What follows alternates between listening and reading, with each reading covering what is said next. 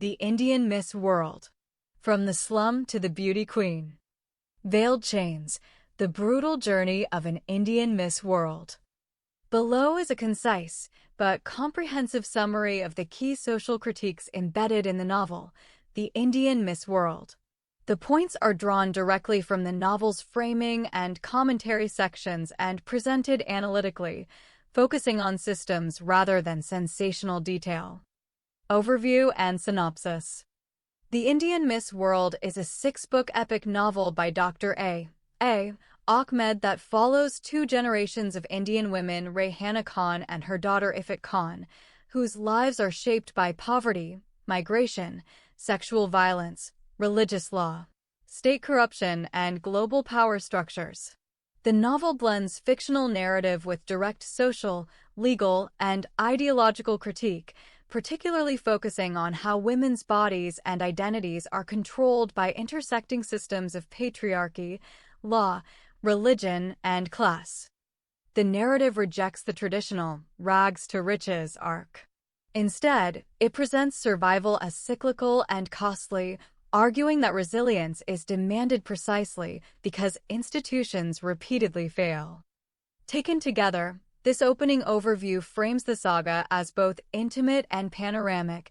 A mother and daughter's struggle for survival becomes a lens on the institutions that govern migration, labor, sexuality, and belonging.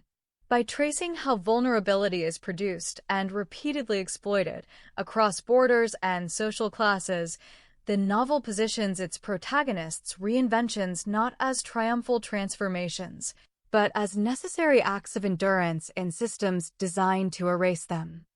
Against this backdrop, the novel's ultimate argument comes into focus. The story scale is not ornamental, but necessary to show how private trauma is manufactured and sustained by public systems. In the end, The Indian Miss World reads less as a single ascent than as a sustained reckoning with the forces that make ascent necessary: the privatization of care, the weaponization of law, and the commodification of women's lives under poverty and power. That argument is grounded in repeated, concrete turns of the plot: migration that becomes captivity under the kafil sponsorship system, protective, sham marriages that collapse into criminalization, a Sharia-sanctioned child marriage that functions as custody transfer, and, later, fame that draws fatwas, assassination attempts, and the killing of allies. The section closes by signaling the work's defining proposition: visibility may expose injustice, but only structural change can end it, leaving the reader with a story that refuses consolation and insists on accountability. Key themes: structural poverty and institutional abandonment. Rehana's slum poverty leaves her dependent on predatory recruiters and exposed to police abuse with no effective safety net. Gendered control through law, religion, and social custom. Rehana's pregnancy through violence is treated as evidence of criminality, with courts and clerics weaponizing morality against her. Migration as exploitation, sponsorship, intermediaries, and cross-border vulnerability. Under the kafil sponsorship system, Rehana becomes legally dependent and effectively trapped once she arrives in Saudi Arabia. Marriage as mechanism, custody transfer, coercion, and legal camouflage. Ifat is subjected to a Sharia-sanctioned child marriage that functions as a transfer of custody and a shield for her captor. Identity as contested property, renaming, reinvention, and erasure. Ifat cycles through multiple imposed identities, including Aphrodite Khan and Christina Lewinsky, as institutions and handlers redefine her for legality, safety, or spectacle. Visibility and backlash, fame as exposure, risk, and political retaliation. After winning Miss World and speaking against child marriage, Ifat faces fatwas, assassination attempts, and the killing of allies. Justice versus survival, accountability delayed, partial, or denied. Even when exposure brings consequences for some abusers, restitution and verdicts arrive late and cannot restore childhood, safety, or identity. Structural overview and central characters. The saga unfolds across 6 interconnected books. Rehana Khan, a poor Indian Muslim widow from the slums of Bombay, whose attempt to escape poverty through migration leads to escalating exploitation, false accusations, imprisonment, and a death sentence under Sharia law. Ifat Khan, Rehana's daughter, whose childhood is erased through forced marriage and captivity.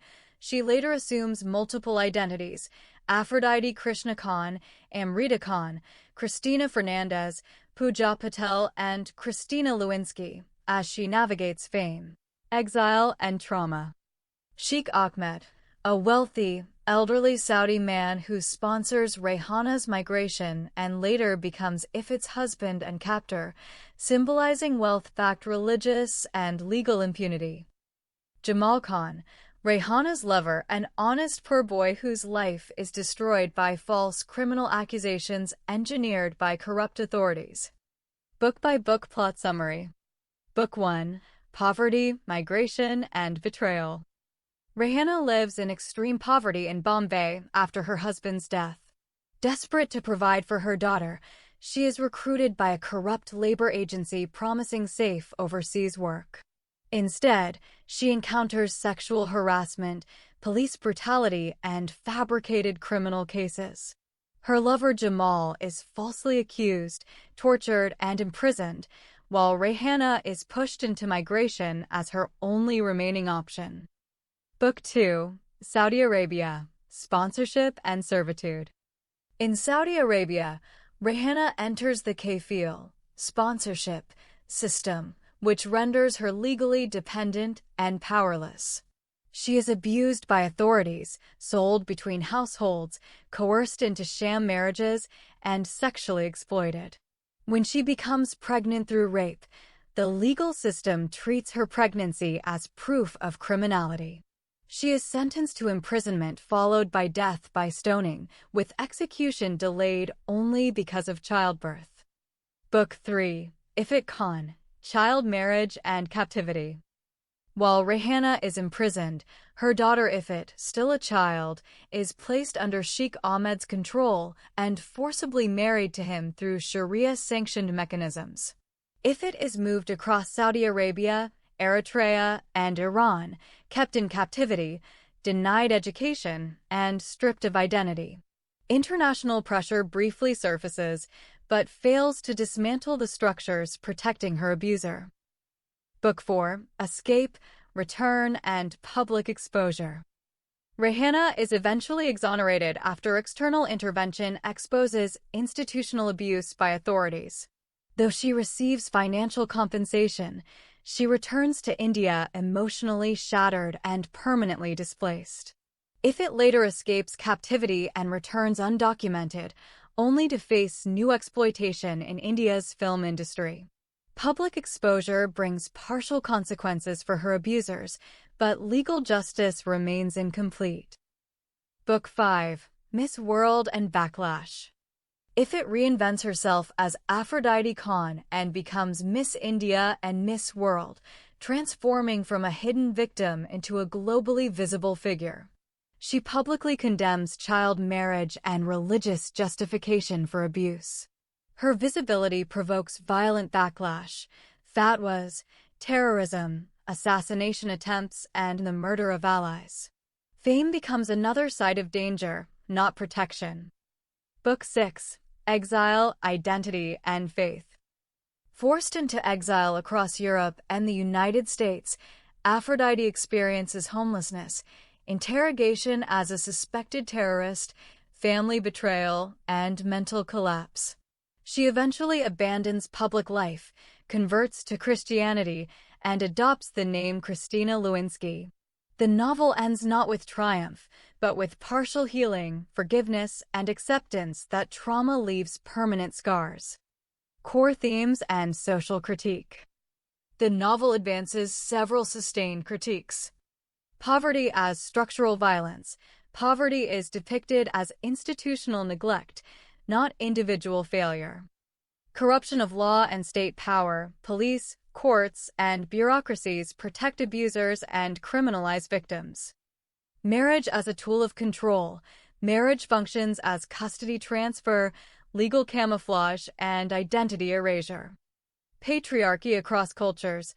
Wealth, education, and geography change the form of control, not its existence. Female identity as property, names, nationality, and religion are repeatedly reassigned. Migration as a trap. Global labor mobility exposes poor women to extreme harm. Fame is double-edged.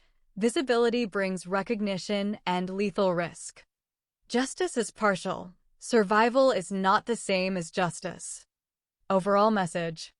The Indian Miss World argues that when poverty, patriarchy, law, and power intersect, women's lives become negotiable rather than protected. The novel refuses tidy redemption, insisting that endurance is not victory and that systems relying on resilience have already failed morally. Publisher-ready synopsis. The Indian Miss World is a sweeping, transnational literary epic that traces the lives of two Indian women, mother and daughter, whose fates are shaped by poverty, migration, law, and power across India, the Middle East, and the West. Blending fiction with sharp social critique, the novel exposes how institutions meant to protect instead become mechanisms of control, and how survival itself can demand repeated reinvention. The story begins in the slums of Bombay, where Rehana Khan, a poor Muslim widow, struggles to raise her daughter after being pushed to society's margins. When desperation drives her to seek work abroad, she is pulled into a system of corruption and false promises. What begins as an attempt at dignity and security quickly turns into entrapment. Through migration intermediaries, police, and employers, Rehana encounters a world in which poverty erases protection and truth holds little value against power. Her brief experience of love offers hope, but that hope is crushed by fabricated accusations and institutional betrayal. Rehana's migration to Saudi Arabia marks a turning point. Under the Kafil sponsorship system, she is rendered legally invisible, dependent, disposable, and unprotected. Domestic servitude becomes confinement. Law becomes punishment rather than refuge. Her body and identity are rewritten by others, and when she becomes pregnant through violence, the very evidence of her victimization is used to condemn her. Rehana's fate is sealed not by wrongdoing, but by her position at the intersection of gender, poverty, and law. While Rehana is imprisoned, the narrative shifts to her daughter, Ifat Khan, whose childhood is abruptly erased.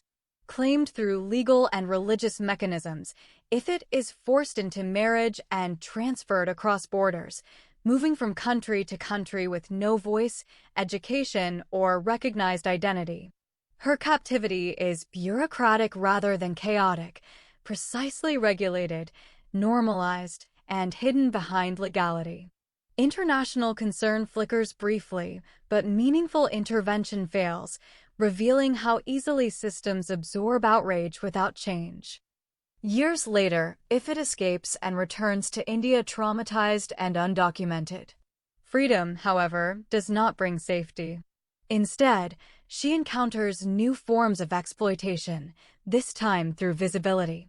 Media, cinema, and public fascination replicate old patterns under modern guises. When exposure finally brings consequences for some of her abusers, justice remains incomplete. Punishment is selective, delayed, and incapable of restoring what was taken. Reinventing herself as Aphrodite Khan, Ifat rises to international prominence, ultimately crowned Miss World. Her transformation from captive to global icon appears, at first, to fulfill a narrative of triumph. Yet fame proves to be another side of danger. By publicly condemning child marriage and religious justification for abuse, she becomes a political target. Threats, violence, and assassinations follow, forcing her once again into flight. The final movement of the novel takes place in exile across Europe and the United States. Stripped of spectacle and protection alike, Aphrodite undergoes psychological collapse, familial betrayal, and repeated attempts to reclaim control over her body and future. She ultimately abandons public life, adopts a final identity, and turns inward in search of healing. The novel closes not with redemption, but with survival, honest, scarred, and incomplete. Across its six-book structure, the Indian Miss World dismantles familiar myths that migration equals opportunity, that marriage guarantees protection, that fame ensures freedom, or that justice arrives when truth is revealed. Instead, it argues that when poverty, patriarchy, and institutional power converge, women's lives become negotiable rather than protected. Epic in scope and polemical in intent, the novel is both a human story and a systemic indictment. It insists that resilience, though admirable, is not a virtue society should demand, and that survival, however extraordinary, is not the same as justice. Key social critiques in the Indian Miss World. 1. Poverty as structural violence. The novel portrays extreme poverty in urban India not as misfortune, but as institutionalized neglect. Slum life is depicted as a condition where survival replaces citizenship and where women and children are especially vulnerable to exploitation. Poverty is shown to strip people of legal protection, dignity, and meaningful choice, making them easy targets for traffickers, corrupt officials, and predatory employers. Core critique: poverty is not accidental. It is maintained by indifference and corruption. 2. Corruption of state institutions. Police, courts, immigration offices, and labor agencies consistently appear as tools of exploitation rather than justice. False accusations, arbitrary detention, bribery, and selective enforcement of law recur throughout the story. The novel emphasizes that law is harsh against the poor and flexible for the powerful, creating a justice system that protects abusers while criminalizing victims. Critique: legal systems amplify inequality when power, not truth, determines outcomes. 3. Marriage as an instrument of control. Across generations, marriage is depicted less as a personal relationship and more as a legal and social mechanism used to transfer custody, regulate women's movement, legitimize exploitation, silence dissent. The novel critiques how marriage, especially when combined with religious, cultural, or economic pressure, can function as a tool of domination rather than protection. Critique: institutions meant to protect women can instead be used to control them. 4. Patriarchy across cultures and classes. The story presents patriarchy as systemic and adaptive, not confined to one country or religion. Whether operating through poverty, religious authority, elite wealth, or public prestige, male-dominated power structures repeatedly subordinate women's autonomy. Importantly, the novel shows that status and education do not eliminate patriarchal control, they merely change its form.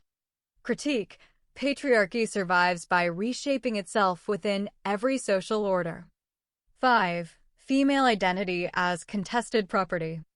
Women in the novel are repeatedly defined by employers, guardians, husbands, families, media narratives. Names, citizenship, religion, and reputation are reassigned over time. The novel argues that women's identities are often treated as transferable assets rather than personal truths. Critique: control over identity is central to control over women. 6. Migration without protection. Migration is depicted as a modern trap for the poor rather than an opportunity. Workers, especially women, move across borders without rights, safeguards, or recourse. Sponsorship systems and labor intermediaries are portrayed as extensions of feudal dependency, not gateways to opportunity. Critique: Global labor mobility benefits states and elites while exposing migrants to severe harm. 7. Fame and visibility as double-edged swords. Public success brings recognition, but also new forms of control and danger. Visibility exposes women to political backlash, moral policing, violence, manipulation by elites. The novel challenges the assumption that fame equals freedom, portraying it instead as another arena where power seeks ownership. Critique: visibility does not guarantee safety. It often increases risk. 8. Justice as partial and conditional.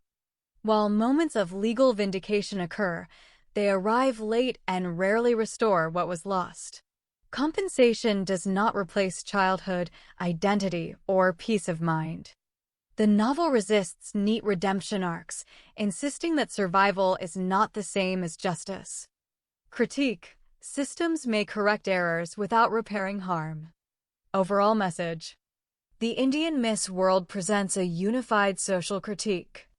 When poverty, patriarchy, law, and power intersect, women's lives become sites of negotiation rather than subjects of rights. The novel ultimately argues that resilience is admirable, but reliance on resilience is itself a moral failure of society. Overview: The Indian Miss World is a sprawling, multi-book epic novel by Dr. A. Ahmed that follows the life of Rehana Khan and her daughter Ifat Khan, later Aphrodite/Amrita/Christina, two Indian Muslim females whose lives are shaped by poverty, migration, sexual violence, religious law, corruption, and global power structures. The novel blends fictional narrative with explicit social, legal, and religious critique, particularly of patriarchy, migration systems, and Islamic law as practiced in India and the Middle East. The story is not a conventional rags-to-riches tale. Instead, it portrays survival through repeated cycles of exploitation, temporary rescue, renewed victimization, and contested liberation. Part 1: Rehana Khan, Poverty, Migration, and Betrayal. Rehana Khan begins as a beautiful poor Indian Muslim widow living in the slums of Bombay with her young daughter, Ifat. Trapped by poverty and lacking social protection, Rehana is recruited through a corrupt labor agency run by Muhammad Khan, who promises her decent employment abroad. Instead, Rehana encounters systemic abuse, sexual harassment and exploitation by recruiters, police corruption and custodial abuse, false criminal accusations against her lover Jamal Khan, an honest but impoverished Indian man. Jamal and Rehana share a genuine love, but poverty, institutional corruption, and religious prejudice destroy their future together. Jamal is falsely accused of rape and robbery, tortured, imprisoned, and ultimately sentenced to long-term hard labor. His family collapses into destitution, prostitution, and death. Part 2: Saudi Arabia, Sponsorship, Servitude, and Law. Rehana eventually travels to Saudi Arabia under the kafil sponsorship system, sponsored by Sheikh Ahmed, a wealthy elderly Saudi. What appears to be rescue becomes another form of captivity. Rehana is detained without documents, assaulted by authorities, sold and resold between households, subjected to surveillance, coercion, and sexual exploitation. Sheikh Ahmed, while sometimes protective, treats Rehana as property rather than a person. To protect her from his own family and legal risk, he arranges sham marriages, manipulating Islamic legal loopholes. These actions ultimately entangle Rehana in accusations of polyandry and prostitution, crimes punishable under Saudi law. Rehana is imprisoned, abused, and later sentenced to stoning, a sentence delayed by pregnancy and childbirth. Part 3: Ifat Khan, Child Marriage and Captivity. While Rehana is imprisoned, her daughter Ifat, still a child, is left in Sheikh Ahmed's custody. Sheikh Ahmed arranges a Sharia-compliant child marriage between himself and Ifrit in another jurisdiction. Ifrit spends years in captivity across Saudi Arabia, Eritrea, and Iran, deprived of education, freedom, and identity. Her childhood is erased. The narrative emphasizes how religious legality, bureaucracy, and male guardianship enable sexual exploitation without consequence. An American human rights activist, Shama Ahmed, investigates the case but is murdered. International pressure briefly surfaces, but ultimately fails to hold perpetrators accountable. Part 4: Escape, Return, and Public Exposure. Years later, Rehana is exonerated after evidence reveals abuse by authorities rather than criminal guilt. She receives financial compensation but returns to India emotionally destroyed, unable to recover her past life. Ifrit eventually escapes captivity. She re-enters India undocumented, traumatized, and psychologically arrested in development. Through a chain of unlikely events, she becomes associated with Bollywood figures, is exploited again by film industry predators, is blackmailed, framed, and imprisoned, suffering public humiliation through leaked abuse footage. Yet exposure also brings reckoning. Her abusers face public disgrace or death, though legal justice remains incomplete. Part 5: Aphrodite Khan, Miss World and Blasphemy. Ifrit reinvents herself as Aphrodite Khan, later crowned Miss India and Miss World. Her victory is unprecedented due to her background of poverty, abuse, and religious controversy. At the height of global fame, she publicly condemns child marriage and religious justifications for abuse, criticizes revered religious figures, becomes the target of fatwas, threats, terrorism, and assassination attempts. Her charity work for homeless children provokes violent retaliation. Friends, relatives, and allies are murdered or assaulted. She and her adoptive Hindu mother, Rani Krishna, flee India. Part 6: Exile, Reinvention, and Faith. In exile across Europe and the United States, Aphrodite cycles through homelessness, interrogation as a suspected terrorist, familial betrayal, forced marriages and dowry demands, mental breakdown from accumulated trauma. She adopts multiple identities, finally converting to Christianity, taking the name Christina Lewinsky. Her final arc emphasizes forgiveness, psychological healing, and spiritual rebirth, though the novel stresses that trauma leaves permanent scars.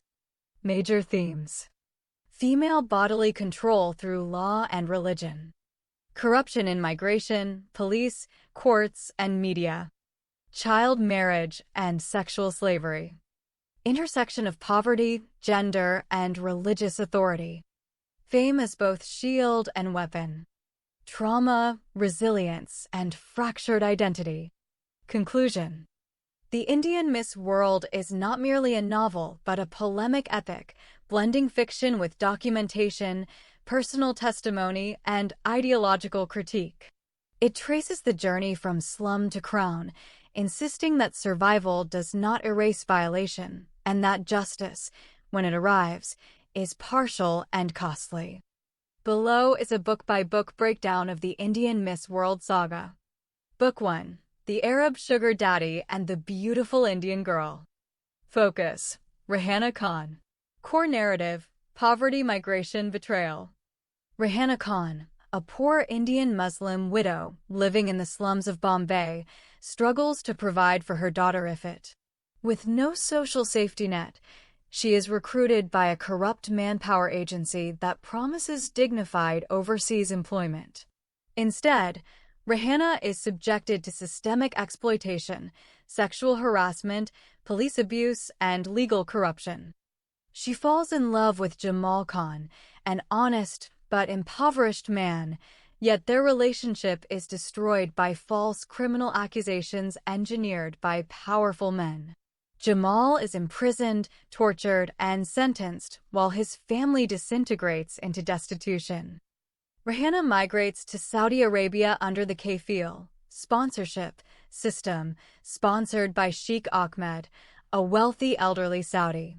What begins as rescue becomes captivity, exposing her to servitude, surveillance, coercion, and manipulation under religiously sanctioned power structures. Key themes: poverty, migration fraud, gendered violence, corruption, false accusations, patriarchal authority, exploitation through law and religion. Book 2: The Indian Child Bride and the Old Arab Husband. Focus: Ifat Khan, childhood, core narrative, custody silence, legalized abuse. While Rayhana is imprisoned in Saudi Arabia, her young daughter Ifat Khan is left under the control of Sheikh Ahmed. Through legal and religious mechanisms, he arranges a Sharia-compliant child marriage, transferring Ifat across borders to avoid scrutiny. Ifat grows up in confinement, deprived of education, freedom, and identity. International systems fail to intervene meaningfully, and legal processes reinforce rather than dismantle her captivity. This book exposes the devastating consequences of child marriage and guardianship laws when combined with state power and religious immunity. Key themes: child marriage, guardianship, sexual exploitation, legal impunity, loss of childhood, bodily ownership. Book 3: The Indian Slave Girl in Saudi Arabia. Title variations appear in the manuscript. Focus: Rayhana's imprisonment and breakdown core narrative, criminalization of the victim. Rayhana is accused of polyandry and prostitution after coerced marriages meant to protect her legally backfire. She is imprisoned and sentenced under Saudi law. The narrative details her incarceration, psychological decline, and social erasure. Other imprisoned women's stories run parallel, reinforcing that her suffering is systemic rather than exceptional. Eventually, Rayhana is exonerated after external intervention exposes institutional abuse. She receives financial compensation but no restoration of family, dignity, or stability. Key themes: criminalization of women, double standards, prison trauma, misuse of religious law, hollow justice. Book 4: From Captive to Crown, Bollywood and Exposure Arc. Focus: Ifat as a young woman core narrative, escape exploitation exposure. Ifat escapes captivity and returns to India undocumented, deeply traumatized. Instead of refuge, she encounters new forms of exploitation, particularly within the film industry and media.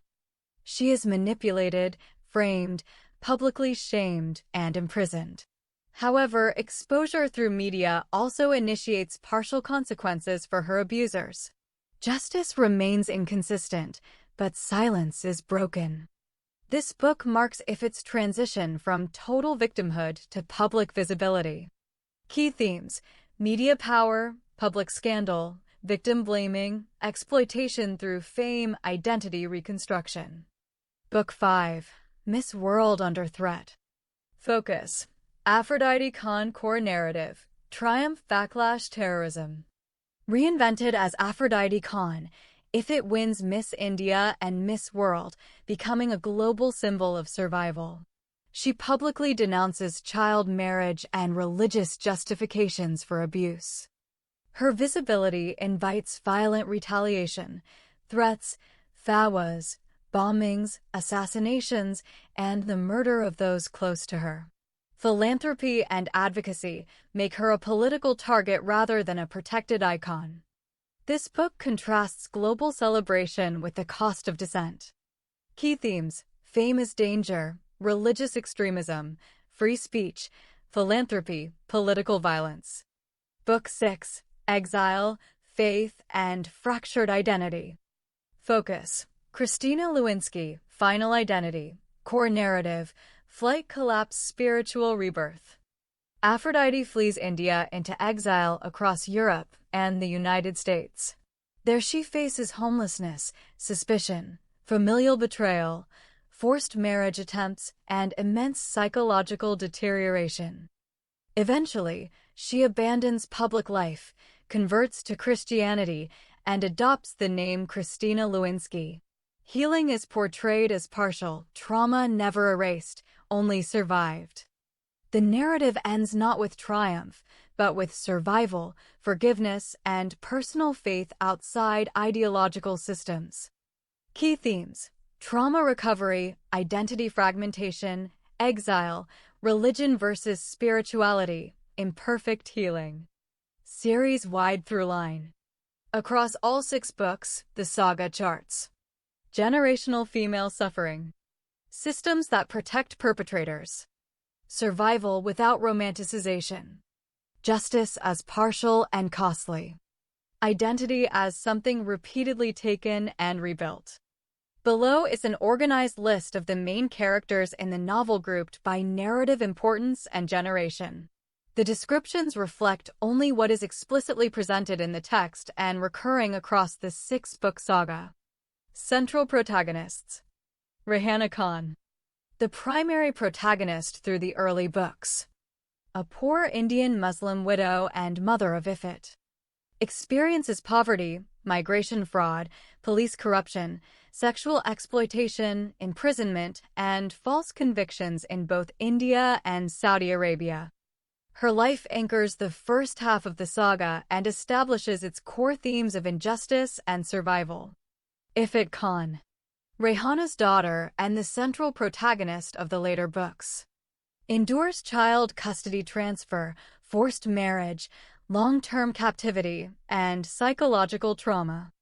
Assumes multiple identities over the series, eventually becoming Aphrodite Khan and later Christina. Her transformation structures the second half of the saga. Major male figures. Although both marriages are depicted as mechanisms of control rather than romantic partnerships, they operate through different kinds of power and serve different narrative purposes. Sheikh Ahmed represents wealth-backed, Sharia-sanctioned custody and captivity, while Mahmud Khan represents a more bureaucratic, instrumental marriage used to manage documentation, movement, concealment, and the shifting of liability, reinforcing Ifat's lack of agency through administrative mechanisms rather than overt custodial domination. Sheikh Ahmed, also referred to as Sheikh Faiz bin Ahmed, a wealthy elderly Saudi man who sponsors Rayhana's migration, exercises legal and social control over Rayhana and later assumes guardianship over Ifat. Central antagonist whose actions drive much of the narrative conflict surrounding religious law, authority, and impunity. Jamal Khan, Rayhana's lover and later husband. An honest poor man falsely accused of serious crimes and imprisoned.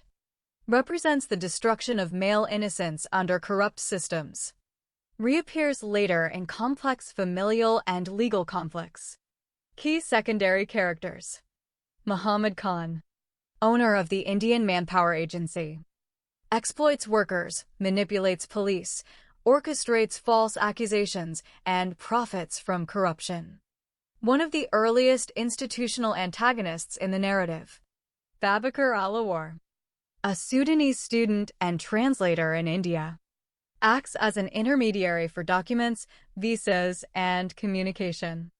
Represents migrants trapped between racial and bureaucratic oppression. Aslam Ali Khan, a pimp and trafficker who controls Rayhana briefly. Uses fear of religious punishment and legal consequences to coerce compliance. Sabir Ibrahim Shah, Pakistani intermediary and chauffeur associated with Sheikh Ahmed. Helps arrange sham marriages and conceal illegal arrangements. Later arc and public life figures. Rani Krishna, a powerful Hindu woman who later adopts and manages Ifat/Aphrodite. Acts as both protector and manipulator. Central to later conflicts involving inheritance, marriage, and control. Rahul Patel, Rani Krishna's nephew. Pursues marriage for inheritance, status, and control. Embodies opportunism within family structures. Michael Lewinsky, an American young man who becomes romantically involved with Ifrit/Christina in later books, associated with her final spiritual and emotional recovery arc. Identity transformations, same character. These are not separate people, but narrative identities of the same protagonist. Ifrit Khan original identity. Aphrodite Khan public figure/Miss World. Pooja Patel/Amrita Khan transitional identities. Christina Lewinsky final spiritual identity. Summary note. The novel employs a large cast, but the entire saga revolves around two women across generations, Rayhana Khan and Ifrit Khan, while male and institutional characters largely function as mechanisms of power, abuse, or limited rescue.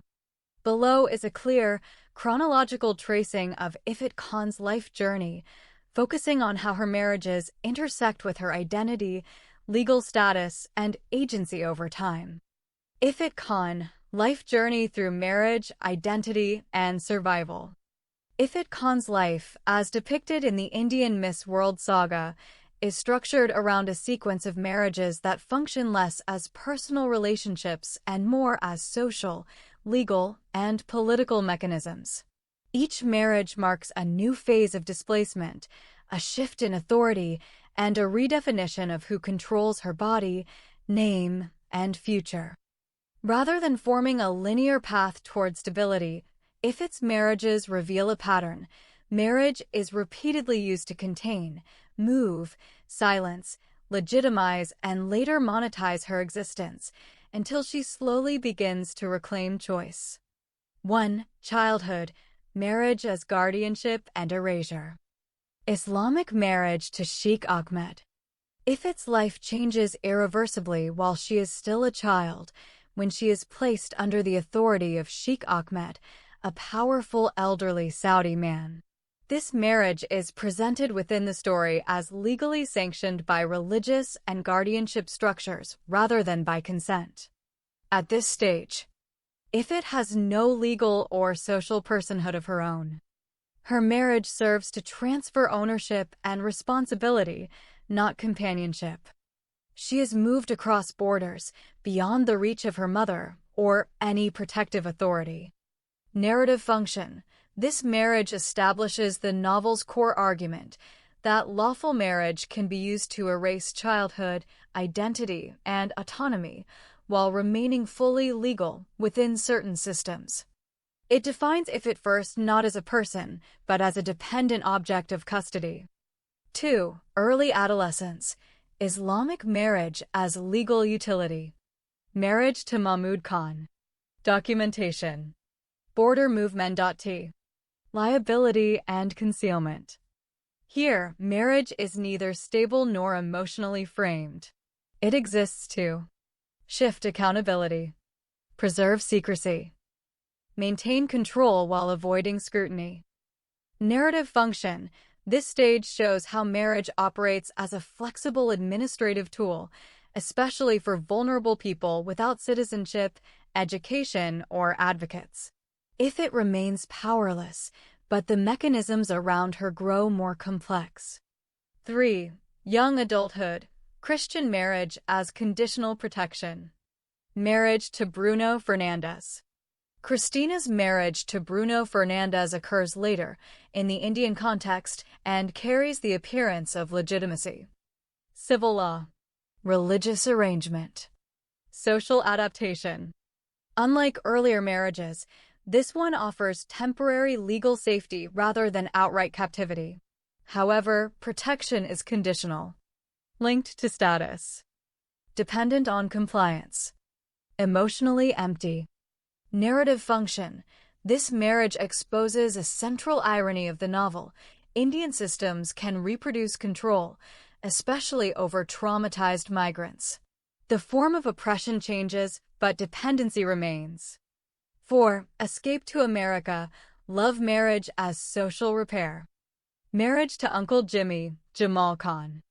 Ifrit's relationship with Uncle Jimmy emerges in a context of shared trauma, protection, and survival. It is framed socially as A rehabilitative bond. A shelter from instability. A morally ambiguous, but socially rationalized union. Unlike earlier marriages, this one is not imposed by global power. Exists within familiar cultural ties.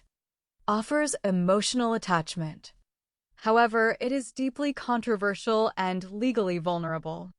Narrative function. This phase questions whether safety and affection can exist without full agency. The novel does not romanticize the relationship, but uses it to show how damaged systems force damaged choices. 5. Public life. Hindu marriage as strategy and control. Proposed/pressured marriage to Rahul Patel. By the time if it becomes a public figure, Miss India/Miss World, marriage reappears not as survival, but as strategy. With Rahul Patel, marriage is framed around inheritance, wealth management, family prestige, reputation control. If its body and name now carry economic value, marriage is proposed as a means to appropriate that value, legitimize access to her assets, reassert patriarchal authority in elite form. Narrative function. This stage demonstrates that power adapts. Where religion and custody once dominated, now capital and class exert control. 6. Later life. Christian marriage as choice and recovery. Marriage to Michael Lewinsky. Only in the final phase of the saga does Ifit experience a marriage rooted in mutual consent, recognition of trauma, emotional companionship, legal equality. Her relationship with Michael Lewinsky coincides with withdrawal from public spectacle, a shift towards spiritual and psychological healing, acceptance that recovery is partial, not total. Narrative function. This marriage reframes marriage itself from a weapon of control into a space of negotiated humanity. It does not save Ifit, but it allows her to exist without constant coercion. Overall arc. What Ifit's marriages mean. Across her life, Ifit's marriages function as custody tools, childhood, legal fictions, adolescence, immigration mechanisms, young adulthood, social survival strategies, return to India, economic instruments, public fame, personal choice, later life.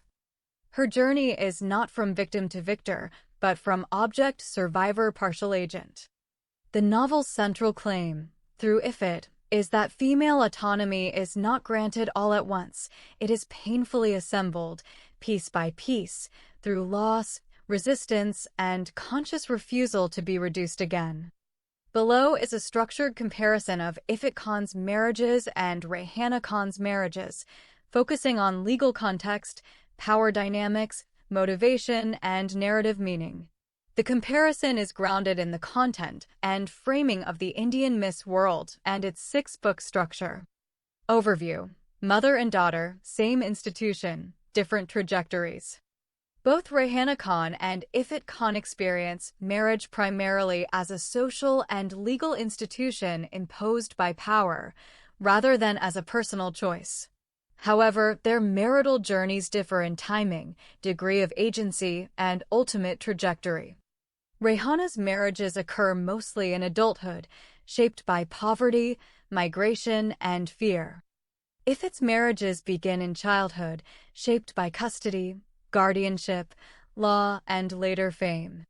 Marriage functions differently for each, but in both cases, it is a mechanism of control before it becomes, even partially, a site of choice. 1. Entry into marriage. Rehana Khan enters marriage as an adult woman, already a widow and mother. Choices are constrained by economic desperation, lack of protection, and migration fraud. Marriage is often presented to her as the only alternative to legal punishment or social ruin. Ifit Khan enters marriage as a child without legal capacity or consent. Marriage is imposed as a form of guardianship transfer, sanctioned by religious and legal systems. Functions as a custodial decision, not a personal or economic one. Key difference: Rihanna is coerced by circumstance, Ifit is absorbed by structure. 2. Legal and social frameworks. Aspect: Rihanna. Ifit. Initial marital context: informal, deceptive, or coerced adult arrangements. Formally sanctioned child marriage. Legal framing: often ambiguous or manipulated. Explicitly lawful within presented religious systems. Mobility: migration-driven, India left-right arrow Saudi Arabia. Custody-driven, cross-border containment. Rihanna's marriages are legally fragile, frequently used against her, accusations of polyandry. Ifit's marriages are legally fortified, shielding those in power rather than the child. 3. Power dynamics. Rihanna. Power lies with employers, sponsors, police, religious intermediaries. Marriage is used to silence her, restrict movement, create legal vulnerability. Yet Rihanna retains internal resistance and emotional awareness of coercion. Ifit. Power lies with guardians, elder men, families, later elites and institutions. Marriage governs where she lives, who claims her, how her identity is recorded. Ifit's early marriages erase agency entirely, replacing it with custody and documentation. 4. Marriage as survival versus strategy. Rihanna's marriages function primarily as survival mechanisms. Shelter, avoidance of punishment, hope of stability. Even when protective, they backfire legally and socially. Marriage compounds her vulnerability rather than resolving it. Ifit's marriages evolve over time. Custody and containment, childhood. Bureaucratic utility, adolescence. Conditional protection, young adulthood. Economic and reputational strategy, public life. Personal choice, later life. Key distinction: Rihanna remains trapped in marriage as survival. Ifit eventually confronts marriage as negotiation. 5. Relationship to identity. Rihanna. Identity remains fixed. Poor, Muslim, mother, migrant. Marriage does not change who society sees, only how she is punished. Ifit. Identity transforms repeatedly. Ifit Khan. Aphrodite Khan. Amrita/Pooja. Christina. Marriage repeatedly rebrands her nationality, religion, and social positioning. Marriage for Ifit is not just relational, it is identity-producing. 6. End states. Rihanna Khan. Marriage never becomes a stable or empowering institution. Her arc emphasizes endurance and sacrifice, including relinquishing personal happiness for her child's perceived safety. She exits the narrative as a survivor, not a beneficiary of marriage. Ifit Khan. Marriage eventually becomes consensual and emotionally reciprocal. Final union is framed as chosen, equal, healing, though not redemptive. Her arc suggests partial reclamation, not restoration. Thematic conclusion. Rihanna's marriages illustrate how adult women are crushed by poverty plus law plus patriarchy operating together. Ifit's marriages illustrate how systems adapt across a lifespan, from religion to capitalism, to control the same female body in different ways. Together, they show that marriage is not inherently protective in the novel. It is a tool whose effect depends entirely on who controls it. In a world where hope and hardship collide, the Arab sugar daddy and the beautiful Indian girl plunges readers into the harrowing journey of Rihanna, a resilient Indian widow whose quest for dignity and survival leads her from the slums of Bombay to the gilded cages of Saudi Arabia. Through Rihanna's eyes, The novel exposes the raw realities of poverty, migration, and the relentless exploitation of women trapped between patriarchal tradition and religious law. With unflinching detail and provocative social critique, Dr. Ahmed crafts a story that is as much an indictment of systemic injustice as it is a testament to the endurance of the human spirit. This is not just a tale of love and betrayal. It is a powerful exploration of agency, oppression, and the price women pay for daring to dream beyond their circumstances. Here is a concise summary of the Arab sugar daddy and the beautiful Indian girl. The novel follows Rayhana, a poor Indian Muslim widow who is lured by the promise of a better life to work as a maid in Saudi Arabia for a wealthy, older Saudi man, Sheikh Ahmed. Rayhana faces exploitation, sexual abuse, and corruption both in India and Saudi Arabia, including rape by police and blackmail by her employer's family. She develops a genuine romantic relationship with Jamal, an honest Indian man, but circumstances force her to migrate. In Saudi Arabia, Rayhana is further abused, blackmailed, and forced into sham marriages, ultimately being accused of polyandry and sentenced to prison and stoning under Sharia law. The novel also tells parallel stories of other women facing similar fates and includes extensive criticism of Islamic law, gender roles, and the treatment of women in Muslim societies. The author, Dr. Ahmed, uses the narrative to deliver strong criticism and highlight the plight of women under religious and patriarchal oppression. The book is explicit and intended for mature readers, with themes of poverty, migration, sexual violence, and social injustice. Here's a focused summary of Rayhana's character based on the novel. Rayhana's character. Key points. Background. Rayhana is a poor, beautiful Indian Muslim woman living in a slum, responsible for her children and elderly relatives after her husband's suicide. Resilience. Despite extreme poverty, loss, and hardship, she shows remarkable strength and determination to provide for her family. Naivety and hope. Rayhana is depicted as naive about the world outside her slum, yet she is hopeful and dreams of a better life for her children. Victim of exploitation. Throughout the story, Rayhana is repeatedly exploited, sexually, emotionally, and economically, by men in positions of power, both in India and Saudi Arabia. Endurance of abuse. She endures sexual harassment, rape, blackmail, and false accusations, yet continues to fight for survival and dignity. Capacity for love. Rayhana experiences genuine love for Jamal, an honest man who treats her with respect, but circumstances force her to leave him behind. Lack of agency.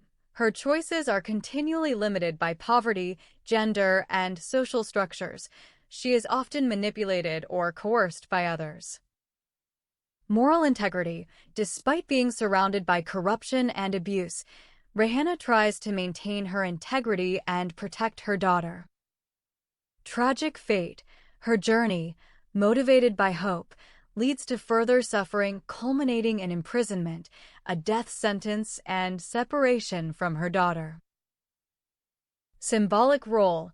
Rayhana's character is used by the author to highlight the vulnerability of women in patriarchal and religiously conservative societies, and to critique systems that perpetuate their suffering. Extreme poverty.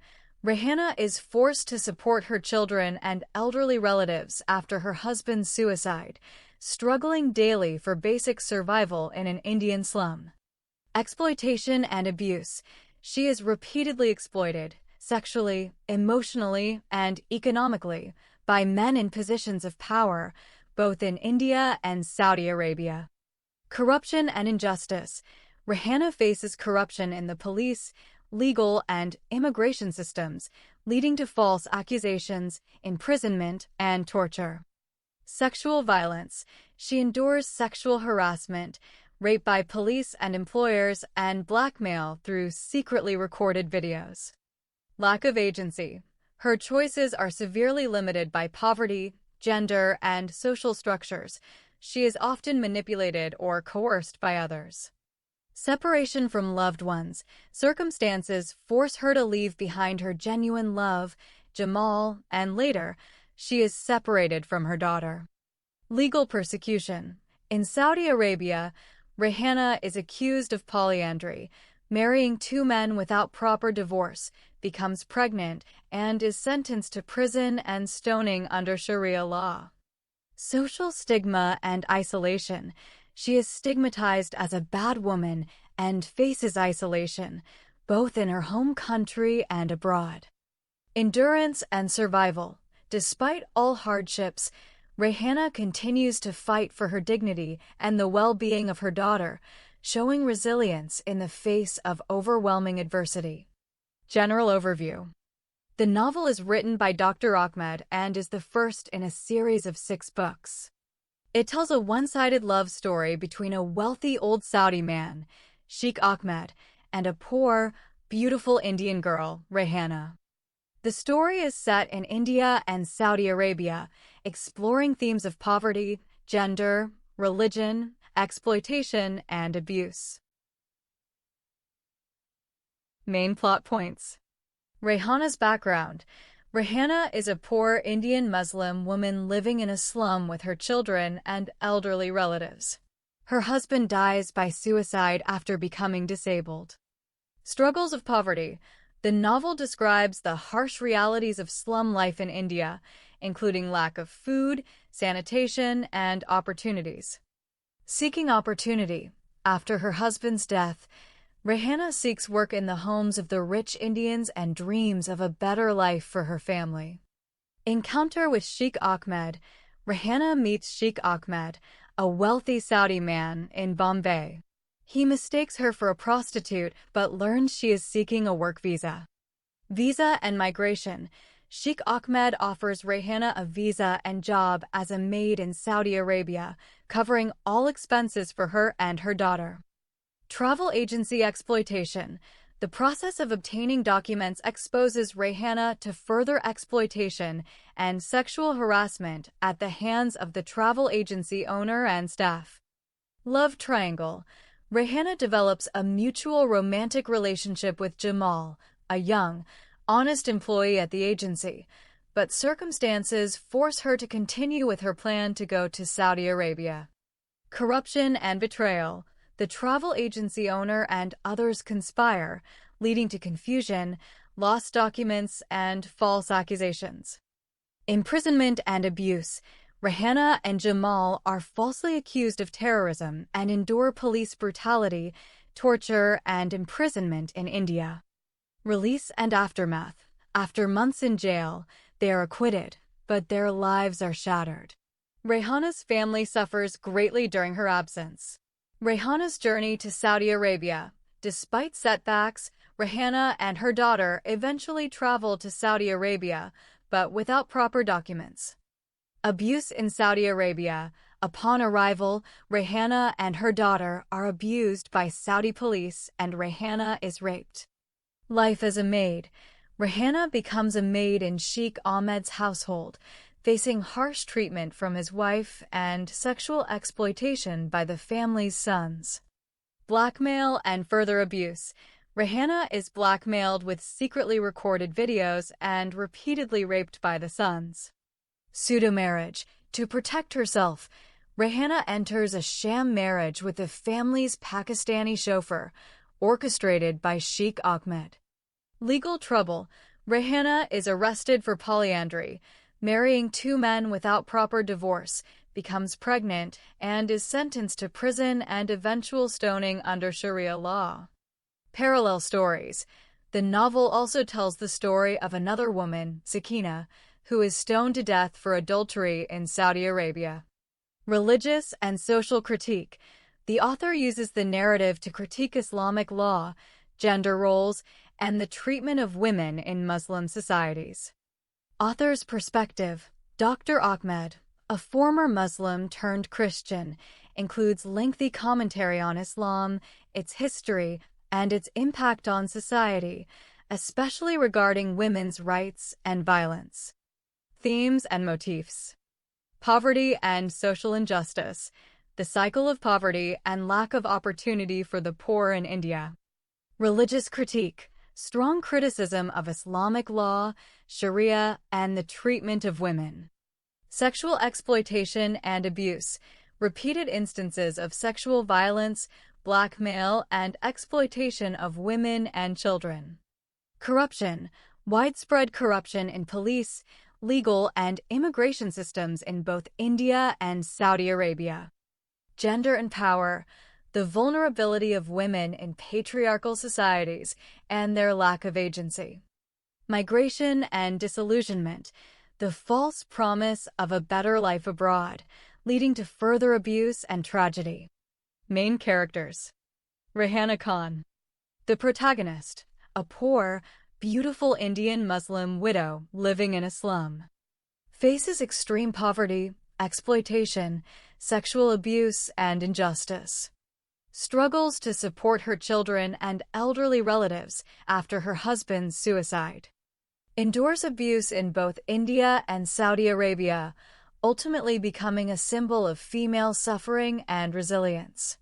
Sheikh Ahmed, Faiz bin Ahmed. A wealthy, older Saudi man who becomes obsessed with Rehana. Offers Rehana a job as a maid in Saudi Arabia, but his intentions are exploitative. Represents patriarchal power, religious hypocrisy, and the abuse of wealth and status. Jamal Khan, an honest, young Indian Muslim man who works at the travel agency.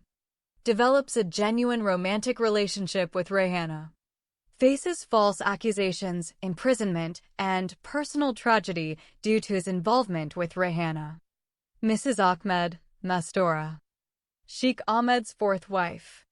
Strict, jealous, and harsh towards Rehana, fearing her beauty and influence over the men in the household. Represents the internalized oppression and rivalry among women in patriarchal societies. Sabir Ibrahim Shah, Sheikh Ahmed's Pakistani chauffeur. Becomes involved in a sham marriage with Rehana, orchestrated by Sheikh Ahmed. It is manipulated and ultimately victimized by the power dynamics in the household. Aslam Ali Khan, an Indian Muslim pimp from Hyderabad. Marries Rehana on paper and sells her as a maid/sex slave in Saudi Arabia. Embodies the exploitation and trafficking of vulnerable women. Ifat Khan, Rehana's young daughter. Her mother accompanied her throughout the ordeal, witnessing and suffering from the consequences of adult actions. Mrs. Ahmed's sons, Khalid and Tariq. Teenage sons of Sheikh Ahmed's fourth wife. Exploit and abuse Rehana, furthering her victimization. Sakina, a Pakistani woman whose parallel story is told in the novel. Faces similar abuse and is ultimately stoned to death for adultery, highlighting the dangers women face under strict religious laws. Secondary characters. Babakar Al-Awar, a Sudanese student and translator at the travel agency. Acts as a go-between for Sheikh Ahmed and the agency. Becomes entangled in the story through his work and is later falsely accused and imprisoned. Jamila, an unattractive and self-serving female employee at the travel agency. Sister-in-law to the agency owner, placed there to spy on him. Exploits Babakar's affection for her, but does not reciprocate his feelings. Balbola Sheikh, a beautiful young female employee at the travel agency. Becomes a victim of sexual exploitation and rape by her boss, Muhammad Khan. Her tragic story ends in pregnancy, social ostracism, and suicide.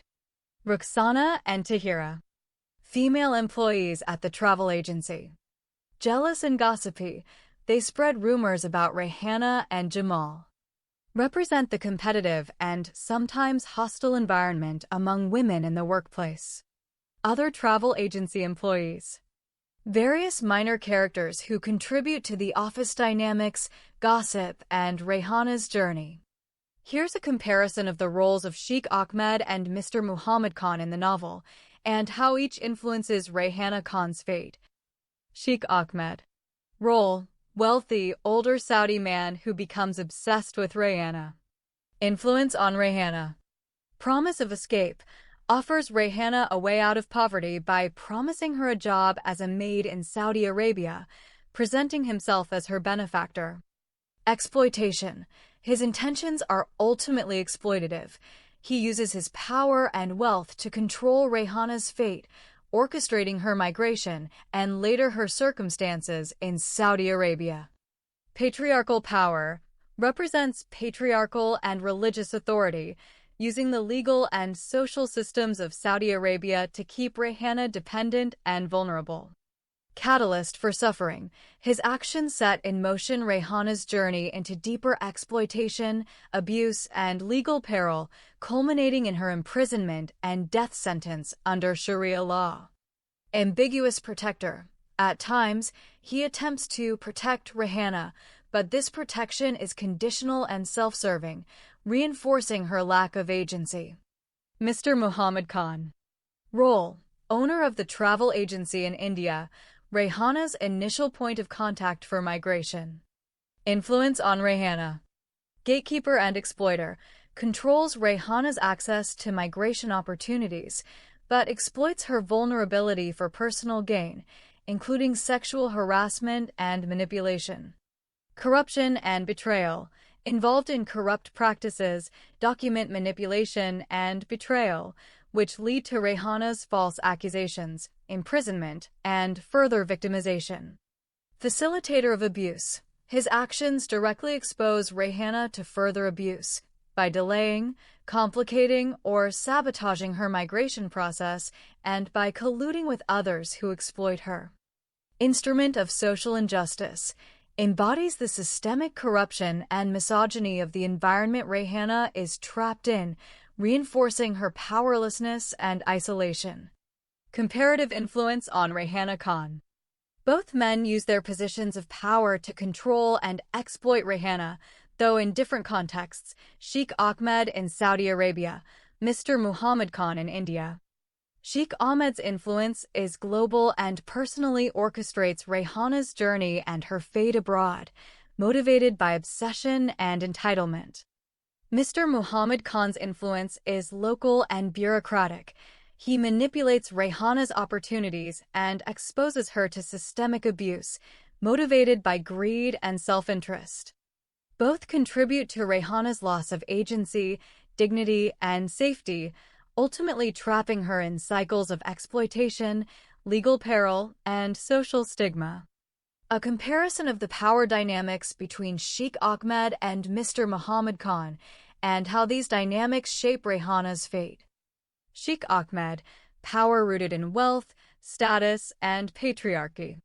Absolute authority. As a wealthy Saudi man, Sheikh Ahmed wields near absolute power over Rayhana once she enters his world.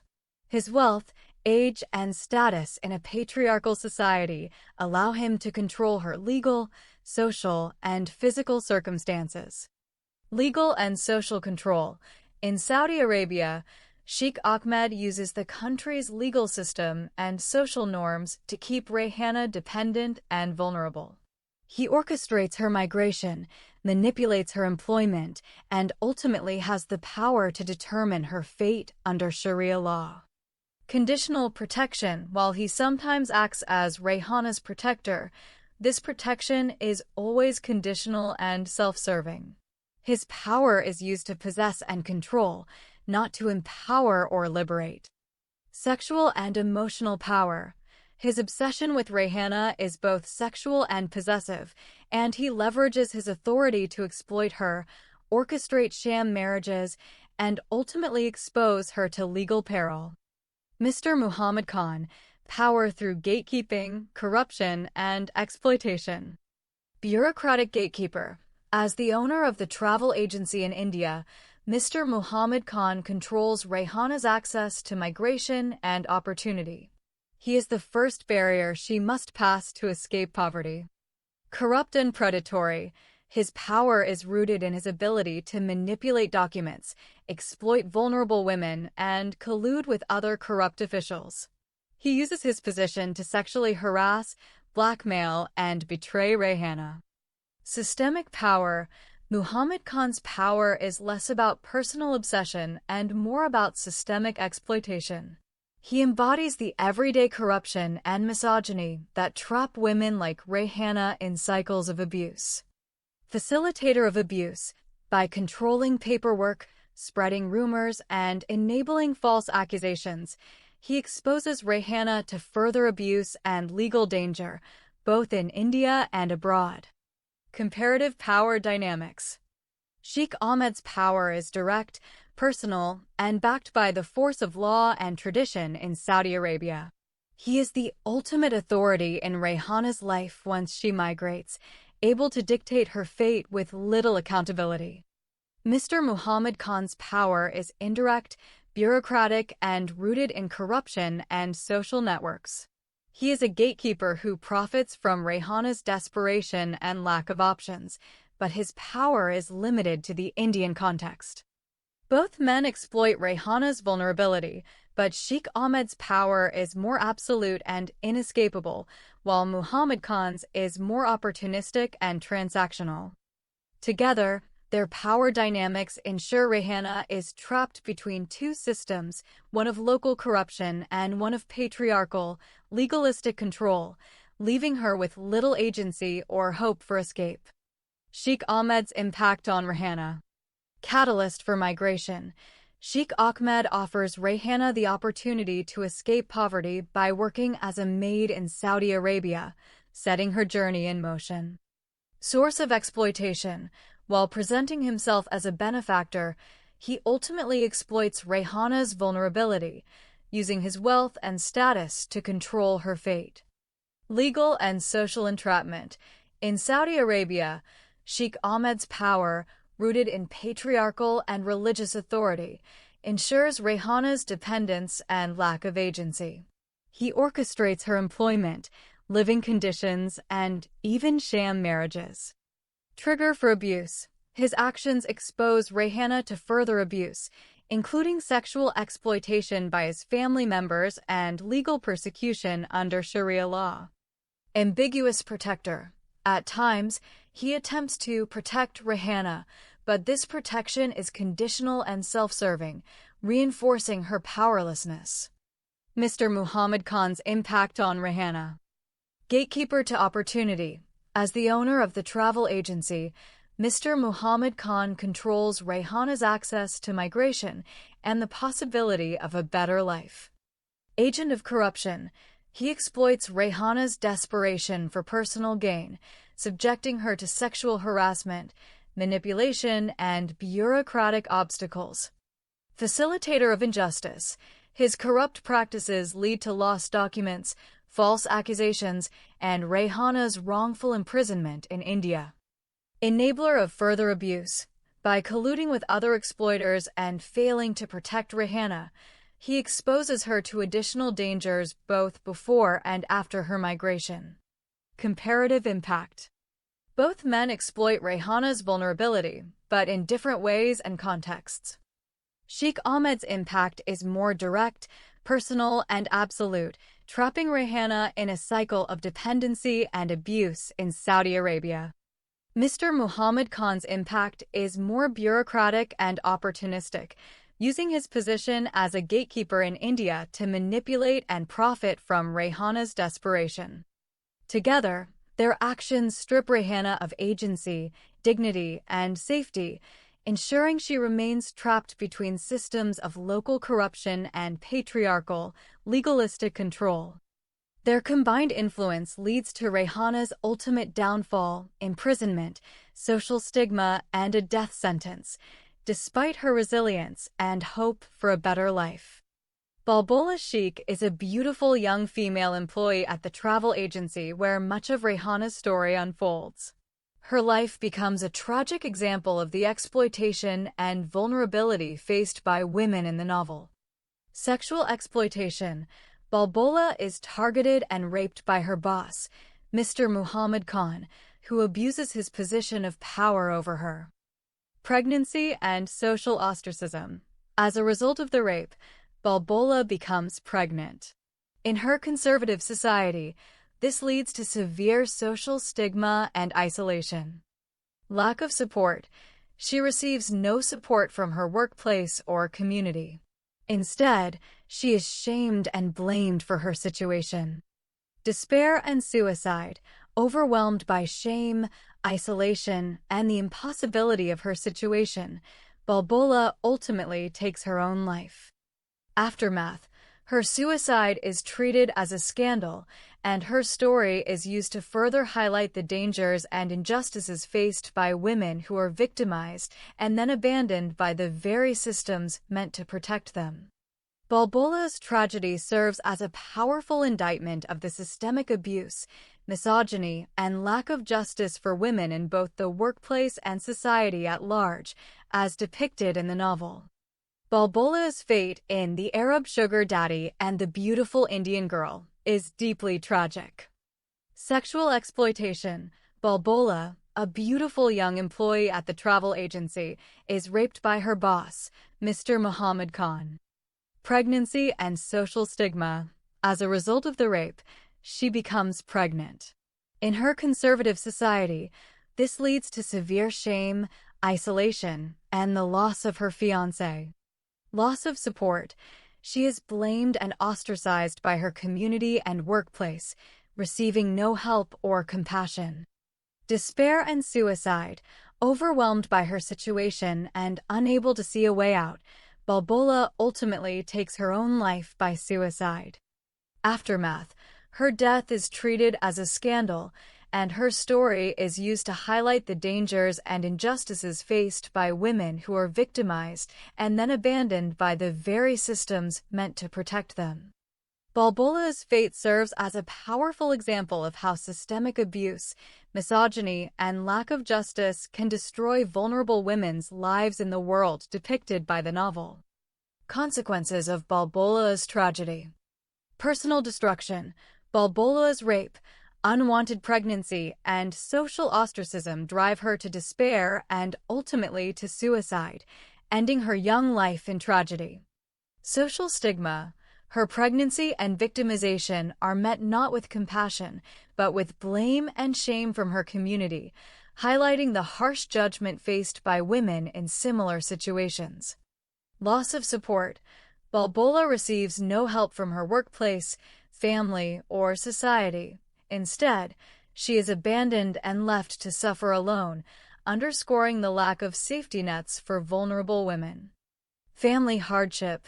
After her suicide, her family is left in greater poverty and distress, with her mother and siblings facing homelessness and further social marginalization. Cycle of exploitation. Balbola's fate exemplifies how systemic abuse and misogyny perpetuate cycles of exploitation, as her story is not unique but part of a broader pattern affecting many women in the novel. Warning to others. Her death serves as a cautionary tale within the community, reinforcing fear and silence among other women who might otherwise seek help or speak out. Highlighting injustice. The novel uses Balbola's tragedy to indict the systems, legal, social, and cultural, that fail to protect women and instead punish them for their victimization. Balbola's story is a powerful example of how sexual violence, social stigma, and institutional neglect can combine to destroy lives and perpetuate injustice. Balbola's tragedy has a significant emotional and cautionary impact on Rayhana in the novel. Warning and fear. Balbola's fate, being raped by her boss, becoming pregnant, ostracized, and ultimately driven to suicide, serves as a stark warning to Rayhana about the dangers women like them face in environments controlled by predatory men and corrupt systems. It reinforces Rayhana's fears about her own vulnerability as a poor, unprotected woman. Sense of isolation. Seeing Balbola abandoned and blamed by her workplace and community, Rayhana becomes even more aware of her own lack of support and the risks of being stigmatized or left alone if she is victimized. Emotional distress. Balbola's suicide and the lack of justice for her deeply disturb Rayhana, adding to her anxiety and sense of hopelessness about her own future and the future of other women in similar positions. Solidarity and sorrow. Balbola's suffering highlights for Rayhana the shared plight of exploited women, deepening her empathy and sorrow for others who are abused and silenced. Motivation for survival. Witnessing Balbola's end may also strengthen Rayhana's determination to endure and protect her daughter, even as she realizes how precarious her own safety and dignity are. In summary, Balbola's tragedy is a powerful reminder to Rayhana of the dangers she faces, the cruelty of the systems around her, and the importance of resilience, but it also intensifies her fear, isolation, and emotional pain. Rayhana's struggles. Extreme poverty. Rayhana is forced to support her children and elderly relatives after her husband's suicide, struggling daily for basic survival in an Indian slum. Exploitation and abuse. She is repeatedly exploited, sexually, emotionally, and economically, by men in positions of power, both in India and Saudi Arabia. Corruption and injustice. Rayhana faces corruption in the police, legal, and immigration systems, leading to false accusations, imprisonment, and torture. Sexual violence. She endures sexual harassment, rape by police and employers, and blackmail through secretly recorded videos. Lack of agency. Her choices are severely limited by poverty, gender, and social structures. She is often manipulated or coerced by others. Separation from loved ones. Circumstances force her to leave behind her genuine love, Jamal, and later, she is separated from her daughter. Legal persecution. In Saudi Arabia, Rayhana is accused of polyandry, becomes pregnant, and is sentenced to prison and stoning under Sharia law. Social stigma and isolation. She is stigmatized as a bad woman and faces isolation, both in her home country and abroad. Endurance and survival.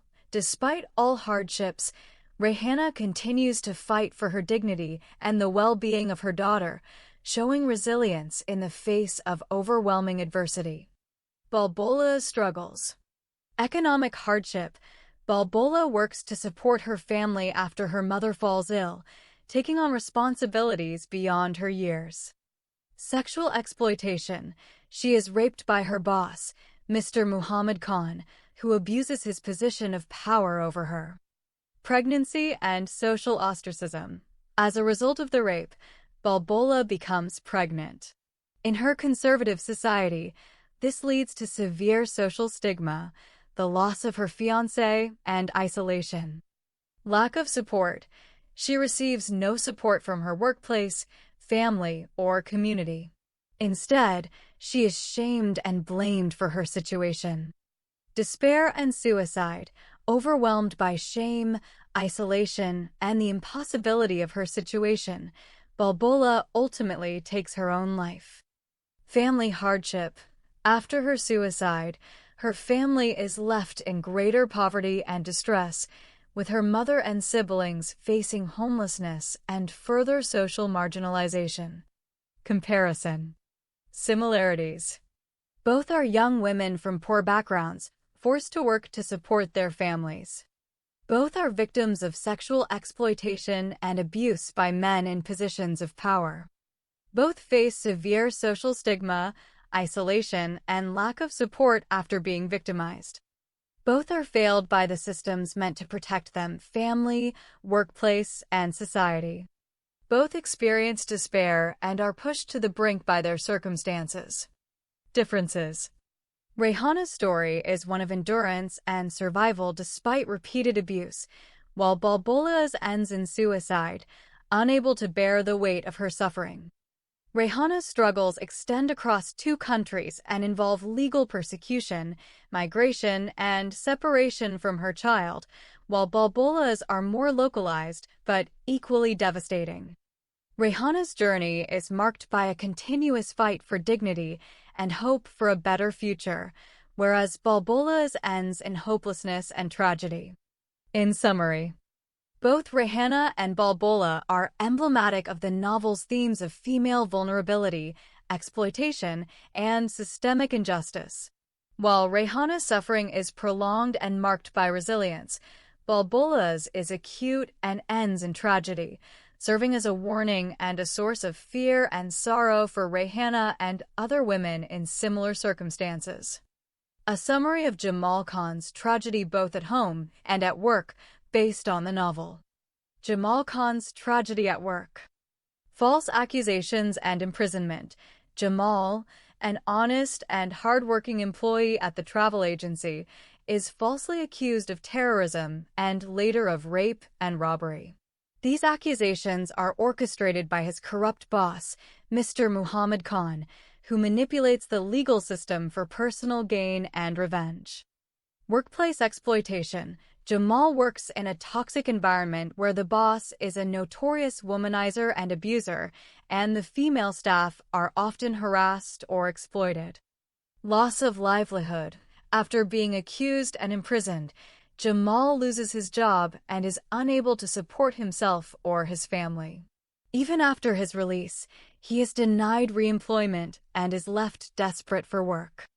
Betrayal and isolation. Despite his loyalty and integrity, Jamal is betrayed by his employer and abandoned by colleagues who are too afraid or powerless to help him. Jamal Khan's tragedy at home. Family responsibility.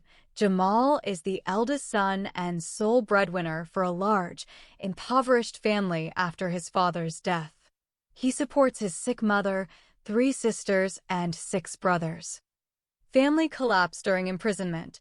While Jamal is in jail, his mother dies of cancer, 2 of his sisters become pregnant out of wedlock and run away to become prostitutes, and 2 of his brothers join gangs or disappear. Another brother is killed in a car accident. Poverty and desperation. The family is forced to sell their home for a fraction of its value and move to an even poorer area. His teenage sister, Nafisa, must work to support the remaining siblings, facing harassment and exploitation herself. Irreparable loss.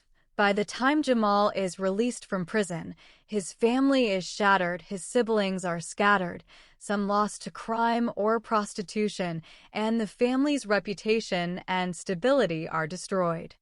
In summary, Jamal's tragedy is the destruction of both his professional and personal life by systemic corruption, false accusations, and the relentless pressures of poverty. His suffering is compounded by the collapse of his family, for whom he sacrificed everything, and by the betrayal and injustice he faces at the hands of those in power. Here's a comparison of Jamal's fate with Rehana's in The Arab Sugar Daddy and The Beautiful Indian Girl. Jamal Khan's fate. Workplace betrayal and injustice. Jamal is an honest, hard-working young man who becomes a victim of his corrupt boss, Mr. Muhammad Khan. He is falsely accused of terrorism, rape, and robbery, leading to his imprisonment. Loss of livelihood. After being accused and jailed, Jamal loses his job and is unable to support his large, impoverished family. Even after release, he is denied reemployment and faces social stigma. Family collapse. While Jamal is in prison, his mother dies, his sisters become pregnant out of wedlock and run away, his brothers join gangs or disappear, and one is killed in an accident. The family is shattered and left in deeper poverty. Irreparable damage. By the time Jamal is released, his family is broken, his reputation is destroyed, and he is left isolated and desperate with little hope for recovery.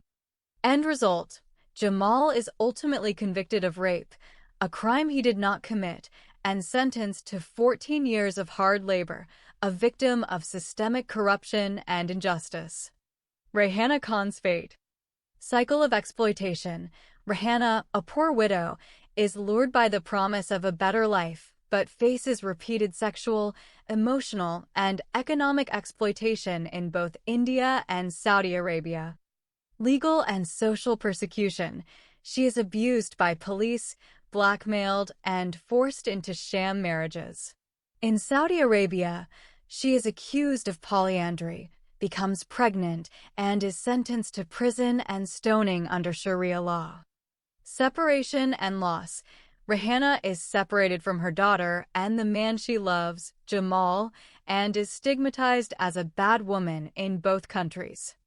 Endurance and resilience. Despite overwhelming adversity, Rihanna continues to fight for her dignity and her daughter's well-being, but her journey ends in imprisonment, a death sentence, and profound isolation.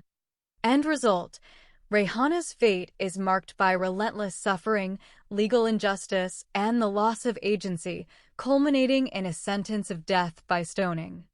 Comparison. Victims of systemic injustice.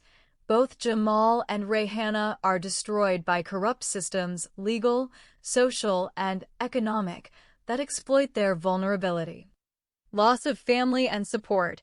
Each loses their family and support network due to false accusations, imprisonment, and social stigma. End in tragedy. Both fates are tragic. Jamal is unjustly imprisoned for most of his life, while Rihanna faces execution after years of abuse and exploitation. Resilience versus despair. Rihanna's story is marked by resilience and a continuous fight for dignity, while Jamal's is characterized by despair and the collapse of everything he tried to protect. Gendered suffering. Rihanna's suffering is compounded by gender-based violence and patriarchal oppression, while Jamal's is rooted in his role as a provider and the destruction of his family. In summary, both Jamal and Rihanna are emblematic of the novel's themes of exploitation, injustice, and the crushing weight of poverty and corruption. Their intertwined fates highlight how systemic abuse can destroy lives, regardless of gender, but also how women like Rihanna face additional layers of vulnerability and violence. Here's a comparison of the story of Rihanna and the story of Christy as depicted in The Arab Sugar Daddy and the Beautiful Indian Girl. Rihanna's story. Background: Rihanna is a poor, beautiful Indian Muslim widow living in a slum, responsible for her children and elderly relatives after her husband's suicide. Motivation: driven by hope for a better life for her children, she seeks work abroad and is lured by the promise of a maid's job in Saudi Arabia. Journey: Rihanna faces repeated exploitation, sexual abuse, and corruption both in India and Saudi Arabia. She is manipulated by men in power, including Sheikh Ahmed and Mr. Mohammed Khan.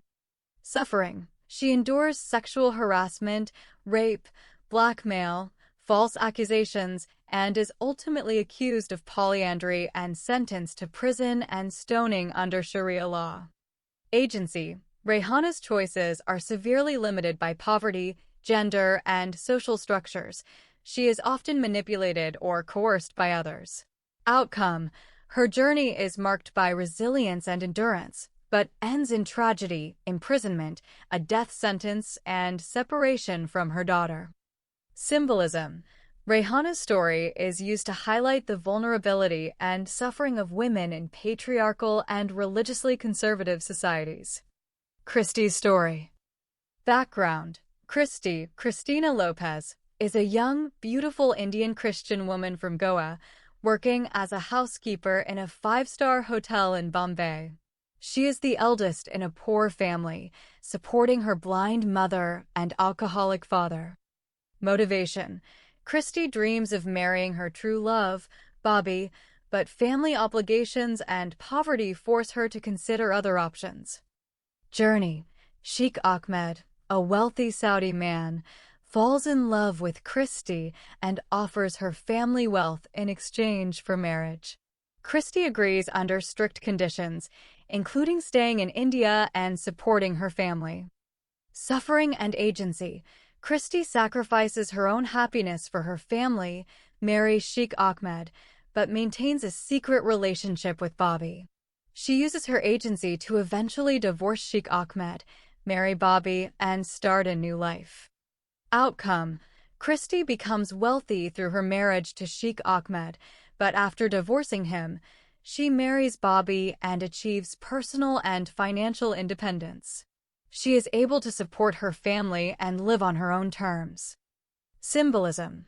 Christie's story, while also marked by exploitation and transactional relationships, ultimately demonstrates a woman's ability to reclaim agency and reshape her destiny. Key contrasts. Agency and outcome. Rihanna is continually stripped of agency and trapped by systemic oppression, ending in tragedy and victimization. Christie manages to use her circumstances to her advantage, ultimately gaining freedom, wealth, and the ability to choose her own partner. Exploitation. Both women are exploited by Sheikh Ahmed, but Christie is able to escape and thrive, while Rihanna is further victimized and punished by the systems around her. Social critique. Rihanna's story is a critique of religious and patriarchal oppression, focusing on the suffering and lack of options for poor Muslim women. Christie's story critiques transactional relationships and the commodification of women, but also shows the possibility of agency and self-determination. In summary, Rihanna's story is one of endurance and tragic victimhood under systemic injustice, while Christie's is a tale of survival, strategic compromise, and eventual empowerment. Both stories expose the exploitation of women, but only Christie is able to break free and shape her own fate. Here's a comparison of Rihanna's and Christie's relationships with Sheikh Ahmed based on the document. Rihanna's relationship with Sheikh Ahmed. Power imbalance. Rihanna is a poor, vulnerable widow who meets Sheikh Ahmed while desperately seeking a way out of poverty. Sheikh Ahmed, a wealthy Saudi man, offers her a job as a maid in Saudi Arabia, but his intentions are ultimately exploitative. Lack of agency. Rihanna's relationship with Sheikh Ahmed is marked by her lack of power and choice. She is manipulated, coerced, and ultimately controlled by him and the systems he represents. Exploitation. Sheikh Ahmed uses his wealth and status to orchestrate Rihanna's migration, employment, and even her personal life, including sham marriages. He is both her benefactor and her oppressor. Conditional protection. At times, Sheikh Ahmed tries to protect Rihanna, but this protection is always self-serving and reinforces her dependence and lack of agency. Tragic outcome. Rihanna's relationship with Sheikh Ahmed leads to further suffering. She is abused, blackmailed, falsely accused, and ultimately sentenced to prison and stoning under Sharia law. Christie's relationship with Sheikh Ahmed. Transactional arrangement. Christie, a young Indian Christian woman, enters into a marriage with Sheikh Ahmed as a strategic decision to support her family and eventually be with her true love, Bobby. Negotiated terms. Unlike Rihanna, Christie sets clear conditions for her relationship with Sheikh Ahmed. She will remain in India, support her family, and maintain a degree of independence. Agency and strategy. Christie uses her relationship with Sheikh Ahmed to her advantage. She leverages his wealth to secure her family's future, and after fulfilling her obligations, she divorces him and marries Bobby, the man she truly loves. Empowerment. Christie's relationship with Sheikh Ahmed, while also exploitative, ultimately empowers her. She gains wealth, independence, and the ability to choose her own path. Positive outcome. Christie's story ends with her achieving personal and financial independence, supporting her family, and living on her own terms. Key differences. Agency. Rihanna is continually stripped of agency and trapped by Sheikh Ahmed's power, while Christie negotiates her own terms and ultimately reclaims her agency. Outcome. Rihanna's relationship with Sheikh Ahmed leads to tragedy and victimization. Christie's leads to empowerment and a new life. Nature of relationship. Rihanna's relationship is marked by exploitation and dependency. Christie's is transactional but strategic, allowing her to escape and thrive. Emotional connection. Sheikh Ahmed is obsessed with both women, but while Rayhana is a victim of his obsession, Christie uses his feelings and resources to achieve her own goals. In summary, Rayhana's relationship with Sheikh Ahmed is defined by exploitation, powerlessness, and tragedy, while Christie's is characterized by negotiation, agency, and eventual empowerment. Both women are exploited, but only Christie is able to turn the relationship to her advantage and escape. Here's how Sheikh Ahmed influences each woman, Rayhana and Christie, in the novel. Sheikh Ahmed's influence on Rayhana. Promise of escape. Sheikh Ahmed offers Rayhana a way out of poverty by promising her a job as a maid in Saudi Arabia, presenting himself as her benefactor. Exploitation and control. Once Rayhana accepts, Sheikh Ahmed uses his wealth, status, and the patriarchal legal system to control her fate. He orchestrates her migration, employment, and even her personal relationships, including sham marriages. Source of suffering. His actions directly expose Rayhana to further abuse, including sexual exploitation by his family members, blackmail, and legal persecution under Sharia law. Conditional protection. At times, he attempts to protect Rayhana, but this protection is always self-serving and reinforces her dependence and lack of agency. Catalyst for tragedy. Ultimately, Sheikh Ahmed's influence leads Rayhana into a cycle of dependency, exploitation, and legal peril, culminating in her imprisonment and death sentence. Sheikh Ahmed's influence on Christie. Transactional arrangement. Sheikh Ahmed falls in love with Christie and offers her family wealth in exchange for marriage. Christie agrees under strict conditions, including staying in India and supporting her family. Empowerment through negotiation. Unlike Rayhana, Christie negotiates the terms of her relationship with Sheikh Ahmed, maintaining a degree of independence and agency.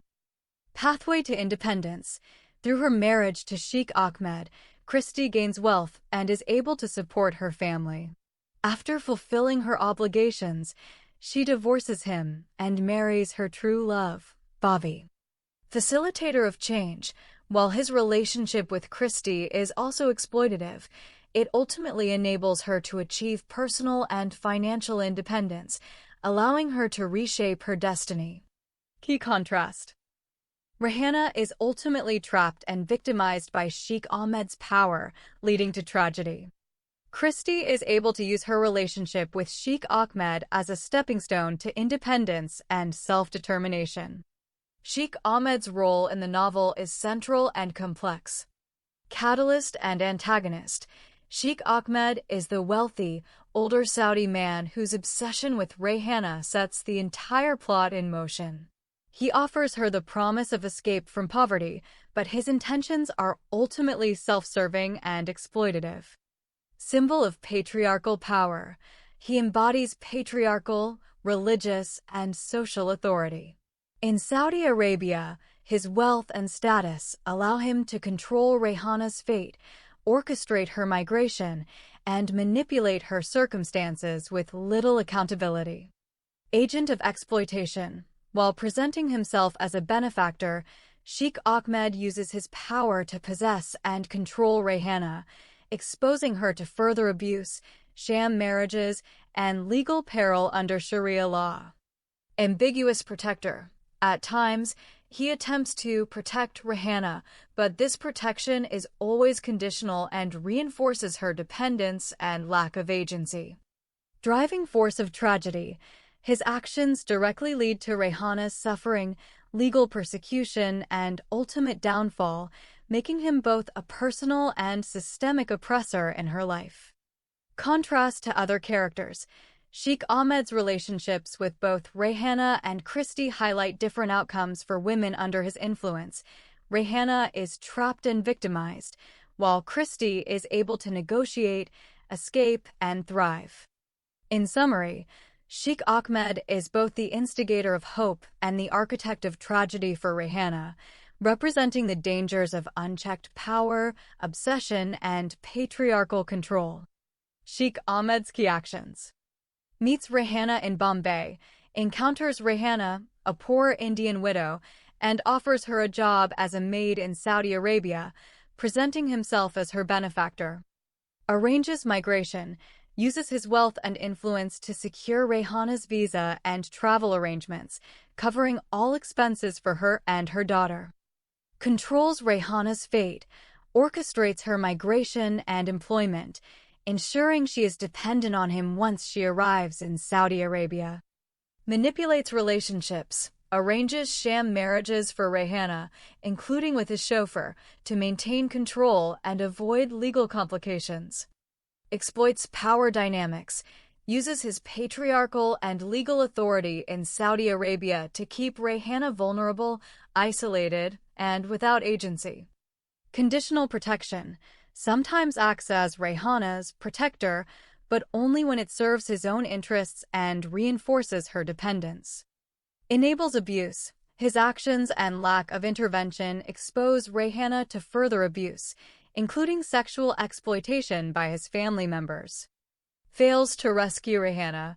When Rayhana is accused of polyandry and sentenced under Sharia law, Sheikh Ahmed is unable or unwilling to save her from legal persecution.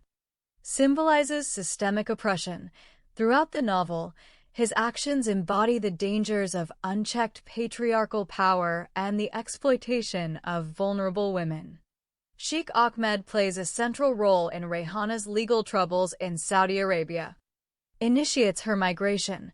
Sheikh Ahmed brings Rayhana to Saudi Arabia under the pretense of offering her a job as a maid, making her dependent on his sponsorship and subject to the country's strict legal and social systems. Manipulates her status. To maintain control and navigate Saudi legal restrictions, Sheikh Ahmed orchestrates sham marriages for Rayhana, including with his chauffeur, complicating her legal status and exposing her to accusations of polyandry. Being married to more than one man without proper divorce exposes her to legal risk. Because of these sham marriages and the lack of proper legal protections, Rayhana is accused of polyandry, a serious crime under Sharia law. This leads to her arrest, pregnancy while unmarried, and ultimately a sentence of imprisonment and stoning. Fails to protect her. Although Sheikh Ahmed sometimes acts as her protector, his interventions are self-serving and ultimately ineffective. When Rayhana faces legal persecution, he is unable or unwilling to save her from the harsh consequences of the Saudi legal system. Symbol of systemic oppression, his actions, both direct and indirect, entangle Rayhana in a web of legal and social vulnerabilities, making her an easy target for prosecution under patriarchal and religious laws. In summary, Sheikh Ahmed's decisions and manipulations directly lead to Rayhana's legal entrapment, criminal charges, and eventual death sentence, highlighting how his power and self-interest contribute to her ultimate tragedy. Sheikh Ahmed's legal manipulations in Rayhana's case are a central part of her downfall in the novel. Here's how he uses legal systems and loopholes to control and ultimately endanger Rayhana. Sheikh Ahmed's legal manipulations. Sponsorship and dependency. Sheikh Ahmed brings Rayhana to Saudi Arabia under his sponsorship, making her legally and economically dependent on him. In Saudi law, a sponsor, kafil, has significant control over a foreign worker's legal status and freedom. Sham marriages. To navigate Saudi legal restrictions and maintain control, Sheikh Ahmed orchestrates sham marriages for Rayhana, including with his Pakistani chauffeur. These marriages are not for her protection, but to manipulate her legal status and keep her vulnerable. Compromised legal status. By arranging multiple marriages without proper divorces, Sheikh Ahmed exposes Rayhana to accusations of polyandry, being married to more than one man at the same time, which is a serious crime under Sharia law. Failure to provide legal protection. Sheikh Ahmed does not ensure Rayhana's legal safety or proper documentation. When she is accused of polyandry and becomes pregnant, she is left without legal recourse or protection. Conditional protection. While Sheikh Ahmed sometimes intervenes on Rayhana's behalf, his actions are always self-serving and do not prevent her from being prosecuted under Saudi law. Abandonment at crisis. When Rayhana is arrested and faces charges of polyandry and adultery, Sheikh Ahmed is unable or unwilling to intervene effectively, leaving her to face imprisonment and a death sentence. Summary: Sheikh Ahmed's legal manipulations, using sponsorship, orchestrating sham marriages, and failing to protect Rayhana from legal risks, directly lead to her prosecution and ultimate tragedy. His actions demonstrate how power and legal systems can be weaponized to control and endanger vulnerable individuals, especially women in patriarchal societies. Below is a comparative, character-by-character analysis of Muhammad Khan's abuse of his female employees, grounded only in what is explicitly shown or described in the Arab sugar daddy and the beautiful Indian girl. This comparison shows how the same abuser uses different methods depending on the woman's position, vulnerability, and resistance, revealing a deliberate pattern rather than isolated misconduct. Muhammad Khan's abuse, a comparative analysis. 1. Core pattern of abuse, shared across all women. Before comparing individuals, it is important to establish what remains constant in Muhammad Khan's behavior. Across all his female employees, Muhammad Khan uses economic coercion, jobs, visas, survival leverage. Sexual entitlement, treating female workers as personal property. Psychological intimidation. Institutional protection, police, courts, gangs. Victim replacement rather than accountability. What differs is the level of violence and consequence based on how each woman responds. 2. Zarin, normalized exploitation through fear. Nature of abuse. Zarin is an employee who understands the rules early. She is subjected to routine sexual harassment and implicit expectations of sexual availability. She survives by compliance, silence, and adaptation. Muhammad Khan's approach. No immediate escalation is required. Abuse is normalized, not explosive. Power is maintained through fear of job loss.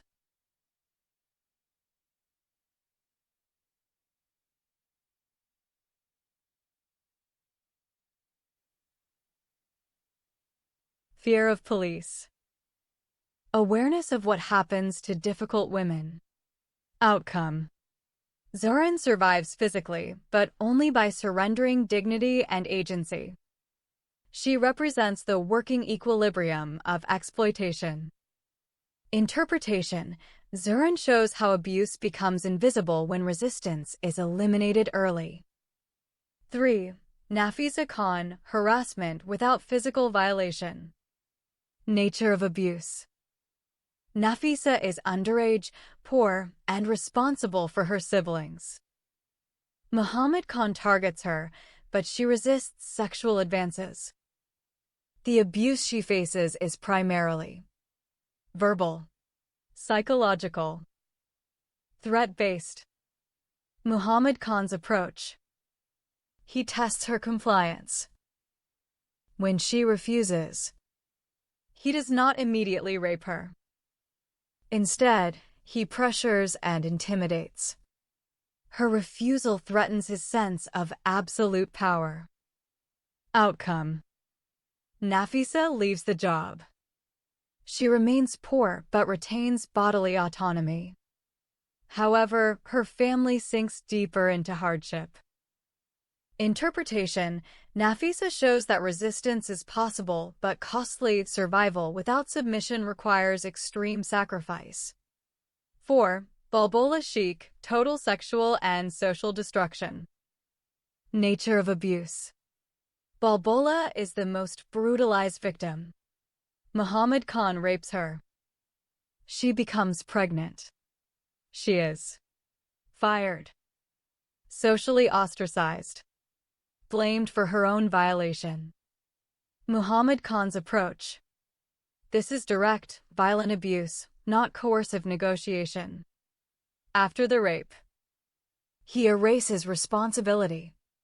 He controls the narrative. When Balbola becomes a liability, he discards her completely.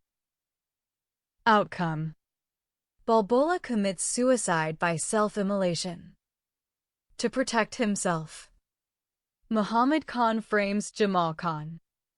Uses police and courts to bury the truth. Interpretation: Balbola represents what happens when sexual abuse intersects with religious shame and social cruelty. The victim dies. The perpetrator initially survives. 5. Rukhsana and others are disposable, interchangeable victims. Nature of abuse: Rukhsana and other unnamed female employees experience sexual harassment, threats of dismissal, conditional protection. Muhammad Khan's approach: they're interchangeable. Abuse is systematic, not personal. He relies on a constant supply of desperately poor young women, cultural silence, legal intimidation. Outcome: some endure by submission. Some disappear from the narrative, fired, sent away, or broken. None receive justice. Interpretation: these women show that Balbola was not an exception, only the extreme case. 6. Comparison table: woman, form of abuse, resistance level. Outcome: sarin, harassment, coercion, minimal, survives through submission. Nafisa Khan: harassment, threats, strong, escapes abuse, remains poor. Balbola Sheikh: rape, abandonment, none overpowered. Suicide, framed aftermath. Rukhsana and others: routine exploitation. Varies. Discarded or silenced.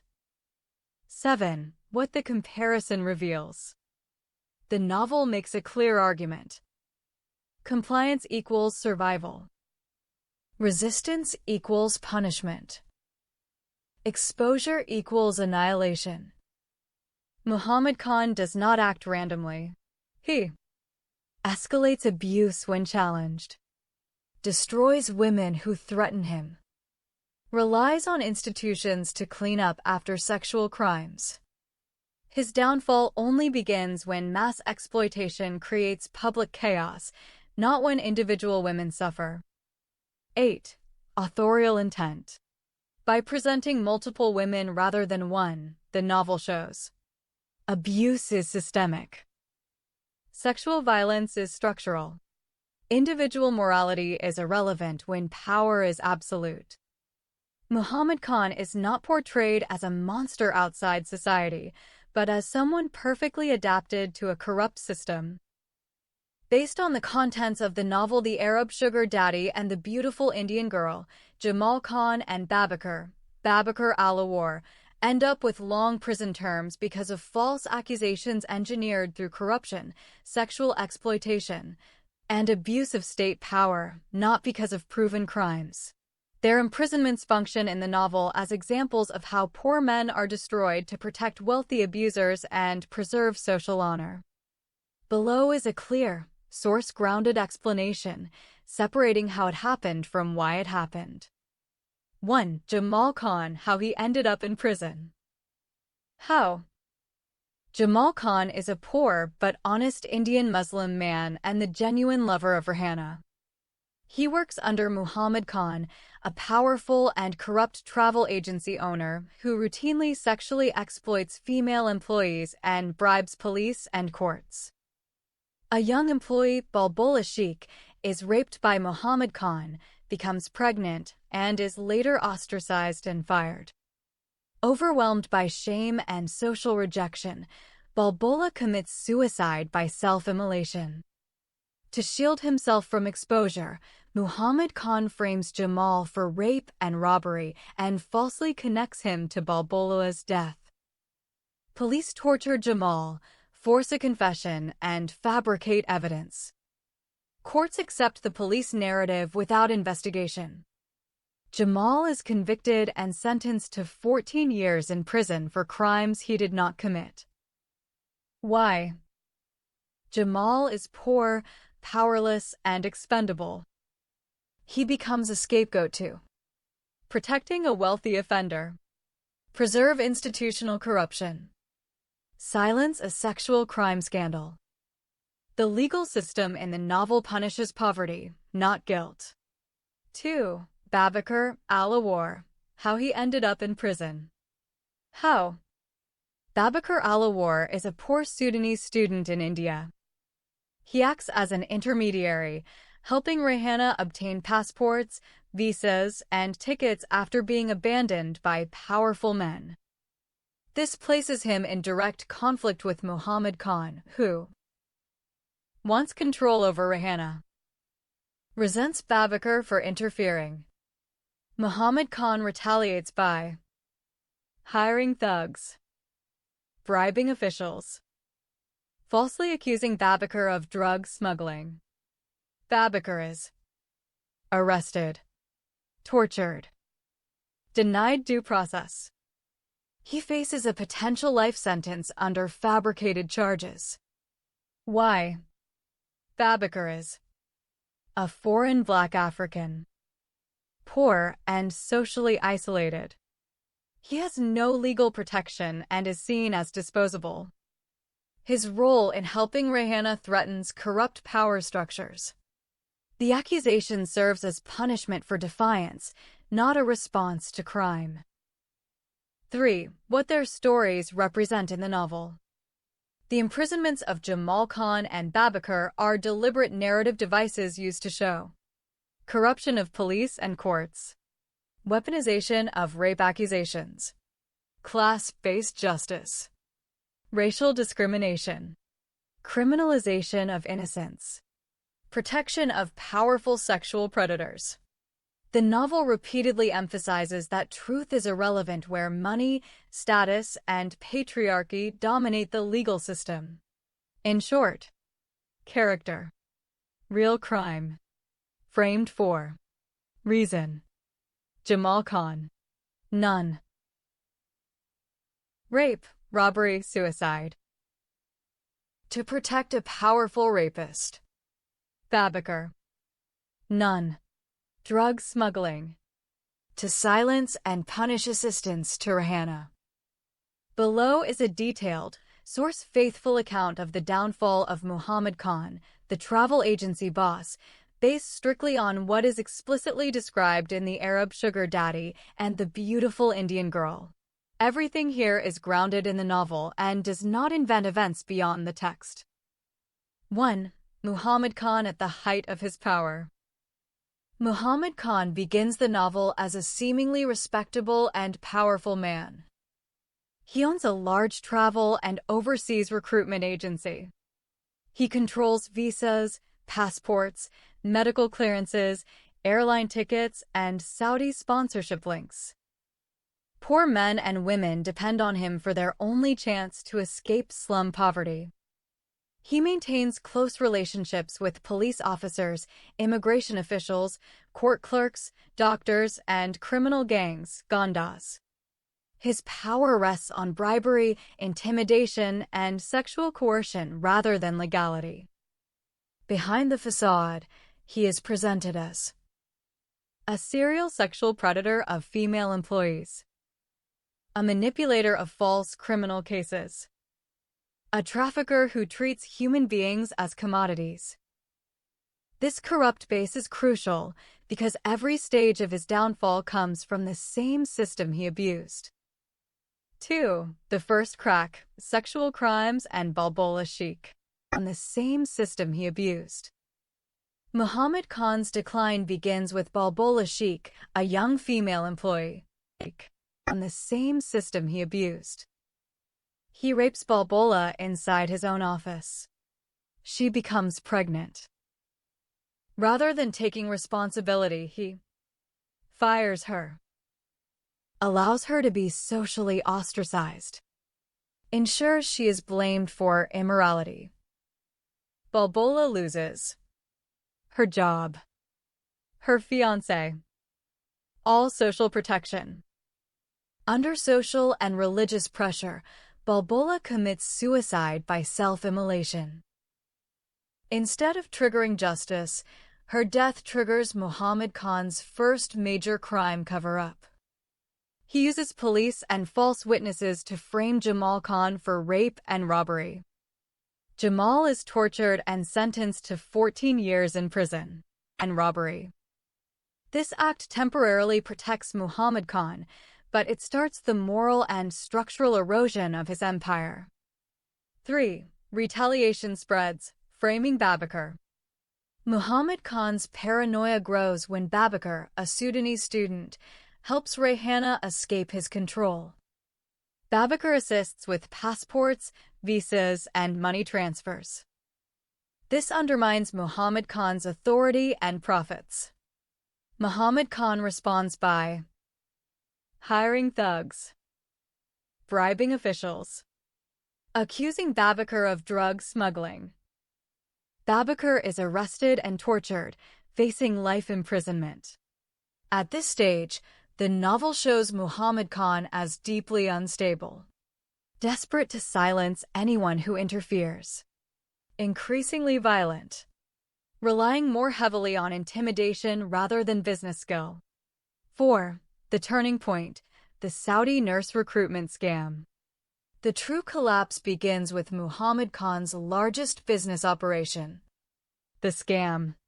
He promises Saudi nursing jobs to thousands of Indian women. Each nurse pays a huge recruitment fee. He massively overbooks and mismanages.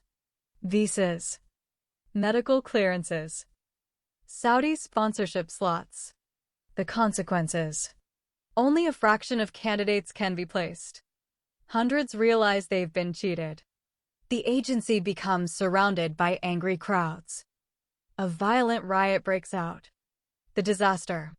According to the novel, a stampede occurs. Dozens of nurses and volunteers die. Hundreds are hospitalized. Police are forced to intervene publicly. This moment matters because corruption can no longer stay hidden. Media attention explodes. Bribes no longer work at scale. 5. Total collapse of the business. After the riot, the travel agency is destroyed. His office is vandalized. Operations are shut down. His Saudi connections abandon him. Former allies disappear.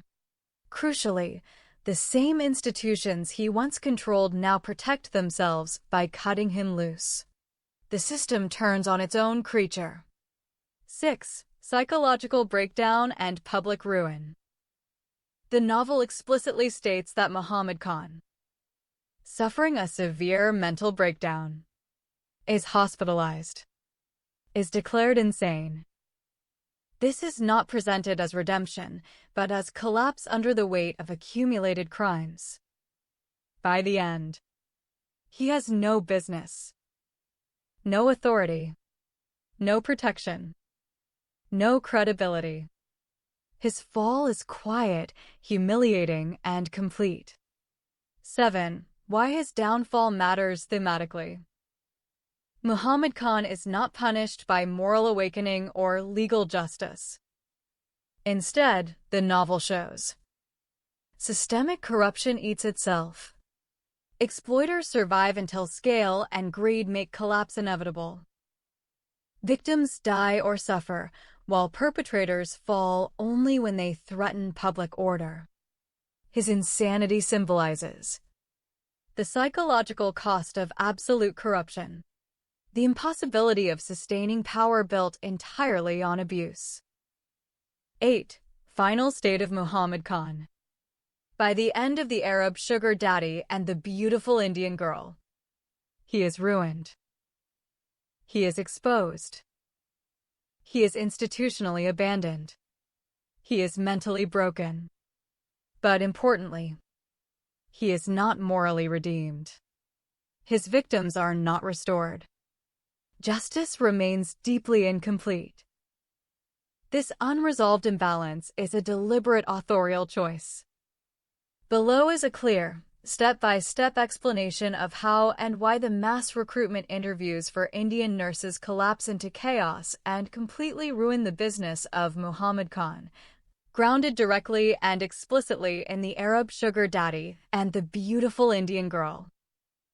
I separate how the chaos happens from why it happens, because the novel is very deliberate on both. 1. Background. What Muhammad Khan promises is very deliberate on both. Person. Muhammad Khan organizes a mass recruitment drive for Indian nurses supposedly destined for Saudi Arabia. He promises direct Saudi hospital placements, high-paying nursing jobs, a so-called golden visa to Paradise Gate. Each nurse is required to pay 25,000 Indian rupees upfront as an application fee. Agree to pay an additional 300,000 Indian rupees upon selection and visa issuance. The operation is framed as legal, prestigious, officially sanctioned by Saudi medical authorities.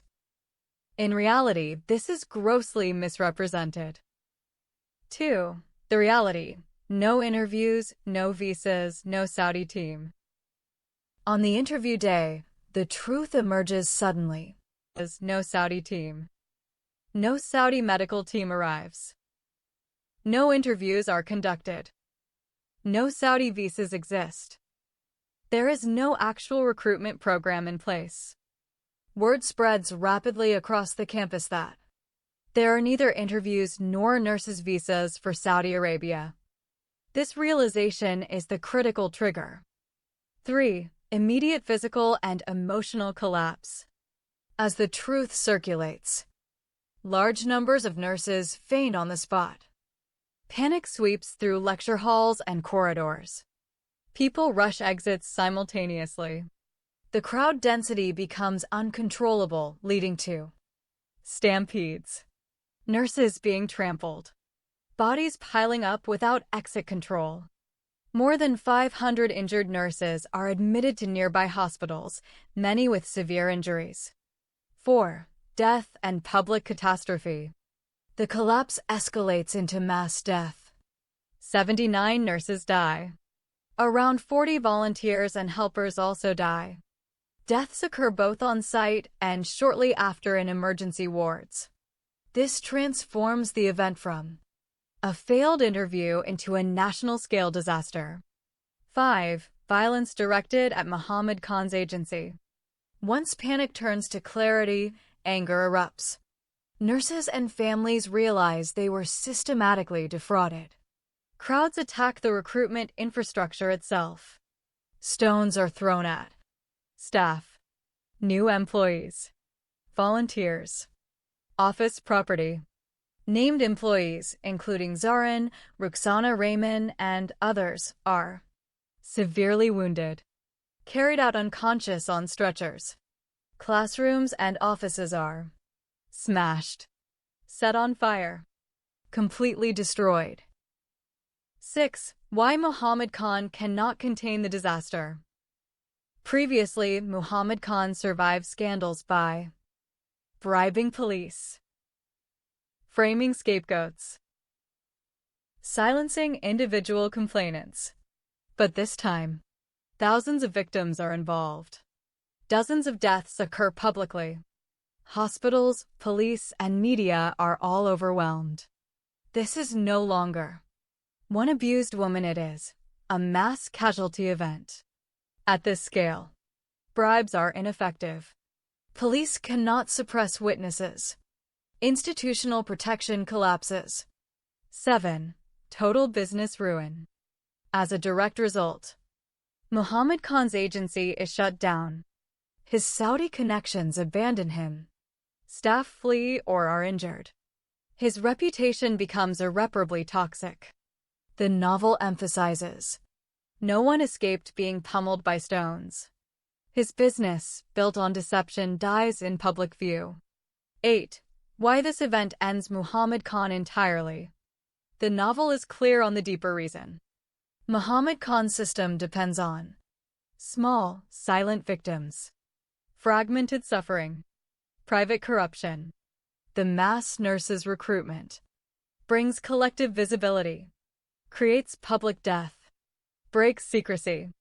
He is finally destroyed not by morality, but by scale. 9. Thematic meaning. This episode serves as the point of no return, the moment when exploitation becomes unsustainable, the collapse of a businessman who mistook silence for stability. His downfall is not caused by a single crime, but by accumulated fraud exploding into public disaster. Provide a direct, grounded comparison between the mass recruitment collapse of the Indian nurses and Balbola Sheikh's silence tragedy, using only events and dynamics explicitly present in the Arab sugar daddy and the beautiful Indian girl. This comparison is crucial because the novel intentionally juxtaposes these two events to show how scale determines visibility, not innocence or suffering. Two catastrophes, one system. Public collapse versus private erasure. Although both events are produced by the same man, Muhammad Khan, and the same corrupt system, they unfold very differently. 1. Nature of the crimes. Balbola Sheikh's tragedy. Crime. Individual sexual violence. Muhammad Khan rapes Balbola. Resulting pregnancy marks her as immoral rather than him as a criminal. The crime is private, gendered, easy to conceal. Nurses' recruitment collapse. Crime. Mass financial fraud. Thousands of nurses are deceived into paying large sums. Promised Saudi interviews and visas do not exist. The crime is collective, economic, impossible to hide once exposed. Key contrast, Balbola's crime injures one powerless woman. The nurse's scam injures thousands at once. 2. Visibility versus silence. Balbola, silence. Her rape is never officially investigated. She is fired and abandoned. Social and religious shame isolate her completely. Her suffering happens in private, without witnesses, without media. Her death by self-immolation is socially erased, not publicly reckoned with. Nurses, visibility. Chaos erupts in a public institution. Panic spreads instantly across buildings. Hundreds faint, stampedes occur. Hospitals overflow. Bodies pile up. News spreads like wildfire. The disaster is loud, physical, impossible to privatize. Key contrast, Balbola dies unseen. The nurses die in public view. 3. Scale as the turning point. Why Balbola's case is buried. Single victim. Poor. Female. Easily scapegoated. Muhammad Khan diverts blame by framing Jamal Khan. Using police and courts.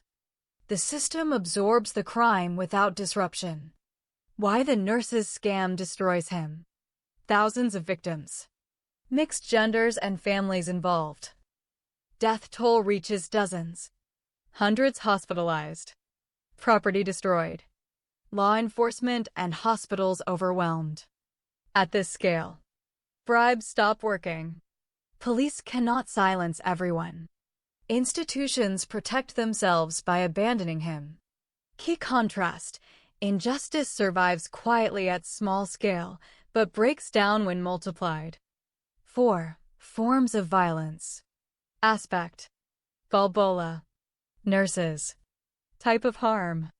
Sexual violence. Financial fraud, physical panic. Location. Office/private life. Public school campus. Immediate response. Blame the victim. Mass outrage. Institutional reaction. Cover up. Breakdown.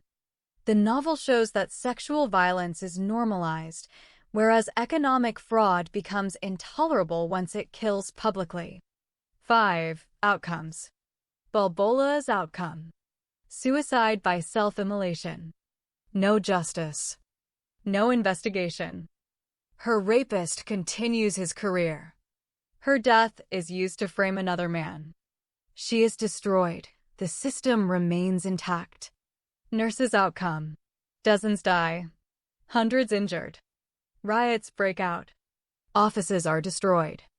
Muhammad Khan's agency collapses. He suffers psychological breakdown and disappearance.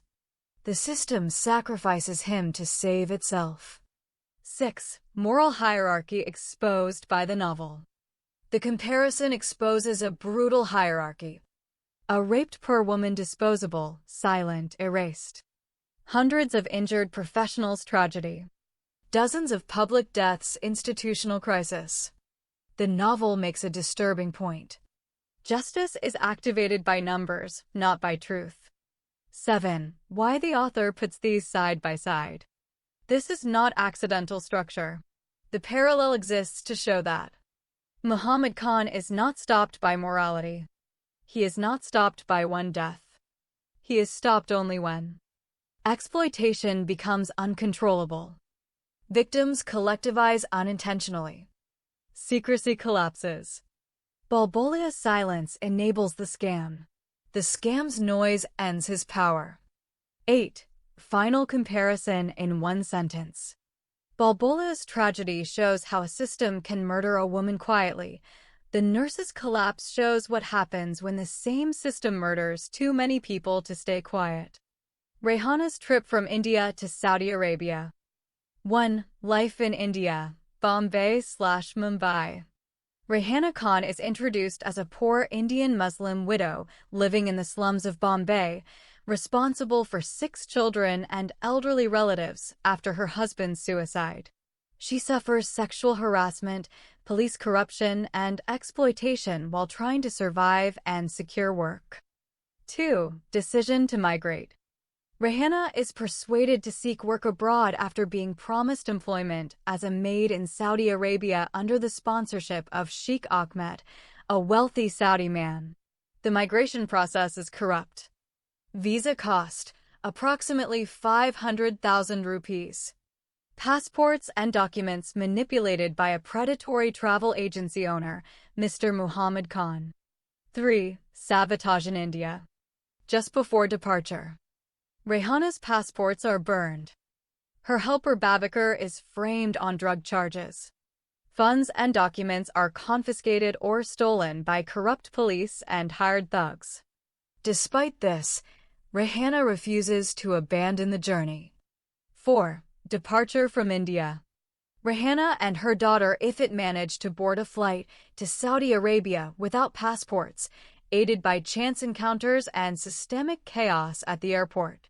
During the flight, they are suspected of terrorism, publicly humiliated and strip-searched, eventually allowed the journey to continue. 5. Arrival in Saudi Arabia, Jeddah.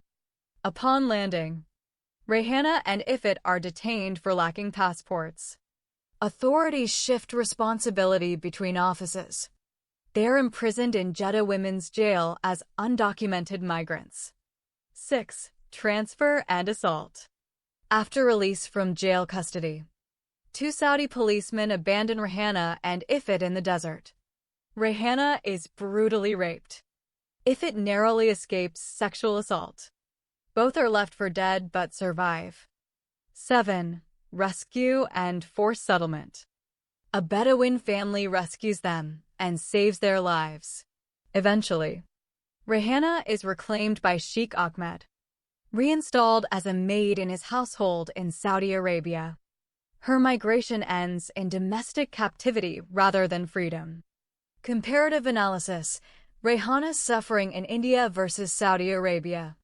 Overview: Rehana's suffering exists in both countries, but it changes in nature. In India, her suffering is rooted in poverty, corruption, and social vulnerability. In Saudi Arabia, her suffering escalates into total bodily, legal, and sexual domination under state, household, and religious authority. The novel deliberately contrasts exploitation without absolute power, India, against exploitation backed by law and religion. Saudi Arabia. 1. Nature of suffering. Aspect. India. Saudi Arabia. Core problem. Poverty plus corruption. Absolute power plus legal/religious control. Degree of freedom. Limited but present. Virtually none. Ability to resist. Possible, though punished. Impossible without lethal consequences. Visibility of abuse. Informal, hidden. Systemic and institutional. 2. Rehana's suffering in India. A. Economic and social exploitation. Rehana lives in extreme poverty as a widow supporting children and elderly relatives. She is forced into dependency on corrupt men, police, travel agents, employers. Migration becomes a desperate survival strategy, not a choice. Her suffering is structural, driven by poverty and class. B. Sexual violence and harassment. She is sexually harassed and raped by police officers. Sexual abuse is used as a tool of intimidation and silence, not law. Victim blaming and stigma isolate her, but rape itself is still recognized as a crime, even if justice fails. Violence is criminal, but not legally justified. C. Corruption and betrayal. Police fabricate cases, torture suspects, steal documents. Her passport and visa are destroyed, sabotaging her future. Middlemen exploit her desperation, but must operate covertly, fearing exposure. Power is exercised illegally through corruption rather than authority. D. Emotional suffering. She retains hope, love, Jamal, and maternal purpose. India represents pain with possibility, broken, but not sealed. 3. Rehana's suffering in Saudi Arabia. A. Total loss of autonomy. Rehana becomes a legal object, an undocumented migrant, sponsored servant, sexual commodity. Every aspect of her life, movement, marriage, sexuality, is controlled by men and the state. Her suffering is absolute, not circumstantial. B. Sexual violence as power, not crime. She is raped by Saudi policemen and later by members of Sheikh Ahmed's household. These acts carry no legal consequences for the perpetrators. Sexual abuse is normalized inside the household and hidden behind honor and authority. Rape becomes impunity-backed violence, not deviation. C. Slavery-like conditions. Locked in rooms, overworked, filmed naked, blackmailed. Used simultaneously as maid, concubine, and bargaining object. Forced into sham marriages to conceal male crimes and protect male honor. Her body becomes a managed asset. D. Legalized punishment of the victim. Accused of polyandry and prostitution, not rape. Pregnancy from rape becomes evidence against her. Sentenced to imprisonment followed by stoning to death after childbirth. The law formalizes her destruction. 4. Psychological and existential contrast. In India, Rehana is afraid, but still human. She dreams, resists, plans, loves. Her suffering is tragic but not final. In Saudi Arabia, Rehana becomes trapped in inevitability. There is no appeal, no voice, no exit. Her suffering culminates in state-sanctioned death. India wounds her life. Saudi Arabia ends it. 5. Author's intended contrast. The novel deliberately shows India, a corrupt society where suffering is caused by human failure. Saudi Arabia, a system where suffering is enforced by law, religion, and patriarchal authority. Rehana survives India despite abuse. She cannot survive Saudi Arabia because the system itself demands her annihilation. Comparative summary table. Dimension. India. Saudi Arabia. Poverty. Extreme. Secondary. Corruption. Widespread. Institutional. Sexual abuse. criminal but hidden, normalized and protected. Legal status: citizen, abused, non-person, marriage, social institution, tool of control, law, fails her, executes her, outcome, survival, death sentence. Final insight: Rehana's journey shows that misery caused by injustice is survivable, but misery sanctified by law is fatal.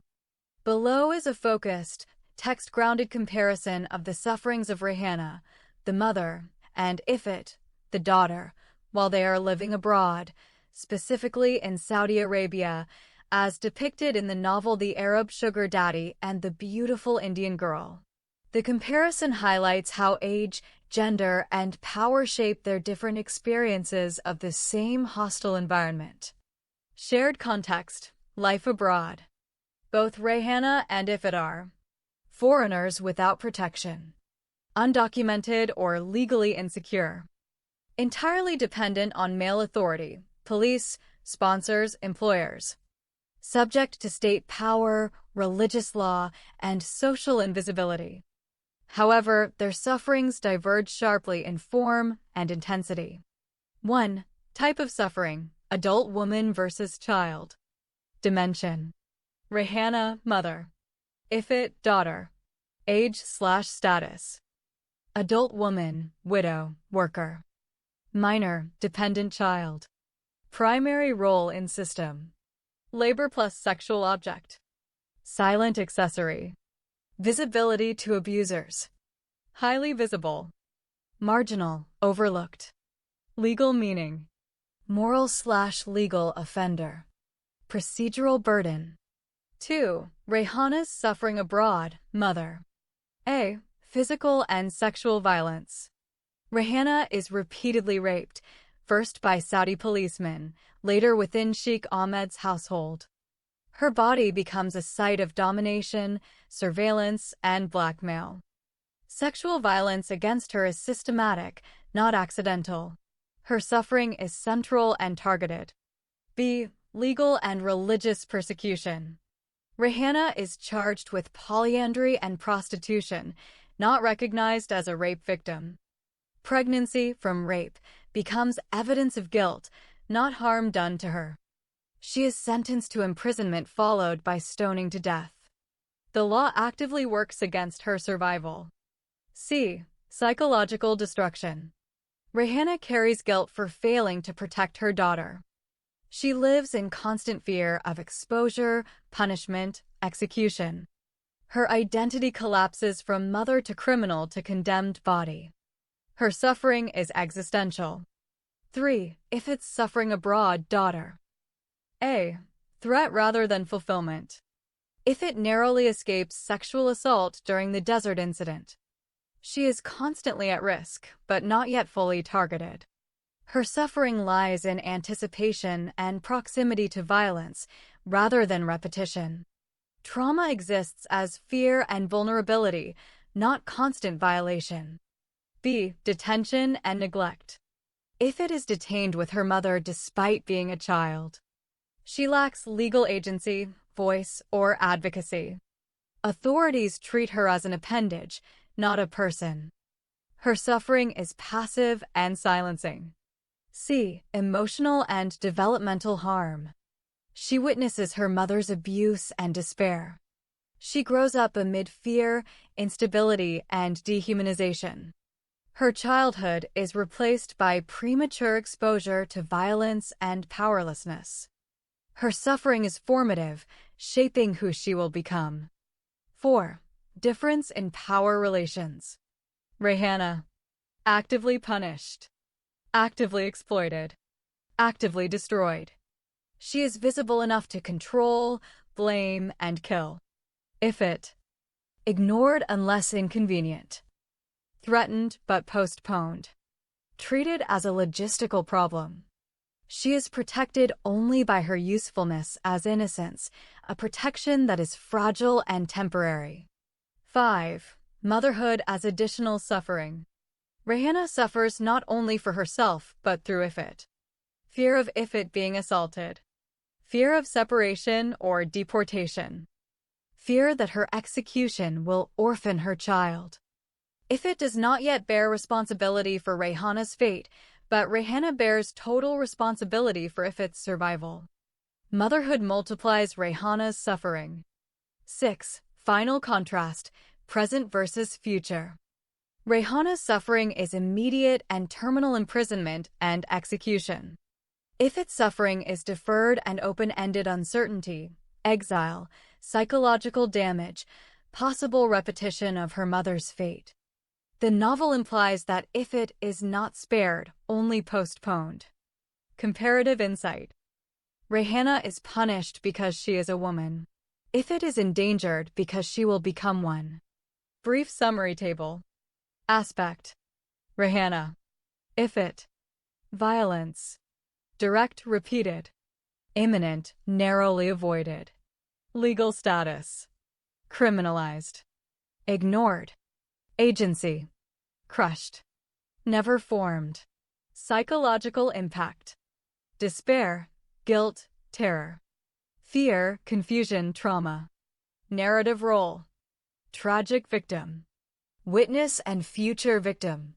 Below is a text-grounded comparison of the relationship between Jamal and Rayhana and the affair between Babakar and Jamila, based on the novel The Arab Sugar Daddy and The Beautiful Indian Girl. The comparison focuses on emotional depth, moral foundation, risk, and narrative purpose, rather than explicit detail. 1. Nature of the relationships. Dimension. Jamal and Rayhana. Babakar and Jamila. Type. Genuine love. Secret affair. Emotional depth. Deep, mutual, sacrificial. Limited, episodic. Moral position in the novel. Affirmed. Ambiguous. Consequences. Tragic loss. Personal risk but survival. Narrative role. Central emotional core. Secondary, contrastive subplot. 2. Jamal and Rayhana, love as dignity and resistance. A. Emotional foundation. Jamal's love for Rayhana is protective, patient, and self-sacrificing. He accepts her poverty, widowhood, and responsibilities without trying to own or exploit her. Their bond offers Rayhana emotional refuge in a hostile world. Love here is portrayed as moral recognition, seeing Rayhana as a full human being. B. Social and economic reality. Their relationship exists under constant pressure, poverty, social judgment, and corruption. Jamal lacks power but offers integrity, refusing to profit from Rayhana's vulnerability. Love becomes a liability, making both more vulnerable to betrayal and punishment. The novel frames their love as pure but unsustainable in an unjust society. C. Outcome. Jamal is falsely accused, imprisoned, and loses everything. Rayhana is forced abroad, ending their relationship permanently. Their love fails not morally, but structurally the world does not allow it to survive. Love here is tragic and elevating, not shameful. 3. Babakar and Jamila, affair as substitution and escape. A. Emotional scope. Babakar and Jamila's relationship is born out of loneliness, displacement, and proximity. It provides comfort rather than commitment, relief rather than transformation. There is affection, but little indication of lifelong devotion. The affair functions as emotional survival, not transcendence. B. Moral ambiguity. Their relationship occurs outside formal or social sanction.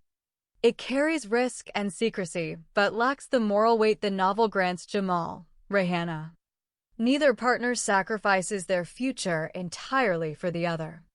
The affair is understandable, but not idealized. C. Consequences. Babakar is later punished severely, but not for love itself, rather through political and criminal manipulation. Jamila fades from the narrative without catastrophic loss. The affair does not define their identities or fate. The cost is individual and limited, not existential. 4. Key contrast: love versus substitution. Jamal and Rayhana. Love is transformative, requires sacrifice, leads to destruction by injustice, carries moral gravity. Babakar and Jamila. Affection is situational, requires discretion, not sacrifice, offers temporary relief, carries narrative modesty. The novel uses this contrast to show two ways people cope with oppression. One by holding on to principle, the other by adapting emotionally to survive. 5. Gender and power dynamics. Rayhana's love with Jamal endangers her because she is a woman in a system that punishes female attachment. Jamila's affair remains less scrutinized and less punished. Jamal pays dearly for loving Rayhana. Babakar's punishment arises from external political forces, not intimacy itself. Love involving female vulnerability is treated more harshly than male companionship. 6. Symbolic meaning in the novel. Relationship. Symbolizes. Jamal and Rayhana. Human love is crushed by injustice. Babakar and Jamila. Temporary refuge in exile. The author clearly positions Jamal and Rayhana's love as the ethical heart of the novel, while Babakar and Jamila's affair serves as a realistic but lesser counterpoint. Final comparative insight. Jamal and Rayhana love each other as a moral choice. Babakar and Jamila are together as a coping mechanism. One love asks for everything and loses it. The other asks for little and survives. Here is a concise, clear summary of the problems Rayhana faces on the plane while flying from Bombay to Jeddah. While Rayhana's flight is supposed to mark a hopeful escape from poverty, it becomes another stage of humiliation, fear, and vulnerability. 1. Traveling without valid documents, no Indian passports. Rayhana boards the flight without a passport or proper travel documents due to sabotage and corruption on the Indian side. This makes her immediately suspect and powerless, unable to defend herself legally. She knows she could be detained, deported, or arrested at any moment. 2. Suspicion of terrorism. During the flight, Rayhana and her daughter Ifit are suspected of being terrorists. The suspicion arises from racial, religious, and documentary profiling.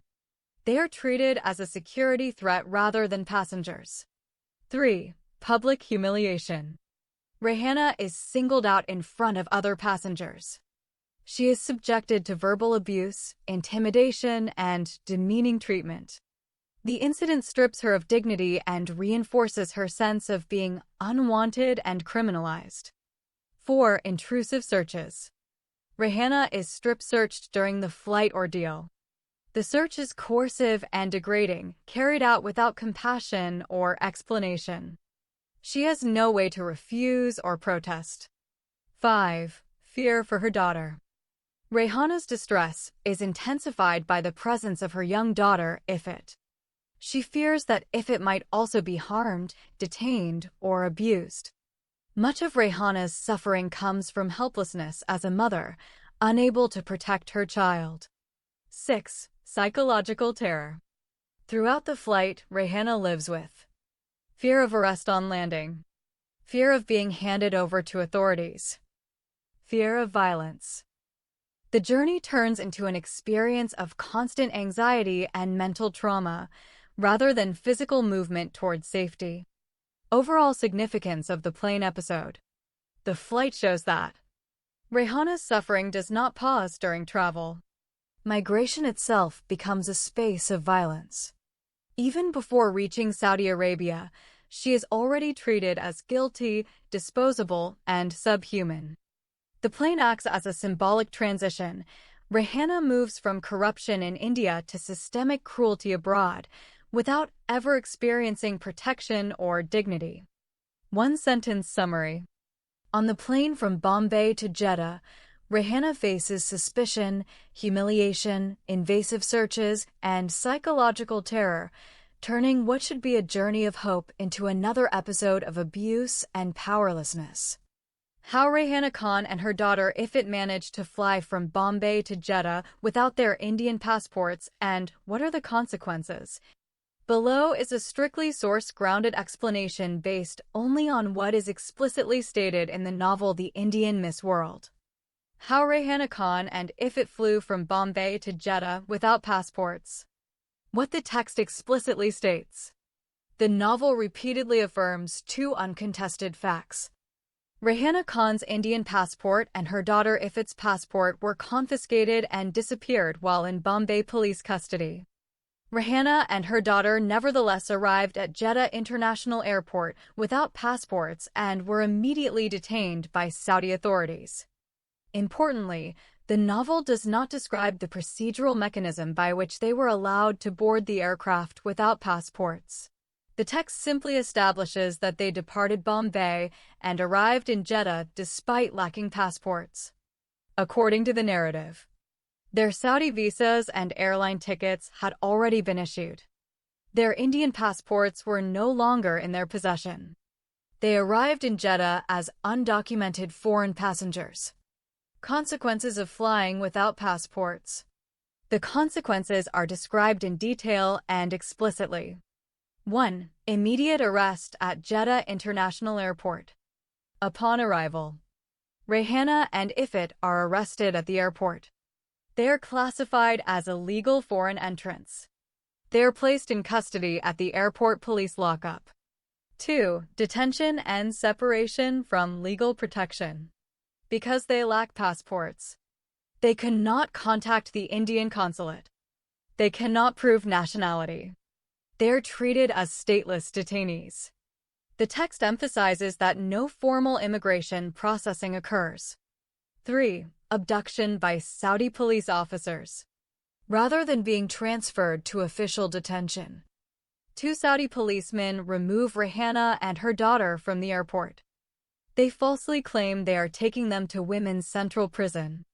This transfer never occurs. 4. Sexual assault and abandonment.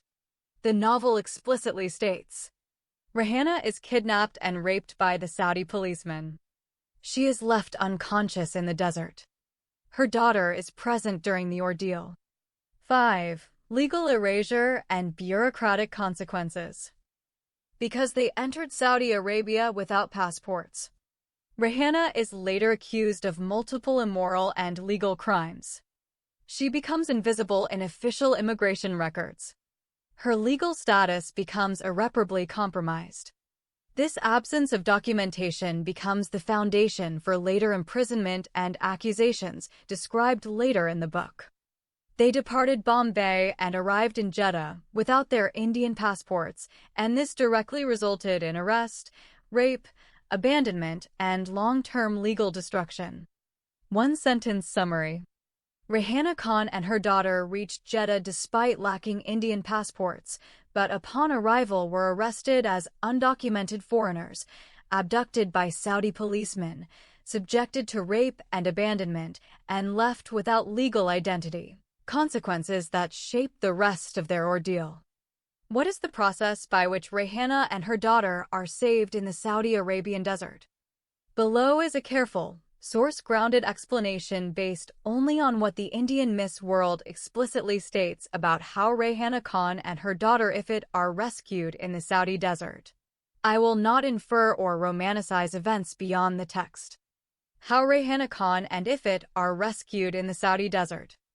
1. Abandonment after assault. The novel states that two Saudi police officers kidnapped, raped, and severely beat Rehana Khan, rendering her unconscious. Believing she was dying or dead, they abandoned her and her small daughter in the Sahara Desert and returned to the city. 2. Survival due to her child's presence. The text emphasizes that Rehana did not die largely because her daughter Ifat remained with her and did not abandon her unconscious body. The daughter's presence is described as a key factor in her survival. 3. Discovery by kind Bedouins. After being left in the desert, Rehana and her daughter are found by Saudi Bedouins described in the text as kind and compassionate. these Bedouins. Rescue them from the desert. Take them into their tent. Provide shelter, protection, and basic care. The text explicitly states that without the Bedouins, Rayhana would have died and been buried by shifting desert sands. 4. 1 month of protection. Rayhana and Ifit live for about 1 month with the Bedouins in their tent. During this period, they recover enough to survive. They remain hidden from authorities. They are fed and sheltered despite having no documents or legal status. The novel presents this period as a rare moment of human compassion. 5. Journey back to the city. After approximately a month, the Bedouins take Rayhana and her daughter to the city, where Rayhana becomes homeless and vulnerable again. This marks the end of their desert rescue and the beginning of further hardships. What the text does not specify. The novel does not describe who first spotted them in the desert, the medical care provided, exact distances or time frames beyond about a month, any involvement by police, hospitals, or official agencies in the rescue. All rescue actions are attributed solely to ordinary Bedouins acting humanely. 1-sentence summary. Rayhana Khan and her daughter Ifit are rescued in the Saudi desert when compassionate Bedouins find them after abandonment by police, shelter them in their tent for about a month, and later escort them back to the city, saving Rayhana's life. How Mr. Muhammad Khan tries to prevent Rayhana and Ifit from obtaining second Indian passports. 1. Bribing passport office informants. The novel states that Muhammad Khan bribes an informant inside the Indian passport office and instructs him not to send the reissued passports to Rayhana Khan or to her associate, but instead to mail them directly to Muhammad Khan Tourism and Travel Company. The informant complies with this instruction. 2. Intercepting and destroying the reissued passports. Once the 2 passports reach his office, Muhammad Khan takes physical possession of them and burns them, deliberately destroying the documents to prevent Rayhana and Ifit from traveling. The text explicitly states that he burns the passports himself. 3. Filing a false complaint about stolen passports. Knowing that Rayhana could still request reissuance again, Muhammad Khan has his travel agency file a complaint with airport and immigration authorities, claiming that the passports of 2 female clients, Rayhana and Ifit, were stolen. The theft was committed by one of his own employees. This complaint is used to trigger official scrutiny against any future passports issued in their names. 4. Bribing airport officials to blacklist their names. Muhammad Khan then bribes an agent at Bombay International Airport to blacklist the names Rayhana Khan and Ifit Khan. Ensure that if any travelers appear using passports issued under those names, they will be immediately arrested, jailed, and accused of forgery and theft. This action is described as an intentional, preemptive measure to block any second or future passports. 5. Monitoring and sabotaging reapplication efforts. The text further states that Muhammad Khan keeps spies at the passport office watching for Rayhana's reapplication, learning when she applies for reissuance again, expresses rage when officials fail to stop her departure, continuing paying criminal gangs and informants to obstruct her travel. These actions form part of his continued effort to prevent passport reissuance. 1-sentence summary. Mr. Muhammad Khan prevents Rayhana and her daughter from obtaining second Indian passports by bribing passport office informants, intercepting and burning reissued passports, filing false theft complaints, blacklisting their names at Bombay International Airport, and using spies and criminal networks to sabotage all reapplication efforts. What led to Rayhana Khan being taken into police custody during her trip from Bombay to Jeddah? In the Indian Miss World narrative, Rayhana Khan is arrested by the Bombay police on the very day she was supposed to travel from Bombay to Jeddah because she is falsely accused and deliberately framed by corrupt local police and intermediaries. The reasons are clearly laid out in the text and are not related to any genuine crime on her part. What exactly happened? According to the novel, the arrest occurs due to a combination of systemic abuse, corruption, and false criminal charges, specifically confiscation of travel documents. When Rayhana arrives to travel, the police seize her passport, visa, airline tickets, and money, effectively preventing her departure to Jeddah. The police refuse to believe that a Saudi employer lawfully sponsored her travel and employment as a maid. Forced confessions under torture. Rayhana is detained, brutally beaten, and coerced into signing confessions for crimes she did not commit. These confessions are extracted through physical abuse and intimidation. Fabricated criminal charges. The police falsely accuse her of running a prostitution ring catering to wealthy Arab men, theft from employers' homes, murder of a wealthy employer. None of these accusations are supported by evidence. They exist solely to justify her detention and extort money. Suspicion over passport address. Because Rayhana lives in a slum and has no formal address, the travel agency listed another address on her passport application. The police exploit this technicality to further accuse her of fraud, despite knowing that slum dwellers often have no registered addresses. The real motive behind the arrest. The novel makes it clear that the arrest is not about law enforcement, but about extortion and bribery, punishing a poor, vulnerable woman, preventing her legal migration, maintaining control by corrupt police officials. Rayhana is treated as a criminal purely because she is poor, female, and without protection, while those with power and money are left untouched. Summary in one sentence. Rayhana Khan is arrested on the day of her planned travel from Bombay to Jeddah because corrupt Bombay police falsely accuse her of serious crimes, confiscating her documents, and violently force confessions in order to extort and control her, not because of any real criminal act.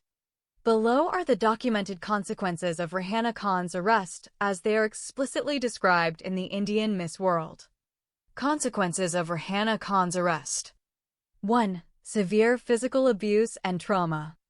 After her arrest, Rayhana is brutally beaten while in police custody, to the point that she is described as being close to death.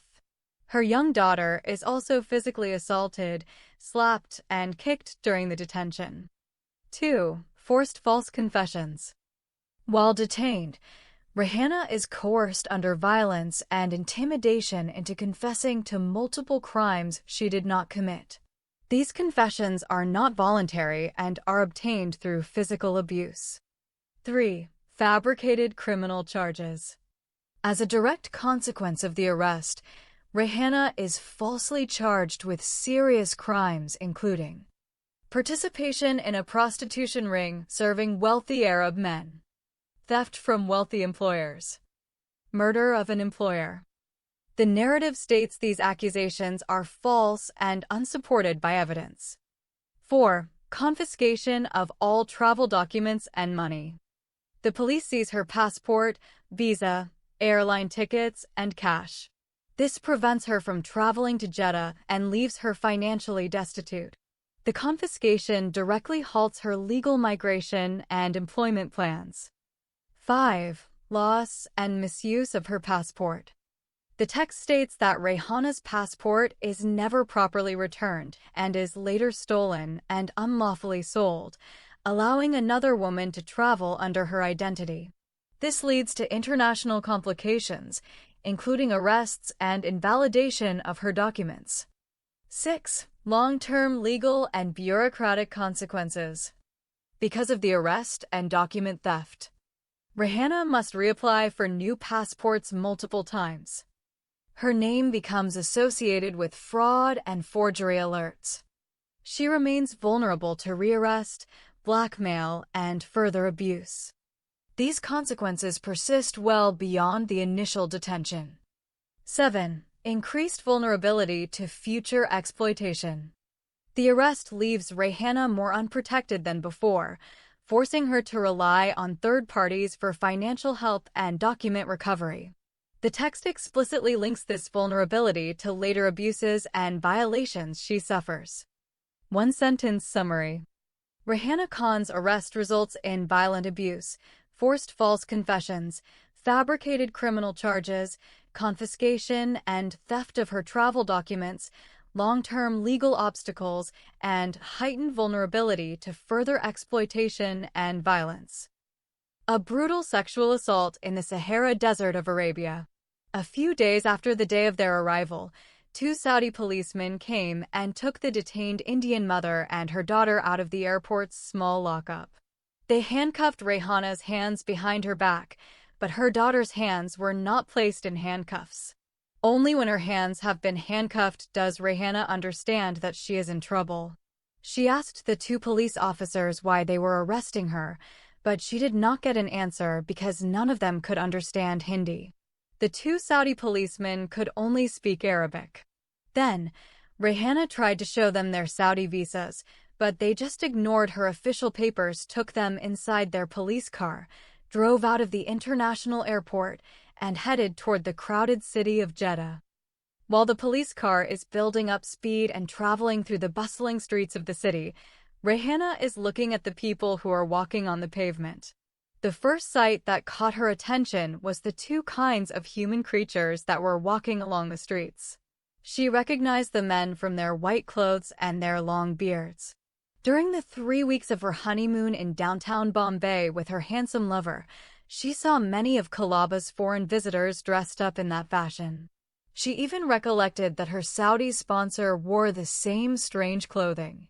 The long jilbab that each man was wearing appeared to her to be like a woman's nightgown. She could see the men's private parts through slightly transparent clothing. She also saw some small turbans on their heads which looked like adult diapers. The other types of human creatures she saw were women.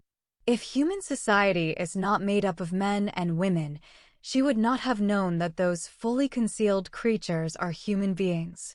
Each woman is fully covered from head to foot by a black burqa. For Rehana, those women look like black ghosts or scary vampires. She is worried that her Saudi sponsor might force her to put that black bag over her head and use it to conceal her entire body. She is scared that if he made her wrap up her entire body like that, she might not be able to breathe and die a slow death due to suffocation. Rehana ignored the strange-looking human beings and began to take in the view of the beautiful tall buildings. She was surprised when she could not see any slums, shacks, or any other types of poverty-stricken houses. Once again, she reminded herself Allah has blessed the people of His holy land because they are so righteous and worship Him from their hearts. After a long drive, Rehana could no longer see human beings or buildings. She could not see any trees or mountains. Wherever she looked, she saw the empty sands of the deserted wasteland.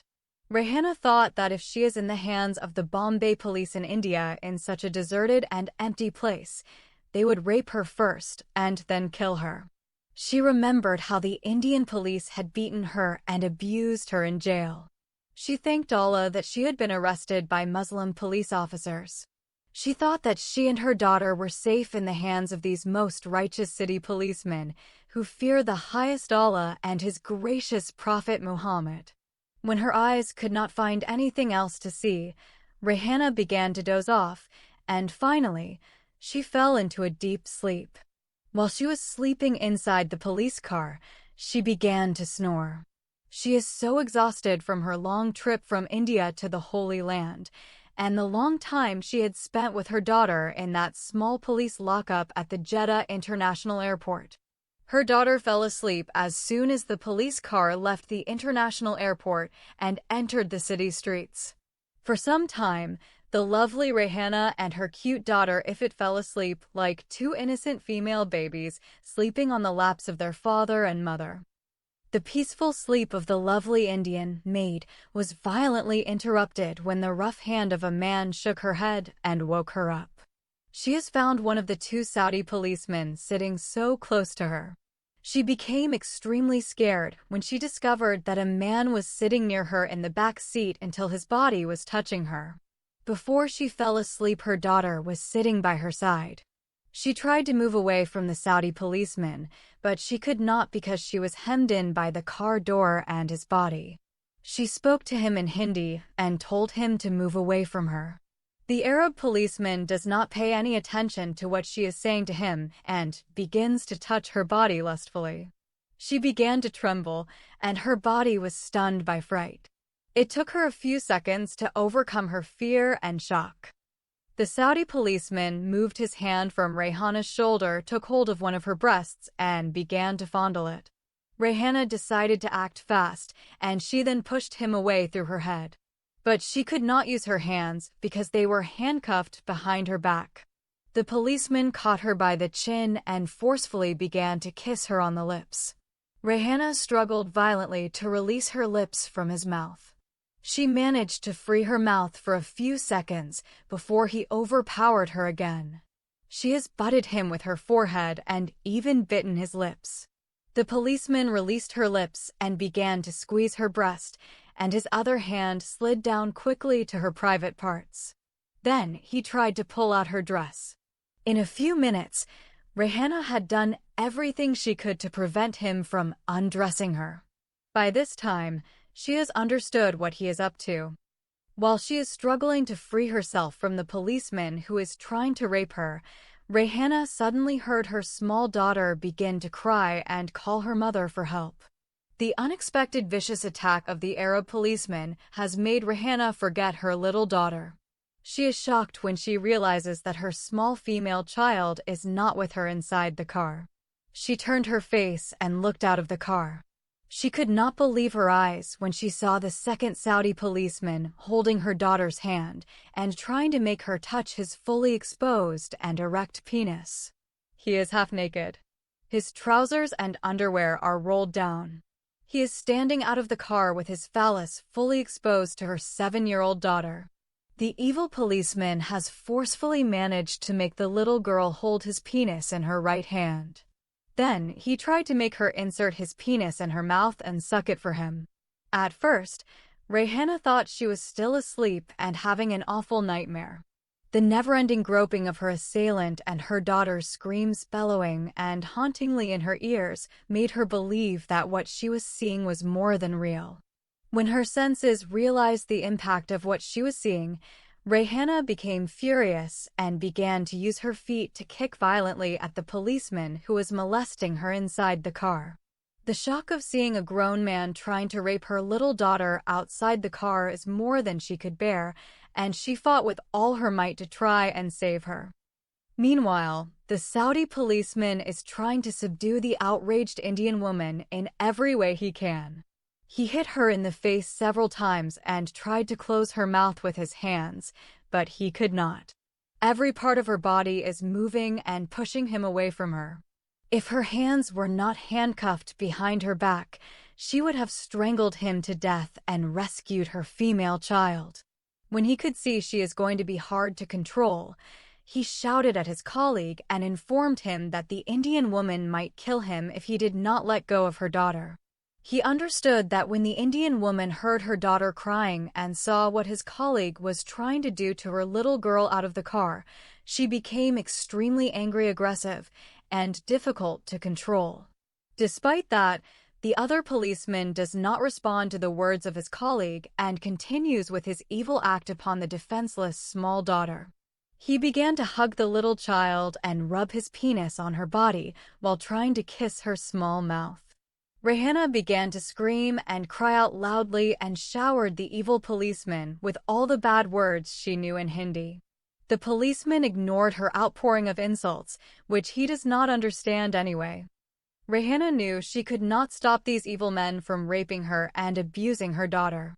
She decided to give up her resistance and allow the men to rape her alone and spare her 7-year-old daughter. She used her body language to signal to the policeman who is trying to rape her to ask his friend to stop touching her daughter and come inside the car and do whatever he wants to her. The policeman understood her body language and got out of the car and caught hold of his colleague and told him what the Indian woman wanted and agreed for them to do. The evil Arab man is not willing to release the small daughter until his colleague has managed to snatch her away by forcing the female child from his strong holding. The evil policeman has become extremely angry as a wild beast whose easy prey has been just snatched away from him. His game is over, and he can no longer play this extremely vile act he is enjoying so much. Therefore, he ran like a leopard in leaps and bounds to the police car in his hunt for another female victim. He caught hold of one of Rayhana's 2 legs and literally pulled her out of the car like a lamb that had become ready for slaughter. When the surrendered Indian woman got out of the car, he stripped off his remaining underwear and became fully naked without a shred of a piece of cloth.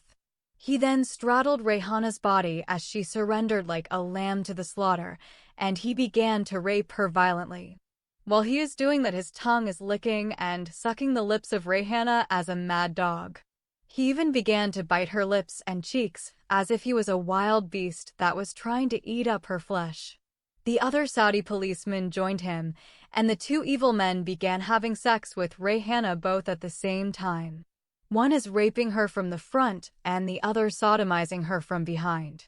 These 2 Arabs, as if they are men beasts, have never touched a woman before. One is inserting his erect penis in her vagina and the other one is forcing his phallus in her anus.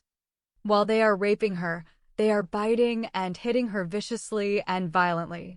Meanwhile, Rayhana is screaming while trying to silence the unbearable torture the 2 Saudi demons are inflicting on her naked body.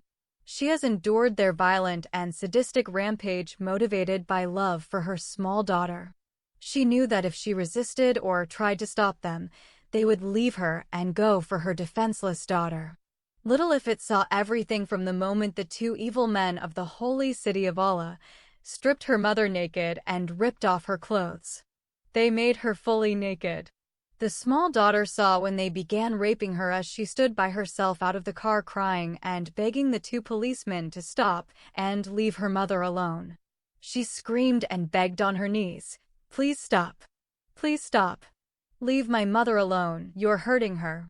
She has done everything she could to ask them to stop, but they continue their evil acts. She watched with eyes clouded in tears, and yet her pleadings went unanswered. There is nothing she can do to help her mother. The 2 Saudi police officers violently raped Rayhana Khan until she lost consciousness, and her soul has become hovering between life and death.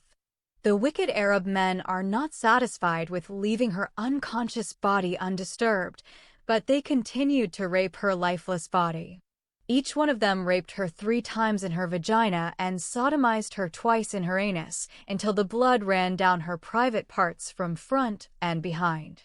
Finally, when they had become fully satiated with their lust, they got into their police vehicle and drove away, leaving her for dead. Before they left, they put on their police uniforms, but they neither bothered to put their victim's clothes back on nor cover her naked body. They do not care about her crying, small daughter. They expected both mother and daughter would eventually die in the hot desert and their bodies would be buried by the shifting winds of sand. They know either they will be bitten by a poisonous snake or scorpion or die of thirst in the arid desert. They have decided to return to their police headquarters and report that the Indian woman and her daughter somehow managed to fool them and escape. They agreed to say that the 2 illegal Indian female aliens Rayhana Khan and her daughter Ifrit Khan said they wanted to go to the women's public washroom, and then both mother and daughter jumped out of the back window and fled. After the 2 human demons left, little Ifrit went over to her unconscious naked mother and covered her mother's exposed private parts with the dress that had been ripped from her body. She tried to awaken her mother thinking she was asleep. She shook her mother's body vigorously and called to her to please wake up, but her mother did not respond. Ifrit has remembered that her father had killed himself by stabbing his heart with his knife, so she has already some idea about death. She began to think the police officers had killed her mother while they were beating her and doing those terrible things to her. She had seen everything they had done to her mother, but she did not understand what they were doing, why they were removing all her clothes, or what her mother had done to make them angry with her. After they left, she believed her mother was dead, and she stood up and began to wail loudly with a strong outcry. The place is a desolate desert area located far away from the city. It is on a deserted road where cars very rarely pass by. It is evening and the sun is setting. It started to get dark, and Ifit became frightened. She has no idea what to do, and she is afraid to leave her dead mother to go in search of help. Ifit was sitting beside her mother, where she cried and cried until she almost lost her voice. Finally, she fell asleep on her mother's body. It started to become cold within a couple of hours after the sun went down. The chill shook Rayhana out of her long-deadened state of unconsciousness. She forced herself awake. She is in horrific pain radiating from every part of her body. She then remembered what had happened to her, and she moved quietly so as not to wake up her daughter. She moved her daughter's head slowly from her lap and strained to get up on her knees. She tried to stand, but she could not. She discovered she was completely naked except for a single piece of clothing draped across her. She dragged her sore and aching body across the sand and began to collect her scattered clothing piece by piece. Her movements woke up Ifit, and Rayhana told her daughter to close her eyes until she could put her dress back on. Her daughter obeyed her and closed her eyes. It took Rayhana more than half an hour to put on her clothes. The terrible pain and dormant body have slowed down her movement. Then she told her daughter to open her eyes. Ifit stood up and ran to her mother and hugged her. She felt so relieved when she saw that her mother had come back to life. Rayhana knows that Ifit has seen everything those evil policemen have done to her. She remembered hearing Ifit's tender voice screaming and crying for her while those vicious animals tore her apart and ripped off her clothes. While they were stripping her naked in front of her small female child, she felt as if they were skinning her alive. They had removed her handcuffs and stripped every piece of clothing off her body. She could not resist or try to protect her honor. She was afraid if she resisted, they would go for her little daughter instead of her. She was thus paralyzed by the thought of these ruthless men raping and attacking her daughter. At this difficult time in her life, if it were not for her daughter, Rayhana would have killed herself. It is one of the customs of Indian women. They tend to kill themselves if they get raped because society expects that from them. Ifit's loving touches and hugs have given Rayhana strength, and she asked her daughter to help her stand up. Ifit tried to pull her mother up with her hands with all the strength she had, but she could not be able to help her mother get up. Rayhana decided to crawl on her knees and move away from the place where she had been raped in front of her little daughter. She felt her body had been ruined and defiled by the ungodly policemen in that place, and it now has become unholy ground. She hopes that if they moved away from the unclean spot where her blood is spilled and her body is raped, maybe her beloved daughter would soon forget and not remember what has happened to her dear mother. The abused Indian woman has crawled away very slowly and then she became exhausted to the point where she has to stop and rest. The pain she felt exerting her body was more than she could bear. When she felt she was far enough away, she asked her daughter to sit on her lap. She ached terribly from the wounds and injuries she received to her body, and the pain is beyond anything she has ever experienced. Some of her wounds were still copiously bleeding, and she tried to hide them from her daughter. She feels as if there are hundreds of sharp metals that have been forcefully inserted in her private parts and remained inside. The pain is beyond her ability to bear it. She tried to hide her pain and the emotional trauma, hoping if she pretended nothing was wrong, her daughter would soon forget everything that had happened to her mother. With all that she has endured and survived, she worried most about her daughter's welfare and how she could get her to a safe place. Rayhana worried even more when she realized in a place like this her beloved daughter could be bitten by a snake or scorpion if she had not frozen to death in the cold desert air during the night. While in and out of a hazy comatose state, Rayhana thought that she was living through an awful nightmare. She could not wrap her mind around what had happened to her in the Holy Land where the tomb of her prophet Muhammad and the house of Allah stand. It is the last thing she would have ever imagined could happen to her in the most sacred place on earth. Her scanty knowledge of Islam has made her believe that Jeddah is Mecca city whereupon reign the house of Allah and Medina city, where the tomb of her prophet Muhammad was laid to rest. As a matter of fact, from Jeddah to Mecca it will take around 1 hour and a half hours to drive a distance of 80 kilometers. It is the most crowded road in the world.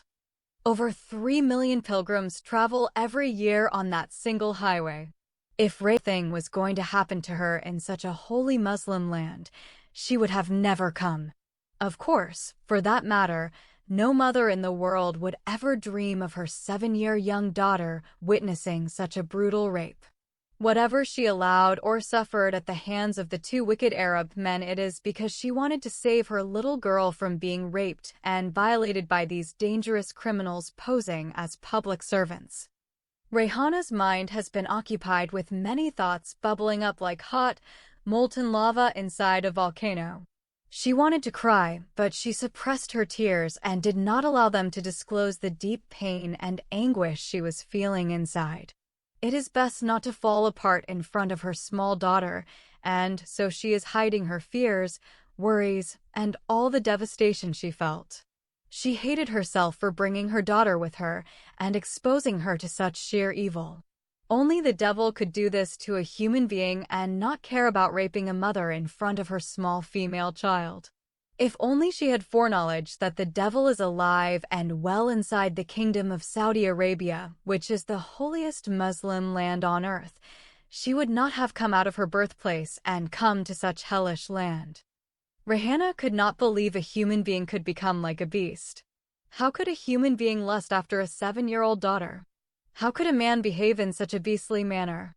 What troubled Rayhana more was the fact that those 2 police officers were Muslims like her. While she was living in her slum hut, surrounded by thousands of Hindu men, none of them attacked her while she was walking all alone in the dark hours of the morning in the narrow alleys or assaulted her inside her unprotected hut. She had never been attacked by anyone, and no man had attempted to rape her while she was returning all alone at night through those dark and narrow lanes. Her Hindu neighbors are bowing down and worshipping their idols day and night, whereas the 2 Muslim men who have brutally raped her are supposedly kneeling and worshipping her Allah 5 times a day. Rayhana began to feel dizzy, and her eyes began to flutter uncontrollably. She understood that she might collapse and faint at any moment. She wants to tell her daughter to leave her and continue walking with the hope that she might find someone to rescue her. She does not want her daughter to see her dying in such a lonesome place. She figured she was going to die anyway. When she could not crawl anymore, Rayhana shared her thoughts about what she wanted her daughter to do. She told her to continue walking and not look back. But little Ifit is scared and refuses to leave her mother and walk all alone in the dark and lonely dead of night. Rayhana feels her child's anxiety and fear and does not insist that she leave her anymore. She has gently told her that if she fell asleep, she might never wake up again. She reminded her of how her father had fallen asleep and had not returned to them. She then told her plainly that she was going to die soon, and when that happened, she should leave her and go away, and hopefully, she would find someone to save her life. Shortly after speaking these words to her daughter, Rayhana stopped crawling, and her body fell silently into the sand and became motionless. Her daughter thought that her mother had died and would never wake up again. Therefore, the little girl Ifit is afraid to walk alone in a strange, dark, and frightening place. She just sat near her mother's body and began to weep all over again. She had become so afraid and started to shake, trembling from the chill of the brisk night winds. Her fear has prevented her from falling asleep, and she remained awake throughout the night while unceasingly crying. Problems Rayhana faces in Sheikh Ahmed's house. When Rayhana finally reaches her sponsor's home, what is presented as protection and employment turns into domestic captivity. Almost every form of suffering she has experienced earlier is intensified behind closed doors. 1. Excessive labor and confinement. Rayhana is treated as a servant without limits, expected to work continuously. She is locked in a storeroom at night with her daughter Ifit. Her movement is restricted, and she has no freedom to leave the house. Result: she lives in conditions resembling domestic imprisonment, not lawful employment. 2. Hostility from Sheikh Ahmed's wife. Sheikh Ahmed's wife treats Rayhana with jealousy, cruelty, and aggression. Rayhana is blamed for tensions within the household despite her powerless position. The wife repeatedly demands Rayhana's removal and punishment. Result: Rayhana becomes a scapegoat for marital and household conflicts. 3. Sexual exploitation by the sons. Sheikh Ahmed's sons secretly film Rayhana naked, use the footage to blackmail her, repeatedly rape her. Rayhana has no one to report to and no legal protection. Her resistance would lead to deportation or worse. Result: sexual abuse becomes systematic and inescapable. 4. Fear for her daughter Ifit. Rayhana lives in constant terror that Ifit may also be sexually assaulted. Locking themselves in the storeroom becomes an act of desperate protection. Every abuse Rayhana endures is experienced again emotionally through her child. Result: motherhood multiplies her suffering. 5. Forced sham marriage. To hide household crimes and create legal cover, Rayhana is pressured into a fake marriage with a chauffeur. The marriage is not for her benefit, but to protect men in power. Sheikh Ahmed secretly has the chauffeur castrated, showing total control over all involved. Result: Rayhana's marital status becomes a tool of manipulation, not security. 6. Medical and bodily control. Rayhana is forced to undergo humiliating medical examinations. Her body is inspected to confirm sexual history and pregnancy status. She is treated as a biological object, not a human being. Result: total loss of bodily autonomy. 7. Criminalization instead of protection. When her situation is exposed, Rayhana is arrested, not helped. Accused of polyandry and prostitution. Pregnancy from rape is used as evidence against her. Sheikh Ahmed and his family escape punishment. Result: the system punishes the victim and protects the powerful. Overall significance of the sponsor's house. What Rayhana hoped would be a place of safety becomes a site of sexual violence, a place of confinement, a mechanism for legal destruction. The sponsor's house functions as a private extension of state oppression, where abuse happens without witnesses and without consequences. One-sentence summary.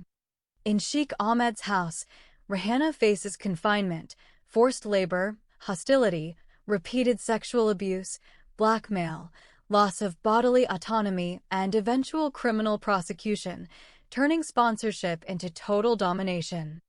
Below is a clear comparative summary of Rayhana's 2 sham marriages, first with Aslam Ali Khan and later with Sabir Ibrahim Shah, as presented in The Arab Sugar Daddy and The Beautiful Indian Girl. The comparison highlights purpose, power relations, legality, and consequences. Comparison of Rayhana's 2 sham marriages. Overview. Both marriages are not genuine relationships, but strategic arrangements imposed on Rayhana to protect male interests. However, they differ in who controls them, why they are arranged, and how severely they damage Rayhana's life. 1. Sham marriage with Aslam Ali Khan. Purpose.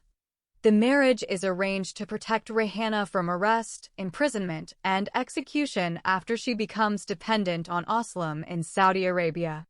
Aslam warns her that an unmarried foreign woman could be accused of immorality and stoned, so she agrees to a paper marriage to survive. Power dynamics. Aslam is an Indian pimp, not a legal authority. He uses marriage as a commercial shield, posing as a husband while continuing to exploit women. Rayhana enters the marriage out of fear, not deception. Legal status. The marriage is performed by a Pakistani imam who ignores Islamic legal waiting periods for remarriage in exchange for money. Though technically halal, it is fraudulent in intent and execution. Consequences. The marriage gives temporary protection. Later, Aslam's statements are used to accuse Rayhana of deceit and prostitution, worsening her legal case. 2. Sham marriage with Sabir Ibrahim Shah. Purpose. This marriage is orchestrated by Sheikh Ahmed, not for Rayhana's safety but to hide sexual crimes inside his household, manipulate Rayhana's legal status, create plausible deniability for powerful men. Power dynamics. Rayhana has no choice at all. The marriage serves male convenience, not her survival. Sabir himself is controlled. He is secretly castrated, demonstrating extreme patriarchal dominance.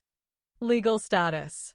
This second marriage occurs without proper divorce from the first.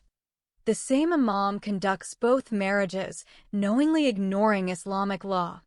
The overlapping marriages become official evidence of polyandry under Sharia law. Consequences. This marriage directly leads to Rayhana's arrest, conviction for polyandry, sentence of 3 years in prison followed by stoning to death. 3. Direct comparison table. Aspect. Marriage to Aslam. Marriage to Sabir. Who arranged it? Aslam himself. Sheikh Ahmed. Rayhana's choice. Fear-driven consent. No consent. Purpose. Temporary protection. Legal manipulation. Legality. Fraudulent but shielding. Self-incriminating. Benefit to Rayhana. Short-term survival. None. Long-term impact. Indirect harm. Direct death sentence. 4. Overall significance. The first sham marriage is a desperate act of survival in a hostile system. The second sham marriage is a weaponized legal trap engineered by those in power. Together, they demonstrate how marriage, meant to offer security, becomes a mechanism of destruction. One-sentence comparative insight. Rayhana's marriage to Aslam is a fragile shield against immediate danger, while her marriage to Sabir is a calculated snare that transforms that shield into evidence used to destroy her. The role of the kafil system in Rayhana's suffering. In the novel, the kafil sponsorship system is a central structural mechanism that enables and amplifies Rayhana's exploitation and suffering in Saudi Arabia. Rather than a single act of cruelty, the system functions as a legal framework that strips Rayhana of autonomy and protection while granting overwhelming power to her sponsors and employers. 1. Total legal dependence on the sponsor. The document explicitly portrays the kafil system as making Rayhana legally invisible without a sponsor. Upon arrival in Saudi Arabia, Rayhana lacks independent legal standing. Her residency, movement, employment, and survival depend entirely on the approval of a male sponsor, kafil. This dependence prevents her from seeking help, reporting abuse, or changing employers without punishment. As shown in the narrative, when Rayhana's documentation is irregular or disputed, no authority accepts responsibility for her, and she is detained rather than protected. The system treats her not as a victim, but as a liability. 2. Transferability like property. The novel depicts Rayhana being handed over, sold, or reassigned between men, pimps, husbands, and employers, without her consent. Within the kafil system, this transfer is normalized. Rayhana is sold into a sham marriage, passed from one sponsor to another, forced into domestic and sexual servitude. The system allows sponsors to exercise ownership-like control, a condition the text directly likens to slavery, noting that maids' bodies and labor are treated as lawful possessions. 3. Facilitation of sexual exploitation. The Kafeel system enables sexual abuse by making sponsors legally untouchable, discrediting the testimony of foreign women, criminalizing the victim rather than the perpetrator. Rihanna cannot prove rape, coercion, or exploitation because female migrant testimony carries little or no legal weight, especially against Saudi men. When Rihanna becomes pregnant, the system presumes guilt, adultery, or prostitution, rather than investigating abuse. Her inability to refuse sex, escape abuse, or report crimes is directly tied to her status as a sponsored maid. 4. Criminalization of victimhood. Under the Kafeel framework, Rihanna's lack of freedom becomes evidence against her. She is arrested and prosecuted for illegal entry, polyandry, pregnancy outside recognized marital legitimacy. The system converts structural captivity into criminal behavior, leaving Rihanna legally responsible for conditions she did not control. Her sponsors are interrogated and released, while Rihanna faces imprisonment and stoning. 5. Absence of exit or redress. The document shows that Rihanna has no lawful escape route. She cannot leave the country freely. She cannot change sponsors. She cannot work independently. She cannot access neutral legal protection. Even when her suffering becomes public and media covered, the system does not offer justice, only punishment. The Kafeel structure ensures that power flows upward to male sponsors and the state, while accountability flows downward to the most vulnerable person. Summary. In the narrative, the Kafeel system is not a background detail, but a primary engine of Rihanna's suffering. It removes her legal agency, enables sexual and labor exploitation, treats her as transferable property, criminalizes her victimization, prevents escape, protection, or justice. Rihanna's tragedy is presented not as the result of individual cruelty alone, but as the predictable outcome of a system designed to control, silence, and dispose of women like her. Persecutions of Rihanna by Mrs. Ahmed Mastora. The document records the following clearly stated actions by Mrs. Ahmed against Rihanna. Hostile reaction upon discovering Rihanna's presence. Mrs. Ahmed Mastora reacts with intense anger when she learns about Rihanna's situation and her husband's involvement with her. She openly insults Sheikh Ahmed and expresses outrage directed at Rihanna's presence in the household. Demand for Rihanna's removal from the household. Mrs. Ahmed demands that Rihanna be expelled/removed, treating her as a moral and social threat to her marriage and family honor. This demand is firm and confrontational. Public humiliation and rejection. Mrs. Ahmed's outburst occurs in front of family members. Her reaction reinforces Rihanna's status as an unwanted, stigmatized outsider within the household. Although the sons temporarily defend Rihanna, Mrs. Ahmed's hostility contributes to Rihanna's vulnerability and isolation. Withdrawal and destabilization of Rihanna's protection. By storming off after failing to control the situation, Mrs. Ahmed destabilizes Rihanna's already fragile position, increasing the likelihood that Rihanna will be expelled or handed over to authorities or other abusers later in the narrative. Important limitations from the source. The document does not state that Mrs. Ahmed physically assaults Rihanna. The document does not attribute Rihanna's later rape, imprisonment, forced marriages, or legal punishment directly to Mrs. Ahmed. Mrs. Ahmed's persecution is social, emotional, and positional, not judicial or violent. The primary perpetrators of Rihanna's extreme suffering are Saudi police, pimps, employers, the Kafeel system, and Sharia courts, not Mrs. Ahmed. Summary. Accurate to the text. Mrs. Ahmed persecutes Rihanna through hostile rejection, humiliation, and demands for expulsion, reinforcing Rehana's marginalization as a poor foreign woman and accelerating her removal from any remaining domestic safety. But she is not depicted as a direct physical abuser in the narrative. Excerpts from the text. Rehana and her daughter followed the skinny Arab woman while the Pakistani driver remained stationary in his place. The Saudi woman stopped, turned her back, and shouted at the chauffeur to come with them. She treats him as if he is her slave and not her husband's foreign chauffeur. Following a few steps behind the tall Arab woman, Rehana began to admire the beauty of the large house. As they passed through the opulent rooms, Rehana hoped that she and her daughter might be given one of those rooms to stay in. They continued to walk until they reached the last room. Entering the room, Rehana recognized the room as the kitchen. Mrs. Ahmed stood in the middle of the kitchen and put her hands on her waist. She pivoted around to face Rehana and began listing her instructions when she discovered something about her new maid, which had escaped her observation earlier. "Where were you both before you came here?" shouted the Arab woman angrily.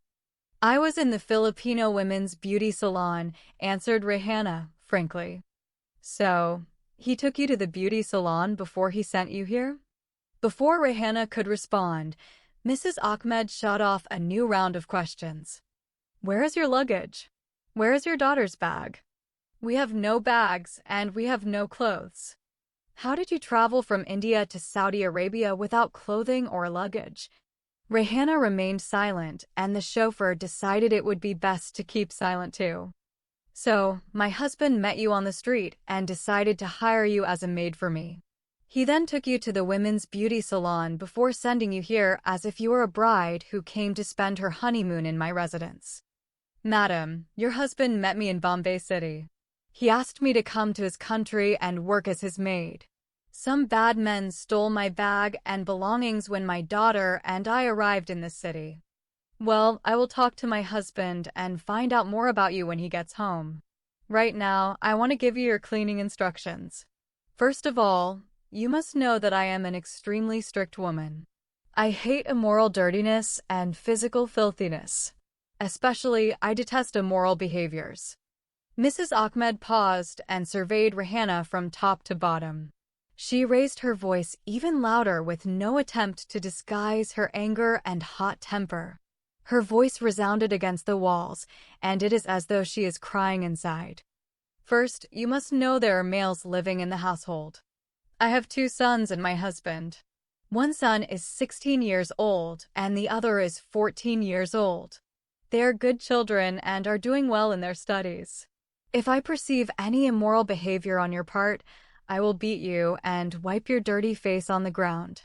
I know you are not an ugly woman, and you might try to use your beauty to entice the good men in my house and make them commit adultery with you. I did not like your face from the moment I laid eyes on you. If any man in this house smiles at you, you are not to smile back. If he calls you to come inside his room, do not enter. Keep yourself at a distance from them. I will never tolerate any kind of love affair between any one of the noblemen in this house and a lowly maid. If I happen to leave the house for any reason, don't be surprised if I lock you up inside your room with a big padlock and keep you confined until I return home." "Okay, madam. Now I am going to dictate to you my laws and your duties in this house." Mrs. Ahmed eased herself into an armchair and placed her right leg on her left knee as if she were a great sultana or a princess of the royal family. The briefing of the duties began. She has not asked Rehana or her daughter to sit. Even the chauffeur is standing on his feet while translating the conversation between the noble Saudi woman and her new maid. Law number 1. You have to be in the kitchen from 6 o'clock in the morning until 9 o'clock at night. Law number 2. You are not allowed to sit on any chair or couch during working hours. You are also not permitted to either watch TV or listen to the radio during working hours. Law number 3. You have to cook and prepare breakfast, lunch, and dinner, wash the clothes, bed sheets, pillow covers, and tablecloths. You will clean all of the dishes and other utensils, sweep and mop the rooms and hallways, water the plants, iron the clothes, and do whatever else I require of you to do. The Pakistani driver returned after 5 days, and the noble Arab woman Mrs. Ahmed called him to the kitchen and told him to translate for her what she was going to say to her Indian maid. She then supplemented her strict laws and rules and list of many heavy and hard chores for the Indian maid. Whatever she could not impart to Rayhana during his absence, she more than made up for. She insulted her in front of the chauffeur, telling him not to leave one word out that she was saying. She told him to tell Rayhana that she is a dirty, filthy animal and behaves as if she came straight from out of the jungle of India.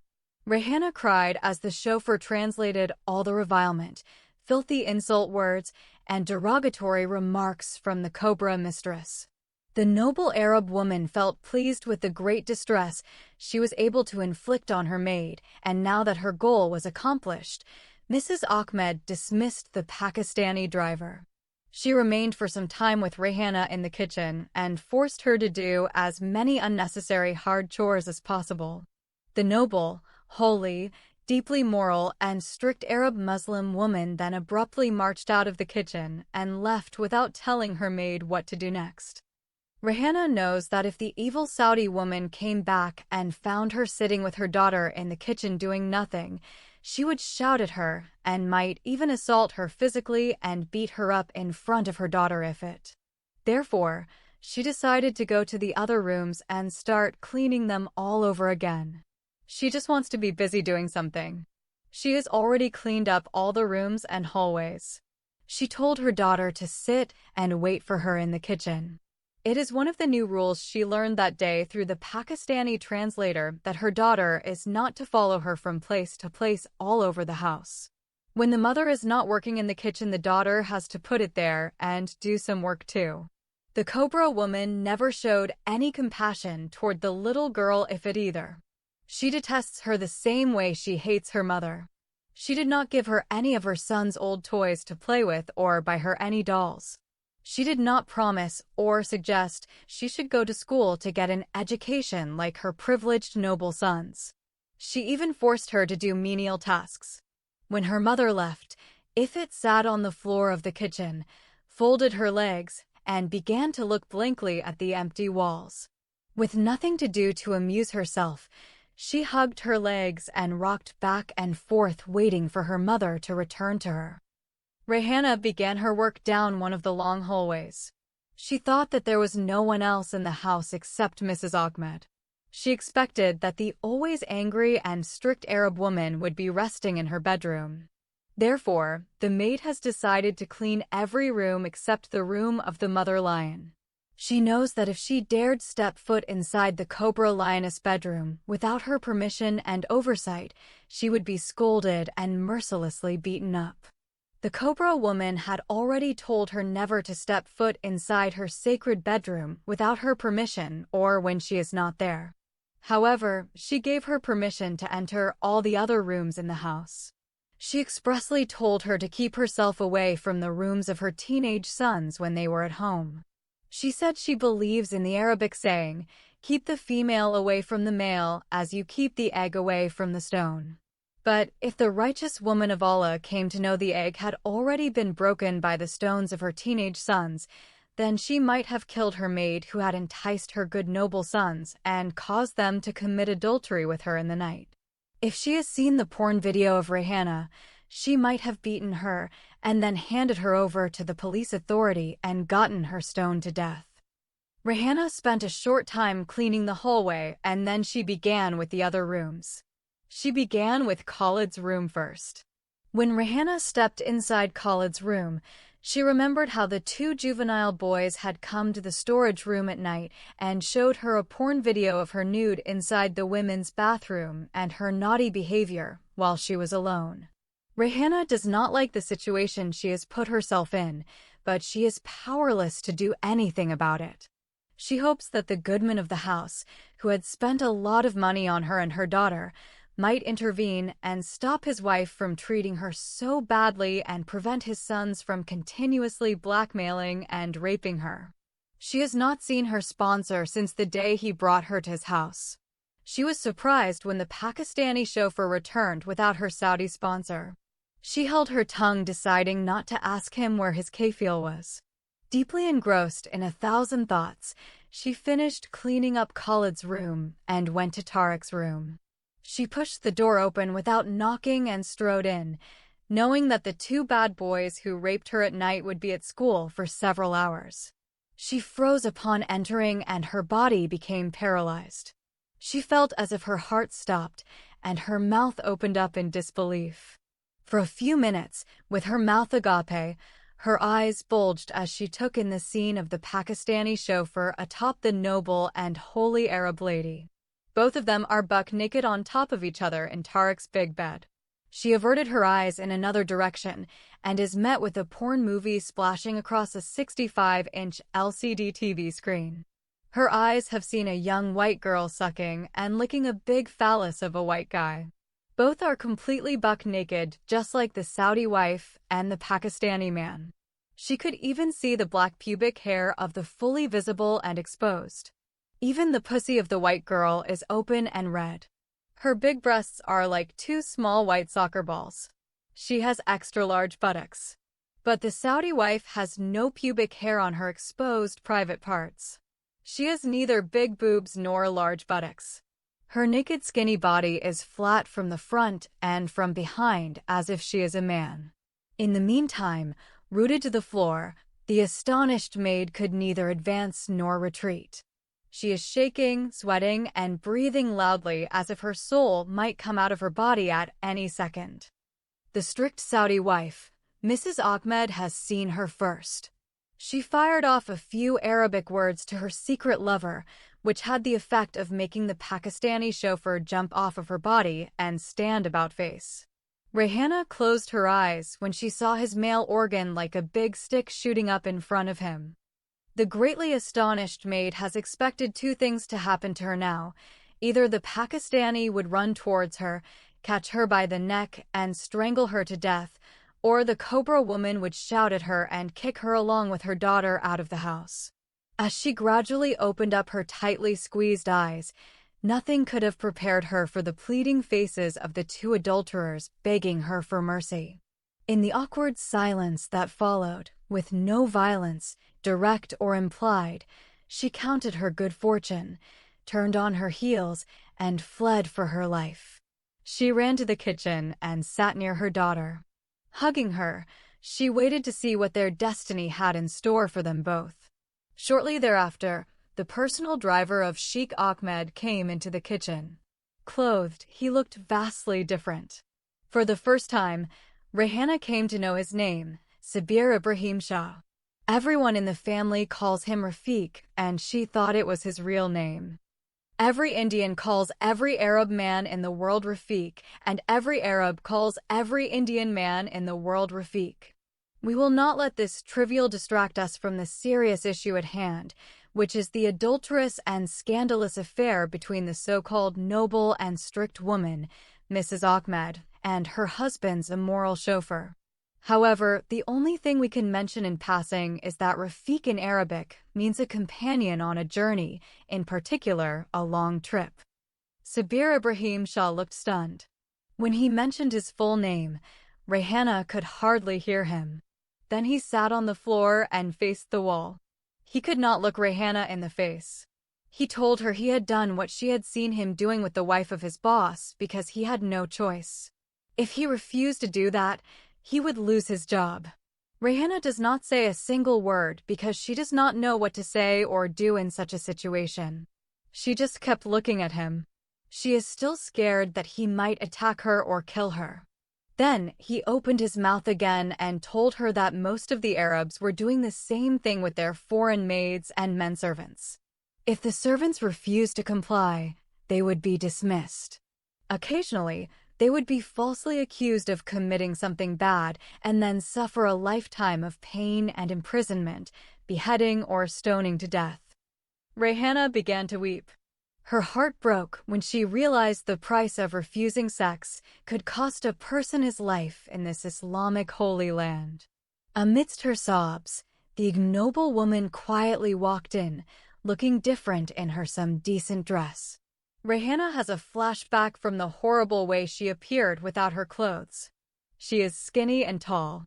She has nothing by way of face or body to attract a man, which explains why she had a porn movie playing to arouse her chauffeur. It was under these circumstances that Rayhana walked in on them.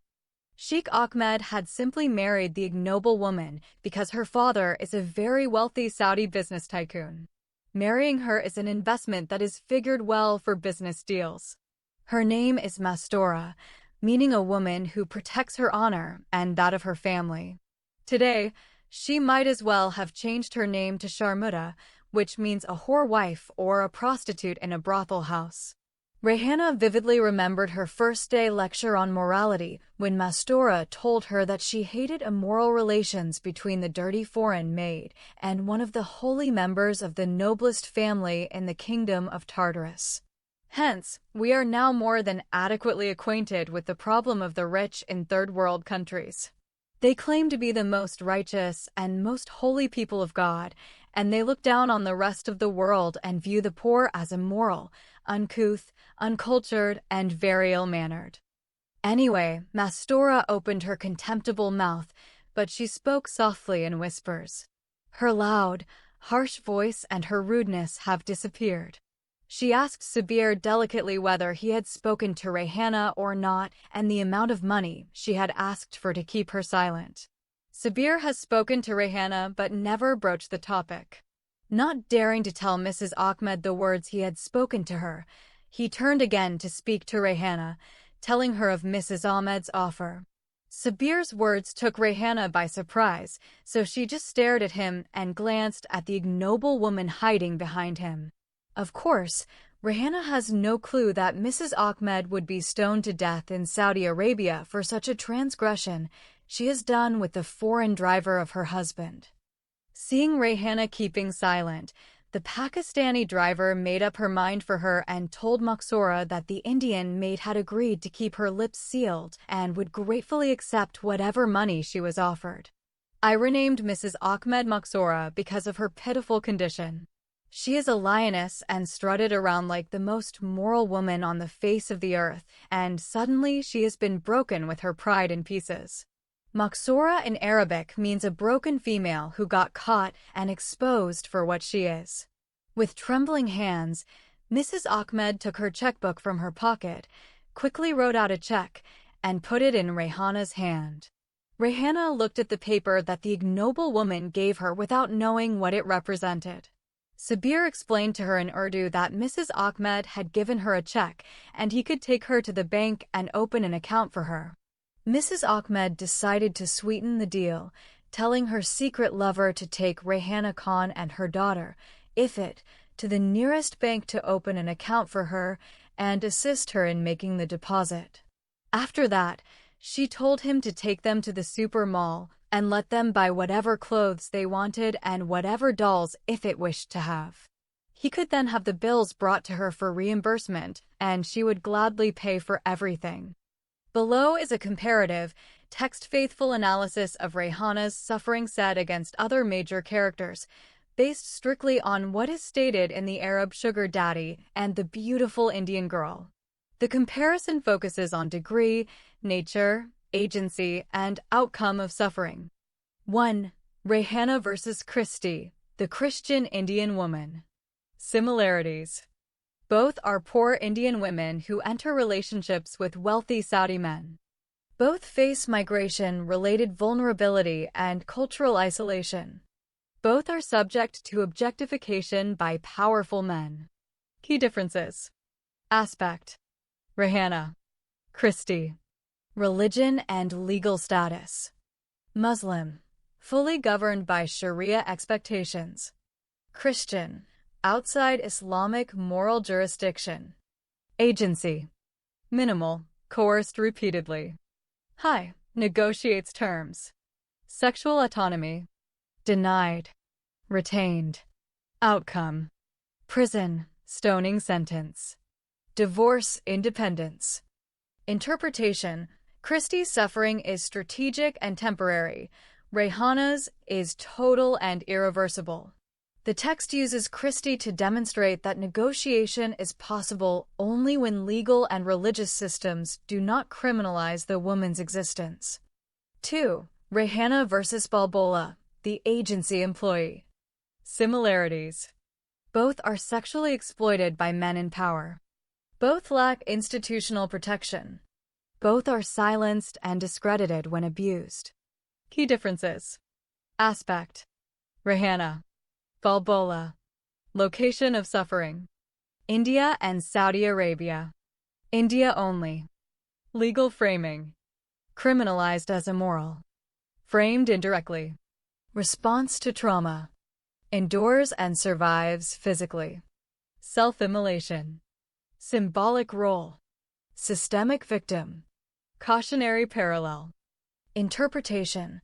Balboa's suicide exposes the fatal cost of shame and silencing, while Rayhana's survival allows the narrative to explore prolonged, institutional cruelty rather than a single tragic endpoint. 3. Rayhana versus Sakina, the Pakistani woman stoned. Similarities. Both accused of sexual transgression. Both denied meaningful defense. Both judged under Sharia law. Both reduced to symbols of moral disorder. Key differences. Aspect. Rayhana. Sakina. Narrative function. Central protagonist. Parallel cautionary case. Crime. Polyandry/prostitution alleged. Adultery. Outcome. Sentenced, awaiting execution. Executed, stoned. Interpretation. Sakina serves as Rayhana's possible future. Her execution confirms that Rayhana's punishment is not speculative, but procedurally real within the system depicted. 4. Rayhana versus Jamal Khan. Similarities. Both were falsely accused. Both were tortured and imprisoned. Both impoverished and stigmatized. Key differences. Aspect. Rayhana. Jamal. Gender. Female. Male. Sexualized punishment. Yes. No. Post-prison future. Increasing vulnerability. Limited recovery. Family consequences. Child endangered. Siblings destroyed. Interpretation. Jamal suffers grave injustice, but Rayhana's suffering is gender-specific, bodily, and ongoing. The text presents sexual control as the extra penalty imposed on women. 5. Rayhana versus Sheikh Ahmed. Similarities. Both experience moral conflict. Both face public scandal. Key differences. Aspect. Rayhana. Sheikh Ahmed. Power. None. Absolute. Consequences. Prison, death sentence. Emotional regret. Ability to exit. None. Always. Interpretation. Sheikh Ahmed's suffering is emotional and voluntary. Rayhana's is physical, legal, and imposed. The contrast underscores how power converts suffering into reflection rather than punishment. Overall comparative conclusion. Rayhana's suffering is unique in the novel because it is total, physical, sexual, legal, maternal, social. Continuous. India, Saudi Arabia prison. System produced, not merely individual abuse. Irreversible, unlike that of other characters. Other characters suffer episodes of harm. Rayhana endures a life-defining annihilation of agency, making her the novel's central indictment of systemic oppression. How do Sheikh Ahmed's two sons coerce Rayhana into sexual deals? In the novel, the two sons of Sheikh Ahmed do not obtain Rayhana's compliance through consent. The text presents their conduct as coercion enabled by power imbalance, operating through the following mechanisms. 1. Absolute control over her legal and social status. Rayhana is a foreign domestic worker with no independent legal standing. The sons belong to the sponsoring household. This imbalance allows them to threaten her with dismissal, accuse her of immorality, or have her being reported to authorities. The text makes clear that Rayhana knows any accusation from them would be automatically believed over her testimony. 2. Threat of criminal punishment under Sharia law. The sons explicitly exploit Rayhana's fear of severe legal punishment. As a migrant woman, she cannot report abuse without risking being accused herself. She knows pregnancy or accusations of impropriety would result in imprisonment or worse. This legal threat is structural, not personal. It works precisely because the system criminalizes the vulnerable party. 3. Surveillance and blackmail. The narrative states that Rayhana is secretly monitored and later threatened with exposure. The sons use hidden recordings and the certainty that evidence, even manipulated, would ruin her. This removes Rayhana's ability to refuse, because refusal does not stop the threat. Compliance is presented as the only way to delay catastrophe. 4. Isolation and lack of protection. Rayhana is cut off from family, unable to flee, dependent on the household for food, shelter, and travel documents. The sons act knowing there is no authority she can appeal to without self-destruction. The coercion is effective because escape routes are intentionally closed. 5. Exploitation of gender and class hierarchy.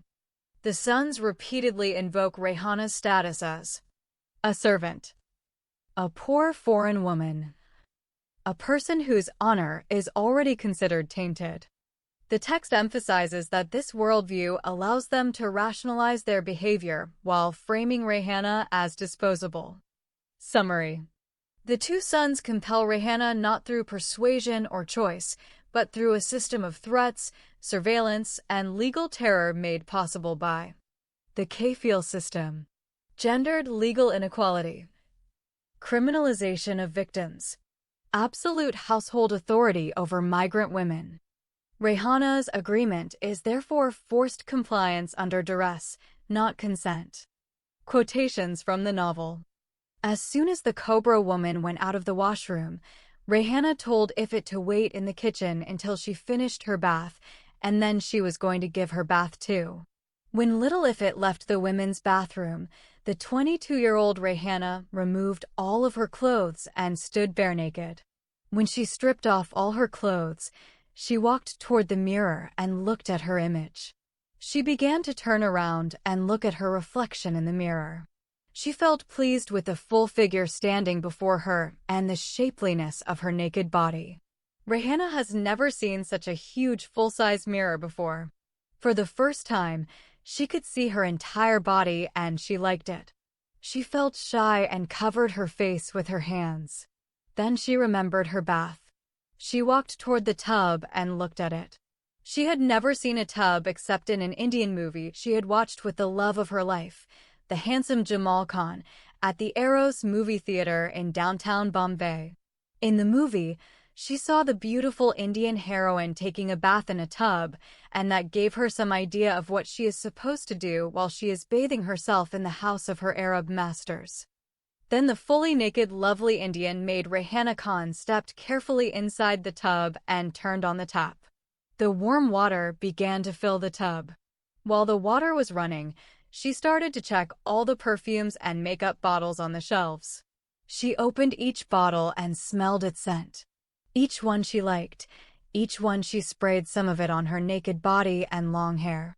After that, she picked up something that looked like soap powder and emptied half of it into the water. She shook the water with her hands until it looked like it was covered with white bubbles and cotton balls. When done, slowly she immersed herself in the warm water. She felt a wonderful sensation. She became as happy as a female child. Then, she began to imitate what she saw the heroine doing in the movie. She stretched her legs, lifted them, and brought them down again. She lifted her legs again and opened them. She separated her legs as wide as she could. She enjoyed the slight pain she felt in the area around her private parts. She has done this exercise many times until she could not do it anymore. Then, she began to play with her hands and breasts. She held her two breasts with both her hands, jingled them, and fondled them. Rayhana has become naughty and stood up while naked and did many naughty things. With soap suds covering parts of her body, she went to the mirror and began to dance and tease her image. She even fought against her image in the mirror as if she were in a boxing fight. She turned around and began to dance with her backside facing the mirror. Then the sexy girl Rihanna bent forward, looked at the mirror, shook her large backside, and teased the imaginary audience who thought they were looking at her big buttocks on the big silver screen at a movie theater. After that, she turned around and showed them her pussy that is covered by her black pubic hair. She then stuck out her tongue and teased them again. She told them, "None of you can get my sexy pussy and enjoy having sex with me except my handsome lover Jamal when he marries me." She sang and told them no touching, but only seeing. This is an Indian song in a Bollywood great hit movie which is called My Name is Sheila. In that wonderful movie, the beautiful and sexy film actress Katrina Kaif sang and danced in it. The lovely and sexy Rihanna likewise enjoyed playing, singing, and dancing with herself so much. She returned to the tub and immersed her body in the warm water again. This time, she began to paddle the water with her legs as if she was swimming. She learned that from the Indian movie too. Then, she began to throw the soap suds up into the air. After playing inside the tub for a long time, Rihanna remembered she had to wash her clothes. She came out of the tub and went to the sink with the smaller mirror. She filled the sink with water and began to wash her clothes piece by piece.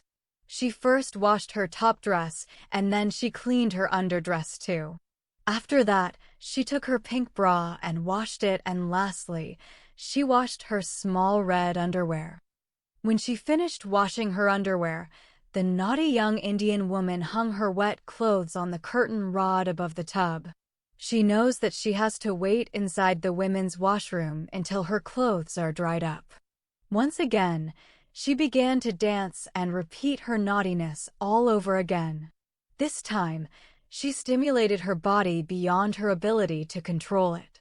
Relishing the rare moment of privacy, she sat on the edge of the empty tub and began to use her fingers and masturbate. She inserted 2 of her right-hand fingers inside her hairy vagina and she masturbated for a quite long time until she got sexually satisfied. What Rihanna has done is more exciting than the hottest porn movie ever has been created. She had spent what seemed like a long time inside the washroom until the Cobra woman knocked on the door and shouted at her. She quickly put on her clothes and rushed out of the washroom. Her clothes are sticking to her body because they are only half dry. As a punishment for her unnecessary delay, the strict and deeply moral noble Saudi woman has not allowed her to wash the clothes of her little daughter or bathe if it. Moreover, she decided not to allow her to eat her meal as a punishment for her big mistake. Nevertheless, the scolding and punishment are nothing if compared to the other serious problems the new Indian maid is going to face soon in the house of her Arab masters. Rihanna would not have removed her clothes, stood naked, spread her legs wide open, and exposed her private parts, danced naked, fondled her breasts, or washed her pink bra and red underwear while she was standing fully naked. Also, she would not have inserted her fingers into her pussy and gently masturbated if she knew that everything she has done is going to be filmed on tape. Tariq and Khalid had bought a surveillance camera, installed it inside the women's bathroom, and waited for their gorgeous and sexy Indian maid to take a bath. While Rihanna was playing nude and exploring every inch of her naked body, the 2 teenage boys were sitting in another room watching her and masturbating too. They then uploaded the disgraceful video onto the internet on their YouTube page under the sensational title, "An Indian Film Actress Taking a Bath in a Tub in the Bathroom." Tariq and Khalid have not simply stopped secretly photographing their beautiful new maid bare naked.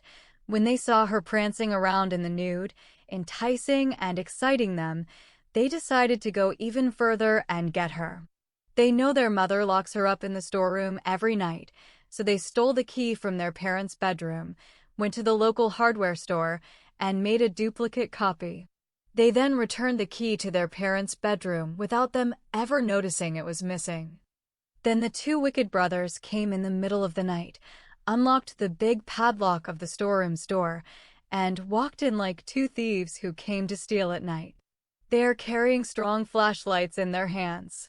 The lovely Indian maid is sleeping when they come in. She is dead tired due to the 15 hours she spent working like a donkey in the huge mansion of her Arab masters. Even her little daughter is tired and sleeping like a little log of wood. The big brother put both hands on her mouth and pressed it hard. They do not want her to wake up in the middle of the night and scream in terror and wake up their strict mother.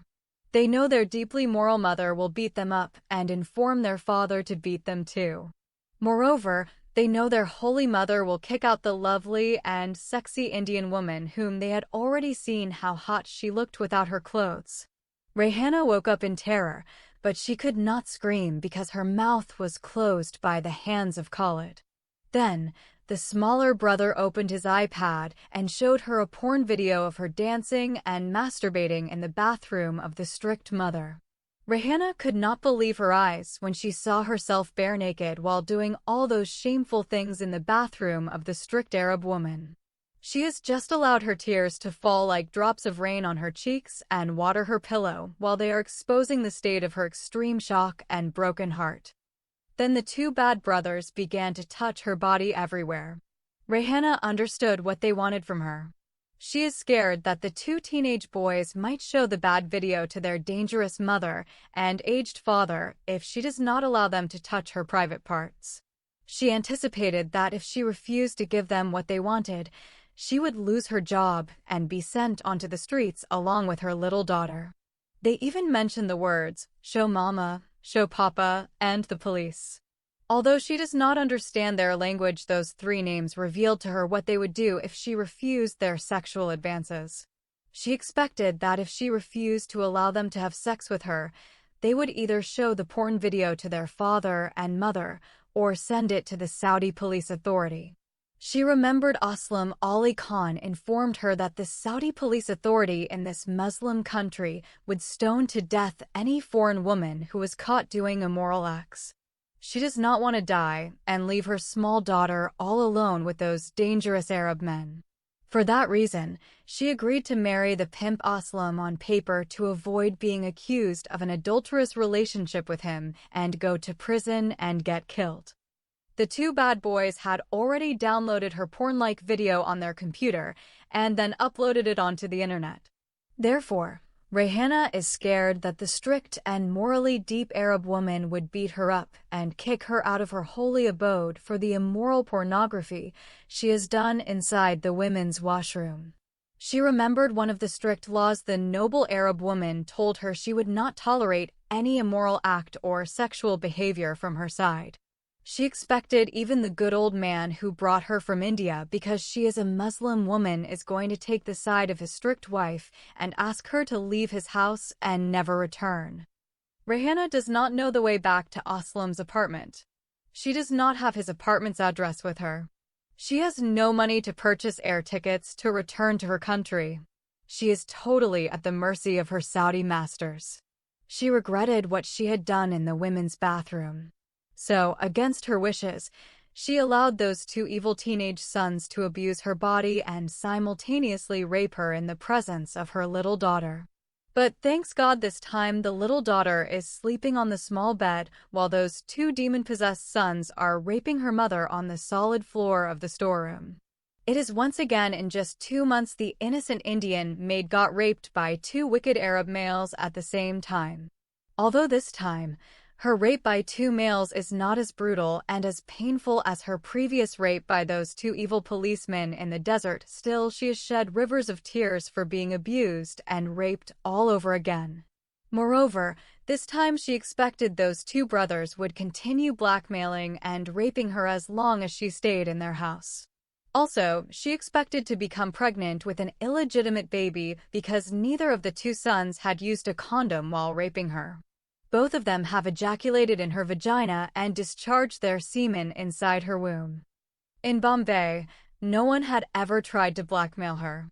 She remembered that some rich Indian men tried to buy her body with money, but she always refused their money and their sexual advances even though some had promised to give her tens of thousands of rupees. She threatened them with going to the police if they dared touch her. She even walked away from some jobs when their sexual harassment became unbearable. Outside of this Arab huge mansion, there is nowhere for her and her daughter to go. She is petrified by the Saudi police. The last thing she wants to experience again in this hellish Arab country is a repeat of her encounter with the police and the horrible experience of being raped and nearly beaten to death. Once she succumbed to the two brothers' evil demands, they figured their manipulation had worked as planned and decided the new lovely Indian maid was now their female sex slave. They have even decided on their next visit to her storeroom in the middle of the night they would bring their video camera and shoot a porn film version of their sex with the beautiful and sexy Indian maid and show it to their friends and classmates at school. Based directly on how the novel frames the Sakina, Yasin episode, the comparison to Romeo and Juliet, Kayes and Layla, and Jamal Khan and Rayhana Khan serves a deliberate thematic purpose. It is not romantic excess. It is a critical contrast between love and law, sincerity and punishment, and human emotion versus rigid moral systems. Why the novel makes this comparison? 1. Love treated as a crime rather than a feeling. In all four cases, Sakina and Yasin, Romeo and Juliet, Kayes and Layla, Jamal and Rayhana, the lovers are not destroyed by lack of love, but by external forces that criminalize or forbid their relationship. The novel explicitly places Sakina and Yasin in this lineage to show that their love is mutual and sincere, not transactional. Their relationship is destroyed not by betrayal, but by law, honor, and social control. Just as Romeo and Juliet die because of feud, and Kayes loses his sanity because of tribal prohibition, Sakina is killed because desire itself is treated as transgression. 2. Emphasize tragic inevitability. All three classical love stories share a key feature: inevitable tragic outcome once love collides with authority. The novel uses this pattern to frame Sakina's fate as predictable, not accidental; systemic, not personal; ritualized, not impulsive. Sakina's public execution mirrors the inevitability seen in Romeo's poison, Juliet's dagger, Kayes' madness, Rayhana's stoning sentence. The comparison signals to the reader: once love is discovered, the ending is already written. 3. To contrast private love with public punishment. In the novel, Sakina and Yasin's relationship is private, yet their punishment is public. This mirrors Romeo and Juliet's deaths being absorbed into public reconciliation, Kayes' love turning into a legend used as social warning. Rayhana's trial is becoming a media spectacle. The comparison emphasizes how intimate emotion is turned into public morality theater, where punishment reassures society more than justice does. 4. To show that gender determines the cost of love. A crucial reason for including Jamal and Rayhana alongside Sakina and Yasin is to show gender asymmetry. Yasin is flogged and later commits suicide. Sakina is stoned to death. Jamal is imprisoned and released. Rayhana is sentenced to death and stripped of motherhood. By grouping these couples, the novel highlights a pattern. Men suffer loss, women lose life, body, and identity. The comparison forces the reader to confront how the same emotion, love, produces radically unequal consequences depending on gender. 5. To expose the moral paradox of punishment. Romeo and Juliet are remembered as symbols of pure love. Kayes and Layla are remembered as icons of devotion. By placing Sakina and Yasin beside them before narrating Sakina's execution, the novel creates moral dissonance. The audience instinctively sympathizes with legendary lovers. The novel then asks why the same sympathy is denied to Sakina and Rayhana. The comparison destabilizes moral certainty and invites the reader to question whether the issue is love itself or the system that claims to defend morality by destroying it. Final interpretation. The novel compares Sakina and Yasin to Romeo and Juliet, Kayes and Layla, and Jamal and Rayhana too. Affirm the authenticity of their love. Frame their suffering as tragic rather than criminal. Expose how law and honor annihilate intimacy. Show love's punishment escalating across cultures, but peaking in institutional violence. And foreshadow Rayhana's fate by demonstrating that history repeats wherever love is subordinated to rigid moral authority. In short, the comparison transforms Sakina's execution from an isolated event into a universal tragedy, indicting not lovers, but the systems that fear them. Below is a clear comparison of the problems Rayhana faces in Saudi jail with those faced by the Pakistani girl Sakina, as portrayed in The Arab Sugar Daddy and The Beautiful Indian Girl. The comparison shows how both women suffer under the same legal, religious system, but in different circumstances and stages of punishment. Shared context: punishment under Sharia law. Both Rayhana and Sakina are women accused of sexual immorality, tried in Saudi Sharia courts, punished as offenders rather than victims, denied meaningful legal defense, used as examples to enforce moral control over women. However, their experiences differ in location: prison versus public punishment, legal framing, and emotional focus. 1. Rayhana's problems in Saudi jail. A. Imprisonment under death sentence.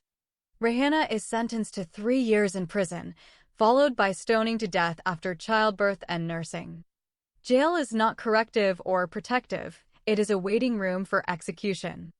Her punishment is postponed only because of pregnancy, not mercy. Core problem: living daily with the certainty of death.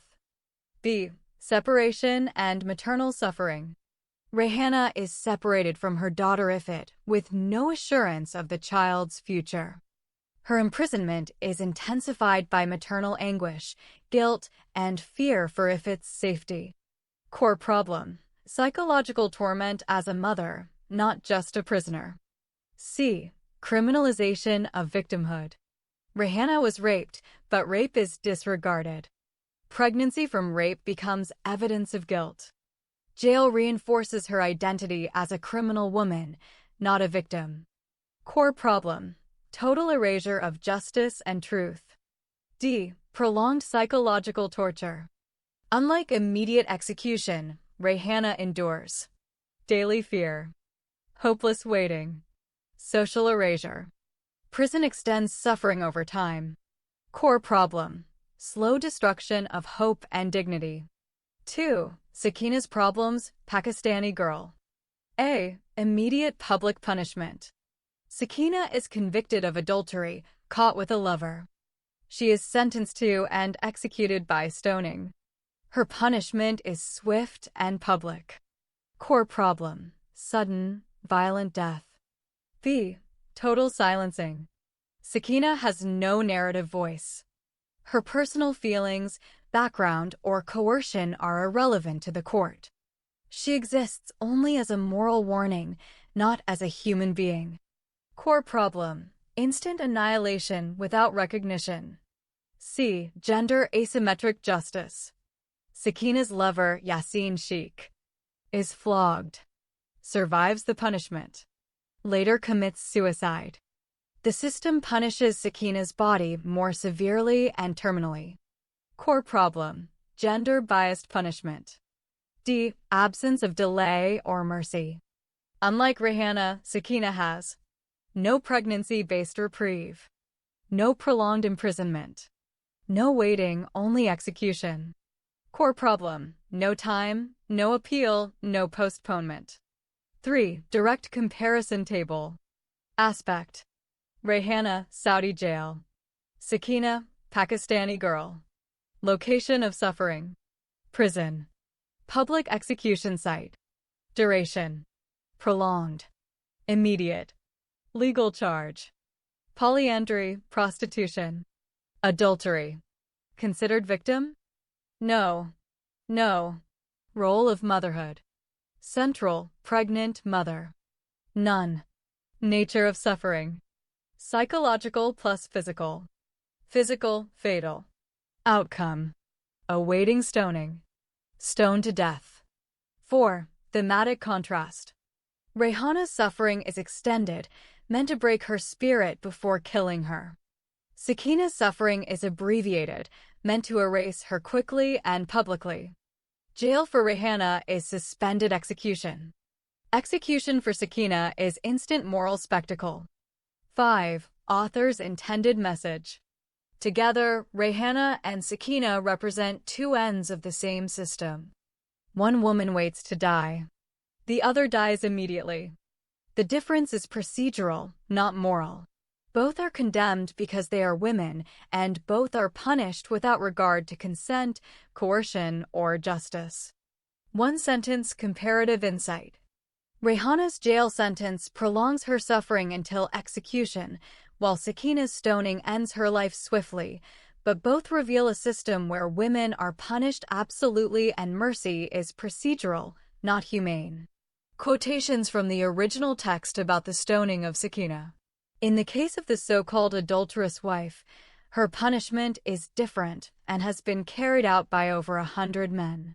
The stoning ground is in an open area which could be seen from the building where Dr. Abu Islam and his so-called adulterous wife Sakina used to live together as husband and wife. It is also the same building where the lover and his beloved had lived and enjoyed their love intimacy and passionate and hot sex. Dr. Abu Islam felt guilty when he came to know his wife is in love with someone before he married her. If he knew she was in love with someone else, he would not have married her and separated those intimate and sincere lovers.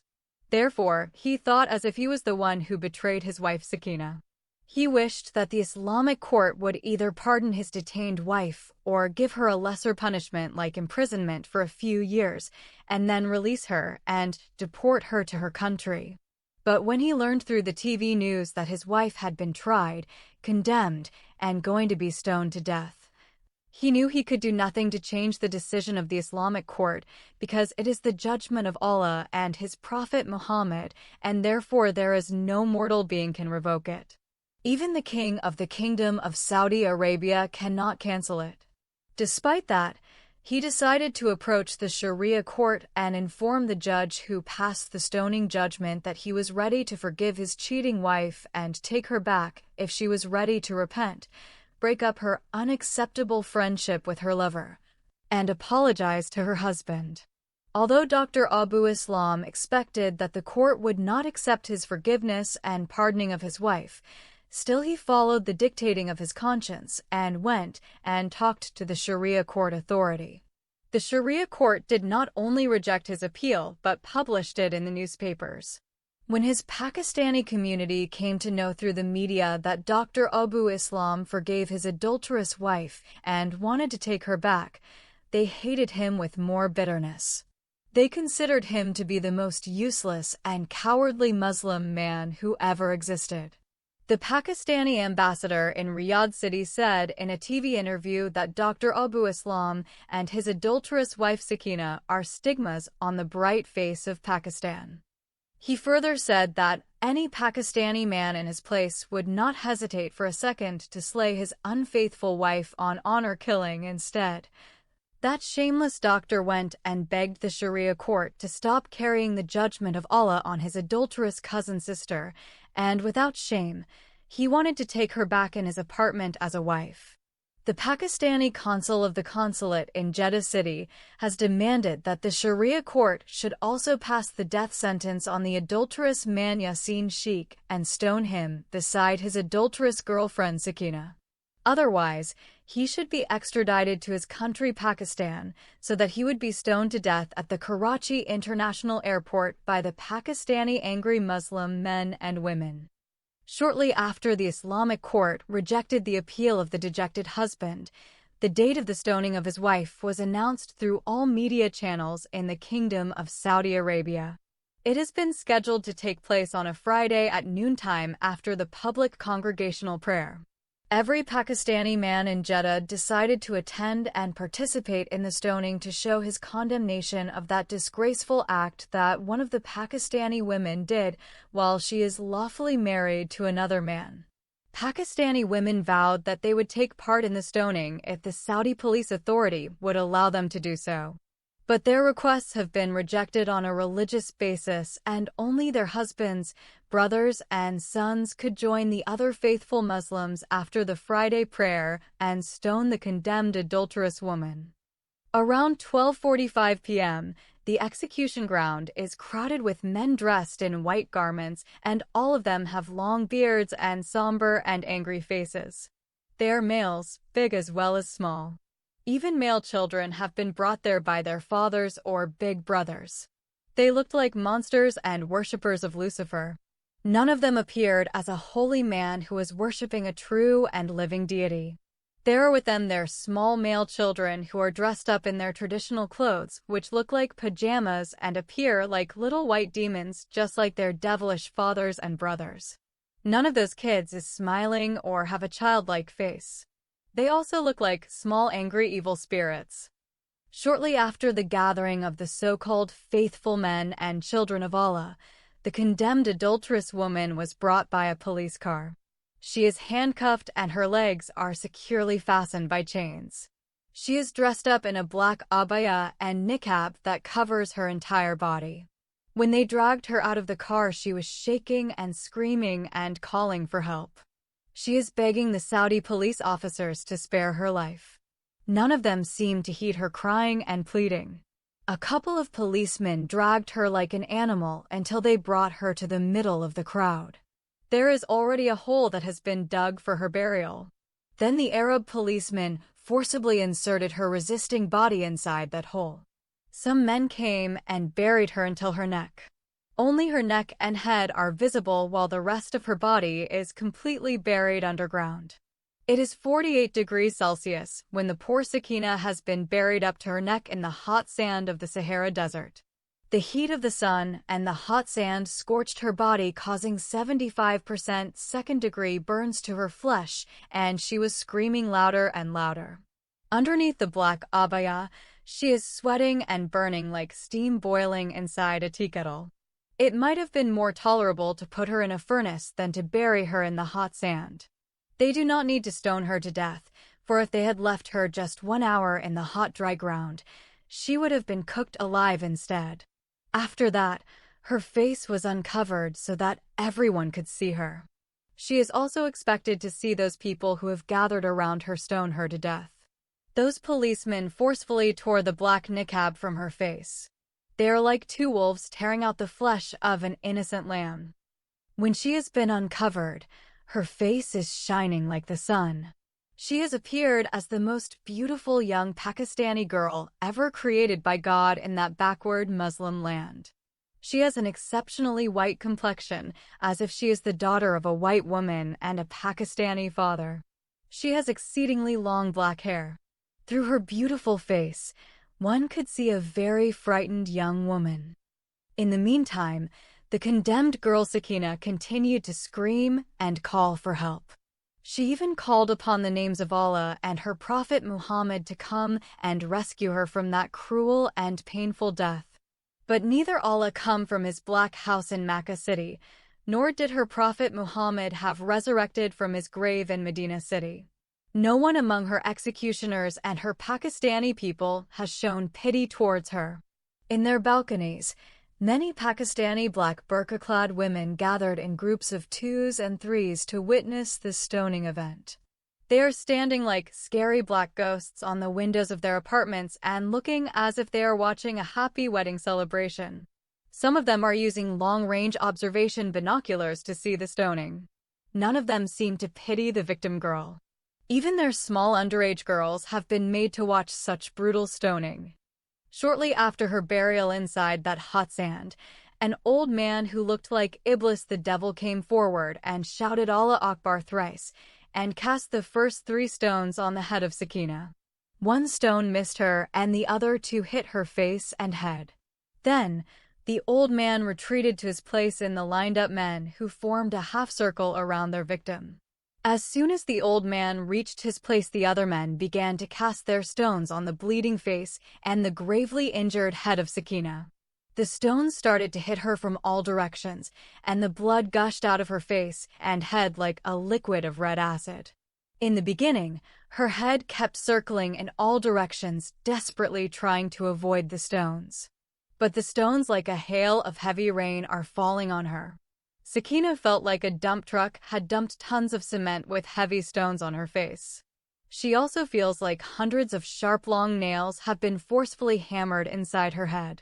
Her eyes have bobbed out of their sockets, and all her teeth have been broken and fallen out of her copiously bleeding mouth.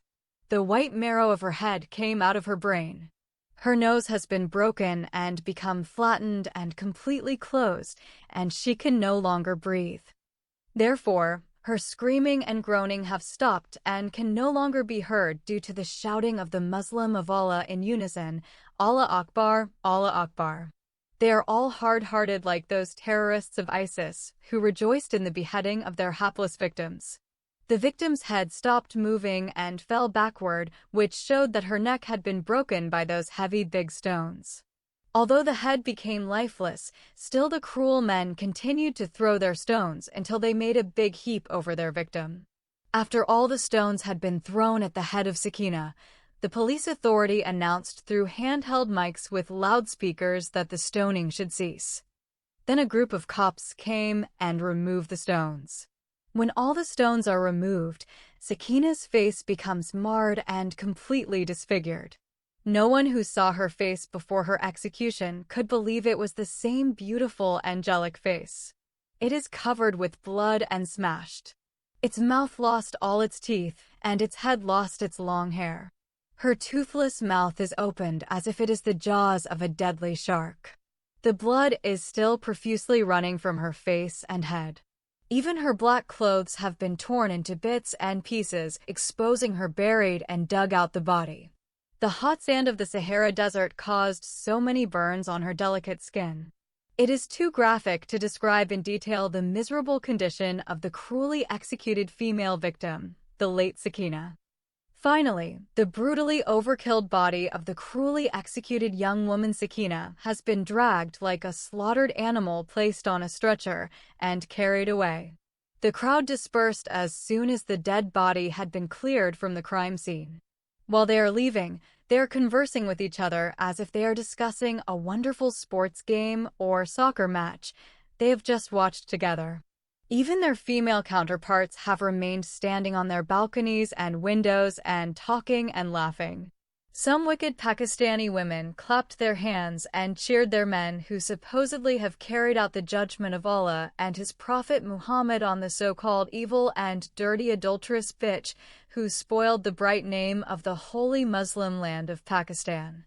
Some Muslim women shouted ululations of joy as if they are in a happy wedding celebration.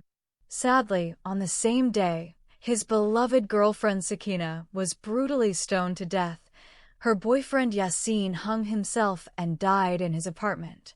The two lovers Sakina and Yasin have died together, symbolizing the incarnation of modern avatars of the eternal lovers Romeo and Juliet, Radha and Krishna, Layla and the madman Kais, Cleopatra and Mark Antony, Mumtaz Mahal and Shah Jahan, Paris and Helen, Selim and Anarkali, Jane Austen and Thomas Lefroy, Hir and Ranja, Penelope and Odysseus, and shall we add to them our lovers Rayhana Khan and Jamal Khan. Below is a focused, text-based comparison of Ifrit Khan's life in Eritrea and Iran, strictly grounded in the novel's narrative, Book 1 and Book 2, and drawing only on events explicitly described in the source files. All references are to the character Ifrit Khan, also known later as Aphrodite and Christina. 1. Ifrit Khan in Eritrea, Asmara. In the novel, Eritrea, specifically Asmara, appears as a place of quiet but absolute captivity. Ifrit's life there is not defined by public scandals or courts, but by hidden domestic imprisonment. Key features of her life in Eritrea. Status. Ifrit is treated as property, not as a citizen or individual. She is kept inside a house linked to her Saudi captors Sheikh Ahmed overseas holdings. Visibility. Her suffering is invisible, confined within walls. There is no police intervention, no court, no public witnesses. Abuse exists off-record. Power dynamics. Authority is exercised through ownership and silence, not formal law. The captor's lineage and wealth protect the crime. Psychological condition. Eritrea represents static trauma, years of fear, isolation, and learned helplessness without overt confrontation or escape attempts. Symbolically, Eritrea functions as a sealed cage, a place where abuse continues uninterrupted because no one looks inside. 2. Ifrit Khan in Iran, Tehran. By contrast, Iran, particularly Tehran, is portrayed as active, violent, and overtly sadistic. Here, Ifrit's imprisonment becomes ongoing terror rather than hidden captivity. Key features of her life in Iran. Status. Ifrit is held by Sheikh Ahmed. She is not merely confined, but consciously brutalized. Nature of abuse. Abuse is ritualized and sadistic, described as systematic torture rather than coerced marriage. Pain itself becomes the captor's gratification. Visibility and terror. Unlike Eritrea's silence, Iran involves constant fear, surveillance, and psychological breakdown. The threat is continuous and explicit. Psychological impact. Tehran marks the collapse phase, where trauma intensifies, identity fractures, and long-term mental damage accelerates. Symbolically, Iran represents an open torture chamber where violence is deliberate, repetitive, and intended to destroy the victim's will. 3. Direct comparison table. Aspect. Eritrea, Asmara. Iran, Tehran. Type of control. Hidden domestic captivity. Active sadistic imprisonment. Visibility. Secret, private. Ongoing, intense. Authority. Wealth and inheritance. Power, violence, fear. Abuse style. Enduring, silent. Repetitive, torturous. Psychological effect. Numb endurance. Mental collapse. Symbolic role. Cage. Torture chamber. 4. Overall interpretation. The novel deliberately contrasts these two locations to show two forms of total domination. Eritrea shows how abuse survives through silence, property, and neglect.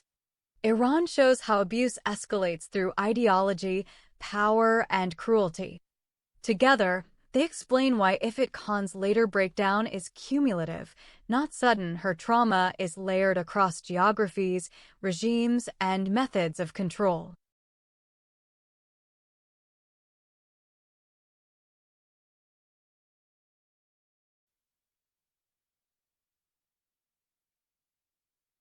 Quotations from the novel. There is an evil practice among the Arabs called Mufakazat al-Sagar, loosely translated as the practice of thighing on small children. There is no proper English translation for this practice, simply because it is not a Western norm. The thigh is the part in humans between the hip and the knee. The nearest evil act to the practicing thighing on children in English would probably be child molesting. However, practicing thighing on children is infinitely eviler than child molesting. It is done by an adult man to a child with the sanction of religion. Now let us see how it is practiced on a child and who began this evil practice. According to an official fatwa issued in Saudi Arabia, the Prophet Muhammad began to practice thighing on the naked body of his child bride, Aisha, when she was 6 years old and continued until she reached 9 years of age. Fatwa number 31409. There is an authentic hadith of the Prophet Muhammad which mentioned that he started performing literal sex with Aisha only when she reached the age of 9. Sahih al-Bukhari, Book 62, hadith number 89. Therefore, Muslim scholars collectively agreed, by virtue of divine example, that a child becomes an adult, available for sexual intercourse as soon as she reaches the age of 9. Likewise, the Sharia allows any Muslim man to marry a 6-year-old child. According to the fatwa, the Prophet Muhammad could not have sex with his fiancée, Aisha, when she was 6 due to her small size and age. However, the fatwa said that at age 6, he would put his penis between her thighs and massage it gently because he did not want to harm her. Imagine a man of 51 years of age removing the clothes of a 6-year-old girl and slipping his erect penis between her thighs, rubbing it on her until he ejaculated, and his semen ran down all over her thighs. To this day, this is considered a benevolent act on the part of the adult male not wanting to harm her. What more harm could be inflicted upon an underage girl mentally and emotionally if not a grown man showing her his erect penis and stripping her of her clothes and rubbing his phallus between her legs? Of course, the twisted mind that does such evil to an underage child would not hesitate to ejaculate on her body. And if this sexually perverted evil frame of mind committed such an act upon a child, the pedophile would not stop on ejaculating on her thighs only. His evil desire might go further and rape the child before she is a mature adult. This is exactly what Muhammad did to Aisha when she was yet a child of 9 years. Before she reached puberty, he began to have sex with her. Even Aisha exposed her abuser and rapist in many hadiths. She mentioned that Muhammad married her when she was a mere child, and she used to play with her dolls while she was in his house. Aisha narrated that, "I used to play with the dolls in the presence of the Prophet, and my girlfriends also used to play with me. When Allah's apostle used to enter to us, they used to hide, but the Prophet would call them to join and play with me." Sahih al-Bukhari, Volume 8, Book 73, Hadith number 151. This hadith had been explained by the renowned Muslim explainer Fateh al-Bari. The playing with dolls and similar images is forbidden, but it was allowed for Aisha at that time, as she was a little girl, not yet reached the age of puberty. Fateh al-Bari, Volume 13, page 143. Having proven that scandalous and evil marriage, let us now see what the modern fatwa said about the Prophet of Islam and his underage child bride, Aisha. Praise be to Allah and peace be upon the one after whom there is no further prophet. After the Permanent Committee for the Scientific Research and Fatwas, Religious Divinely Guided Decrees, reviewed the question presented to the Grand Mufti Abu Abdullah Muhammad al-Shamari. The question was forwarded to the committee by the Grand Scholar of the Committee with reference number 1809 issued on 3/8/1421, Islamic calendar. The inquirer asked the following. It has become widespread these days, and especially during weddings, the habit of mufakazat al-sagar of small children. This Arabic phrase literally means placing the penis between the thighs of a child. In other words, it can be translated as placing the male phallus between the thighs of a child to get sexual pleasure. What is the opinion of scholars knowing full well that the Prophet, may the prayers and peace of Allah be upon him, also practiced the thighing of Aisha, the mother of believers? May Allah be pleased with her. After the committee studied the issue, they gave the following reply. It has not been the practice of the Muslims throughout the centuries to resort to this unlawful practice that has come to our countries from pornographic movies al-Kufar, the Western infidels, and the other enemies of Islam sent to us. As for the Prophet, peace and prayers of Allah be upon him, thighing his fiancée Aisha. She was 6 years of age, and he could not have intercourse with her due to her small age. That is why the Prophet, peace and prayers of Allah be upon him, placed his penis between her thighs and massaged it lightly, as the Apostle of Allah had control of his penis, not like other believers. 2 quick observations about this immoral and evil fatwa. Firstly, the fatwa said the Prophet Muhammad had practiced child thighing on his fiancée Aisha and not his wife Aisha. That means he had sexually abused and molested Aisha before he married her. Secondly, the fatwa said Muslims learn to practice thighing of children from the pornographic movies the Western infidels create and send to the Muslim world. But then the fatwa contradicted itself when it said the Prophet Muhammad was the one who practiced thawing his fiancée, Aisha, because she was 6 years of age, and he could not have intercourse with her due to her small age. That is why the Prophet, peace and prayers of Allah be upon him, placed his penis between her thighs and massaged it lightly. That means Muslim men learn to practice the thawing of children from the example of the child abuser, the alleged prophet of God Muhammad, and not from the Western infidels and their pornographic movies. Muhammad and his child bride lived in the 7th century, and videos and pornographic movies are the inventions of the modern time in the 20th century. So, the Prophet Muhammad was the inventor, teacher, and true culprit of this evil crime against children, and not the creation of the so-called Western infidels. Practicing thawing of children is practiced in many Arab and Muslim countries, notably in Saudi Arabia, Yemen, Iraq, Iran, and the other Gulf countries. These countries are notoriously known for this evil practice. According to the Bahraini women's rights activist, Ghada Jamsher, there are many more such immoral practices against children like al-tamatua bil al-mafakaza, pleasure from sexual contact with her thighs, al-tamatue bil al-mukaaba, pleasure from sexual contact with her breasts, al-tamatue bil al-sajara, pleasure from sexual contact with a baby girl, al-tamatue bil al-radia, pleasure from sexual contact with a suckling. By Bahraini women's rights activist, Ghada Jamsher. The Islamic Sharia authorizes a grown-up man to marry even a 9-year-old child. It is quite common to see a man of 70 or 80 years of age marrying a child of 8 or 10 years. Recently, an 80-year-old Saudi man married a 10-year-old girl. On the wedding night, the child's private parts hemorrhaged so badly that they had to take her to the hospital. Another recent case was of a Yemeni man who raped his child bride on his first wedding night until she died. These are just a handful of the thousands of rapes of children that take place each year legalized by Islamic child marriage following the evil example of the Prophet Muhammad with his 9-year-old child bride. Practicing thawing on the underage bride. When the little child Ifat Khan contracted in marriage to the 70-year-old Saudi man, she was over 7 years old, almost 8 years less a month. She has no idea what marriage is.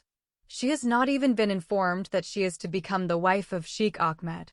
The Eritrean imam wrote the marriage contract, issued the certificate, received his money fees, and then left, followed by the 2 male witnesses. As soon as the Eritrean imam and the witnesses left, the evil old man decided to imitate the example of his infallible and ungracious Prophet Muhammad. He took his 7-year-old child bride to his bedroom and asked his Pakistani pimp to translate his first words to her. Through his interpreter, he told Ifat that she had become his wife. The underage bride could not understand what he meant by his wife. Then he told her that he was not going to harm her. He also told her that he was going to give her beautiful gifts if she agreed to remove her clothes and show him her underwear. Ifat refused. He added that he would give her beautiful Barbie dolls and golden ornaments.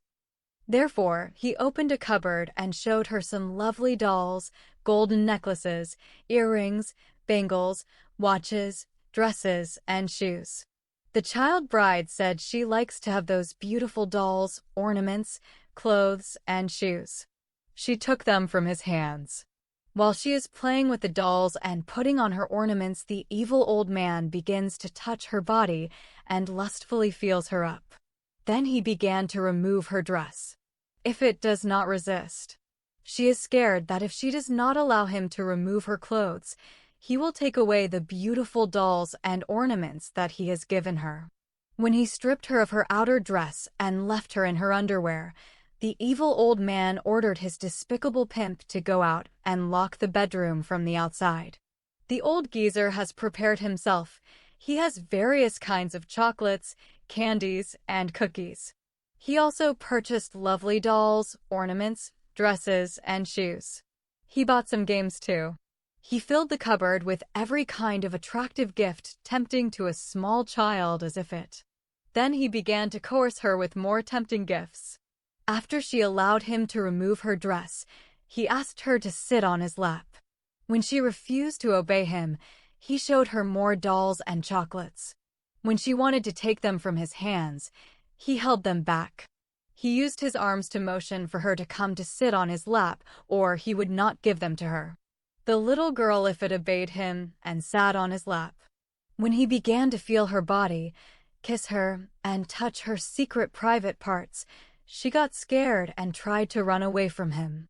Of course, he restrained her and promised to give her more gifts. After that, he opened his garment and showed her his phallus. Ifrit refused to look at his private parts, closed her eyes, and began to cry.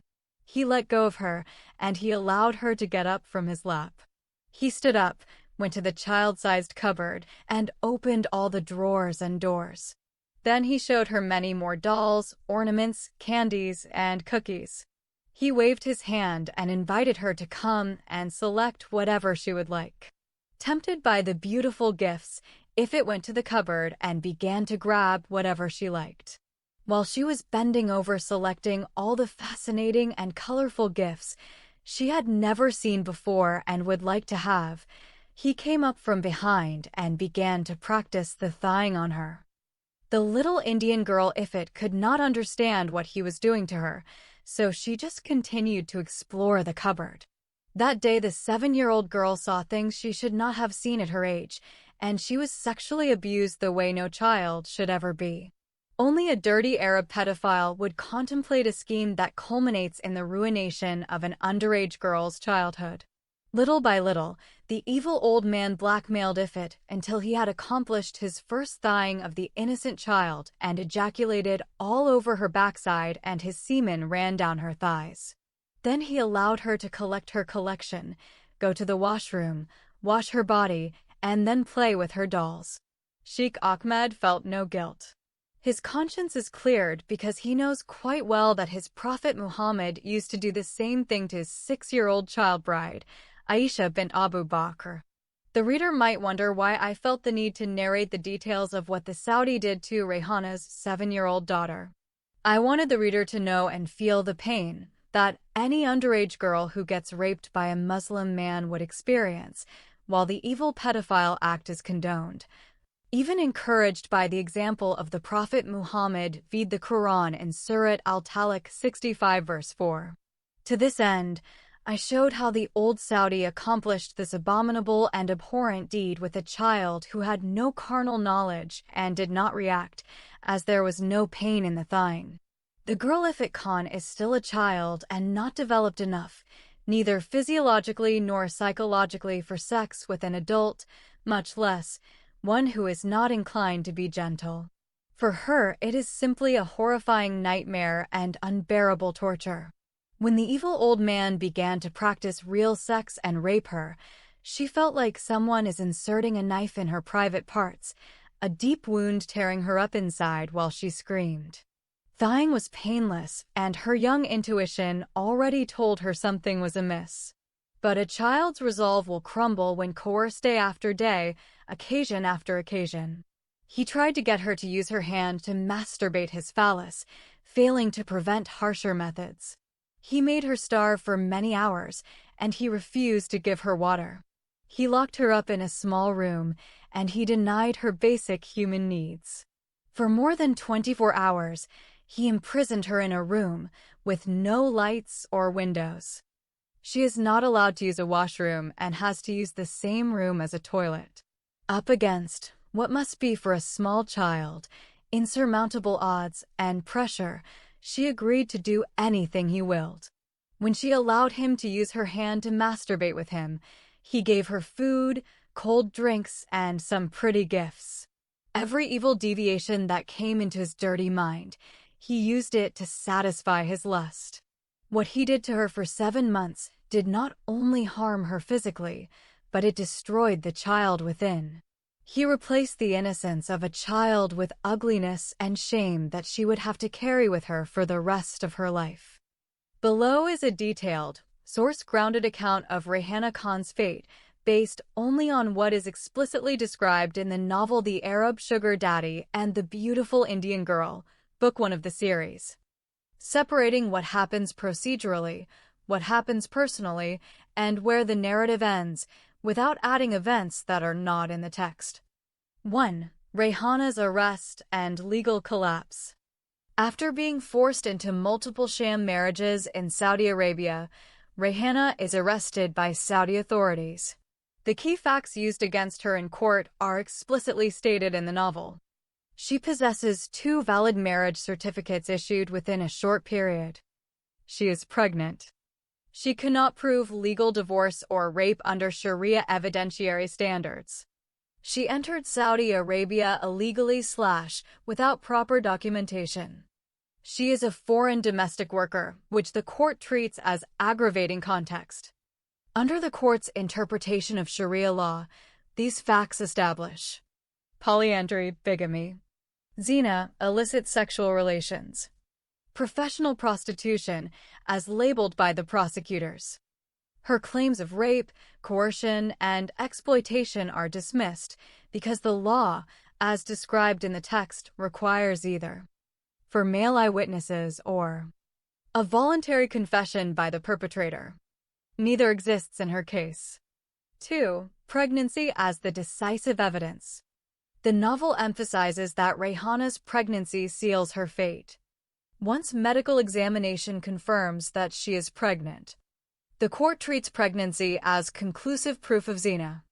Her explanations are considered legally irrelevant. The possibility of coercion or abuse is not entertained. This mirrors a parallel case in the novel, Sakina, reinforcing that the law is consistently applied as written, not as merciful. 3. The sentence. According to the judgment described in the text, Rayhana is sentenced to 3 years in prison. Execution by stoning rag. Execution is deferred until after childbirth and nursing. The judge explicitly cites Hadith from Sahih Muslim as jurisprudential authority. There is no ambiguity in the ruling. The sentence is final, religiously justified, and publicly affirmed. 4. Separation from her child.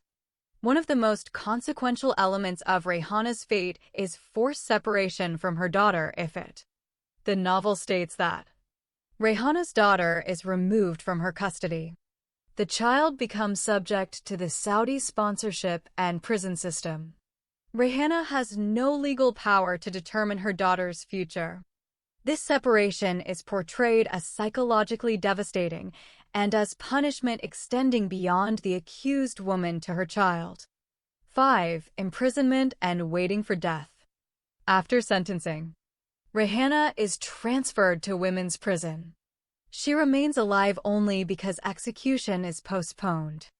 Her existence becomes one of waiting, not for justice, but for the moment the law allows her death. The novel does not describe a dramatic prison break, appeal, or international intervention. Instead, it emphasizes silence, abandonment, ritualized inevitability. Her suffering becomes bureaucratic and routine. 6. Narrative closure. No escape, no reversal. Crucially, Rayhana does not escape. Her sentence is not overturned. No authority intervenes. No final rescue occurs in this volume. The story closes her arc with her imprisonment, her condemned status, and a shift in narrative attention to other tragedies. The author's intent is explicit. Rayhana's fate is meant to stand as an indictment, not a suspense device. 7. Authorial purpose of Rayhana's fate. Rayhana's end is used to demonstrate, within the novel, that innocence does not protect women under the system portrayed. Victimhood can be legally reclassified as criminality. Pregnancy transforms exploited women into evidence. Law functions as punishment, not investigation. Her fate contrasts with other characters who survive only through power, wealth, or manipulation, reinforcing that poverty plus gender equals disposability. 8. What the text does not say important. The document does not state the exact date of execution, the detailed mechanics of Rehana's stoning, the long-term fate of her child after her death. These omissions are deliberate. The novel ends Rehana's story at the point where certainty has replaced hope. Summary: canonical. Rehana Khan is sentenced to death by stoning under Saudi Sharia law. She is imprisoned, separated from her child, and awaits execution after childbirth. There is no escape, pardon, or rescue within the text of Book 1. Below is a focused, structured, and source-grounded summary of the Sharia court proceedings in Jeddah concerning Sheikh Ahmed and his child wife Ifat Khan, as narrated in Book 2, The Indian Child Bride and the Old Arab Husband. This summary is restricted to the Jeddah Sharia court trial on the validity of the marriage, not later proceedings in India or elsewhere. Context of the trial. The trial is convened in Jeddah after intense international pressure following the discovery that Sheikh Ahmed, a wealthy Saudi, had married Ifat Khan, an Indian child who had been taken out of Saudi Arabia and held abroad. The court is tasked with one narrow legal question. Is the marriage between Sheikh Ahmed and the minor Ifat Khan legally valid under Islamic Sharia? The trial does not concern rape, child abuse, kidnapping, or custodial welfare in secular terms. Instead, it is framed entirely within Sharia jurisprudence. Composition and procedure of the court. The trial is held before 5 religious judges in a Jeddah Sharia court. No lawyers are permitted, as advocacy is not recognized in classical Sharia courts. Proceedings take place in Arabic. International observers, including a CIA team, are allowed to be present without standing. The child, Ifat Khan, is physically brought before the court from detention. Sheikh Ahmed's defense. Sheikh Ahmed presents himself as a pious Muslim acting in accordance with divine law, relying on the following key claims. 1. Justification of child marriage. He argues that Islam permits marriage to pre-pubescent girls. He explicitly cites Surah Al-Talaq 65, Verse 4. The Sunnah of the Prophet Muhammad and his marriage to Aisha. He asserts that consummation before puberty is lawful, provided the marriage contract is valid. 2. Guardian consent, wali. Since Ifat is a minor virgin, her consent is not required under Sharia. Her mother cannot act as guardian. Sheikh Ahmed claims a male guardian was appointed to contract the marriage. He maintains this satisfies all legal requirements. 3. Jurisdictional maneuver. He admits the marriage did not occur in Saudi Arabia, but in another Muslim country. He argues that Sharia law applies universally and transcends borders. Therefore, Saudi courts must recognize the marriage as valid. Testimony of Sabir Ibrahim Shah, key turning point.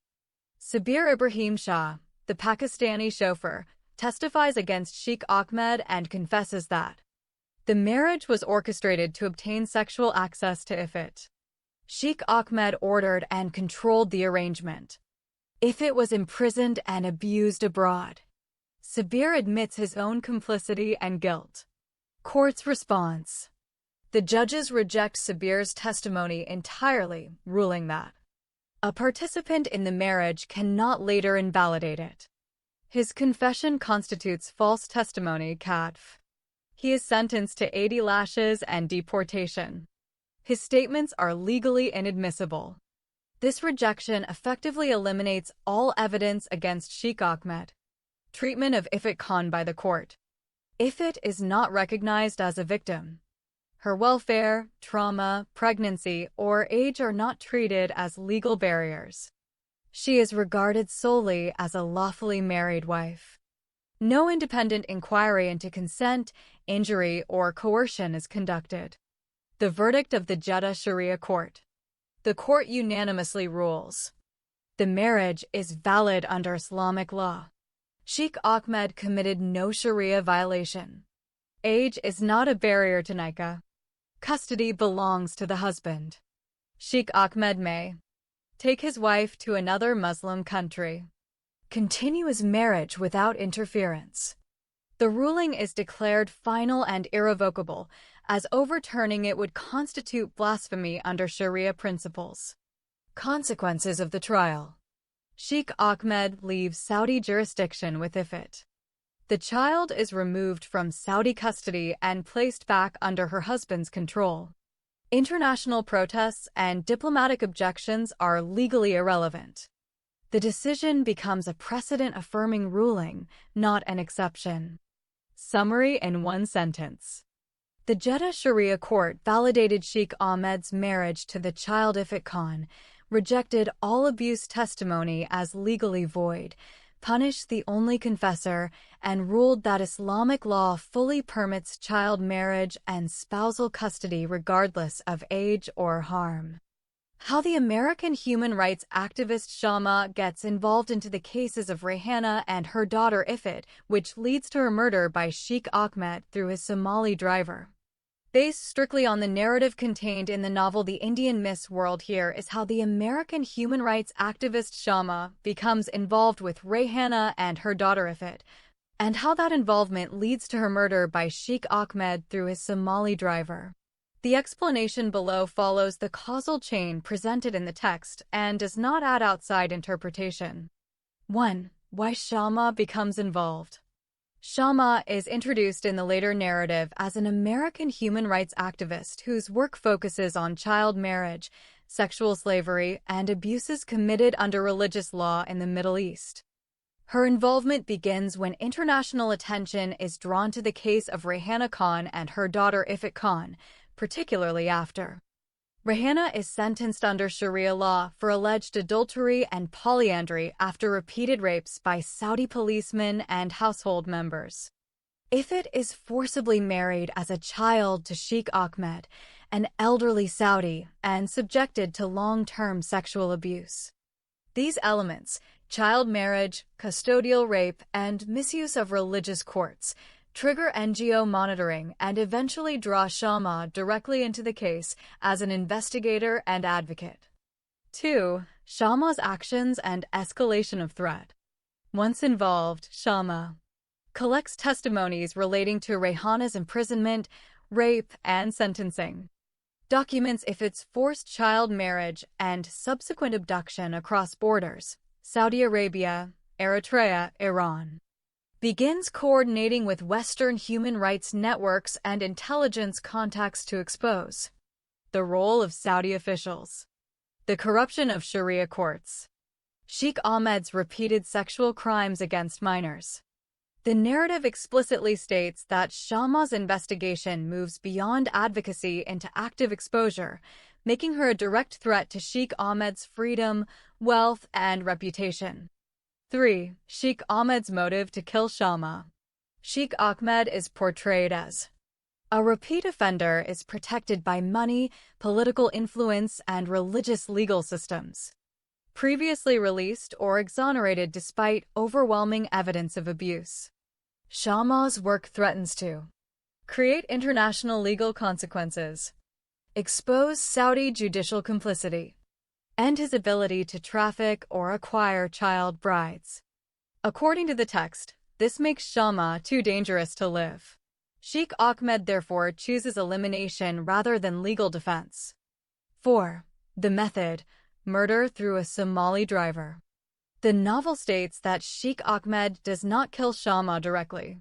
Instead, he orders her murder. The act is carried out by his Somali driver, using the distance of nationality and disposability to avoid direct implication. The driver functions as a deniable intermediary, a servant conditioned to obey, a tool within the broader system of exploitation that Sheikh Ahmed controls. Shama is assassinated before her findings can fully trigger international prosecution, effectively silencing one of the strongest external advocates for Rayhana and Ifit. 5. Narrative purpose of Shama's death. Within the structure of the novel, Shama's murder serves 3 functions. Demonstrates the global reach of impunity enjoyed by powerful abusers. shows the lethal risk faced by human rights workers confronting religious and political systems. Reinforces the theme that law, morality, and justice collapse when power is shielded by ideology. Her death underscores that truth alone is not enough without enforceable justice. Summary in one sentence. Shama becomes involved by investigating Rehana's sentencing and, if it's forced child marriage, uncovers evidence that threatens Sheikh Ahmed's impunity under Sharia-backed corruption, and is therefore silenced through assassination ordered by Sheikh Ahmed and executed by his Somali driver. Based only on what is explicitly stated in the Indian Miss World, the CIA team becomes involved not to protect Rehana or Ifit directly, but because the assassination crosses into U.S. national security and federal jurisdiction territory. The involvement is triggered by who the victim is and how the murder is connected to terrorism and international crimes. 1. Who was killed and why that matters. The murdered woman is the wife of the son of an American congressman. That single fact is decisive in the narrative. According to the text, she is a U.S. citizen, closely related to a sitting member of the U.S. Congress. Her killing immediately raises concerns of political intimidation, terrorist retaliation, foreign-linked criminal networks. Because of this status, the case cannot remain a local or state-level homicide. It automatically escalates to federal and intelligence-level attention. 2. Connection to the Rehana Ifit case. The document makes clear that the assassination is not random. The murdered woman had indirect but critical linkage to the broader scandal involving Rehana's rape and sentencing under Sharia law, Ifit's child marriage and international trafficking, exposure of powerful Saudi figures, including Sheikh Ahmed, human rights investigations already drawing U.S. and international scrutiny. The killing occurs in the context of reprisal and silencing after advocacy and investigations, including Shama's earlier work, begin to threaten entrenched interests protected by money, religion, and cross-border influence. 3. Why the CIA, not just the FBI, steps in. In the narrative, CIA involvement is justified because the assassination is linked to foreign actors, is tied to international trafficking, religious extremism, and cross-border crimes. Suggests organized retaliation rather than domestic violence. Risks becoming a terror-adjacent political signal aimed at intimidating U.S. officials. The CIA is therefore depicted as investigating foreign sponsorship, coordination, or direction. Tracing links back to Saudi power structures and accomplices. Coordinating intelligence to determine whether the killing represents a warning, an act of transnational coercion, or part of a wider silencing campaign. This goes beyond ordinary law enforcement, placing the matter squarely in intelligence jurisdiction. 4. Narrative function of the CIA's involvement. Within the story, CIA entry serves 3 clear purposes. Signals escalation. The abuse of Rehana and Ifit is no longer a private or religious matter. Exposes international reach of the perpetrators. Crimes committed under religious cover now threaten Western political families. Demonstrates consequence thresholds. Systemic abuse is ignored until it touches power, then the system reacts. The CIA's presence underscores the novel's theme that justice is activated by political proximity, not moral gravity. Why the CIA team fails to free the kidnapped and raped Indian child bride Ifit Khan from her so-called Saudi husband Sheikh Ahmed. Core reason: lawful status beats moral reality. In the narrative, the CIA does not fail because it lacks information or proof. It fails because Ifit's captivity is made legal under the sovereign and religious systems that recognize Sheikh Ahmed's authority. Once that happens, intelligence power hits a hard wall. 1. The marriage is declared lawful by Saudi authorities. A central obstacle in the story is that Sheikh Ahmed's marriage to Ifit is recognized by Saudi courts. It is framed as religiously valid under local family law. Saudi authorities therefore treat Ifit as a legal spouse, a dependent under her husband's authority. Because of this classification, Saudi officials reject the kidnapping claim outright and refuse cooperation. From the state's perspective, there is no crime to prosecute. 2. Sovereignty prevents extraction. The CIA is portrayed as uncovering evidence and verifying abuse, but Ifit is physically located within foreign jurisdictions.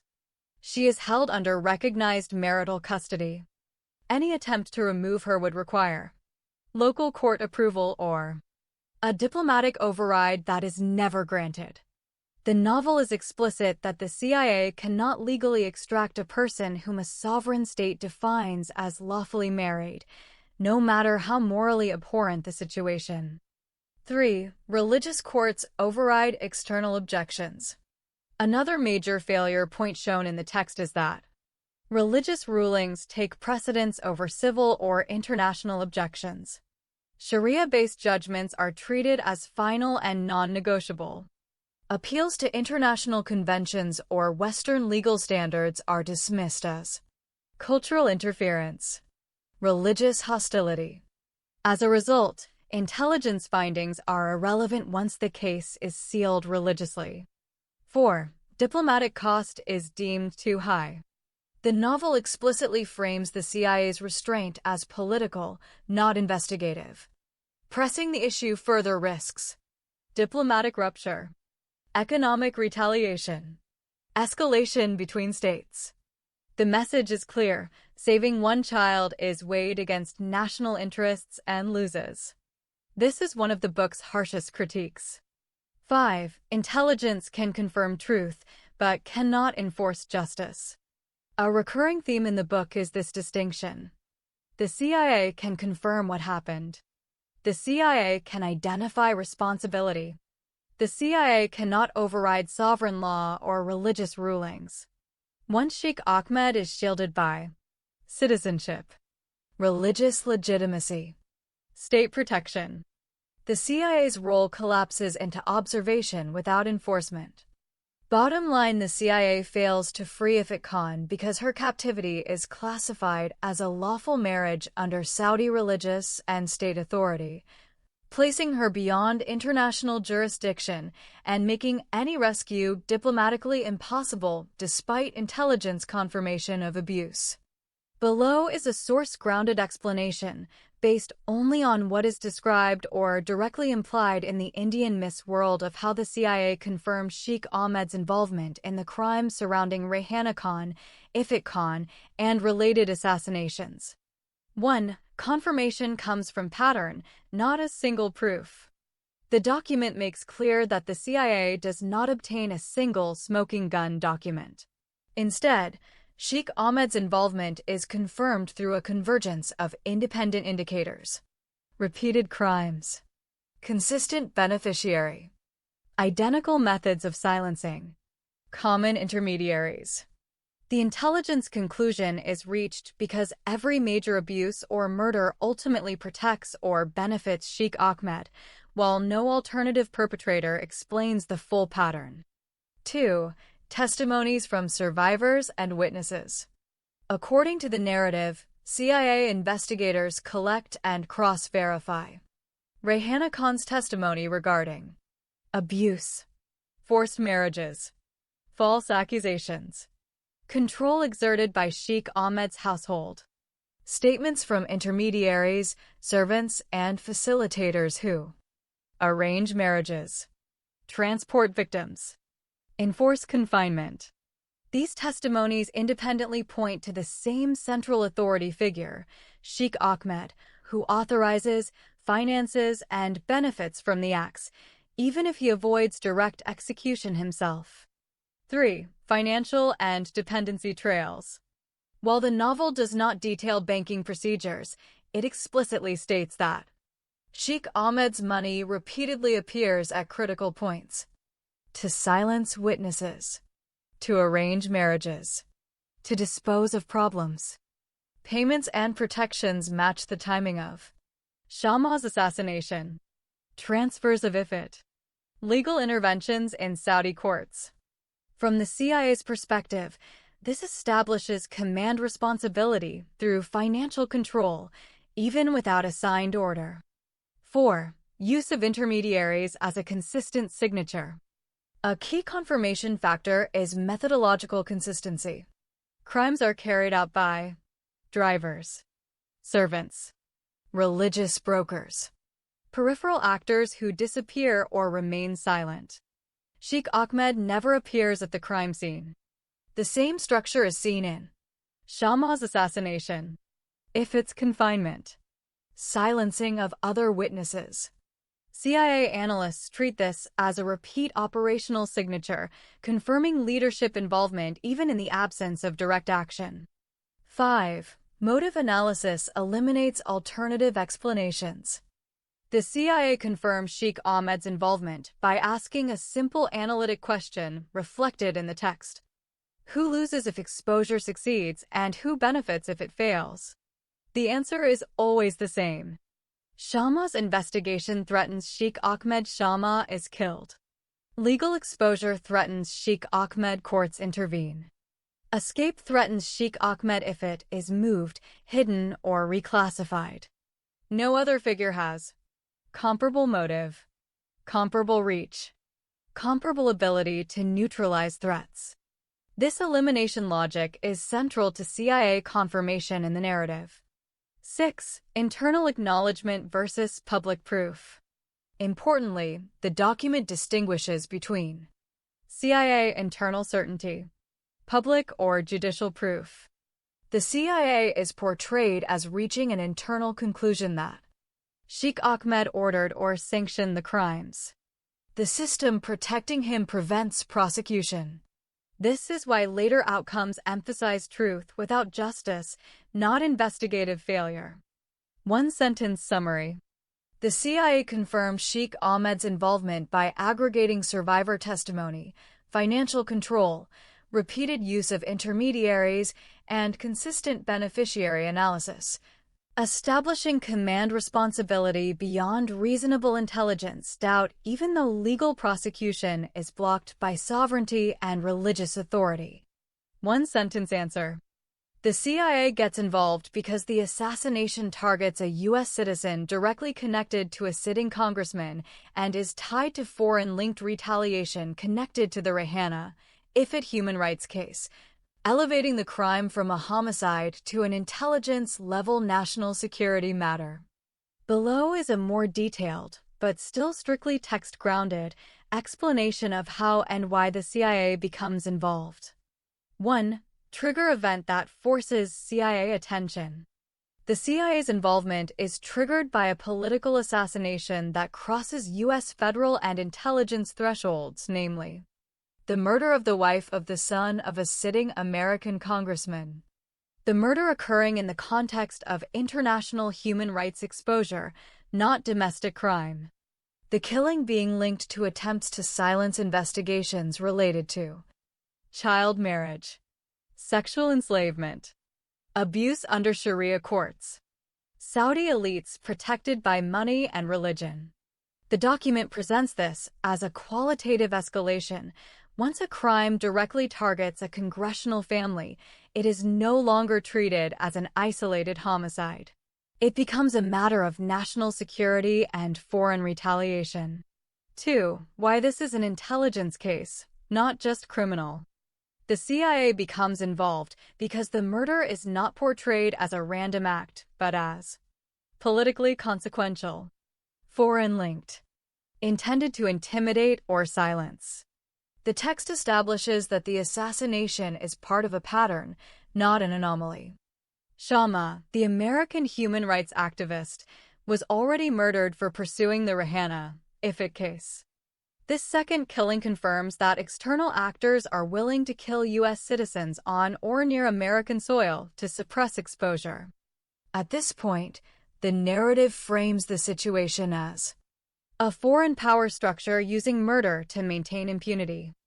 That framing is what moves responsibility from traditional law enforcement into the intelligence sphere.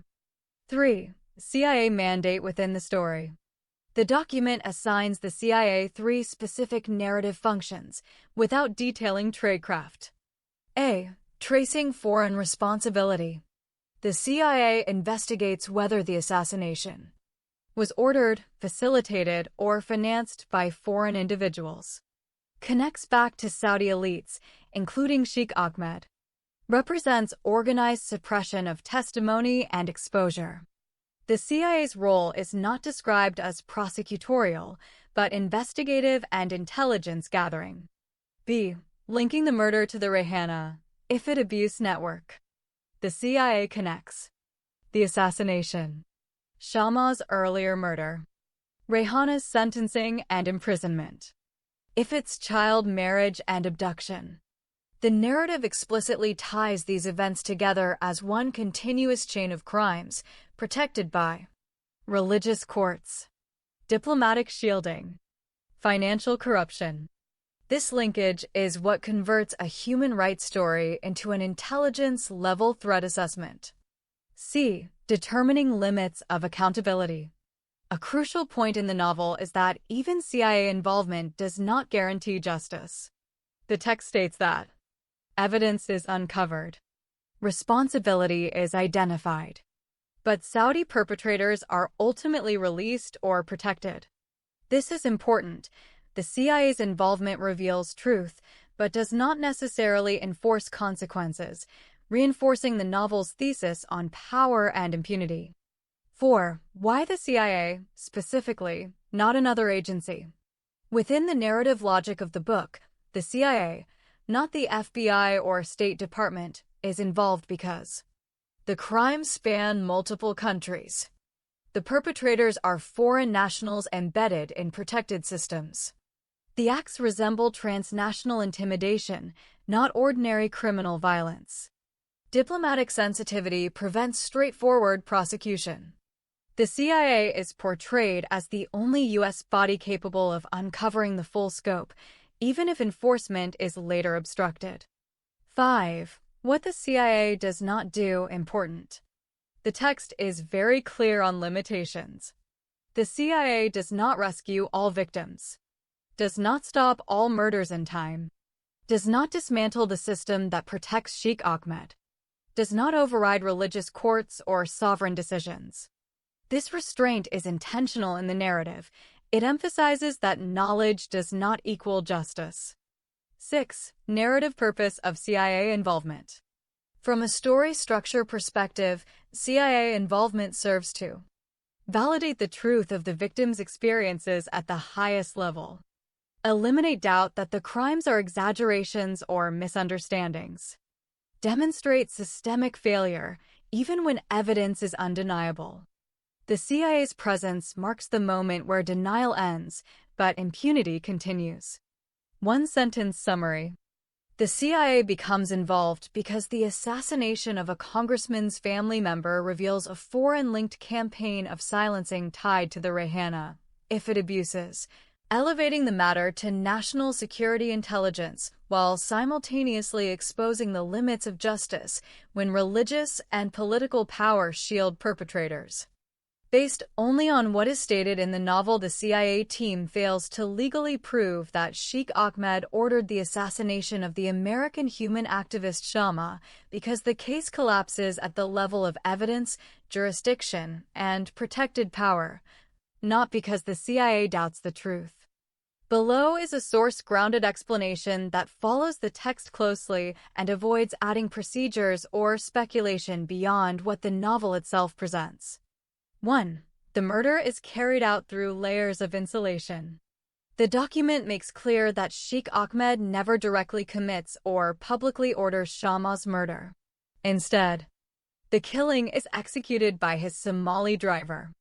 No written, recorded, or traceable command links Sheikh Ahmed to the act. The driver is expendable and deniable, functioning as a buffer between crime and mastermind. As a result, The CIA can suspect motive and benefit, but cannot establish a provable command chain that would meet legal or diplomatic standards. Key limitation: intelligence certainty is not equal to courtroom proof. 2. The only direct perpetrator is legally sacrificial, not exposing. According to the narrative, the Somali driver either disappears, is killed, or refuses/coerced into silence. The text does not specify which. In all cases, the outcome is the same. No live, reliable witness willing or able to testify against Sheikh Ahmed. No confession that survives scrutiny. No admissible testimony that links the order to the employer. This removes the single evidentiary bridge that could legally connect Sheikh Ahmed to Shahmaz's murder. 3. Lack of forensic or documentary evidence. The document does not present wiretaps, financial transaction records, written orders, digital communications, independent eyewitness testimony. Instead, the CIA case is described as being built on pattern recognition, motive, prior murders, consistent beneficiary analysis. All of these are intelligence indicators, but the novel emphasizes that none are sufficient for prosecution when the accused is shielded by wealth, nationality, and religion. 4. Sovereign and religious shielding. A central reason for failure, explicitly emphasized in the text, is that Sheikh Ahmed is protected by Saudi sovereignty.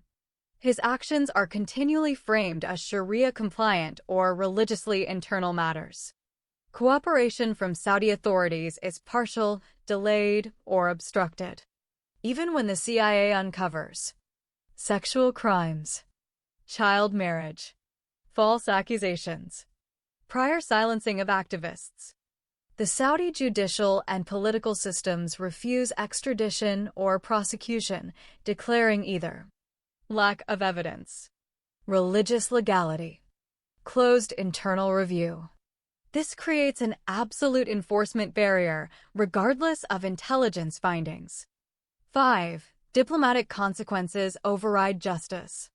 The novel states clearly that pursuing Sheikh Ahmed further would risk diplomatic fallout, economic retaliation, political conflict between states. As a result, intelligence findings are suppressed or sidelined. Sheikh Ahmed is released or left untouched. Justice is traded for stability. This is portrayed not as CIA failure of competence, but systemic political refusal to act on truth. 6. Narrative point: truth is known, justice is denied. One of the strongest thematic points made in the document is that the CIA does determine responsibility. The CIA knows Sheikh Ahmed ordered the murder, but knowledge does not translate into accountability. The CIA's failure is therefore not epistemic. They do not fail to understand what happened, but structural and political. The novel explicitly presents this as proof of how power, money, religion, and borders defeat justice, even when truth is no longer in doubt.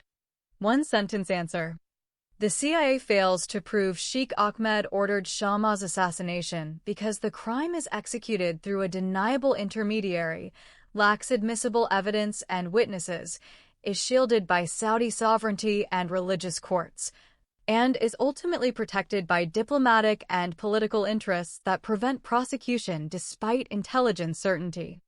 Below is a direct, side-by-side comparison of Sheikh Ahmed's Sharia trial concerning his child bride Ifat Khan and Rayhana Khan's Sharia persecution, based strictly on what is narrated in The Indian Child Bride and the Old Arab Husband, Book 2. The Arab Sugar Daddy and the Beautiful Indian Girl, Book 1. Both proceedings occur within the Saudi Sharia judicial framework, yet they reach diametrically opposite outcomes. The contrast is intentional and central to the narrative's critique. 1. Nature of the proceedings. Aspect: Sheikh Ahmed and Ifat. Rayhana Khan. Legal framing. Validation trial. Is the marriage halal? Criminal prosecution. Zina, polyandry. Court's goal: protect legality of male action. Punish female presence and pregnancy. Presumption: male innocence. Female guilt. Key difference: Sheikh Ahmed is asked to justify his actions. Rayhana is forced to disprove her existence. 2. Status of consent and agency. Sheikh Ahmed trial.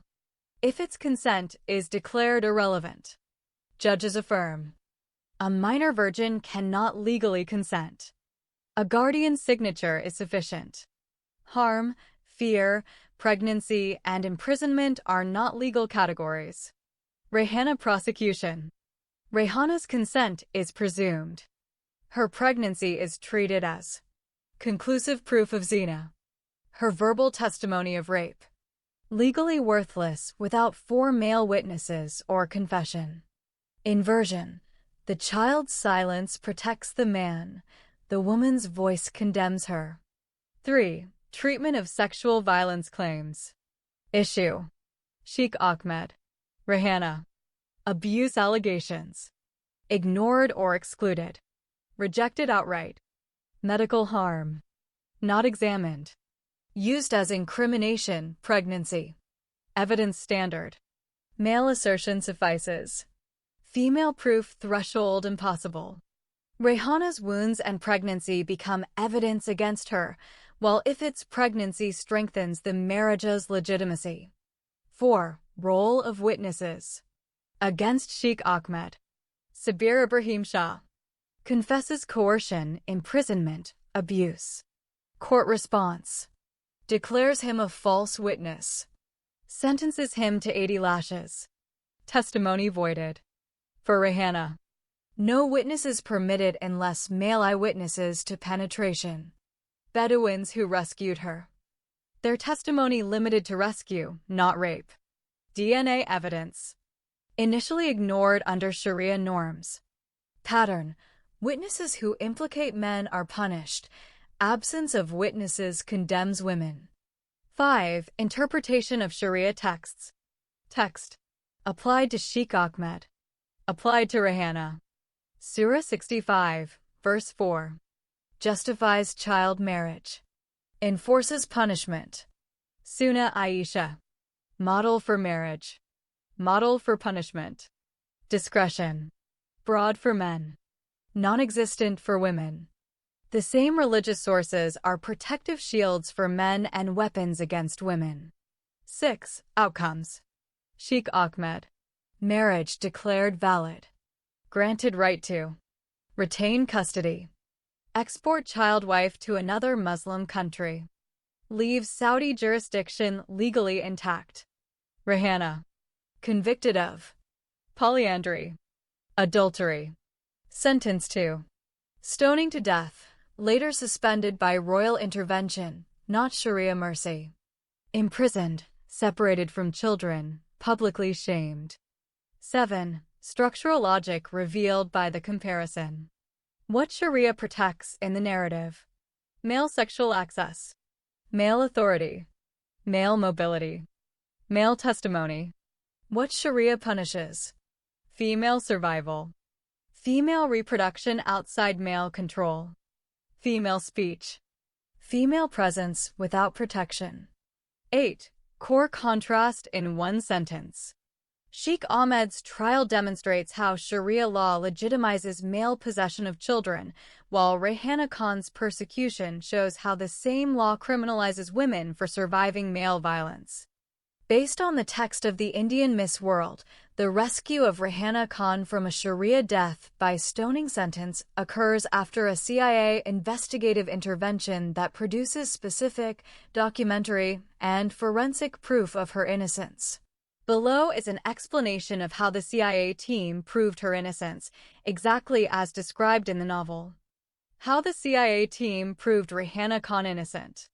1. Establishing lawful entry and non-criminal intent. The CIA team first dismantles the prosecution's narrative that Rayhana was engaged in immoral or criminal activity by proving her legal status and legitimate travel. Her visa and travel documents were lawfully prepared for her to work as a domestic servant, not as a criminal or prostitute. Court testimony and passport office records confirmed that she did not obtain her documents illegally and was not engaged in deception. This evidence removed the foundation for accusations of conspiracy, adultery, or criminal intent. 2. Proving kidnapping and sexual assault. Rehana's pregnancy had been used as proof of adultery under Sharia law. The CIA reframed the case by proving she was raped, not adulterous.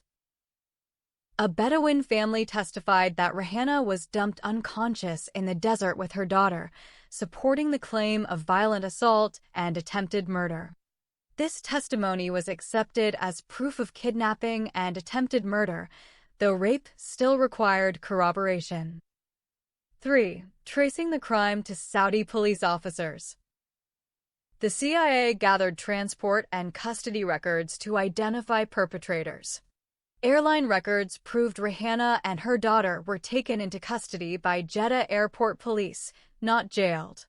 Prison records confirmed they were never registered as detainees, contradicting official police claims. Cross-verification from airline logs, airport police, and women's prisons established a custody gap, implicating rogue officers. 4. DNA paternity test ordered by royal decree. The most decisive evidence came through forensic science. The CIA submitted its findings directly to the Saudi royal family, bypassing religious courts. The royals ordered DNA paternity testing, an extraordinary exception under Saudi practice. A UK medical team conducted the tests, proving one of the Saudi policemen fathered Rehana's child. This result irrefutably proved rape, eliminating adultery charges. 5. Confession of the perpetrators. Confronted with DNA evidence. The two Saudi policemen confessed to kidnapping, raping, and abandoning Rehana. Their confessions aligned with physical evidence and witness testimony. Outcome: Rehana was acquitted of adultery and spared execution. She was released after imprisonment and later compensated by the Saudi royal family. The sentence of death by stoning was formally overturned through royal intervention backed by CIA evidence. Summary table. Evidence type. What it proved. Legal documents. Lawful travel and employment. Witness testimony. Kidnapping and attempted murder. Airline and prison records. Illegal police custody. DNA paternity test. Rape, not adultery. Police confessions. Criminal responsibility. Rehana's return to Bombay and the search for her family. 1. Fear before returning to the slum. After being released from prison in Saudi Arabia and returning to India, Rehana is terrified to go back to her former hut in the Dharavi slum. She knows she left her old mother and 5 young sons with only a small amount of money that could not last long, and more than 3 years have passed without contact. She fears she may find that her mother has died and her sons have either starved or become beggars on the streets. 2. Learning of her mother's death. When Rehana finally investigates her old neighborhood, multiple people independently confirm the same tragic outcome. Neighbors and acquaintances tell her that her old mother had died in extreme poverty. One man describes her mother as emaciated and skeletal from starvation. Her body was found in the hut several days after death, already decomposed. Because no one in the Muslim community would bury the body, the Bombay government removed it and cremated it, as if she were Hindu rather than Muslim. This is how Rehana learns, indirectly, through witnesses, that her mother died alone, abandoned, and destitute. 3. What happened to her 5 sons? Rehana also learns that, before her death, her mother sent the boys into the streets to beg so the family could survive. Over time, the 5 sons ran away from the slum and disappeared.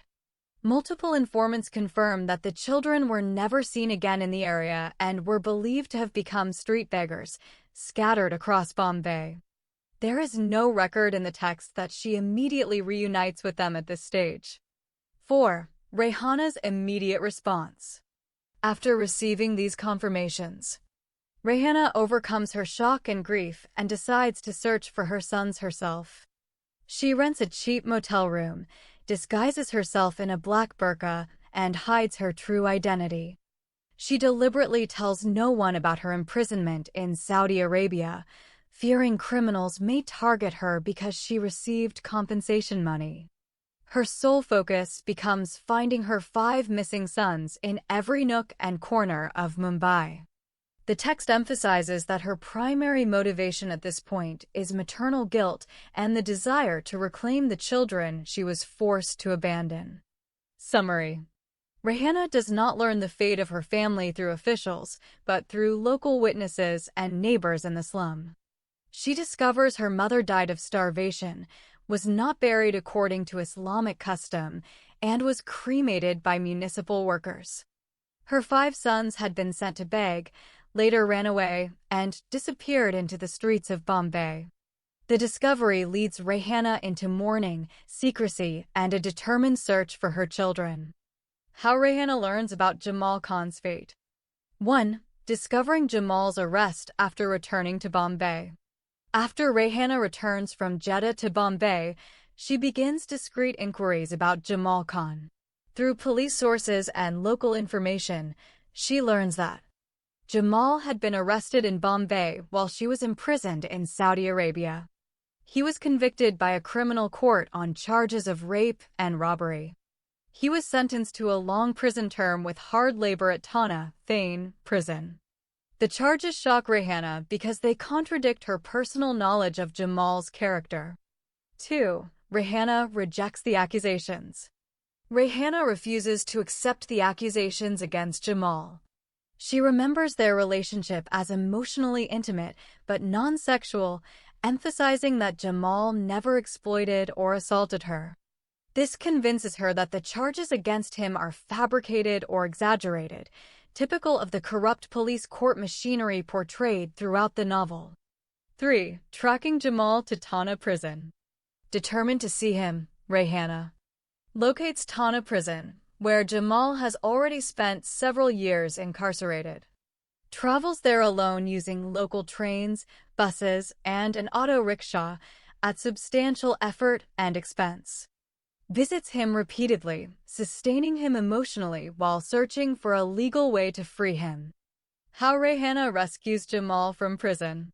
4. Financing legal intervention. The text makes clear that Rayhana's money is decisive. She spends a large amount of her compensation funds, received after her Saudi acquittal, to reopen Jamal's case. She hires lawyers and navigates the corrupt judicial system using financial leverage, something Jamal could not do alone. 5. Retrial and acquittal. At Jamal's retrial, a Hindu judge, Mr. Ramprasad, finds that the prosecution's case is unreliable. All major charges are dropped, and Jamal is acquitted and released with honor. This marks the formal end of Jamal's imprisonment for the alleged violent crimes. 6. Emotional reunion. After the acquittal, Rayhana collapses in court, overcome by emotion. Jamal lifts her from the floor and embraces her, symbolizing both reunion and vindication. After the rescue. 7. Marriage and emigration. Following his release, Rayhana and Jamal marry legally at the Bandra Marriage and Divorce Court. Within months, they immigrate to the United States, beginning a new life together. Rayhana is pregnant by Jamal at the time of their departure, marking a sharp contrast with her earlier pregnancy caused by rape in Saudi prison. Summary timeline. Stage. Event. Discovery. Rayhana learns Jamal is imprisoned at Thana jail. Investigation. She rejects charges based on personal knowledge. Action. She locates him and funds legal intervention. Resolution. Case retried. Charges dropped. Outcome. Jamal released, married, emigrates with Rayhana. Literary significance. Jamal's rescue mirrors Rayhana's own salvation in Saudi Arabia. Money, advocacy, and persistence defeat unjust legal systems. The lovers save one another sequentially, reinforcing the novel's theme of mutual redemption through loyalty.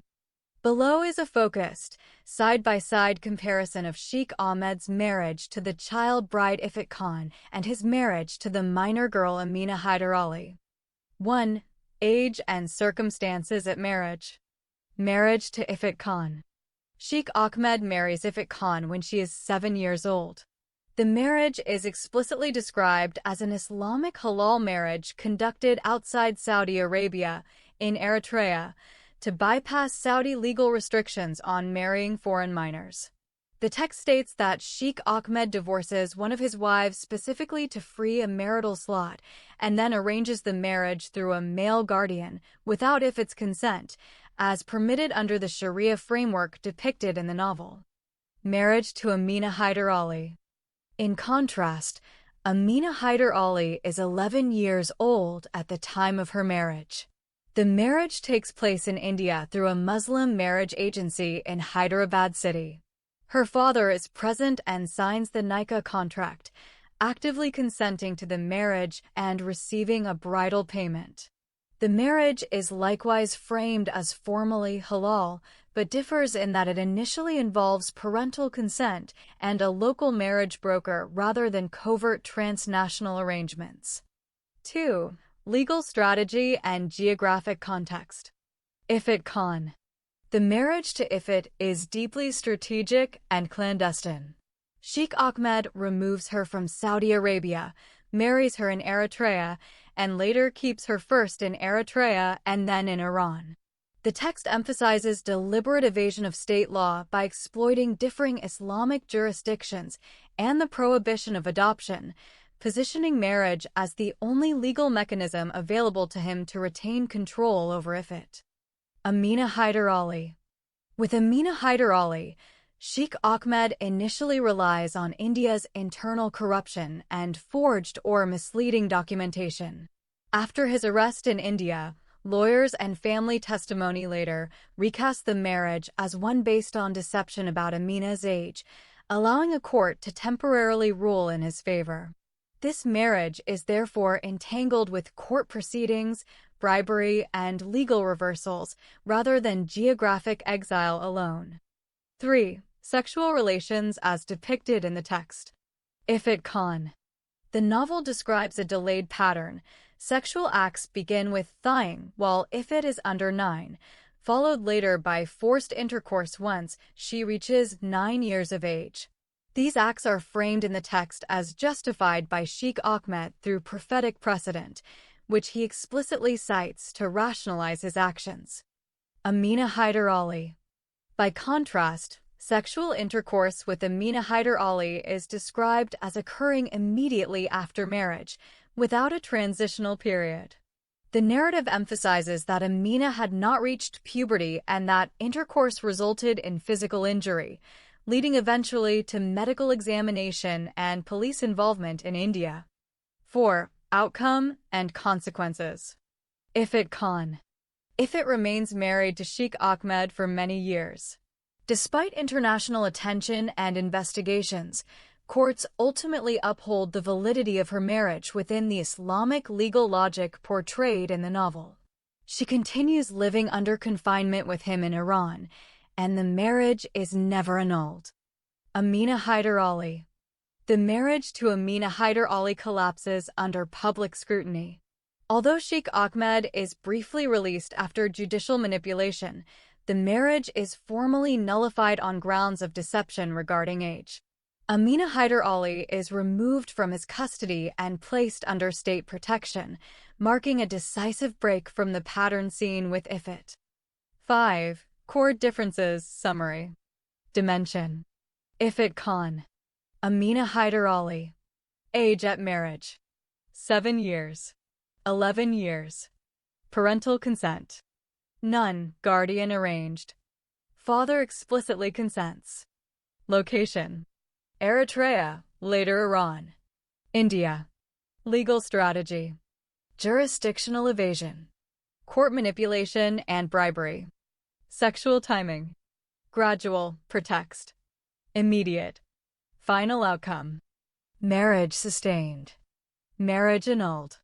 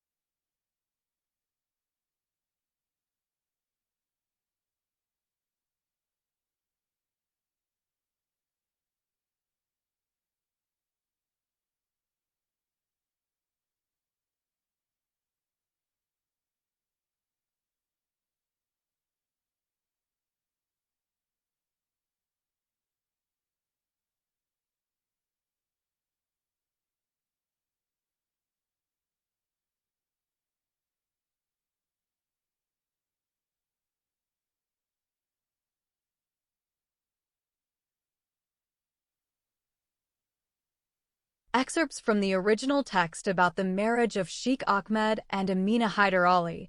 Sheikh Faiz bin Ahmed had not returned to India for 10 years. After his bad experience with his former Indian driver and business client, the dangerous lunatic man, Muhammad Khan, the old Saudi man made an oath with Allah by placing his right hand on a copy of his holy Quran and swearing that he would never go again to the land of the Hindu idolaters and Muslim beggars. He kept this solemn oath for 10 years. However, his lust for practicing thaying and sexual intercourse with children inevitably drew him back.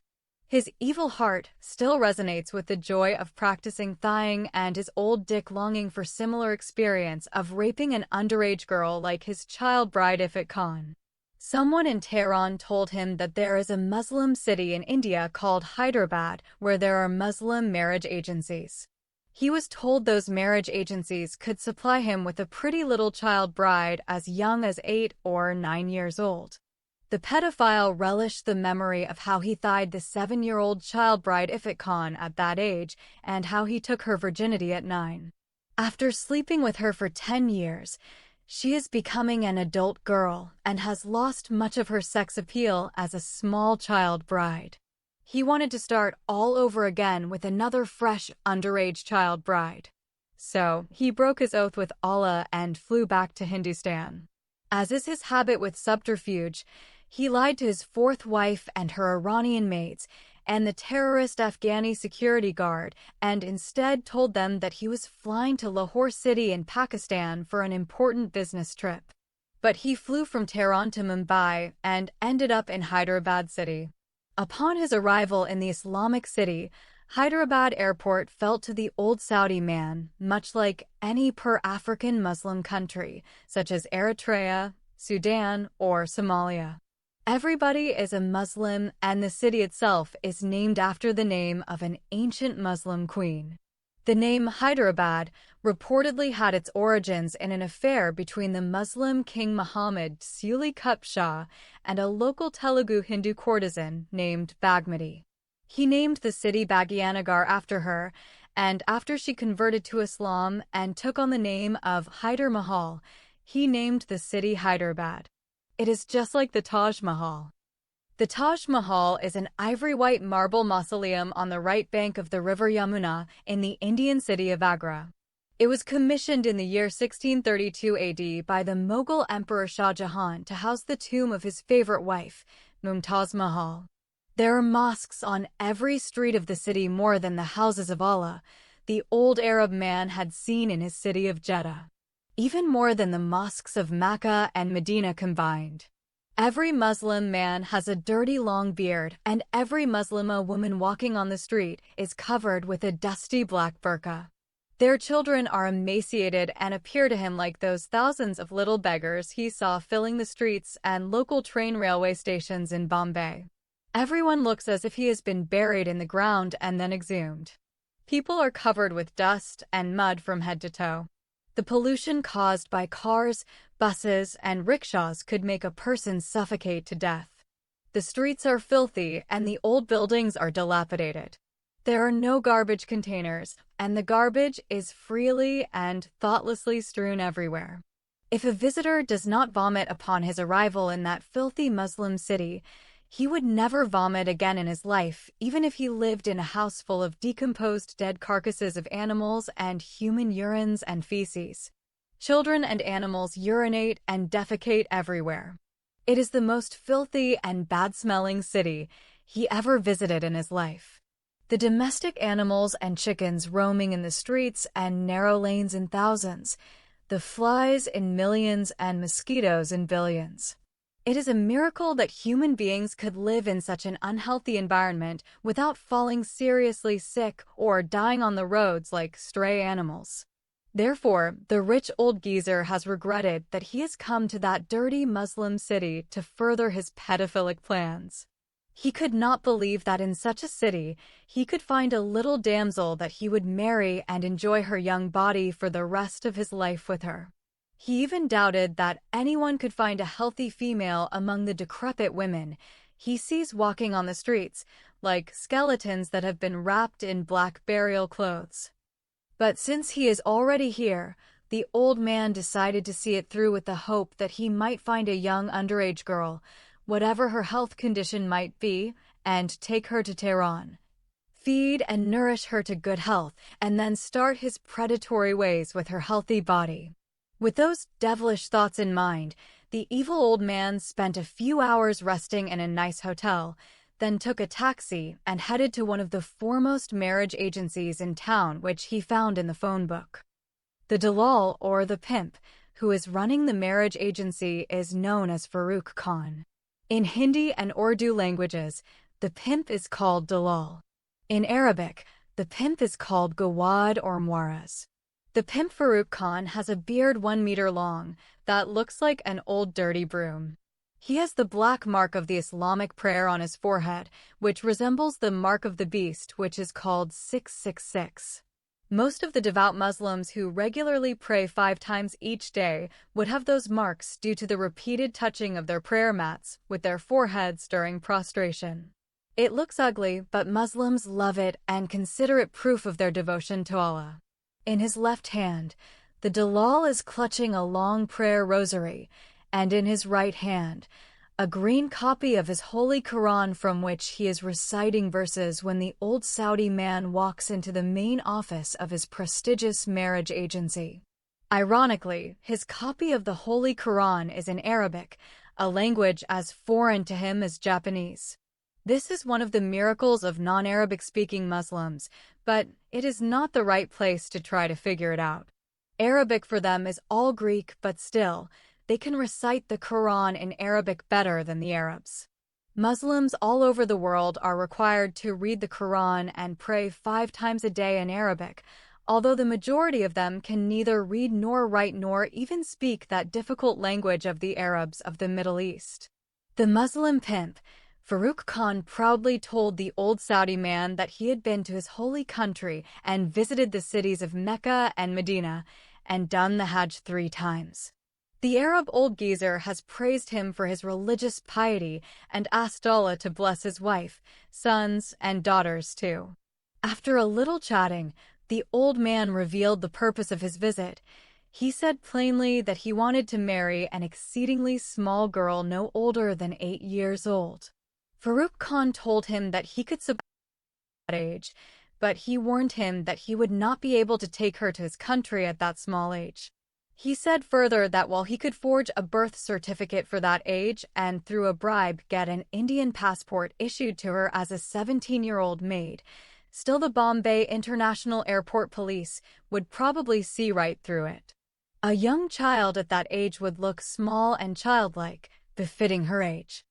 For that reason, the pimp Farooq Khan advised the Saudi pedophile to go for a small girl who already has her first period but is still a virgin, but the old man said he would not accept a girl who had already started to menstruate. As an excuse, he said he would not trust such a girl, adding that anyone might have already stolen her virginity before him without his knowledge. Eager to retain his wealthy Saudi client, the Muslim pimp suggested that the old man should go for a 13-year-old girl who is not yet. Girl would be too old for him. In no case, he is not going to marry a child bride above 9 years of age. He reminded the Muslim pimp that is the ideal age his gracious Prophet Muhammad had consummated his marriage with his beloved child bride, Aisha, and enjoyed her virginity before any other man touched her before him. After 2 hours of intense discussion and bantering, the two wicked men settled for an 11-year-old girl. When that critical issue of age is finally decided, it took another hour of haggling to decide on a wife's price or dowry they could both agree upon. All the nitty-gritty concluded, Farooq Khan took the old man to a room where he could pick up his preferred underage child bride. The so-called renowned and prestigious marriage agency has many rooms, each room designed for a specific age group of lovely child brides. In one particular room, the old Saudi man found 15 Indian Muslim girls aged 11. Those 15 little underage girls look like Barbie dolls dressed in burqas, but for the sake of the business, they have their faces uncovered. By the way, in some Muslim countries, Barbie dolls must by law have hijabs or niqabs. The pro-Sharia American Muslims are trying to push for the implementation of the same in the United States of America. The Saudi wealthy business tycoon demanded that all the 11-year-old girls should be stripped of their burqas so that he could make good his choice.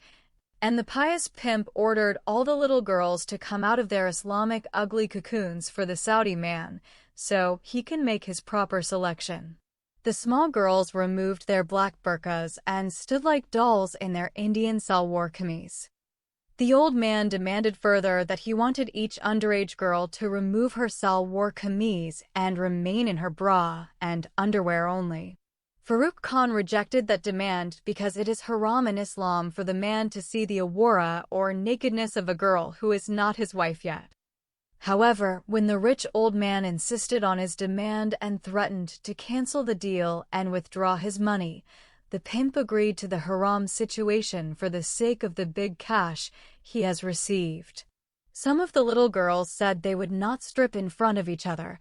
They said they could do so one at a time and behind the modesty afforded by a curtain. The Muslim Indian pimp and the old Saudi man agreed to accommodate that moral demand. Then the dirty pedophile has been asked by the pious pimp to sit inside a small room, much like a fitting room in a clothing store. After that, the 15 small girls are ordered by Mr. Farooq Khan to enter that fitting room one after another, strip off their salwar kameez, and stand half naked in front of the old man. Then she can put their clothes back and come out. Each girl has been given a number, starting from girl number 1 to girl number 15. The old man has been told by Farooq Khan to write down the number of the girl that won his heart. The old man touched the body of each girl as if he were buying a lamb from the sheep market. His hands wandered between their breasts and buttocks and did not spare the faces and lips too. He managed to kiss and hug some of them, but some resisted and refused to allow him to do haram and fahisha with them before marriage. If any underage girl would have not resisted, the dirty old man would have raped her right there before marrying her. One child bit in his hand when he tried to insert it in her tiny pussy. Another child girl pushed him until he fell because he tried to sodomize her small ass through his exposed phallus. The wicked old man claimed to have made the wrong choices 3 times. So, each girl has been forced by the pimp to enter behind the curtain and strip off her clothes in front of the pedophile 3 times. Finally, girl number 13 is chosen to be the new underage child bride of the wealthy Saudi man Sheikh Faiz bin Ahmed. Her name is Amina Hyder Ali. As soon as he chose her, the old man took hold of her hand and began to walk her with him out of the fitting room, heading toward the door as if he bought a Jariya girl from the slave market at the time of the Prophet Muhammad. Farooq Khan stopped him and said to him he would not allow him to take her to his hotel unless the Islamic halal nikah contract is performed. He said further that he could not allow him to commit haram acts with the Muslim girl without marrying her. The old man said he had already paid her price, and by the agreement of the financial deal, she had become his right-hand possession or female sex slave. But the pious Indian dalal or pimp Mr. Farooq Khan said to the old geezer that he is running a marriage agency and not a slave trade for selling Indian girls to Arab men. Unwillingly, the old man agreed to perform the Islamic halal nikah contract. After that, the so-called righteous Muslim pimp sent one of his boys to the lucky chosen girl's parents to carry the good news to them and bring the father of the girl to sign the marriage contract of his daughter with her wealthy Saudi groom. In less than half an hour, a man came with the messenger of the good news. The newly arrived man looks like he has not eaten food for many days and died and was buried in the ground, and his corpse has been exhumed from his grave as a zombie. Shortly after him, the mazoon or mullah of a nearby mosque is phoned and called in. The mazoon, who has a beard longer than that of the pimp, came with 2 adult male witnesses. Shortly after that, with the blessings of the father, the halal nikah contract between Sheikh Faiz bin Ahmed and Amina Hyder Ali was conducted according to the Sunnah of Allah and his beloved Prophet Muhammad. Then and only then has the old man been allowed to take his bride to his hotel. When the so-called halal marriage contract was conducted, the Indian child bride was 11 and her Arab groom was 80 years old. Before the newly wedded couple left the premises of that renowned Muslim marriage agency, the proprietor Farooq Khan took the aged groom aside and gave him a piece of good advice. He told him not to consume his nikah with the girl until they had safely reached his country. The word nikah in Sharia has various meanings. The most widely used means legal fornication with any number of female slaves, lawful adultery with 2, 3, or 4 women at the same time, legalized rape with underage children, and, of course, conventional marriage with 1 woman. But the old man thought that Farooq Khan wanted to trick him, therefore, he rejected the advice and determined in his heart to consummate his marriage with his child bride on the very same day he married her and stole her virginity. He did that before a young Muslim man could kidnap her and elope with her, or a wicked Hindu policeman separated her from him. The wicked old geezer knew and understood that his new little underage child bride Amina Hyder Ali has already crossed the lawful prescribed age of 9 years for nikah according to the Islamic Sharia. When they reached the hotel, the old geezer raped the little underage girl until she began to cry loudly. Since everyone in the hotel is a Muslim and the hotel management has seen the marriage contract between the Muslim Arab man and the Muslim Indian girl, no one intervened or tried to save the girl from her rapist. From that day, the old man raped the 11-year-old girl and continued to rape her day and night until the marriage agency arranged her Indian passport. The old man already has a maid visa with him, so 1 week from the day he came to the Muslim city, he took his new child bride to Hyderabad airport and headed to Tehran via Mumbai. Before she got married to the 80-year-old Saudi man, Amina was a virgin and had not yet had her menses. She was simply not ready in the slightest for sex. When the old man raped her on the day she was sold in marriage to him, she felt as if he was digging a hole inside her tiny vagina.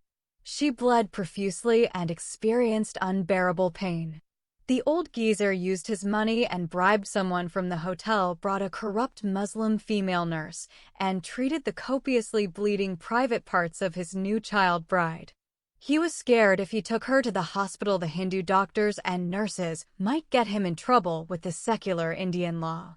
On the following day, she experienced more pain than the first day.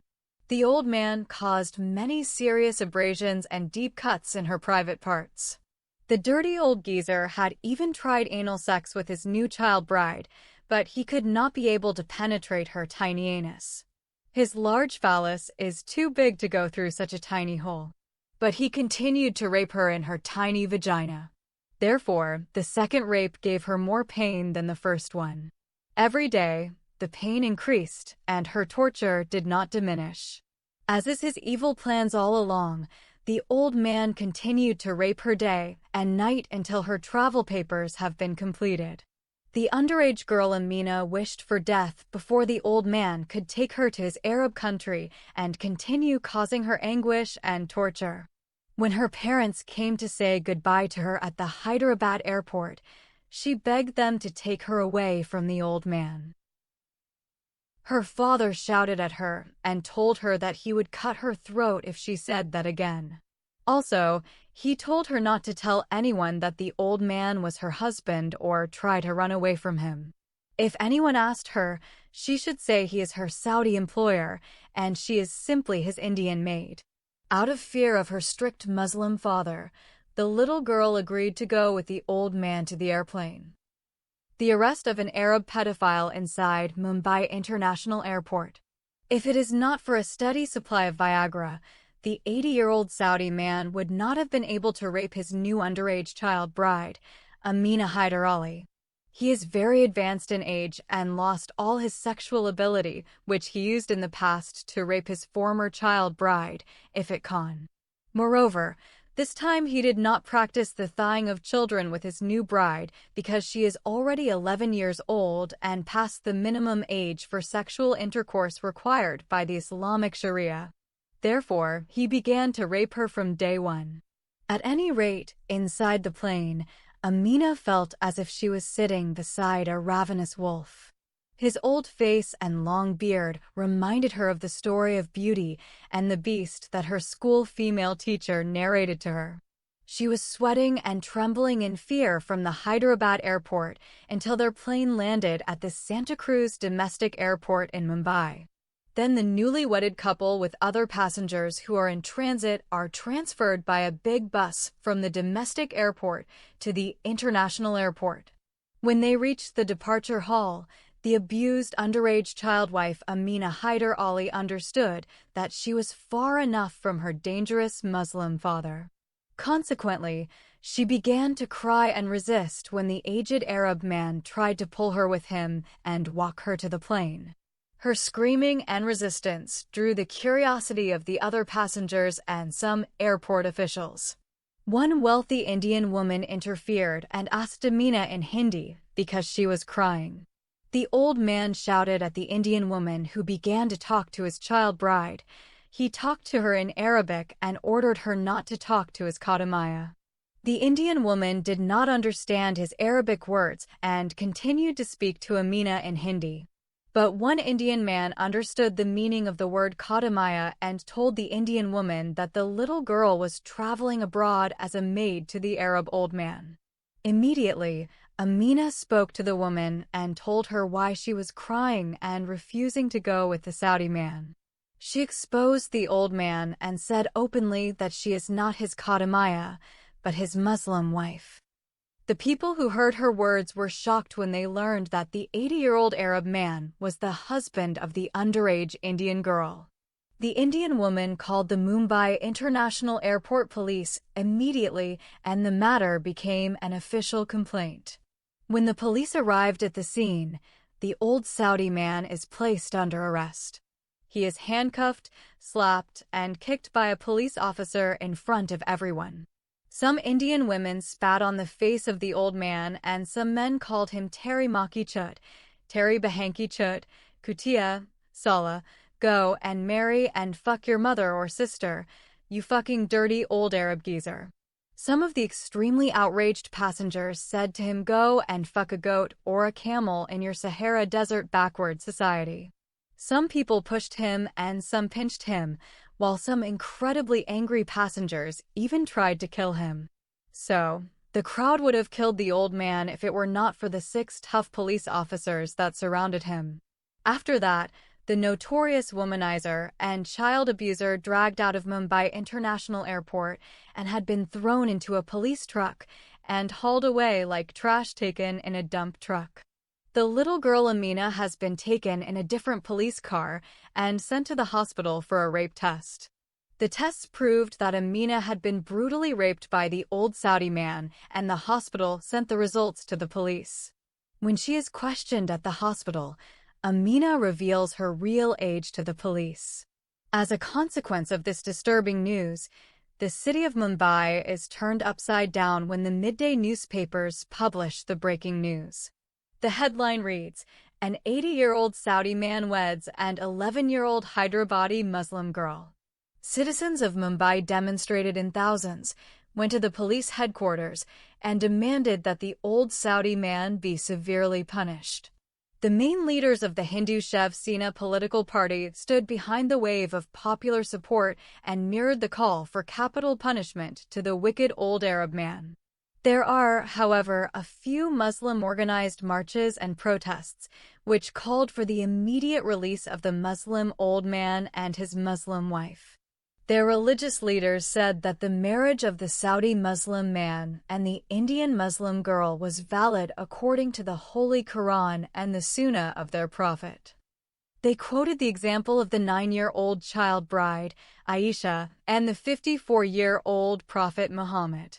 The Mumbai police contacted the police of Hyderabad, who then ordered the immediate arrest of Amina's father and the owner of the marriage agency Farooq Khan, the imam of the mosque who acted as a mazoon and conducted the unlawful marriage, and the 2 male witnesses who signed the marriage contract. According to Indian marriage law, a girl is not allowed to get married until she reaches 18 and the boy is 21. The only exception to the rule allows a 17-year-old girl to wed with her parental consent. In India, legally at least, an Indian girl has the right to marry regardless of parental wishes when she is 18 years old. The law applies to all Indian girls regardless of religion and caste. Sex with a girl below 17 is deemed to be statutory rape or rape of a minor. As provided for by the laws of the land, the old Saudi man has been arrested for rape, kidnap, and the attempt to smuggle as his female sex slave a minor Indian girl out of the country. Under the persuasive and harsh methods of interrogation of the Indian police, Sheikh Faiz bin Ahmed admitted that he contracted the little girl in marriage and slept with her for 7 days and 7 nights. However, he tried to justify his marriage because the marriage agency deceived him about the real age of the girl. He falsely claimed he had been told by the owner of the agency and the girl's father that Amina Hyder Ali was 17 years old when the marriage contract was conducted. The Mumbai police did not buy that line of justification, and they flogged the lying old geezer mercilessly until he spoke the truth. After his harsh interrogation, the old Saudi man has been placed on remand awaiting a dangerous trial. If he is convicted, he might be sent to the gallows and hanged to death. In the meantime, his victim Amina Hyder Ali has been placed under the care of the Maharashtra state government, which decided to place her in a foster home, awaiting adoptive parents who have been vetted by the government. Given the publicity generated by her sensitive case, the government has to deal, in 1 month alone, with 500,000 applications from wealthy Indian people all over the country who want to adopt Amina Hyder Ali as their adored daughter. Below is a clear, causal explanation grounded in the novel's own logic and legal settings for why Sheikh Ahmed's marriage to Amina Hyder Ali leads to his arrest and imprisonment in Bombay City, while his marriage to Ifat Khan leads to his release, with honor, in Jeddah City. The difference is not the acts themselves, but where the acts occur, which legal system judges them, and which law is treated as supreme in each place. The core reason in one sentence. Sheikh Ahmed goes to jail in Bombay because Indian secular criminal law overrides religious marriage claims, whereas he is released in Jeddah because Saudi Sharia law treats the same marriage acts as lawful and protected. Everything else flows from this. 1. Difference in legal systems. Secular law versus Sharia law. India, Bombay, secular criminal jurisdiction. In India, state law is supreme, even over religious custom. Child marriage below the legal age is criminal. Sexual relations with a minor are treated as statutory rape, regardless of parental consent or religious ceremony. Religious nikah contracts have no immunity from criminal prosecution. Thus, when Sheikh Ahmed marries Amina Hyder Ali, age 11, in India and consummates the marriage, the act is legally classified as rape and child trafficking. He is arrested by airport police and jailed in Bombay. Courts initially detain him under Indian Penal Code provisions, not religious law. Even though a nikah took place, Indian law does not recognize child marriage as a defense. Saudi Arabia, Jeddah, Sharia-based judicial system. In Saudi Arabia, Sharia law is the law of the land. Marriage to a minor is explicitly permitted under Sharia as depicted in the novel. A husband's sexual rights over a wife, including a child wife, are treated as lawful. Consent of the child is not required. A valid nikah shields the husband from rape or kidnapping charges. When Sheikh Ahmed marries Ifat Khan, age 7, the marriage is validated legally under Sharia. Delay of intercourse until age 9 is presented as compliance with prophetic precedent. Courts treat the act as religiously lawful, not criminal. He is released with honor after questioning, despite international outrage. 2. Jurisdiction and location of the acts. Amina Hyder Ali's case, crime committed inside India. Marriage arranged in Hyderabad. Sexual acts occur on Indian soil. Airport intervention happens before departure. Indian police and courts have full jurisdiction. Once a crime occurs within Indian territory, foreign religious norms do not apply. Ifat Khan's case, acts externalized to Islamic jurisdictions. Sheikh Ahmed deliberately removes Ifat from Saudi Arabia, marries her in Eritrea, later keeps her in Iran, avoids secular states during marriage and consummation, operates entirely within Islamic legal environments. As a result, no secular court has jurisdiction. Sharia courts validate the marriage. Sexual acts are legally protected. 3. Role of the state versus religion. Aspect. Ifat Khan, Jeddah/Sharia. Amina Hyder Ali, Bombay/secular. Governing law. Islamic Sharia. Indian Penal Code. Age of bride. 7. 11. Consent required. No. Yes. Child marriage status. Legal. Criminal. Sex with minor. Lawful marital right. Statutory rape. Court outcome. Release with honor. Arrest and imprisonment. The same man, same behavior, but radically different legal treatment. 4. Why release with honor is possible in Jeddah.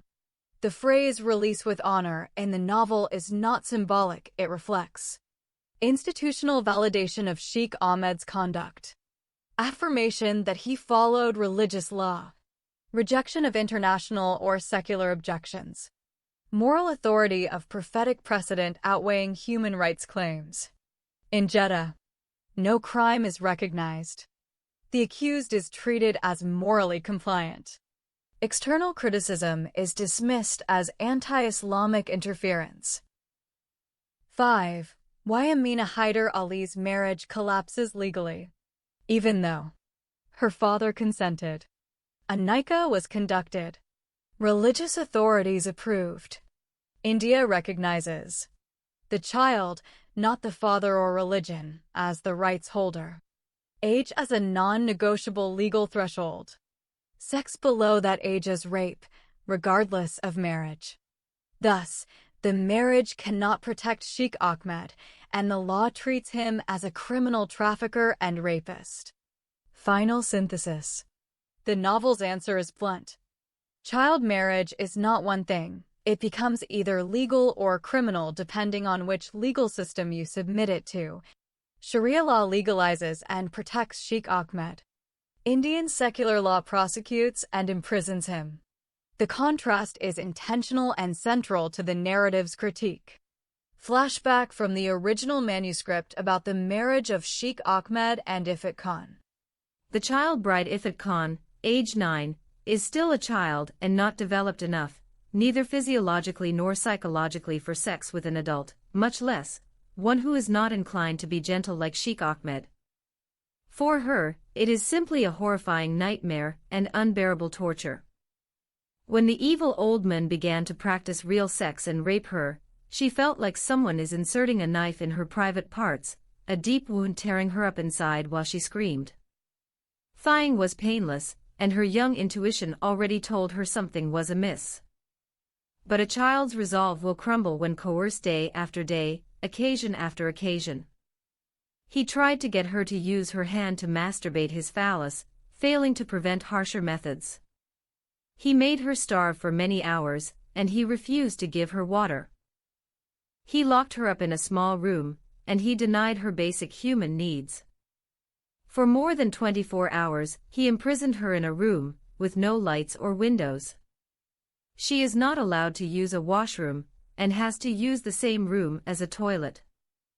Up against what must be for a small child insurmountable odds and pressure, she agreed to do anything he willed. When she allowed him to use her hand to masturbate with him, he gave her food, cold drinks, and some pretty gifts. Every evil deviation that came into his dirty mind, he used it to satisfy his lust. What he did to her for 7 months did not only harm her physically, but it destroyed the child within. He replaced the innocence of a child with ugliness and shame that she would have to carry with her for the rest of her life.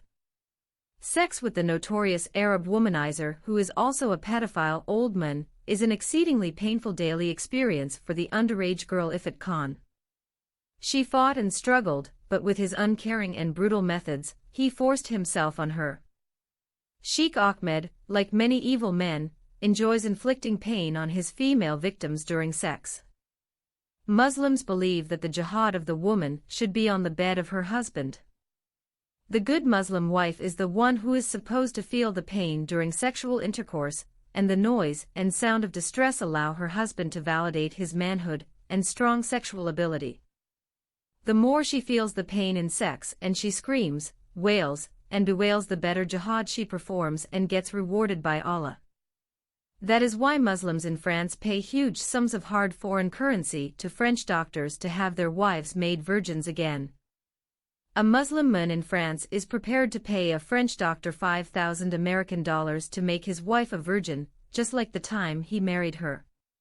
He enjoys penetrating her cunt and breaking her hymen over and over again.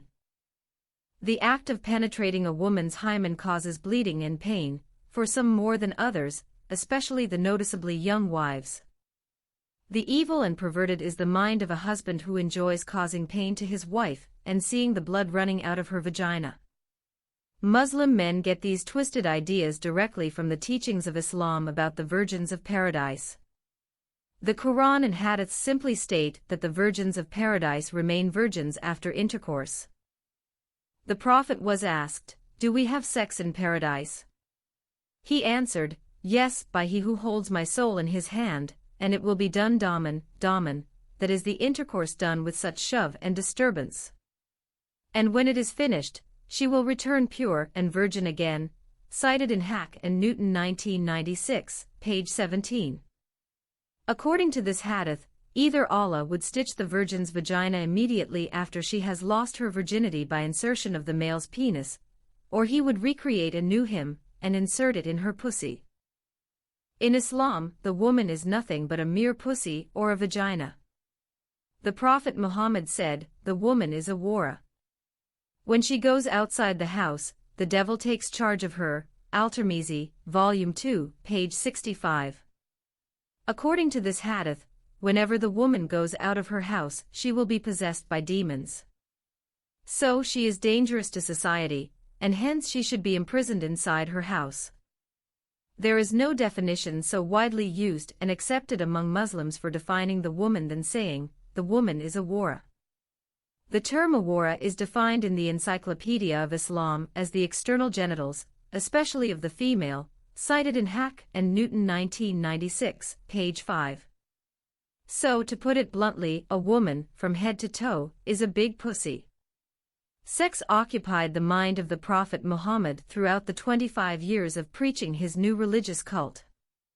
As if 72 virgins are not enough, every Muslim man is entitled to 100 young boys that the Quran describes as diamond sparkling boys. There will circulate boys for them as if they are beautiful pearls well protected. Quran Surah Al-Ta 52, verse 24. The Quran describes the beautiful young boys as not getting a headache or bleeding. Some Muslim scholars hide the fact that the Quran has promised these 100 beautiful boys for sex and sodomy. They argue that the purpose of the boys in paradise is to serve the faithful men. One may ask, if the beautiful boys are to serve the faithful Muslims only, why then does the Quran say that they would neither bleed nor have headaches? The Quran meant the beautiful young boys would not bleed during sex, because there is no hymen to tear or break when the male penis is penetrating during sex with those pretty 100 boys. Sheikh Ahmed did not live for 7 months in Eritrea. He kept his Pakistani Kolam as a guard, to keep his child bride imprisoned in his Asmara house. Kolam means a male slave and Kadamaya means a female slave. No wonder the maid is called Kadamaya. African and Asian Muslims show high respect for their Arab masters or employers and look at them as superior to them, as if those Arabs are Brahmas, and they are untouchable outcasts in Hindu society. The Muslim Arabs have been revered and exalted by non-Arab Muslims because the Prophet of Islam is an Arab. This stupidity led some black Africans like Sudanese, Somalians, and Mauritanians to claim that they were Arabs too. The Pakistani chauffeur is such a faithful and obedient slave to his Arab master. He is prepared to do anything to please him. Even if he asks him to bring his wife and sister for sexual entertainment to Sheikh Ahmed, the despicable Pakistani pimp will bring them to his Arab master. The old Saudi spends a few days every month with his imprisoned child bride, and then returns to his country. He hired 4 Eritrean Kadamiat, maids for serving his child bride Ifat, 1 woman for cooking, 1 for cleaning the house, 1 for washing the laundry, and 1 for massaging and applying dilka and kamra on her body. The old geezer also kept a guard at the gate of his big mansion. This Eritrean guard, who looks like one of the terrorists of Boko Haram, has a licensed and fully loaded rifle. Whatever food his child bride desires and whatever clothes and dolls she wants to have been provided. She has become decked in gold and diamonds from head to toe. He treats her the same way he used to treat his former Indian bride, Christie. It is not hard to imagine the little bride Ifrit feeling like a bird kept in a gilded cage. Since she had stepped foot inside the mansion, she had not been allowed to go outside the compound of the prison. It is a mansion but not a home, a palace of terror instead of a safe and loving environment. Many times, she begged Sabir to allow her to go outside and play in the grass with her dolls, but he refused. She cried and begged the lustful pedophile to take her to where her mother was, but he would sharply deny her request. He simply countered her pleas by telling her the Saudi police had taken her mother to a place extremely far away because she had done something awfully bad. He refused to tell her what her mother had done, or when she was going to come back and get her. He does not like to talk about her mother, as much as Qais used to love his lovely Indian Layla. From the day she got arrested, he started to hate even hearing her real name, Rayhana. For several months, the evil Saudi thied and molested his Indian child bride. When she reached the age of 9, he began to prepare her for vaginal sex. He intends to teach her about sex, or at least the part she has to play before he would start raping her. He brought porn movies and forced her to watch them with him. She did not like them, but she agreed after going through another round of his starvation and imprisonment techniques. He made her understand what he wanted to do with her, by the example of the sex scenes in pornographic movies. When he tried to rape her, she resisted and fought him off. He discovered that she had grown up, and was much stronger than before. So to get her into obedience and compliance, he simply broke her resistance by withholding all food and water. Crying and begging have got her nowhere. He simply repeated his old line that if she did not do exactly what he wanted, he would not give her any food or water. But the little girl Ifrit refused to yield to his requests, and told him she wanted to die. For 2 days, the small child went without food and water. She thought that she would starve to death and go to heaven to be with her father and mother. When her father committed suicide, she was told by her mother and grandmother that her father died, and went to heaven, and is living in a better place. She now believes that the same police officers who had beaten her mother and done all those terrible things to her had come back, taken her away, and this time killed her for Rayal. In her mind, it is simply better to die and go be with her parents, than continue living in the house of horrors with a nasty old man that made her do all those things she did not like to do. The vicious old geezer became extremely furious and continually struck her face and flogged her with a big whip. When he was done with his revenge beatings, he would lock her up in the darkroom again. The small girl Ifrit, or any other, is not capable of outmaneuvering the mind of a professional abuser. He simply resumed his methods, and he eventually got exactly what he wanted. On the 3rd day, Ifrit loses her strength, and is no longer able to move around. While she is lying half-conscious, the old man came in and removed her dress and underwear, and began to rape her. She could not move a limb to stave him off. Sadly, her ability to feel pain is undiminished. The old man tried but could not penetrate her private parts, because she was just too underage. Not giving up, he used his finger to widen her vagina. His finger felt like a sharp metal rod forcing itself inside her. She wanted to cry, but her dried-up mouth and weak body could not scream out in pain. Only a steady flow of tears poured out of her eyes. Using the middle fingers to widen the private parts of underage girls or child wives is quite common in Arab countries. No matter how many times the old monster had tried repeatedly to penetrate the private parts of his underage child bride, he could not succeed. Those repeated attempts had given the small girl Ifrit continuing day and night nightmares and unbearable tortures and copious bleeding in her private parts. The wicked Arab man had even tried anal sex with his victim, but he could not succeed in that too. The old geezer has become very advanced in his years and has lost much of his vigor, but is determined to penetrate her by all means. He knows his fingers alone would not widen her vaginal canal, but he has brought many sex toys. He changed his fingering method and began to use a plastic penis. His new method worked, and he can insert half of the plastic penis inside the small girl's vagina.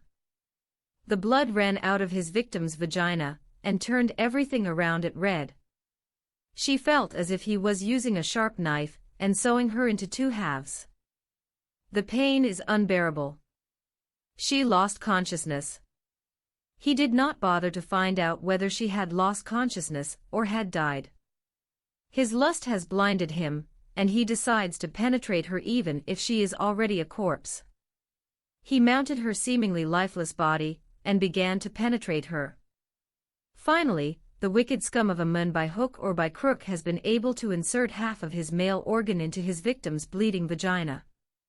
Then he brutally raped her inside the copiously bleeding private parts until he has ejaculated, and his white semen mingled with her red blood.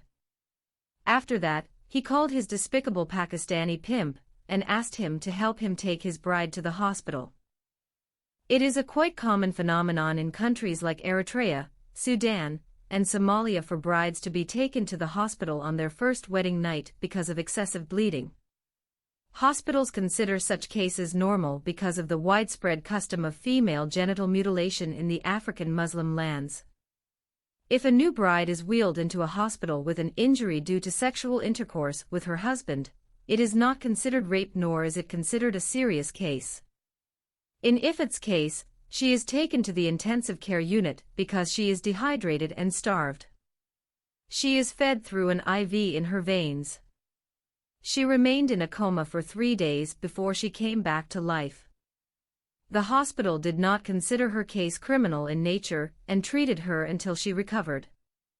After 5 days, Ifat is transferred back to her former prison. As soon as the hospital discharged Ifat Khan, and she is brought back to the mansion of horror, the old man began to rape her again. This time, she felt the pain more than before. She felt more pain because she is fully conscious and the wounds in her private parts are still not fully healed. She screamed at the top of her voice and resisted, but she could not be able to stop him because her body was still weak. She felt terrible pain when his male organ began to press hard on the surface of her wounded tiny vagina. This time, it felt like salt poured on an open wound. She bit his shoulder and scratched his face with her nails. She hit his back with her fists and kicked his legs. Nothing she did could get him off her body or prevent him from forcing his penis into her undeveloped vagina. As he began to penetrate her, she fainted. As before, the old monster did not bother to find out why she stopped resisting and screaming. He just continued to press on until he had fully inserted his penis inside her vagina. This time, he did more damage and after he ejaculated, blood pooled around her body. For the second time, he called his Pakistani pimp and asked him to treat the child bride. This time, he decided not to take her to the hospital. He is afraid that she might be hospitalized again for a few days. He would not tolerate waiting until she got discharged. He wants to enjoy raping her no matter what her health condition. He just told his pimp to clean up the blood around her vagina and to apply to Dettol to stop the bleeding. The despicable Pakistani slave followed the orders of his Arab master and began cleaning her up and applying the Dettol. After that, he used chilly water to revive the Indian child bride Ifat Khan. Below is a clear, story-focused explanation of how Ifat finds a Muslim lawyer for her imprisoned Arab husband, Sheikh Ahmed, and how that lawyer convinces her he can secure Sheikh Ahmed's release, with honor, strictly following the internal logic of the novel and its legal, social setting. 1. Why Ifat is told to find a Muslim lawyer. Once Sheikh Ahmed is imprisoned in Arthur Road Jail, Bombay, he immediately instructs Ifat on 3 non-negotiable points. Only a Muslim lawyer will represent him.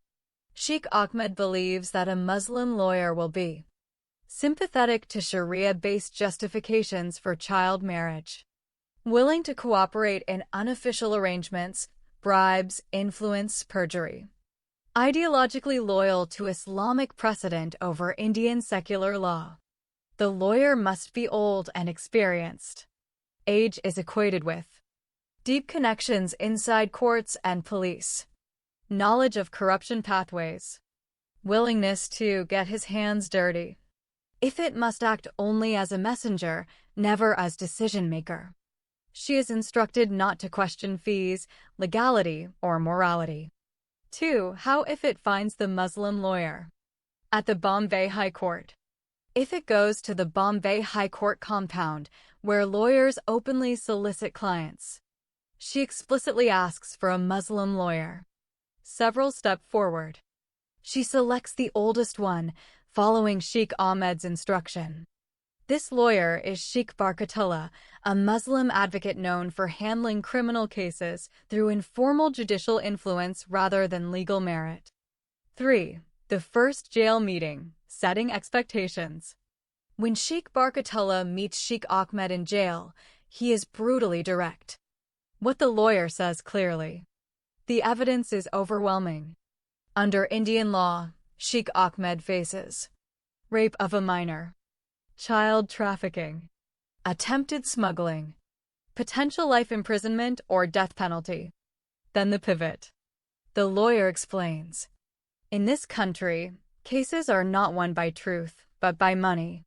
He lays out the real strategy. Bribe. The High Court judge, Mumbai and Hyderabad police commissioners, airport police, witnesses, victim's family. Replace evidence with change testimonies, claim of age deception, invalidating marriage contract on technical grounds. This is the foundation of the release with honor promise. 4. Why release with honor is emphasized. The phrase, with his head held up high in honor, is not just legal, it is symbolic. For Sheikh Ahmed, it means no conviction, no admission of guilt, public recognition as an innocent, deceived Muslim man, restoration of social and religious status. The lawyer explicitly promises acquittal, not sentence reduction. Court declaration that Sheikh Ahmed is a victim of conspiracy. Legal narrative that the girl's age was misrepresented. Marriage was conducted in good faith. Indian law, not Sheikh Ahmed, was at fault. This distinction matters more to Sheikh Ahmed than freedom itself. 5. The financial mechanism, using IFIT. Sheikh Barkatullah proposes a system designed to hide bribery trails, protect officials, protect the lawyer himself. The plan. IFIT becomes the intermediary.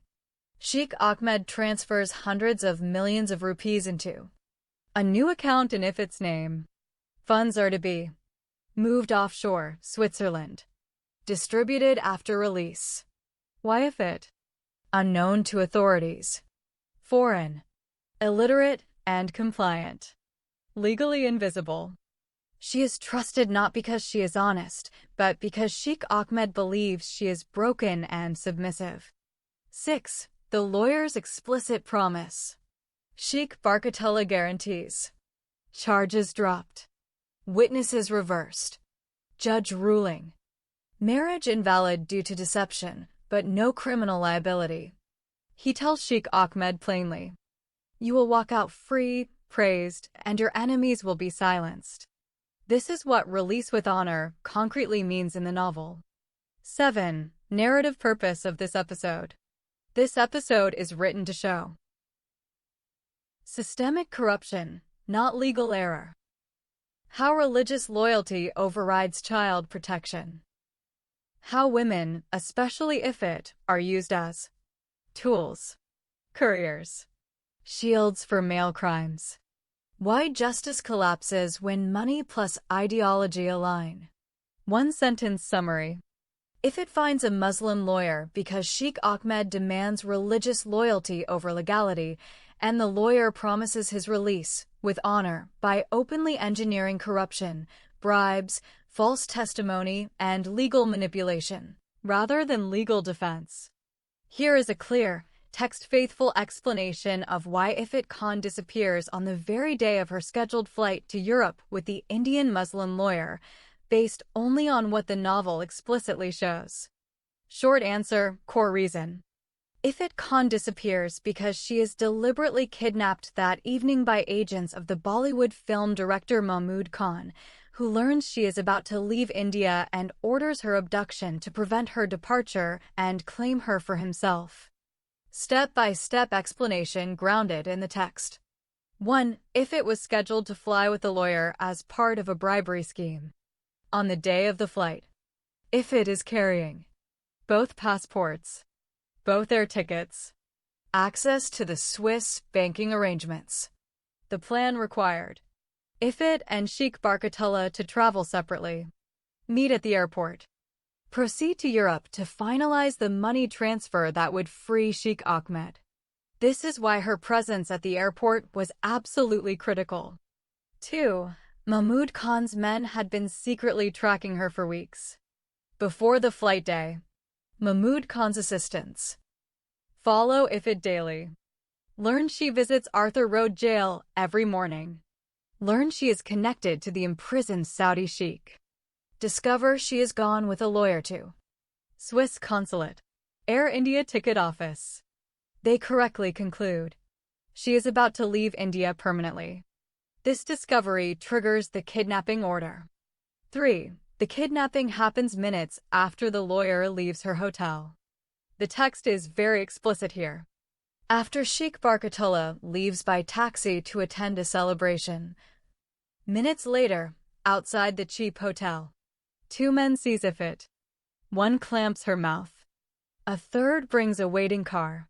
Bystanders assume she is a prostitute from the red light district. No alarm is raised. She is taken directly to Mahmood Khan's farmhouse. If the lawyer had waited 5 minutes more, he would have seen the men who kidnapped her. 4. Mahmood Khan orders the abduction to stop her departure. The novel explicitly states Mahmood Khan's motive. He believes if she flies to Europe, he will lose her forever. He had already failed to entice her with money and fame, failed to win her consent. His final decision: prevent her leaving India by force. He authorizes his men to kidnap her and bring her to his farmhouse. 5. Why no one realizes what happened in time. Several factors ensure her disappearance goes unnoticed until too late. Her profile: young, illiterate, no local family, no stable address.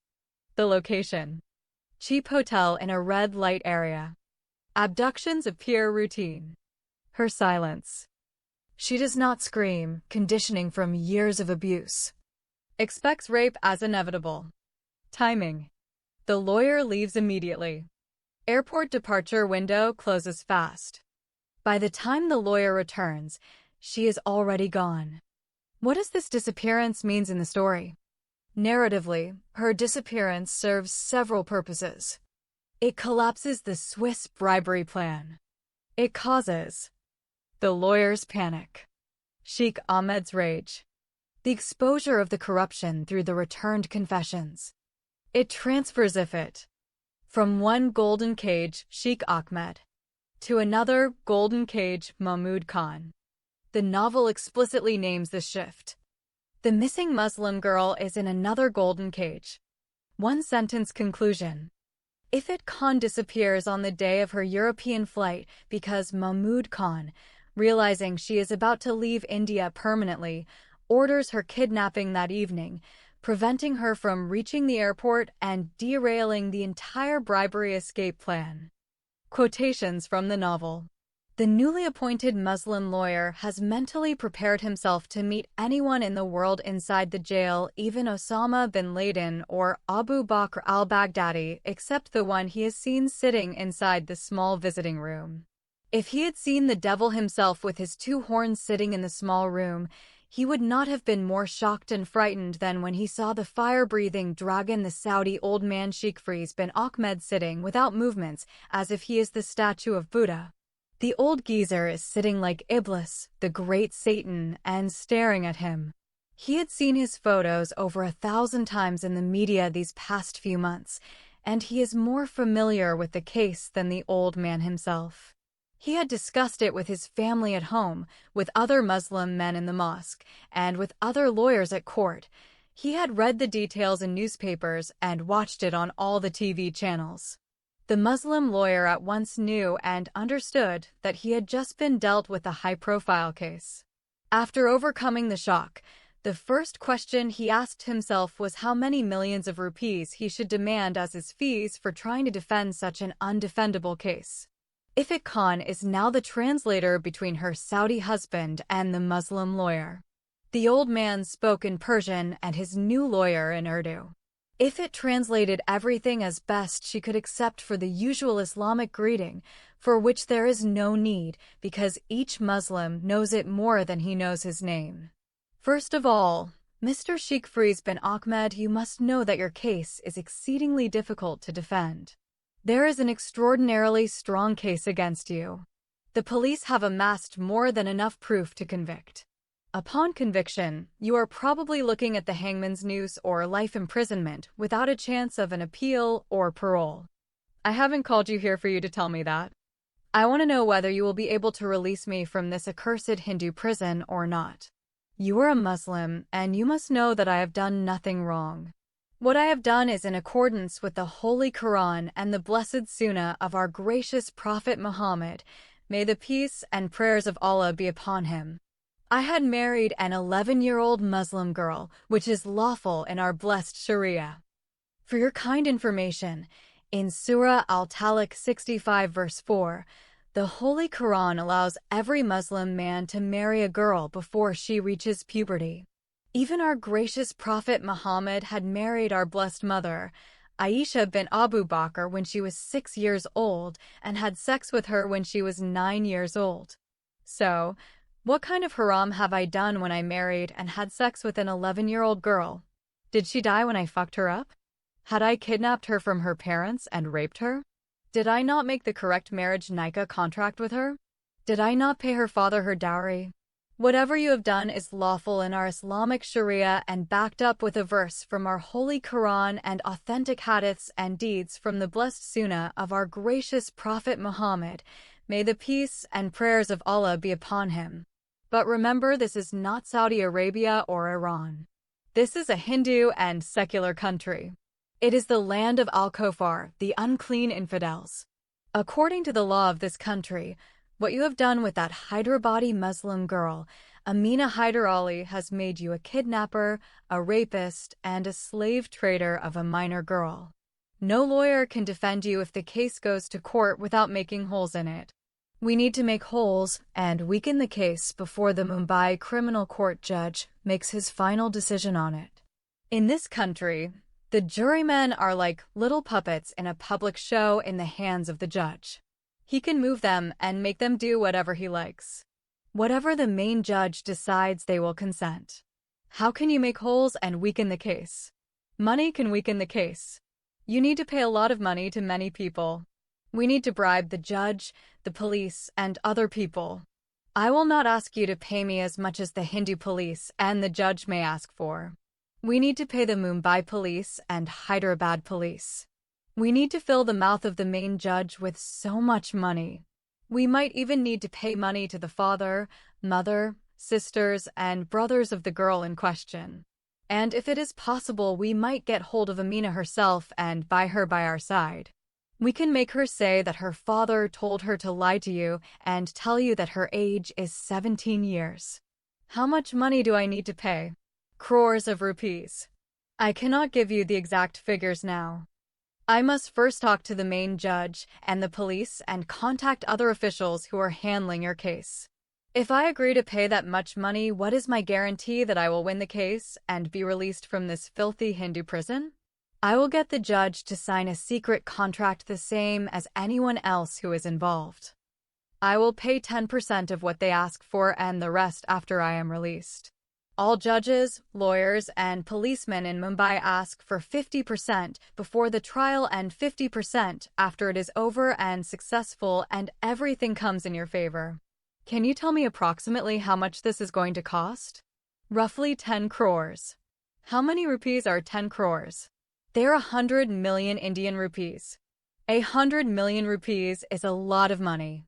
That is what I have said from the beginning. You need to pay a lot of money to come out of this accursed infidel's jail. Otherwise, you will lose your life or die inside this filthy Hindu dungeon. Consider your advanced age. Would you like to die in the Muslim holy lands among your Muslim wives and children, or starve and die like a criminal in this unholy land of the Hindu idolaters? Okay, I am ready to pay the money, but try to reduce it to 7 or 8 crores. I will try my level best, but I can give you no guarantees. Hindus are very greedy people when it comes to money. Go and talk to the main judge and other police top officials and bring to me the exact figures. Inshallah, after 2 weeks I will come to you with some good news. Barka Allah Fiqya Akifai al-Islam, said the old man. If it could not translate this Islamic phrase because it is spoken in Arabic. It means God bless you, my brother in faith. Before I accept the case officially, I need, as a token, the sum of advance which is equivalent to 100,000 rupees. Why should I give you money before you talk to those Hindu people? I need money to talk to them. I need to bribe their security guards and those close to them so that I can have access to them. The old man talked to his Indian wife in the Persian language before responding to the demand of the greedy Muslim lawyer. He ordered her to go to the Abu Dhabi International Bank and pay 100,000 rupees to his Muslim lawyer. He said further that if the manager refused to issue the amount, then to tell him would tell someone from the bank to come and see him in prison. Go with my mate Ifat Khan to the bank and get the money. The Muslim lawyer remembered that he could not discern the relationship between the young Indian Muslim girl and the prisoner, but now the cat is out of the bag. He is awed and respectful of the devotion and loyalty this Indian maid has for her Arab master. That day, the Indian wife Ifat is compelled to visit her Saudi imprisoned husband 4 times in jail. Firstly, the bank refused to issue the 100,000 rupees without the signature of the old man. Secondly, the signature was rejected twice because the old man's hand was trembling, and that altered his signature because the beatings that he had received during the harsh interrogation caused him to tremble for no reason. Finally, the bank sent one of its employees and confirmed that the old man wanted the Muslim lawyer to get such a big amount of cash. After receiving the money, the lawyer took Ifat back to the prison and made the old man sign the required forms, giving him the right to be his legal representative and to start the legal procedure. The old man not only gave the Muslim man the right to represent him in court, but appointed him as the legal security guard and guardian to his young maid. He told his Indian wife not to go anywhere without the company of that good Muslim man. If he did not know that his teenage wife is young and exceptionally beautiful, he would have asked the Muslim man to stay with her inside her room in the hotel and sleep with her on the same bed and vigilantly watch her movements to ensure she would not fall in love with someone or run away from him with a handsome Indian Muslim boy or a Hindu. Police inspector might separate her from him. Even if she goes to the bathroom, he should go in with her to make sure she would not be able to break the back window and flee away from her Arab master. But as we know, the Muslim man is not supposed to trust his father or brother with his wife. This is because the Prophet Muhammad said that in-laws are like death to the wife. Then the Muslim lawyer gave his business card to the so-called loyal and obedient maid Ifat Khan and accompanied her to her hotel, and then he left as soon as she got out of the cab. At first, Sheikh Ahmed thought to send his Indian wife to the Abu Dhabi International Bank and get the management to send him the necessary documents to transfer 7 crores rupees from his account to the account of Sheikh Barkatullah. Notwithstanding, the Muslim lawyer stopped him and told him that he would not accept such a huge amount of money from him directly. The money should go to someone else's account, and that person should deposit the money in Sheikh Barkatullah's account. He explained to the old geezer that his foolish idea would expose their secret scheme and everyone involved would go to jail. It is, after all, a huge amount of money bound to raise suspicion once it is discovered that the transfer has taken place. No one is going to believe an Indian lawyer can make such a huge amount of money even if he has worked as an attorney in all courts in Mumbai for 1,000 years. To keep such an illegal deal secretly hidden from the police, the media, and other curious eyes, a third person should act as the middleman. The old man understood the risk that is involved if the money would go directly from his account to his lawyer's account. However, the question that puzzled him was who that person could be whom he could trust with such a huge amount of money. It is Sheikh Barkatullah who suggested that the faithful Indian maid should act in between. He told the old man that his maid was the only person who was not known to the government and the public. The old man understood that no one in India knew that his Indian wife was related to him in any way. He balked when he considered the amount of money that he would have to place in her trust. She might very well abscond with the money, but he knows that he has no anyone else he could use, except her. However, he understood that he had already brainwashed her and made her a complacent girl to all his abuses, just like a robot in his hands. She is also an Indian slave girl to him, and he is her Arab master. He reasoned that if she wanted to run away from him, she would not have come from the Mumbai International Airport after his Afghani guard was arrested. She came all alone from the airport to him and began to do his work and continued to visit him without fail every day in jail and followed his orders.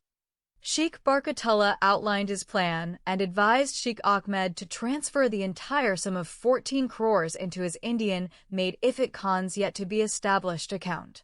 Then he should accompany her to Switzerland to ensure that the needed 2 secret accounts, his and hers, and the agreed-upon first transfer are accomplished properly. As soon as the trial is over and Sheikh Ahmed is acquitted with honor, Ifat and his lawyer should make another trip to Switzerland and get the second installment transferred from her account to his. To make sure that the old man would not change his mind after release, the crooked lawyer told him that the High Court judge had said that he would not release his passport and allow him to fly out of India until the amount was fully paid off. He disclosed that the judge would withhold his passport under the premise that protesting parties be given a chance to appeal. This would satisfy both the court and the media. The old man does not feel comfortable with any of the conditions: withholding of his passport, detention in India, transferring 14 crores to an overseas bank into the account of his Indian wife. But his Muslim lawyer told him that he has no other choice. The old man accepted the suggestion of his Muslim lawyer, but warned his Indian maid in front of Sheikh Barkatullah by telling her that he would send some dangerous spies to follow her to Switzerland, and if she tried to swindle him and run away with the money, then his terrorist men will catch her and shoot and kill her. Ifat Khan swore by Allah that she would not take the money and run away or do anything else to upset her Saudi master. However, the old man made some conditions to Barkatullah that he would not pay the first installment unless he would get in writing and voice recording statements of confessions from him, the judge of the High Court, the 2 police commissioners of Mumbai and Hyderabad, that they are going to receive from him 7 crores of Indian rupees before the trial and another 7 crores of rupees after the trial for his release with honor. He said further that the recorded and written confessions should be given to his Indian maid. When his obedient maid Ifat Khan would receive those written and recorded confessions, she should come and translate them to him in Persian, until he would hear those confessions and get satisfied, and then his Indian maid would mail them to his address at his residence in Tehran. He would not pay a single rupee. The old man knows that he has no one to receive those mailed confessions when they reach Iran, but he wants to make sure that the Muslim lawyer, the judge of the High Court, the police commissioner of Mumbai, and the police commissioner of Hyderabad cannot renege on their word and let him hang high and dry and die like a stray dog in the gallows inside the dungeon of the accursed Hindus. Sheikh Barkatullah tried to convince his client to drop his conditions and trust him, but the old Arab man refused. He said he would not trust his father or brother with such a huge amount of money. Finally, with no one ready to move a leg, the Muslim lawyer has agreed to fulfill the conditions of the stubborn old geezer. But he said that he needed at least another couple of weeks to obtain the written and recorded statements of those Indian VIP persons. While the Muslim lawyer Barkatullah is busy collecting those recorded and written confessions, Sheikh Ahmed has sent his obedient Indian wife, Mrs. Ifat Khan, to the Abu Dhabi International Bank and requested the manager to see him in person. When the manager visited the Saudi man in jail, he told him to create a second account for his Indian wife, Ifat Khan, and transfer from the former joint account 140 million Indian rupees to her new account. The manager asked why he is transferring such a large sum of money to his teenage Indian wife, but the old man said to him it was his money, and he was free to do whatever he wanted to do with his wealth. The manager apologized to him for interfering in his personal affairs. The manager of the bank is an Arab man from a small town in the United Arab Emirates. His salary is only 25,000 rupees per month. He guessed that the Saudi man was planning to purchase his freedom with that huge amount of money. Even so, he knows it is not his business to ask him that question too. As instructed, the International Bank of Abu Dhabi opened a new account for the fourth wife of Mr. Sheikh Faiz bin Ahmed and transferred from the joint account to Ifat Khan's new account 140 million Indian rupees. Below is a clear, text-accurate explanation, grounded in the novel itself, of why Mahmud Khan decides to kidnap Ifat Khan and hide her in his farmhouse. Short answer. Mahmud Khan kidnaps Ifat Khan because he realizes she is about to leave India permanently, believes he will lose her forever, and decides to stop her departure by force rather than consent, hiding her in his farmhouse as a controlled, golden cage. The full explanation, step by step. 1. Mahmud becomes obsessed the moment he sees Ifat. Mahmud Khan first notices Ifat by chance outside the Eros Theater. The narrative emphasizes that he sees her as unmatched, singular beauty. Unlike professional actresses or models, someone he believes should already be a Miss India or film heroine.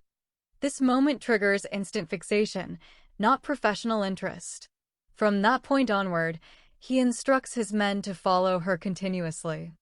2. Surveillance reveals she is not free and is about to disappear.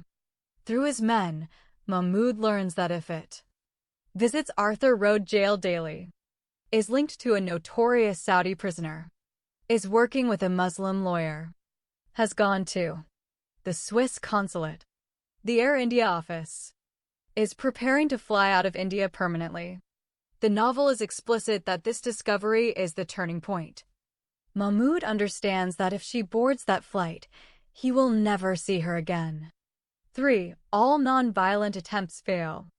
Before ordering the kidnapping, Mahmud repeatedly tries non-coercive methods. Personal approach, movie offers, fame and beauty pageant promises, love letters, flowers, restaurant invitations, movie tickets. Ifat's responses: silence, fear, withdrawal, rejection.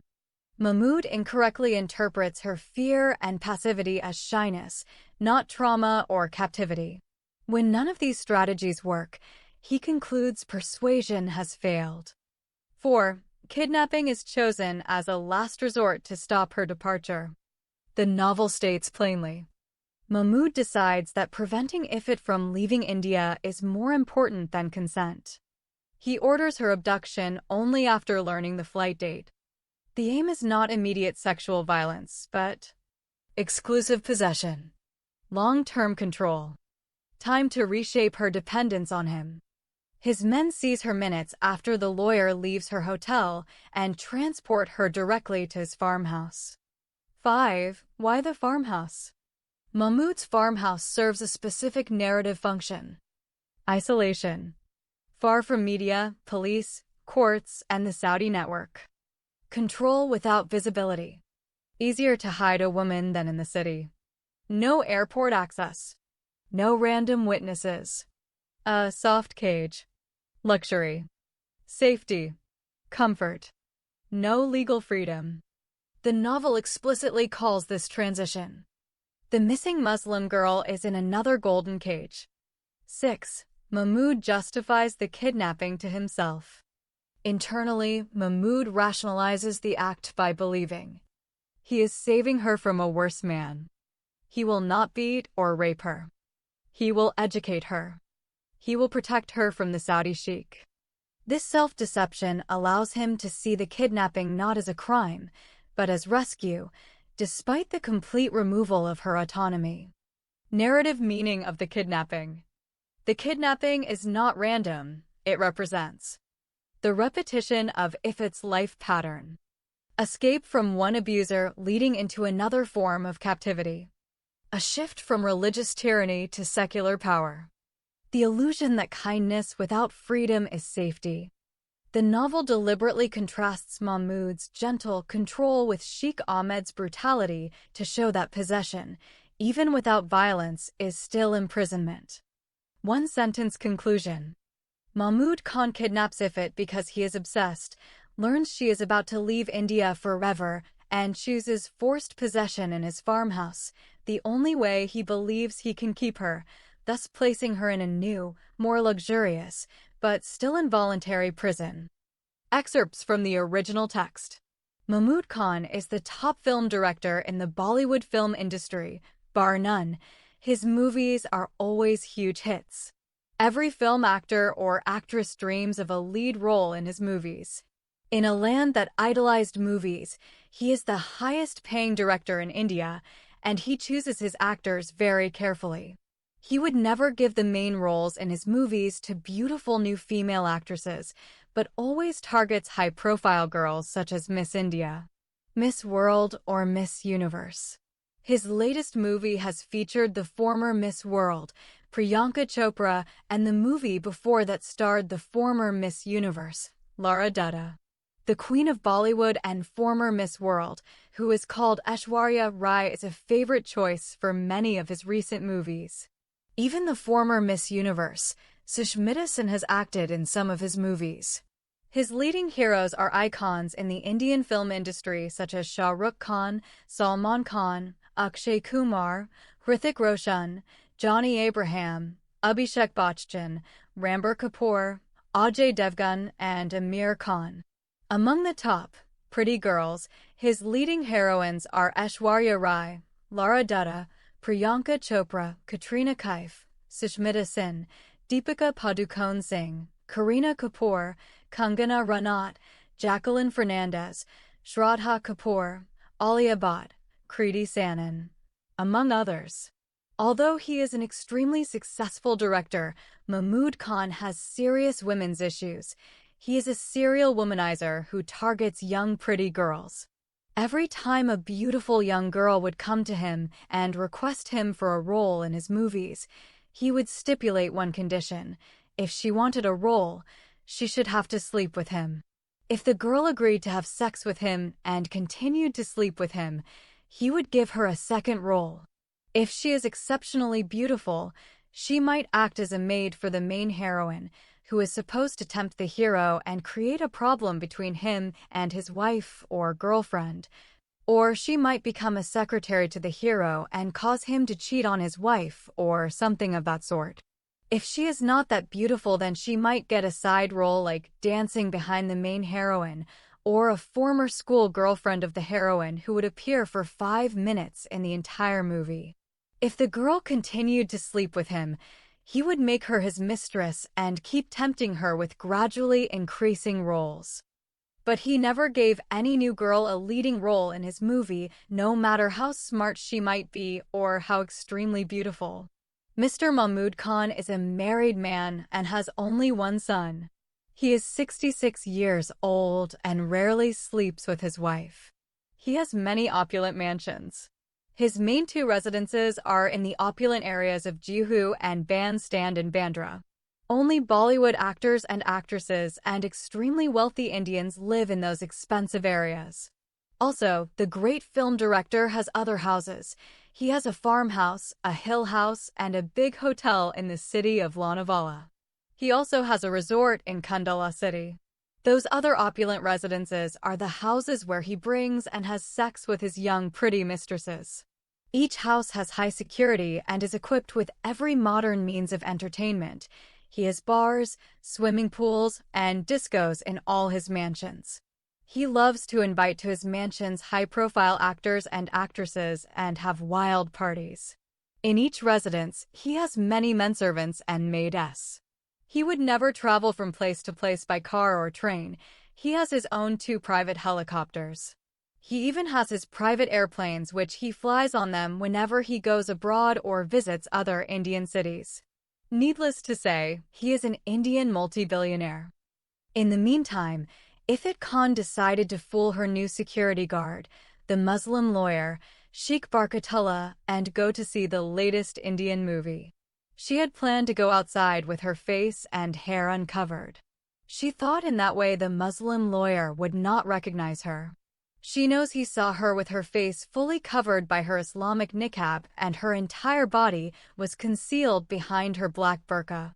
She had never stepped in public before without her Islamic abaya and niqab. She knows that no one has seen her face since she came to India. Therefore, she expected that the Muslim lawyer would not recognize her if he happened to come in front of her face to face without her black burqa. She put on her salwar kameez, spent a few minutes in front of the mirror, and then left her room. Ifat is not aware of her fabulous and extraordinary beauty. She had lived most of her life excluded from the outside world, and she had never before heard anyone praising her beauty.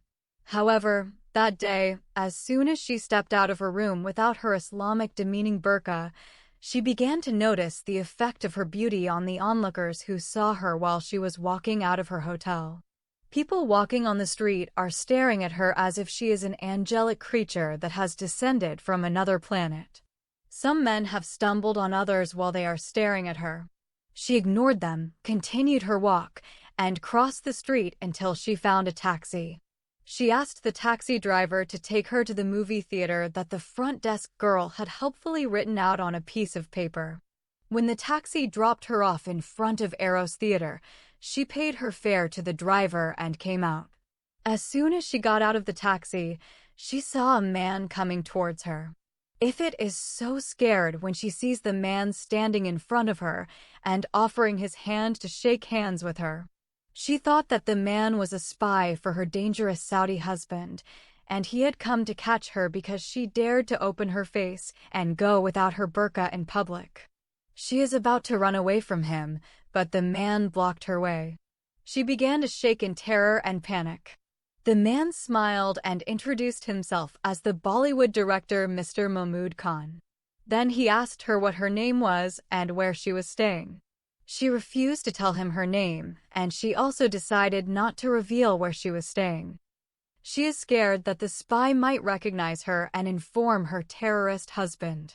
She knows that her Arab husband would cut her throat if he came to know that she has disobeyed his orders and stepped out of her hotel with her face and hair uncovered and her body not concealed by her burqa. The man told her that he is a film director and he would like to offer her a role in one of his upcoming movies. At once, the extremely frightened girl Ifat rejected the offer. He said to her if she was not interested in acting in a film, he had another offer for her. He then told her he would love to introduce her to the beauty contest. The imprisoned fourth wife of the old geezer has no clue what the man is talking about when he says the beauty contest. When she remained silent, he took out his card, offered it to her, and asked her to visit his office or call him on the phone. She accepted the card from his hand because she wanted to get rid of him. After that, she walked away from him without uttering a word. Ifat felt great relief when the man did not stop her or follow her. She went to the movie theater. She is told that all the tickets were sold, and the movie had already started a few minutes ago. Ifat felt so disappointed when she came to know that the tickets were sold a month ahead. She decided to stop the taxi and return to her hotel. However, while she was walking away, the same curious Indian man stopped her and told her that he could get her inside the movie theater without a ticket if she wanted to see the interesting movie that he had directed. He also said to her he could make her go in for the next show if she decides to see the movie from the beginning. Ifit has liked the offer, but she does not know what to do or say to the man. She just continued to look at him without uttering a word. The man thought that she might be a deaf and dumb girl. He repeated his offer 3 times before she responded. She told him she would love to see the movie right away. The man became exceedingly happy when she began to talk and acquiesced to his offer. Therefore, he took hold of her left hand and walked her inside the movie theater without anyone stopping them. Then he took her to the best seat that had been reserved for him and said to her, "Oh, pretty young lady, please enjoy the movie," and left the theater hall. The generous man has been forgotten. Ifit immersed herself and began to enjoy watching the movie on the big silver screen. It is her first experience of watching a movie on the silver screen, and she is thrilled with the new experience. When the intriguing story of the hit movie is over, Ifit comes out of the theater, stops a taxi, and returns to her hotel, followed without her knowledge by the 3 men of the great movie director Mahmood Khan. One of them followed her inside the hotel. He showed his card to the front desk and asked them to tell him about the pretty young girl who had just walked in. He said that he had been sent by the famous movie director Mahmood Khan to talk to the girl and offer her a role in his next movie. He also said that he would love to know her name and from where she had come.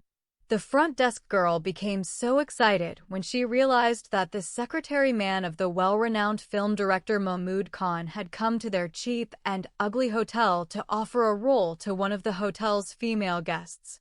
She told him the beautiful girl was called Ifit Khan and that she had recently come from Iran.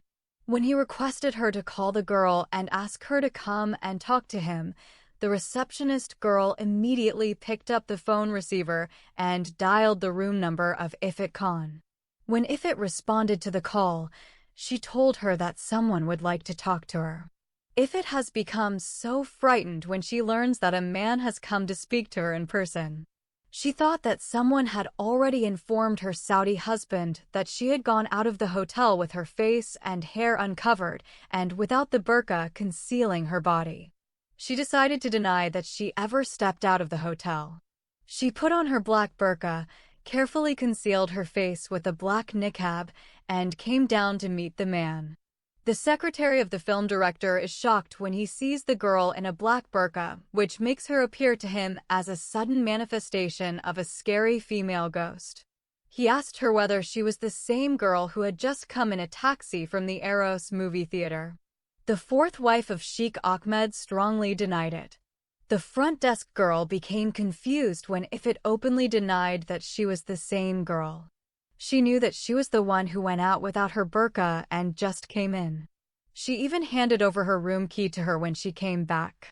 She is the very same girl who gave her the address of the Eros Theater and told her to go and watch the best movie in town. Regardless, the man of Mahmood Khan knew that she was the one and tried to talk to her about the movie offer. She told him she did not live in India. She came from a foreign country and she would soon return to her country. For that reason, she is not interested in appearing in any movie. The secretary realized that the pretty girl had rejected his manager's offer, but he felt satisfied with the information he gathered about her so far. He apologized to Ifit Khan and thanked her for her time. When he came out of the hotel, he phoned his boss and conveyed the information he had obtained about the extremely beautiful girl. Mahmood Khan is crushed when he comes to know that the beautiful girl is an NRI, which means a non-resident Indian girl who is living abroad and has just come as a visitor to her motherland. Nevertheless, he wanted to know more about her. He ordered his men to continue following her and find out why she was there in that cheap hotel and why she was staying in a dangerous and notorious area that was full of brothel houses. More importantly, he said he wants to know when she is planning on leaving the country. For 2 weeks, the spies of the great movie director Mahmood Khan relentlessly followed the beautiful girl Ifat Khan just about everywhere that she went. They came to know that she goes every day early morning without a break to the Arthur Road jail to visit an 80-year-old Saudi man who has been arrested on charges of rape and kidnap of a minor Indian girl. She spends time with him and then goes to other places wherever he sends her to go and do work for him. Then the spies asked the jail guards to reveal the relationship between her and the Saudi old man. Of course, they paid the guards so much money to get some information about the young girl and the imprisoned old man. One of the guards said she was the Indian maid of the Arab man. Yet another suspected that the girl might be a secret mistress or concubine or even a real wife of the Arab old man. Mahmood Khan felt twisted up inside when he realized that the beautiful girl of the excellent and perfect form of beauty had become his obsession and adoration. She already had another man in her life. Worse than that, she might have already been involved in a sexual relationship with an 80-year-old Saudi man. But then hope glimmered in his heart and mind when he remembered the notorious criminal case and the severe punishment that was probably going to be rendered for the hideous crimes the old Saudi Muslim man had committed against the 11-year-old Muslim girl, who was from the city of Hyderabad. Below is a direct explanation of how Sheikh Ahmed reacts when his Muslim lawyer tells him that his maid, Ifat Khan, has disappeared mysteriously, keeping the focus on behavior and motivation. Sheikh Ahmed's immediate response: rage, accusation, and terror. When the lawyer informed Sheikh Ahmed, inside Arthur Road jail, that Ifat Khan did not arrive at the airport and has vanished, Sheikh Ahmed's reaction unfolds in 3 clear stages in the novel. 1. Violent rage and verbal explosion. Sheikh Ahmed reacts instantly and explosively. He erupts in uncontrollable anger. He spits on the lawyer.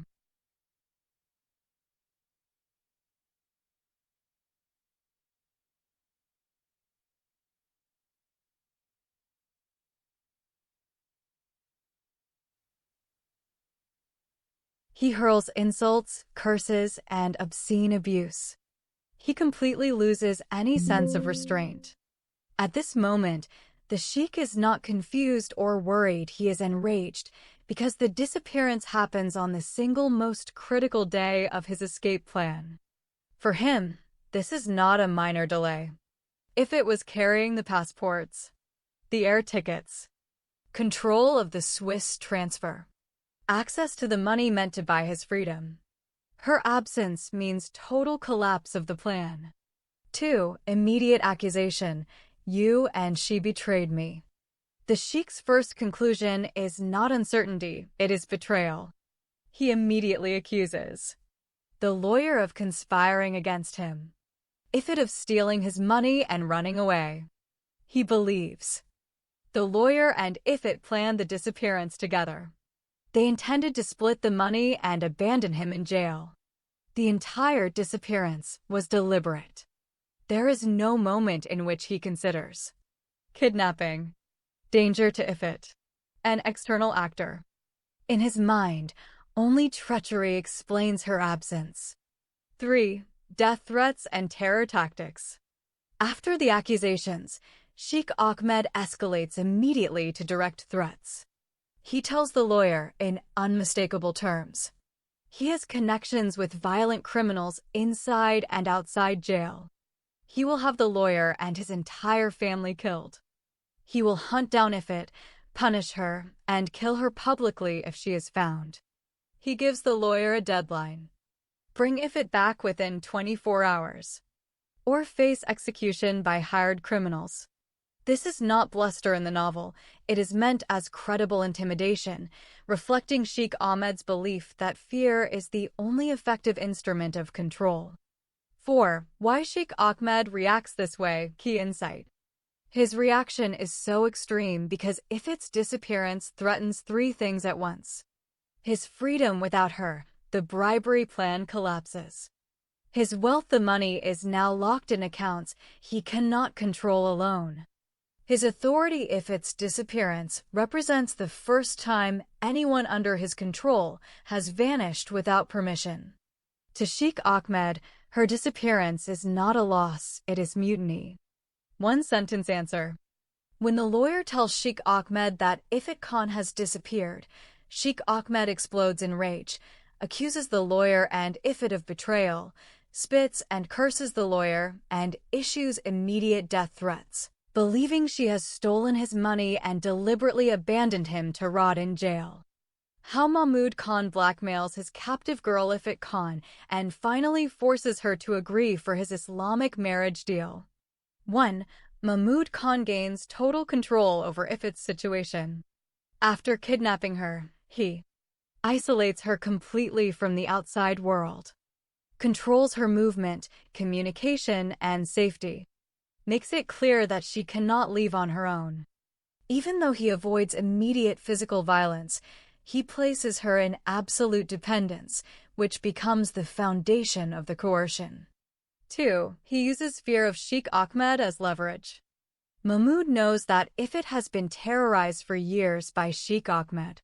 He exploits this fear deliberately by reminding her that Sheikh Ahmed is searching for her, telling her that if she is found, she will be punished or killed, emphasizing that only Mahmud's protection stands between her and that danger. This creates a false choice: stay with Mahmud or be returned to her former abuser. 3. He threatens exposure and prosecution indirectly. Mahmud also makes Ifrit understand that authorities are looking for her disappearance. She could be accused as an accomplice in corruption and bribery. Her status as an undocumented, illiterate young woman leaves her legally helpless. While he does not overtly threaten police action, he lets the danger hang over her, reinforcing that she has no safe legal options. 4. He presents marriage as protection, not romance. Mahmud reframes the situation by offering a secret Islamic marriage as a shield against Sheikh Ahmed's claims, a way to legitimize her presence in his custody, a religiously respectable solution that avoids public scandal. Crucially, the proposal is not equal. It is presented as the only path to safety. 5. Gradual erosion of resistance. Mahmud does not demand immediate agreement. Instead, he waits while her fear increases, allows her to feel temporary safety and comfort, lets isolation and dependence do the work. Over time, Ifrit concludes, incorrectly but understandably, that submission is survival. 6. Why she finally accepts. Ifrit's agreement is not consent in a meaningful sense. It results from long-term trauma, fear of violent reprisals, isolation, lack of education or support, the belief that refusal will lead to worse harm. She accepts because she believes every alternative is more dangerous.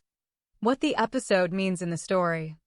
Narratively, this moment shows how coercion can exist without visible violence, how protection can be used as a tool of domination, how Ifrit moves from one form of captivity to another, that a private marriage can function as legalized control, not safety. The novel treats this not as romance, but as another abuse of power, wrapped in respectability. One-sentence summary.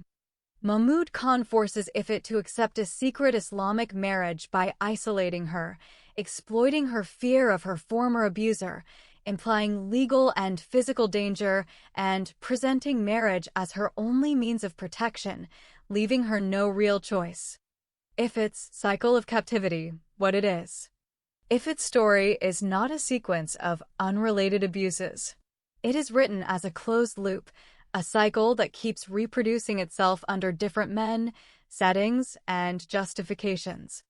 The episode with Mahmud Khan completes that cycle because it shows that even escape does not equal freedom when the structures of power remain unchanged. The 4 stages of Ifrit's captivity cycle. The novel carefully repeats the same 4 stages every time Ifrit changes hands. 1. Vulnerability. Ifit is always young, isolated, illiterate, without legal or family protection. Her vulnerability is the constant that makes every new captivity possible. 2. Rescue framed as benevolence. Each captor presents himself as a savior. Sheikh Ahmed claims to save her from poverty. Mahmud Khan claims to save her from Sheikh Ahmed. In every case, control is disguised as protection. Dependency is framed as care. This framing disarms resistance. 3. Isolation and dependence. Once inside the safe space, movement is restricted. Outside contact is severed. Daily needs are controlled by the captor. The setting changes: Saudi Arabia, Eritrea, Iran, Indian farmhouse, but the mechanism is the same. 4. Legitimization through authority. Each captivity is made to appear legitimate. Religion, Islamic marriage, wealth, law, influence, protection narrative. This is the final lock in the cycle. Captivity is normalized, rationalized, and defended. Why the Mahmud Khan episode is decisive. Before Mahmud Khan, Ifit's captivity was overtly brutal. With Mahmud, it becomes soft, polished, and deceptively humane. That contrast is deliberate.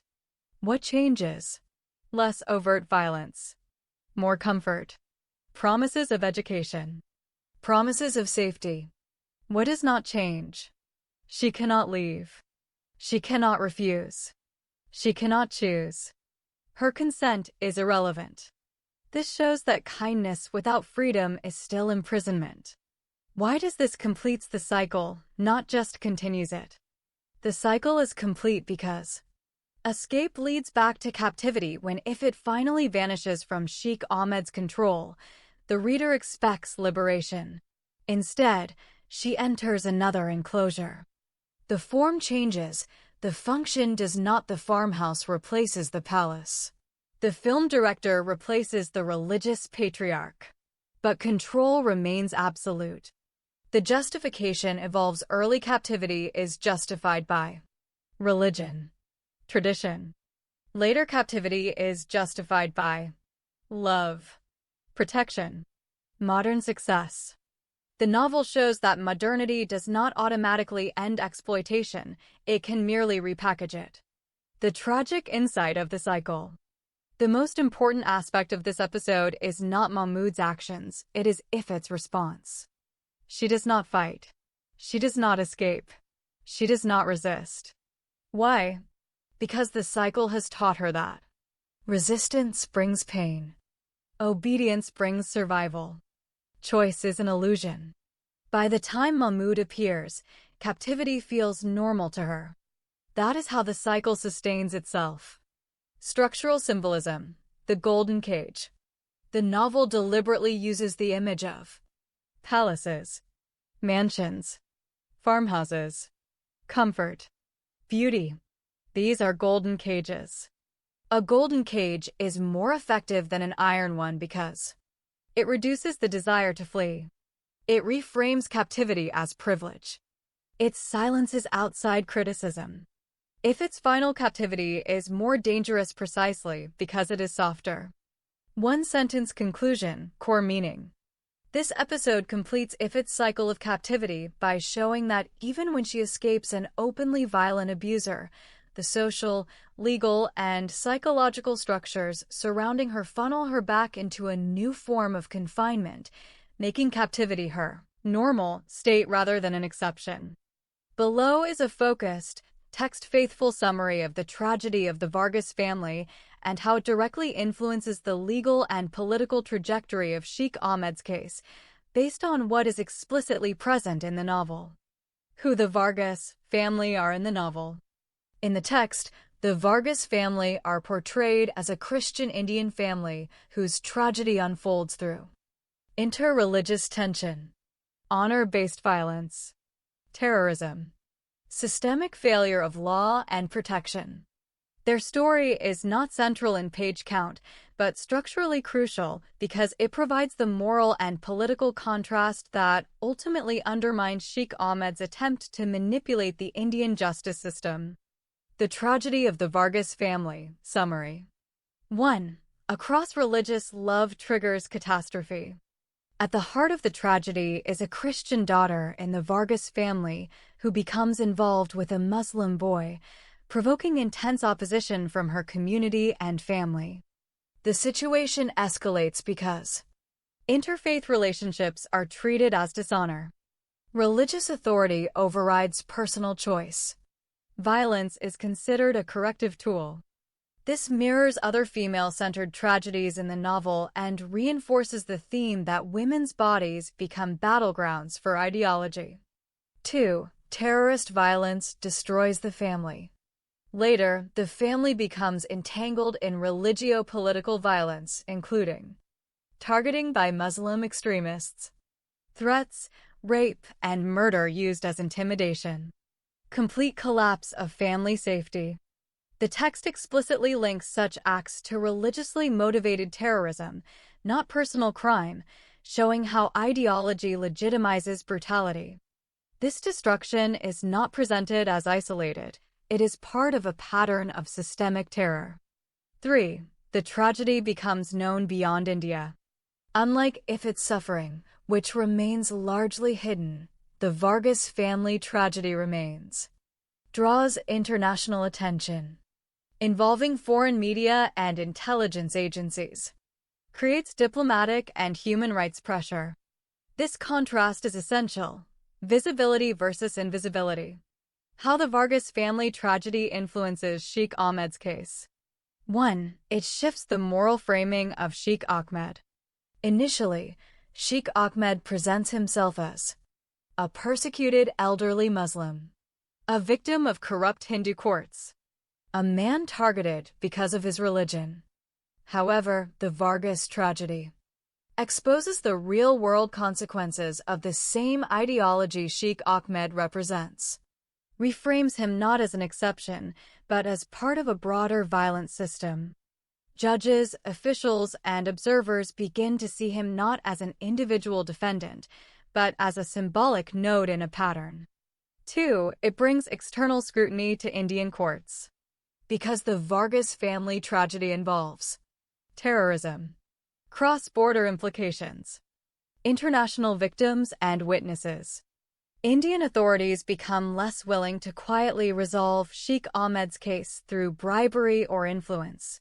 This weakens his Swiss account strategy, his reliance on corrupt intermediaries, his belief that money can erase violence. 3. It undermines the credibility of his defense narrative. Sheikh Ahmed claims he protects women. He upholds moral order. He is unjustly accused. But the Vargas tragedy demonstrates that women under such systems are not protected, but sacrificed. That moral order is enforced through terror. That religious authority often shields perpetrators, not victims. As a result, his moral defense collapses even before the legal one does. 4. It accelerates the collapse of his escape plan. Once public sentiment hardens, his attempts to buy freedom become riskier. Officials fear exposure. Allies begin to distance themselves. This directly contributes to the failure of the Swiss bribery operation, the panic that follows Ifit's disappearance, the unraveling of Sheikh Ahmed's final strategy. Structural meaning in the novel.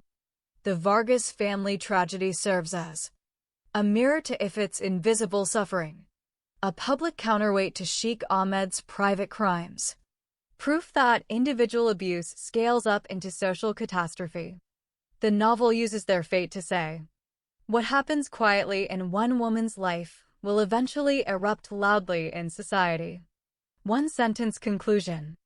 The tragedy of the Vargas family exposes the lethal consequences of the same religious absolutism that Sheikh Ahmed embodies, shifting public and judicial perception, inviting international scrutiny, and ultimately weakening his ability to escape justice through money and manipulation. excerpts from the novel about the tragedy of Vargas family. One of the most serious social problems that are facing India after the caste system and abject poverty is interfaith or intercaste marriage. It is also known as a mixed marriage. It is a marriage between lovers or partners professing different religions or castes. All major world religions, Judaism, Christianity, Islam, Hinduism, Buddhism, and Sikhism, prohibit mixed marriages. No Indian family will agree for their daughter or son to marry someone from a different religion or caste. If a Hindu boy falls in love with a Muslim girl, no Hindu pundit will agree to conduct their marriage. Likewise, no Muslim mazon or imam will agree to conduct a nikah marriage between a Muslim girl and a Hindu boy. The lovers will be left with the only choice they have available for them is to run away to a faraway city and live together without being married. Such relationships, which are called in the West common law partners or conjugal partners, are illegal and sometimes punishable by law. The hapless couple will have to face condemnation and fear from both of their respective societies. They may not find any property owner who will be willing to give them an apartment to rent. In addition, their children will not be admitted to any school because they will be considered bastards or illegitimate children. To solve this problem, the government of India adopted a new marriage system, which is called court marriage. Any couple not able to marry within the religious system could get married by the judge of the marriage court. While this is lawful, old habits die hard, and society is slow to accept such irreligious matrimonial relationships. In many cases, Muslim girls who defied their families and married their Hindu boyfriends were killed by their Muslim fathers or brothers. If they are not killed, they are considered outcasts, and their children are considered illegitimate bastards. This social problem is not confined to Muslims and Hindus only but to other lovers from Christian, Buddhist, and Parsi devotions. Parsi is a distinct religious community in India. At the time of the Arab invasion of Persia, today Iran, the dominant religion of the region was Zoroastrianism. The Persians rebelled against the forced conversion to Islam by the Arab invaders for almost 200 years. After many failed attempts to free the country from Islamic domination, the Persians were forced to either pay heavy jizya or convert to Islam. If the Persian Zoroastrians refused to pay the jizya or convert to Islam, then they would be killed. During this time, many Persians who are now called Parsis in India rejected the three options and instead chose to take refuge by fleeing from Iran to India. One of the most famous situations of interfaith love affairs is the famous love story between a Muslim boy and his Christian girlfriend in the Borivali area at the northwestern end of the cosmopolitan city of Bombay. Real names are changed for privacy and protection. Muslims are the biggest minority in India while Christians are the smallest. There are 200 million Muslims to the 24 million Christians in India. Hindus number more than 950 million. This particular Christian girl fell in love with her Muslim male neighbor when she was noticeably young. Their affair started when she was 16. According to Indian law, she is still considered a minor. Her Muslim boyfriend is 21 years old. The girl's Christian father hates all Muslims and considers them to be two-legged animals. He pities their women, and he looks upon them as female victims. He believes that Muslims are the most dangerous of all creatures in the universe. He blames them for the terrorist attacks happening all over the world, and he believes their holy book to be a terrorist manual. The unwavering hatred of the Christian man, Mr. Joseph Vargas, toward Muslims is built on a strong foundation. He has a son and a daughter with his lovely wife, Susan. His son, Joshua, once held a particularly good job. At that time, Joshua worked at an import and export company in Nariman Point in downtown Mumbai. He earned a large salary of thousands of rupees per month. Every month, the son used to bring home 50,000 rupees. Mr. Vargas used to love his son to the point of worshipping him. His son was highly educated and a very committed Christian. He was not yet married, but his parents found for him a beautiful girl who had a white complexion and was highly educated. Joshua and the girl gladly accepted the choice of their parents and were betrothed to each other. The girl likewise was a committed Christian and held a high-paid job in the Kalaba neighborhood. Just a month before their arranged marriage was scheduled to take place, something terrible happened. Mr. Joseph Vargas had previously worked at the railway station. His wife Susan is a female teacher in a college of Mumbai University. Rita, their daughter who is still in school, registered in grade 10. They were an incredibly happy family. Unfortunately, their happiness was shattered one day when their only son Joshua was killed in a very brutal way. He was blown to bits and pieces by a bomb that Muslim terrorists had planted in the first-class room of the local train. Mr. Vargas's life was shattered by the cruel way his son was killed. He became so grieved for his son he could barely function from day to day. From that day on, he started to hate all Muslims. He held every Muslim responsible for the untimely death of his beloved son Joshua. Although not every Muslim man is a terrorist, Mr. Vargas generalized and considered all Muslim men terrorists. He began to hate them all with an unequaled hatred. While Mr. Vargas is struggling with the death of his only son, he finds out that his one and only daughter is in love with a Muslim boy. He has become extremely outraged and stands firmly against his daughter's friendship with a wretched Muslim guy. The Muslim boy is a grade 10 dropout, jobless, and has no plans. Mr. Vargas threatened the Muslim boy with death if he ever came near his Christian daughter. Rita, being a young teenager, cannot stop how she feels for the Muslim neighbor she has grown to love. They cannot get married in court because she is just 16 years old and therefore she is still a minor girl. Indian law does not allow a court marriage at 17 unless parental consent is given. In this case, the only way Rita is going to get married is to wait for her 18th birthday to fulfill the requirements for a court marriage without the expressed consent of her parents. Although Mr. Joseph Vargas tried to scare the Muslim boy by threatening to kill him, the boy did not break off his friendship with his daughter. The two lovers continued to meet in secret. When it became clear to Mr. Vargas that the Muslim boy is not going to leave his daughter alone, he found a Christian boy in his church and promised to give him his daughter in an arranged marriage as soon as she reached age 17. He even paid the family of the boy 500,000 rupees as Rita's dowry. That accepted, Rita found herself betrothed to a Christian boy that she was to marry the moment she turned 17 years of age. In India, everything seemed to be opposite the rest of the world. The girl is supposed to pay the dowry in her marriage instead of the boy. When a girl reaches a certain age, her parents will look for a boy and pay him a dowry to marry their daughter. This gives rise to another vile custom. Many married girls were burned alive by their in-laws.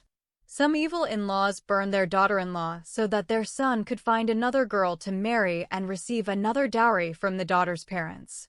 The victim is usually burned in the kitchen so that her husband and in-laws can say to the police that she died accidentally when the gas cylinder exploded on her.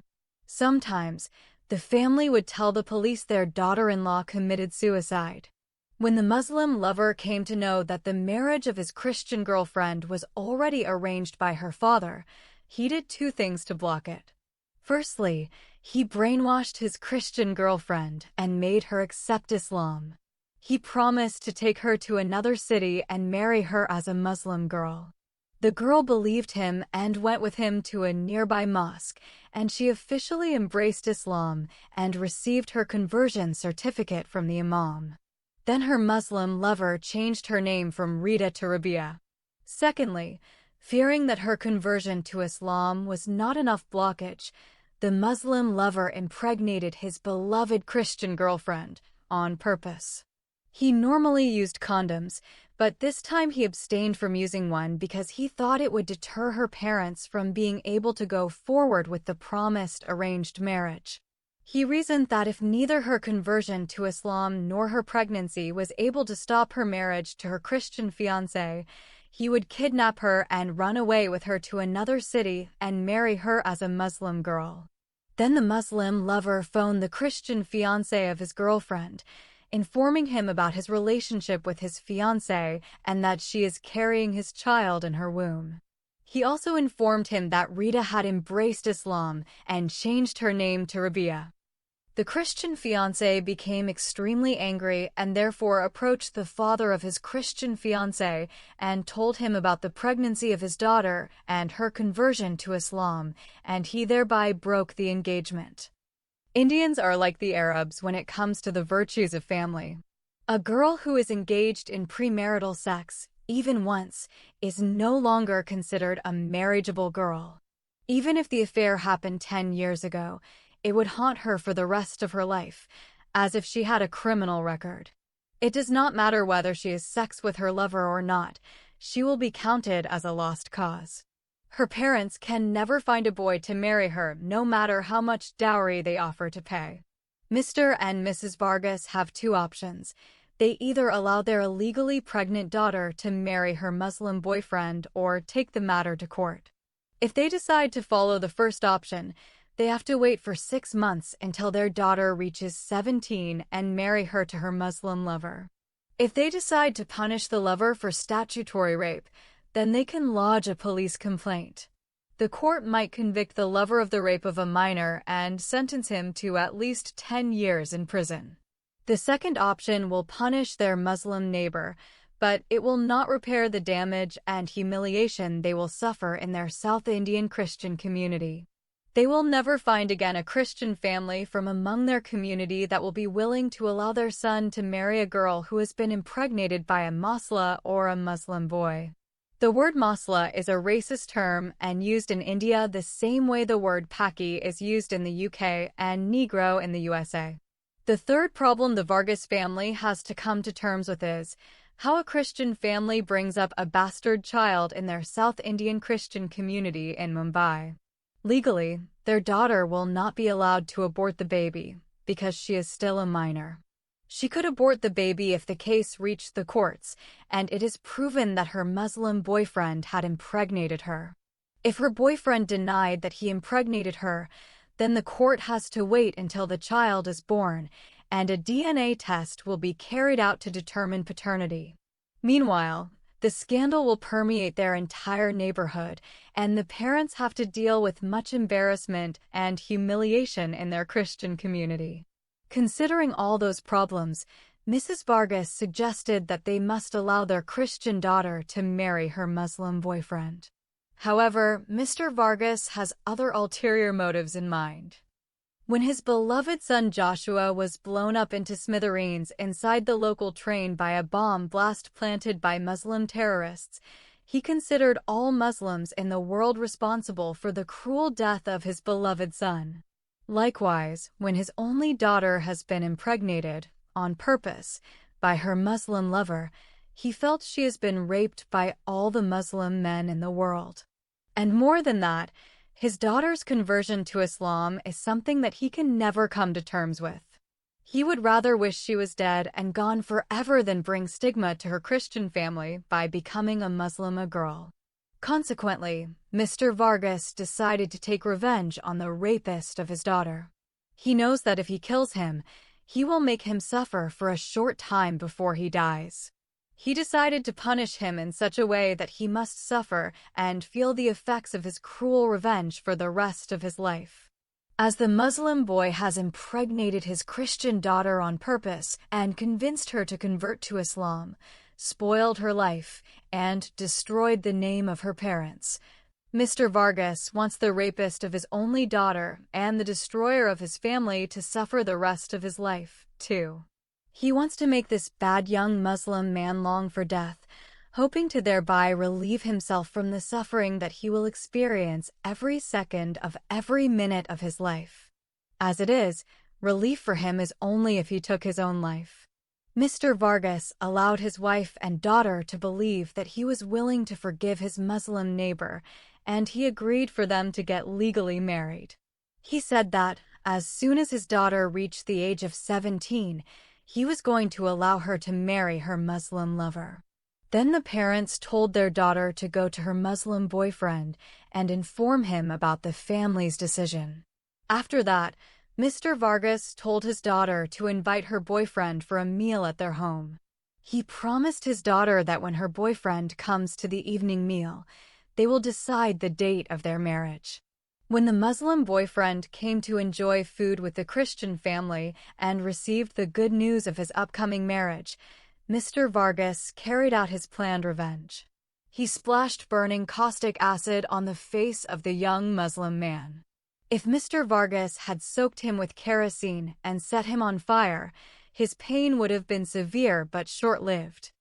His daughter's lover had been blinded by the burning acid and began to run around helter-skelter, stumbling over the chairs, sofas, and tables. He then fell on the floor and began to roll around and scream from the terrible pain. Mr. Vargas ignored the obvious suffering of the Muslim boy and the crying of his daughter. To Mr. Vargas, he is a poisonous snake, and he is being chased by the devil with a pitchfork in hellfire. He has not even stopped talking to his wife, who is shouting in his face.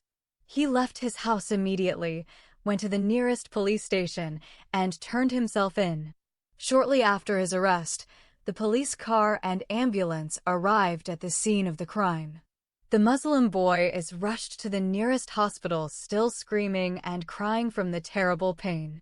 He survived, but his face is marred and scarred by the burning acid. His nose, eyes, eyebrows, and lips have been completely erased from his face. No human being can look at his hideous face without throwing up or turning away.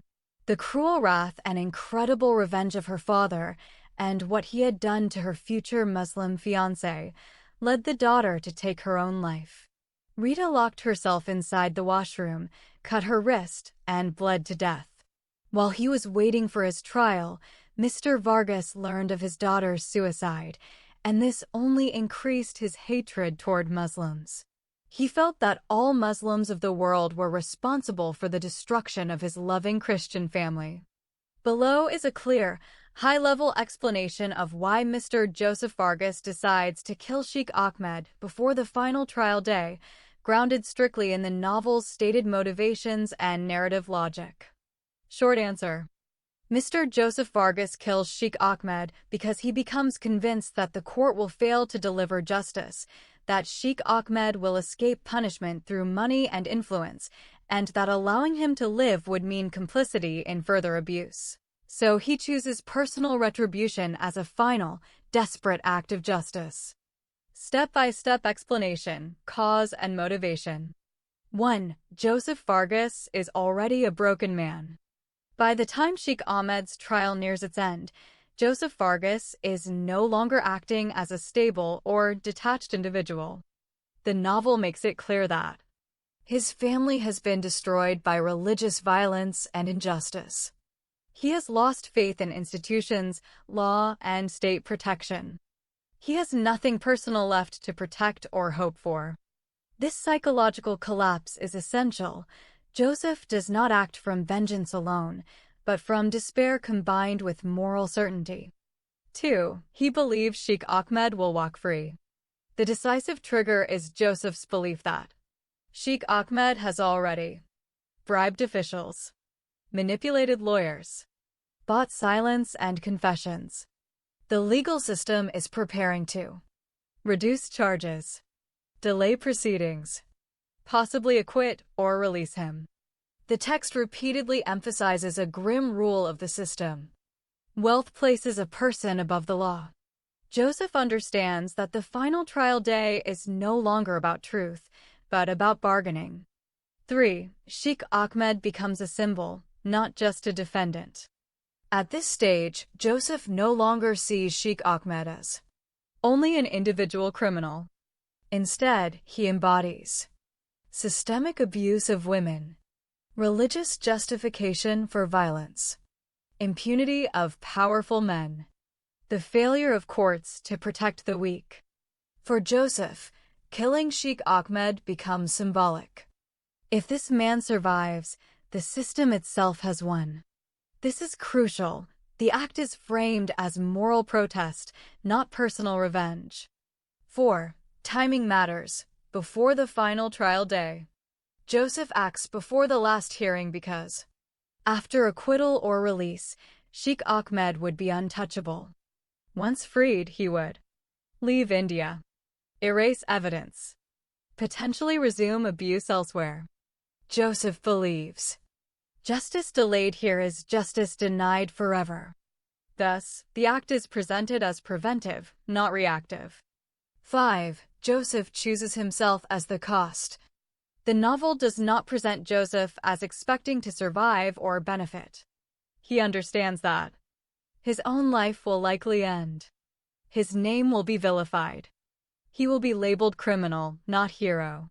Yet he acts anyway. This is the tragic core. The legal system fails. The victim becomes the criminal. Justice demands a human sacrifice. Joseph consciously accepts this role. How this act affects Sheikh Ahmed's case: structural impact. Ironically, Joseph's action ends Sheikh Ahmed's legal manipulation permanently, prevents acquittal, forces public confrontation with the crimes exposed. It is not a legal victory, but it halts further injustice at the cost of Joseph's life and moral standing. One-sentence conclusion. Mr. Joseph Vargas decides to kill Sheikh Ahmed because he becomes convinced that wealth and corruption will shield the sheikh from justice, and in despair, believing this is the only way to stop further abuse, he sacrifices himself to do what the law will not. Quotations from the novel. Mr. Joseph Vargas, who is about 30 years his junior, in a surprise attack, punched the old geezer on the back of his head and knocked him to the floor of his cell. Sheikh Ahmed is swimming in the head and seeing circles as he fell to the ground and cracked his right hip. He is in no way a match for the younger, stronger assailant and starts hollering for help. Mr. Vargas stuffed an oversized sock in his mouth full of excrement. With the foul taste in his mouth suffocating him, Sheikh Ahmed started gagging and gasping for air. Then Mr. Vargas took the sheikh's hands and began to bind them with shoestrings behind his back. Sheikh Ahmed, as much as he tries, is unable to escape being bound and tied for. He is completely immobilized due to his broken hip and the pain radiating throughout his body while he is choking on feces. With a homemade knife, Mr. Vargas cut off Sheikh Ahmed's dirty penis and testicles. The sheikh's torture is immeasurable as he screams in pure agony and harrowing pain and torment, but his screams are reduced to deep muffled groans. With blood gushing from his mutilated genitals, Mr. Vargas removed the sock from the old man's mouth and then squashed and spread it into his face and nose. While screeching in pain and choking on the fecal matter in his mouth and up to his nose, Mr. Vargas replaced the dirty sock with a chopped old man's penis down his throat. The old man is covered in blood from his lower extremity to his face, with blood clouding his eyes, ears, and nose, cutting off his air supply. Being robbed of air, Sheikh Ahmed starts to turn from red to blue, and he is strangled to death by the object in his throat. Mr. Vargas places his knees on his neck and in his face, just like a butcher slaughtering an old goat. And that is how the evil soul of the old pedophile, Sheikh Faiz bin Ahmed, departed from the world and descended into hell to burn forever and ever in the bottomless pit, while he is waiting for the day when he shall stand before the white throne of Christ and get condemned and cast into the lake of fire. He will be there for eternity with his false prophet, the Antichrist, and the devil and their followers. His mutilated corpse has been taken by Hindu police guards and burned into ashes, as if the Saudi Arab man is a Hindu. Those Hindu guards knew if they delivered his corpse to Muslims, they would bury him in the Islamic Qabristan or Muslim graveyards, make him a great Muslim saint, and pay homage to his tomb every year. Muslim women might regularly visit his shrine and get blessings for themselves and their unmarried daughters. Therefore, when Muslims came to know the janazah, or burial of the murdered Saudi Muslim man, was conducted by Hindu guards, and his corpse was burned to ashes, they became exceedingly outraged. In the meantime, Hindus all over Hindustan have become overjoyed and celebrated greatly with fireworks, glorifying the brave Christian man who is judge, jury, and executioner, righteously carrying out the death penalty against the Muslim pedophile and unrepentant child rapist. He has become a great hero in their eyes, administering the punishment of the gods of Hindustan, which no one in the entire government of India is courageous enough to do. Some hang on the walls of the Christian man's photo in their houses and office buildings. They said prayers and lit candles to show devotion to the new incarnation of their Hindu god. They also have circulated his photos all over India and other countries of the world through their Facebook pages, Messenger, electronic mail, and YouTube pages. They made him the greatest man of the 21st century. Some Hindus began to offer prayers to him and worship him as one of their new Indian gods. Therefore, the murder of the old serpent inside the Arthur jail made Hindus rejoice and consider the Christian man who administrated the vigilante justice as more than an ordinary human being but one of their modern gods. Muslims, of course, felt they have been deprived of what is sure to be a clear and decisive victory. In the meantime, the murder of the evil Arab monster made the case of the Vargas family well known throughout the country. The media wrote extensively about it. It has been revealed to the public that Mr. Joseph Vargas is deprived of his beloved son Joshua by Muslim terrorists. It is also reported that his only daughter lost her honor and killed herself because a Muslim boy raped her when she was just a minor. Many non-Muslim people considered him to be justified in what he did to the Muslim boy. The same people also praised him for his brave decision to murder a kidnapper and rapist of an 11-year-old female child. When the police interrogated him, Mr. Joseph Vargas said that he killed the old Saudi man because he had done a great evil by raping under the justification of Islamic child marriage an underage Indian girl. He said that he would not have killed him if he had not learned that the evil old Saudi is going to walk out of jail a free man in 24 hours with his head lifted up in honor. Some Muslim men, led by their bigotry and hatred and the need to get revenge, broke into the house of Mr. Vargas in the Borivali area and raped his innocent wife, Susan. After that, they murdered her in a very cruel way. They cut off her hands and legs and cut out her tongue too. They drove hot, long, sharp metals into her eyes. Finally, they beheaded her and fled. No one knew about the murder of Mrs. Susan Vargas until her decomposed dead body began to smell.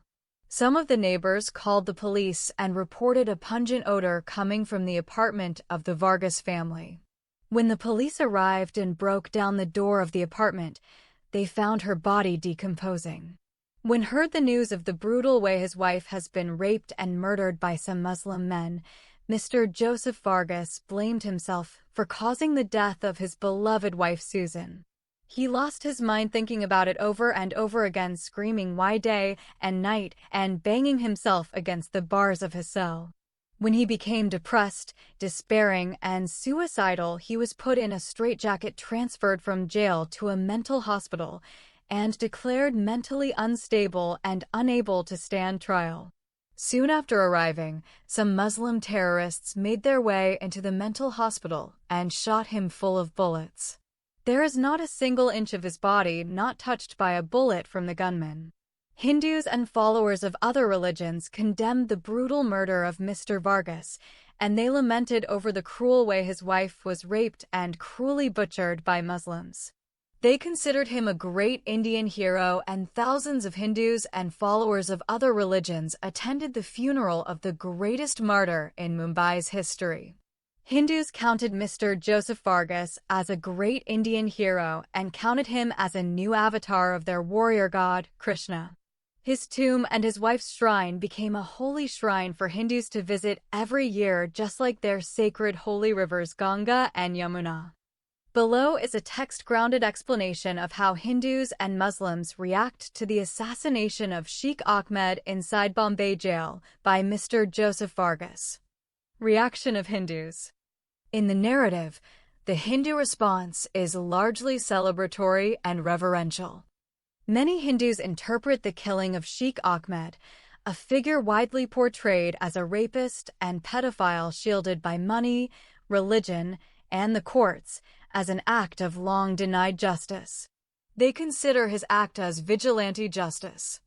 Mr. Joseph Vargas, though himself a prisoner, is hailed as a hero and martyr.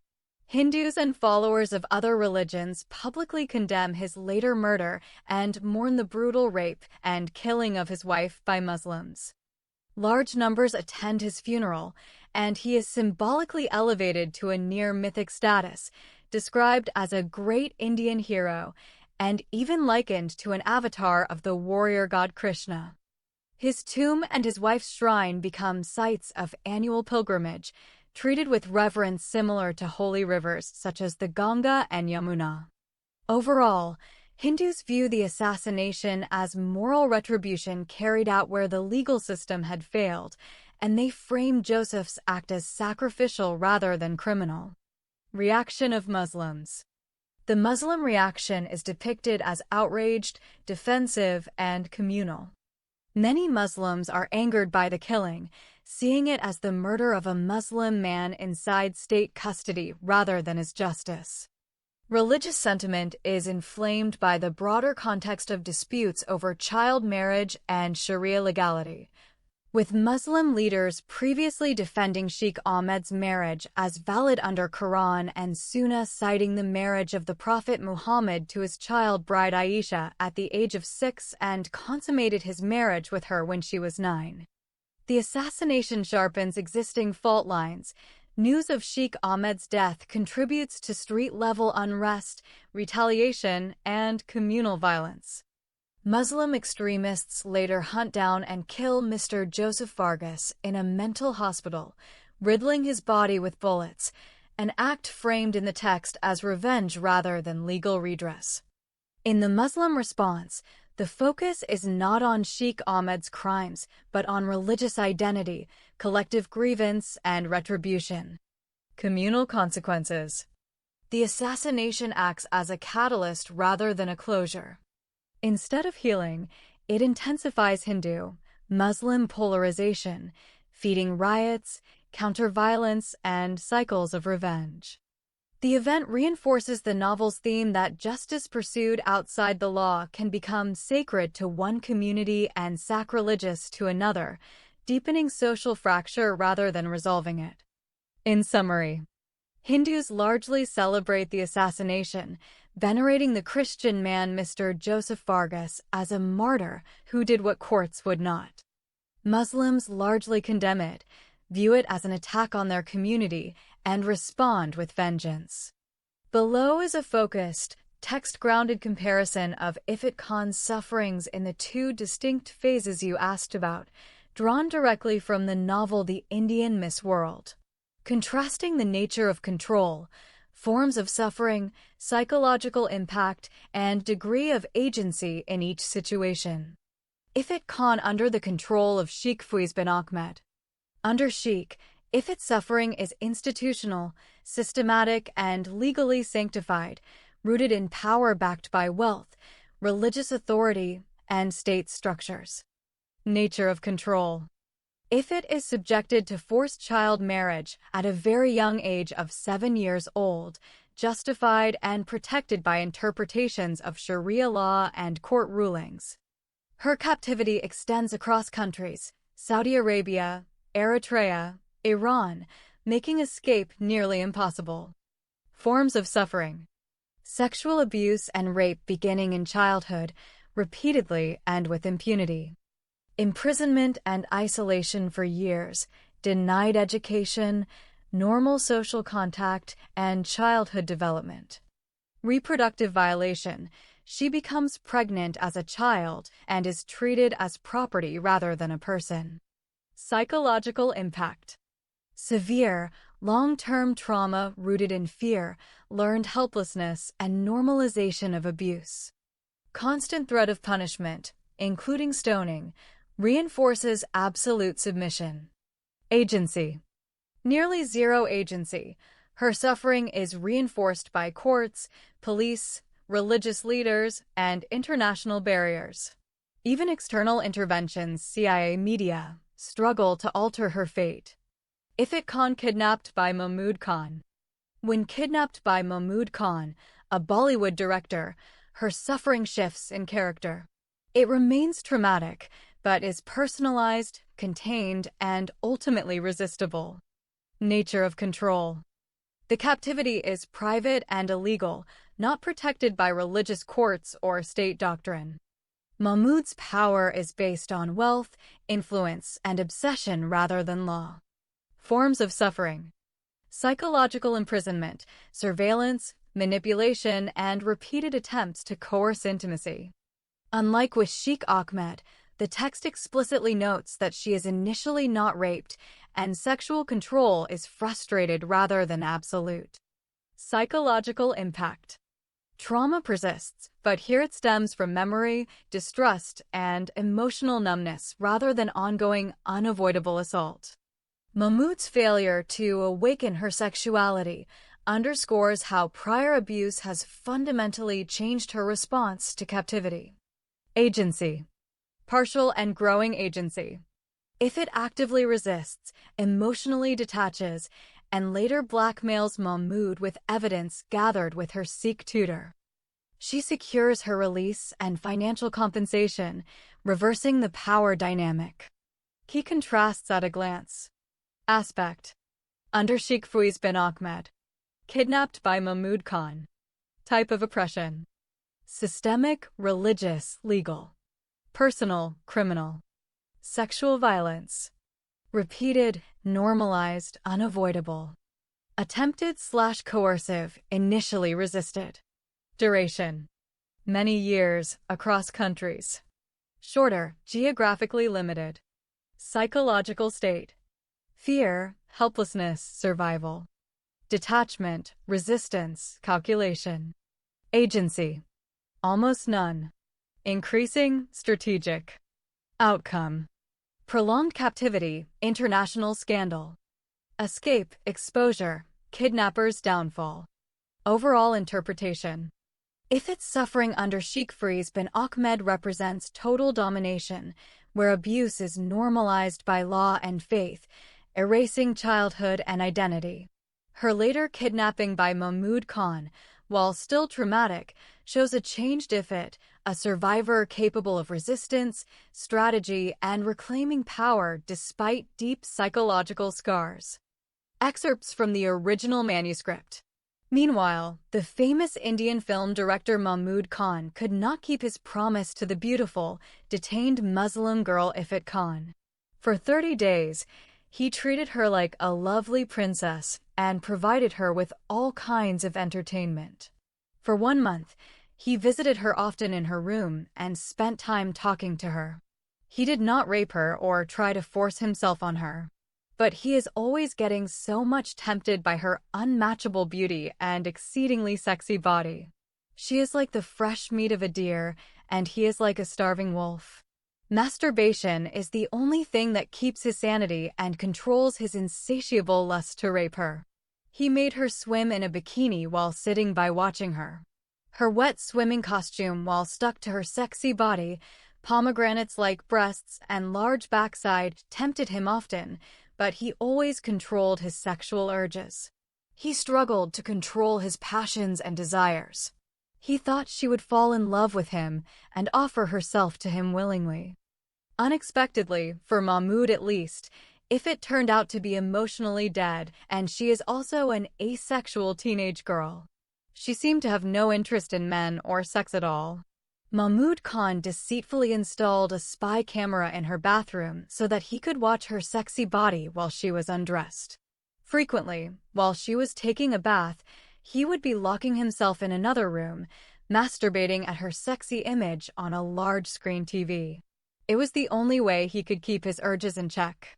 Mahmood knows that eventually, he would need Ifat's sexy physical body to satisfy his uncontrollable sexual desire for her. He is still unwilling to rape her. He understood that if he forced himself on her, she would think him no different from her wicked Saudi husband. His sense of arrogance and pride would not allow her to equalize and identify him with that dirty Arab pedophile who is kept under lock and key and waiting for a dangerous trial. He has some confidence in his ability to attract women and have them fall at his feet. He wants her to fall in love with him and get into his bed of her own accord. As the days rolled by, he began to feel disappointed and frustrated. She seemed to him as if she had no heart or had no sexual feelings for any man. He observed her closely.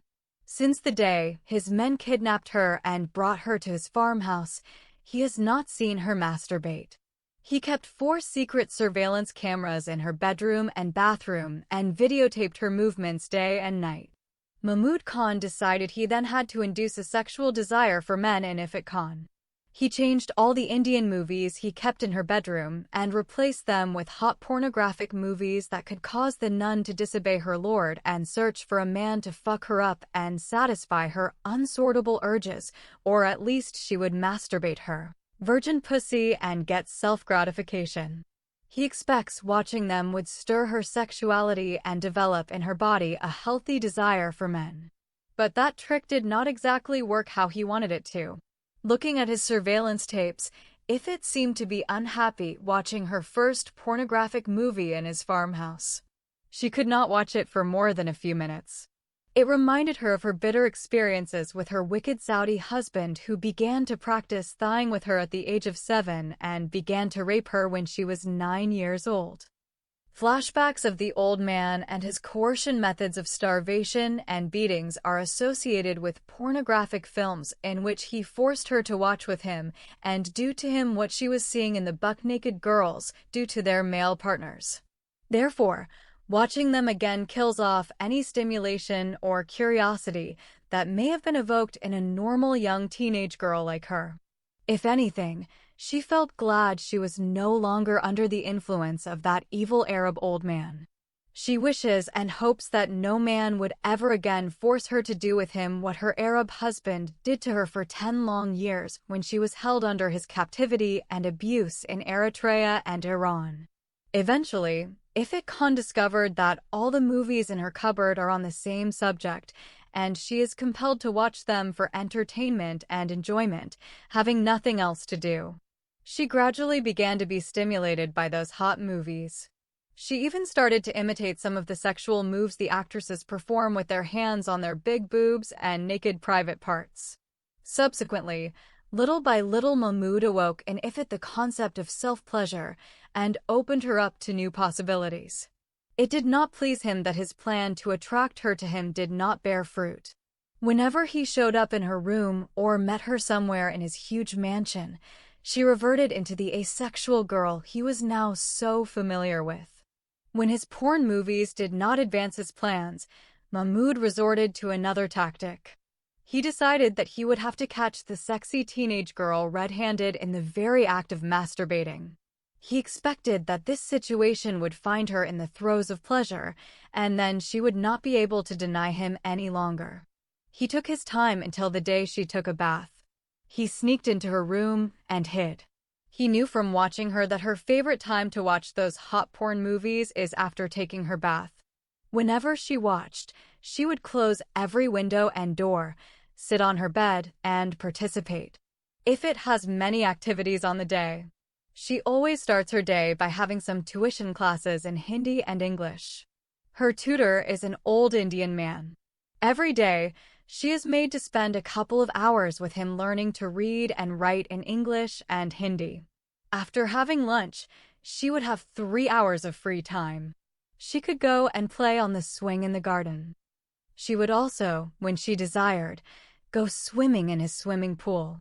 Once so often, she would just sit in the beautiful garden and soak in all the colorful birds that flitted among the many lovely flowers and roses. After having her dinner, she could always be counted on to take a bath. Mahmood told her that she should take a bath every day after her daily activities. After taking a bath with warm water, Ifat always spends at least a couple of hours watching pornographic movies in the home theater she has in her beautiful bedroom. That particular evening, Ifat spent a long time in the bathroom before she reappeared again in her nightdress. She is happy to have a warm bubble bath in the tub. She is singing an Indian song, which she learned from one of the movies she watched. Ifit began to love her new golden cage and is fond of her new master too. By comparison, her former Arab master could not compare in the slightest to her new Indian master. Mahmud has never tried to harm her or starve her for withholding having sex with him as the wicked old geezer used to do to her in his mansions of terror. She might have been content if life continued in the same way every day. For her it is bliss. Whatever she wanted, she got. She thought that paradise would be exactly like the beautiful palace she was living in now. In a short time, the imprisoned lovely Princess Ifit became addicted to those porn movies. She thought that the good man who saved her from her cruel husband and brought her to his palace had added those movies to increase her enjoyment. Before this, she always thought that the function of sex was to give a man pleasure and the woman unbearable pain. She knew no other way.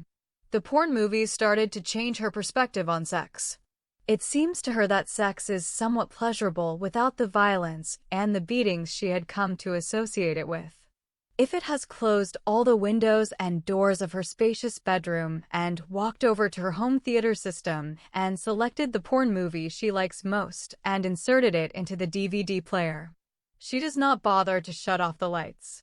As soon as the porn movie began to play, she stripped off her nightdress and red underwear, and then jumped on her huge bed and began to watch it, getting excited fast. She lay on her stomach, stretching out her legs as wide as she could. Her legs are long and evenly rounded. Her backside is raised up and slightly oversized. She is keeping her chin up supported by her hands, and her now fully developed breasts peaked like two pomegranates. Everything about her body could be seen by the man who is hiding in the room except her private parts. She is completely naked. Her sexy posture kindled a fire in Mahmud Khan like an electric current and aroused him beyond measure. His excitement reached the limit of his control, and he knew that if he denied himself any further, he would probably explode in frustration. Waiting for the right time, he continued to watch her, just a few feet away, with Ifit completely unaware. After 20 minutes of erotic footage, Ifit flipped over and began to rest on her right side. When she changed her posture, it exposed her completely to the hiding man. She lifted her left leg, and her right hand moved in slowly to touch her hairy pussy. She began to massage herself gently. Her left hand found the corresponding breast and started to caress it. Her hand is moving rapidly from breast to breast and fondling the nibble of both boobs. Then her fingers began to pinch her nipples hard. The right hand that is cupping her private parts lost 2 of its fingers, which have disappeared in her pussy. She began vocalizing her pleasure, and the room resonated with her moaning. Mahmud stared at her, wetting her lips and sighing. Her tongue rhythmically licked at her lips, and soon she lost interest in the movie, her eyelids closing erotically. She eases onto her back and is spread-eagled as if she is getting ready for her sexual partner. She folded her legs and placed her feet near her big buttocks. Her right hand had lost its gentle strokes and took on a more ardent and rough action, as if she was feeling pain and she wanted to soothe it. She became lost to the world, soaring in the indescribable ecstasy of pleasure. Mahmud Khan has lost his self-control. His conscious mind switched off, and he became an animal looking at his bare female mate. He felt like a very hungry beast with fresh meat within his reach. He came out of his hiding place and walked quickly to the uncovered meat. Ifit had suddenly become aware of someone in her room. She opened her eyes and saw a man standing in front of her. First, she thought that she was hallucinating, but she saw that the face was familiar to her.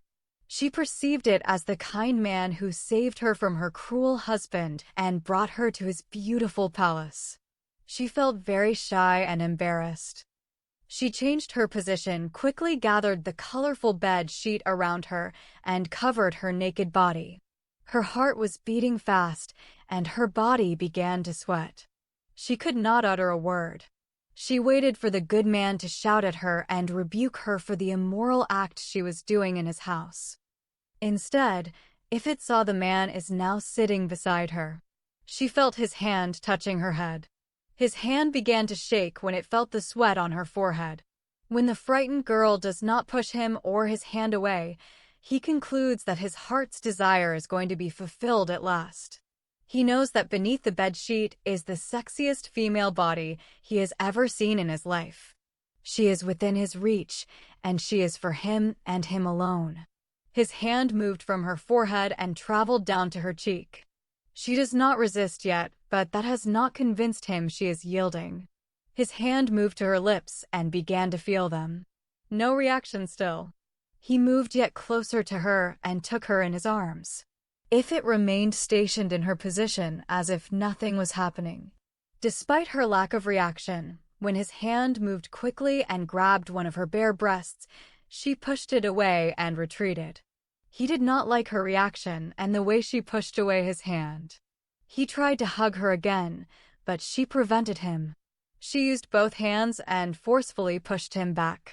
Mahmoud Khan waited for a few minutes and tried to approach her again. This time, he held her head, pulled her long hair with both hands, and began to kiss her mouth. She struggled to free her lips from his stronghold, but he overpowered her and controlled her with both hands. She began to kick with her feet.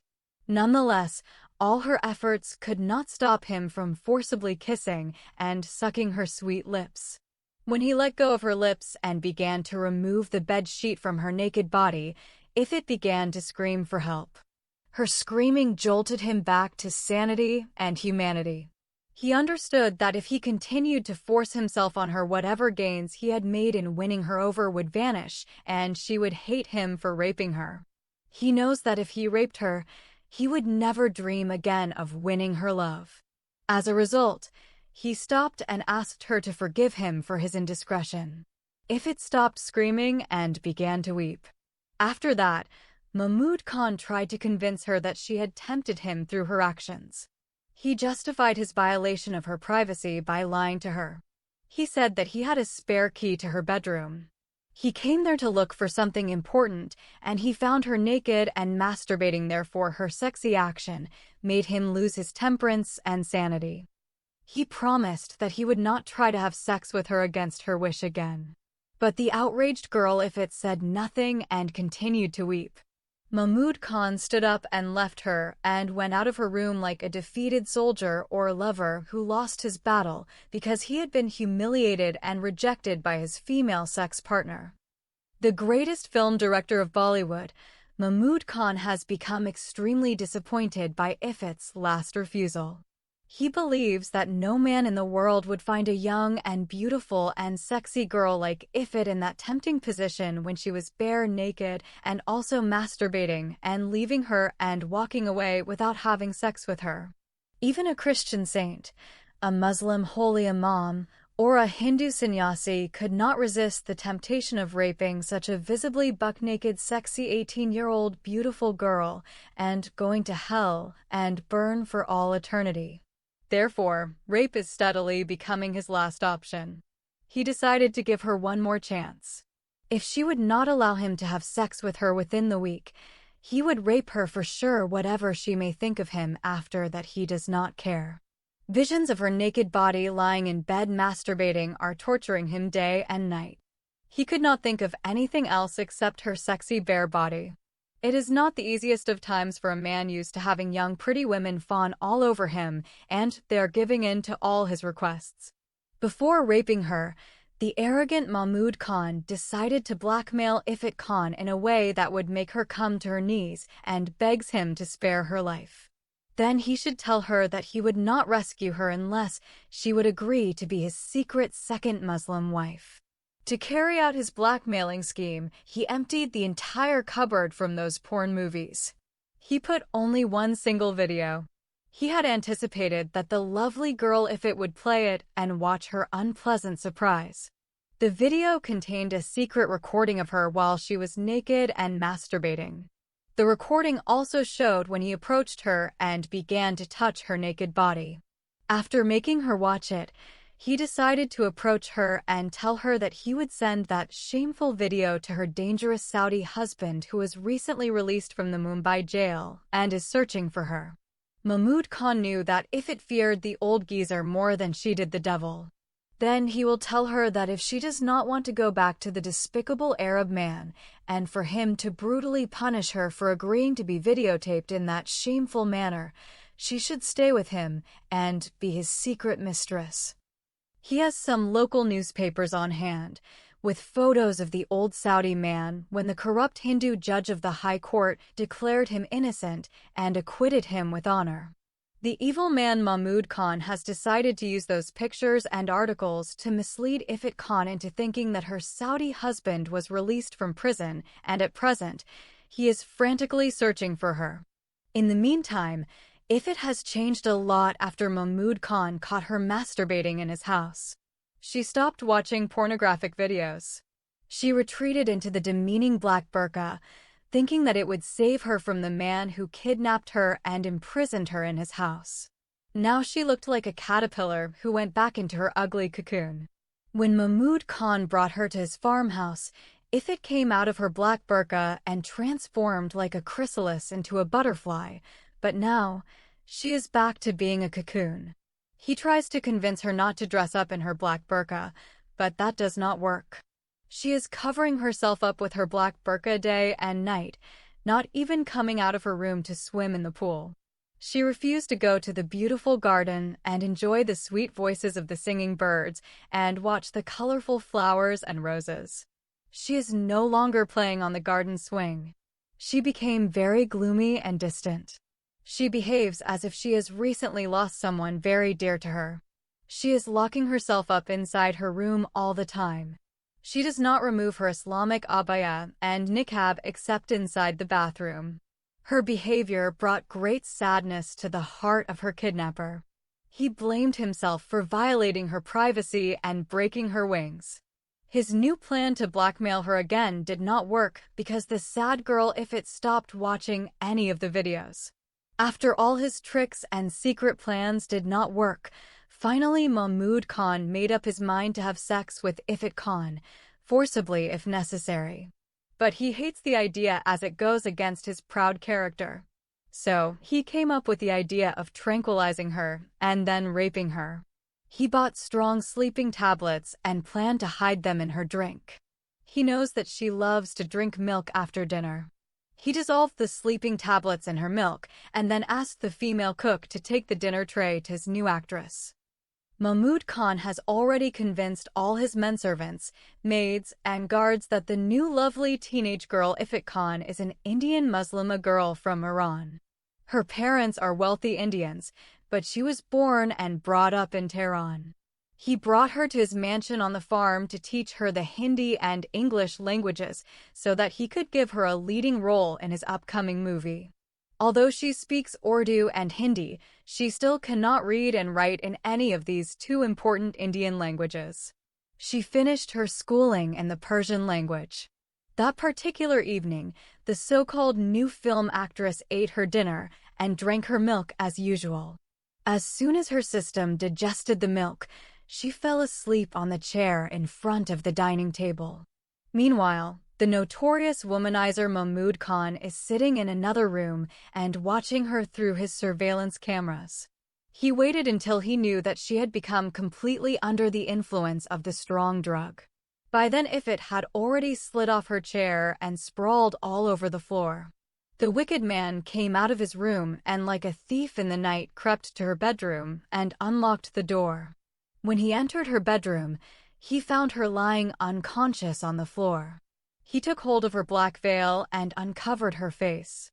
Her face looks like the face of an innocent female child who fell asleep on the floor and needs her loving mother to come and carry her and put her on her bed.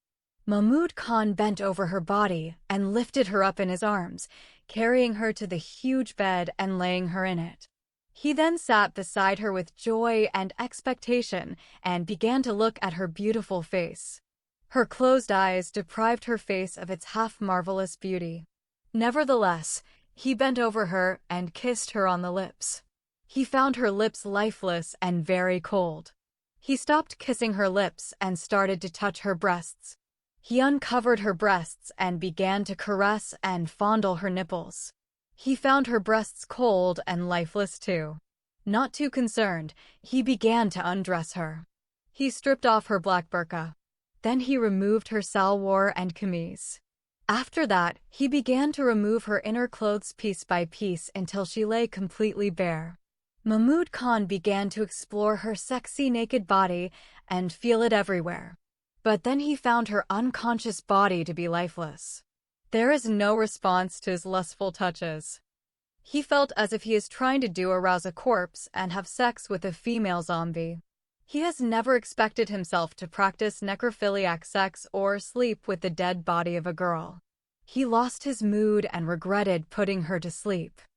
He initially thought that he was going to enjoy himself, but what he wanted was the girl he had seen on his spy cameras, aroused and masturbating, deep in the throes of sexual pleasure.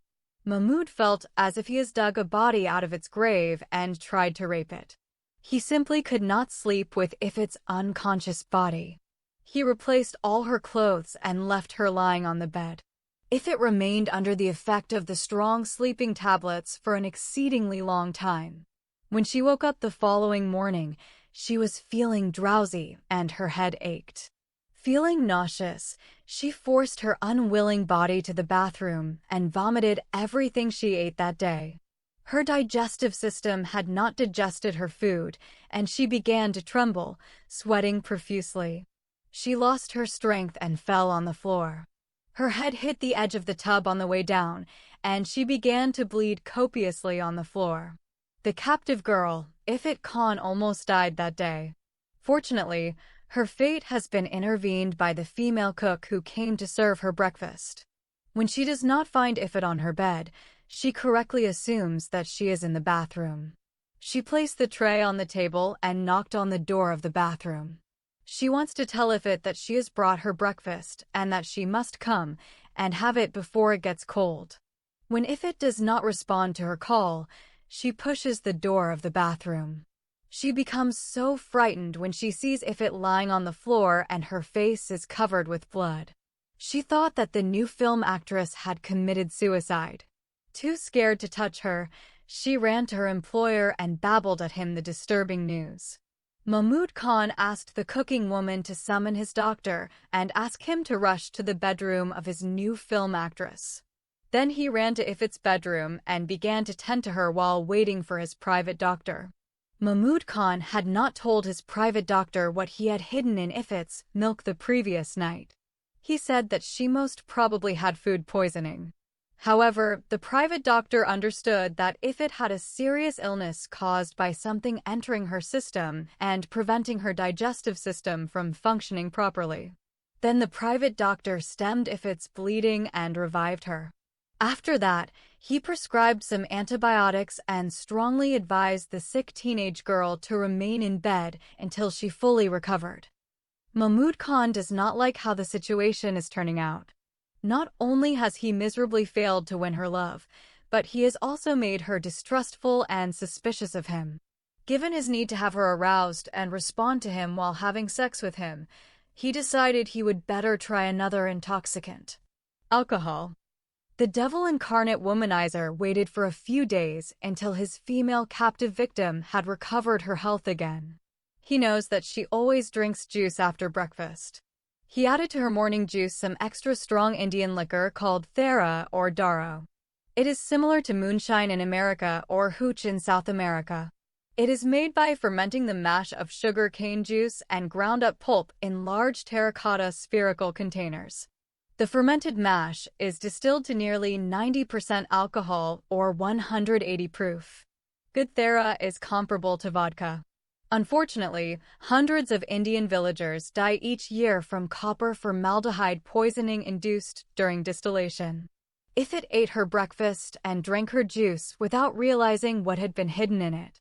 She had never tasted alcohol before. Given the potency of Thera, this first-time female drinker has become fully intoxicated almost immediately. Everything in front of her is now moving. She felt like she was falling off her chair. She slumped to the floor and sat on it. She still could not control her body. She decided to go to bed and sleep for some time.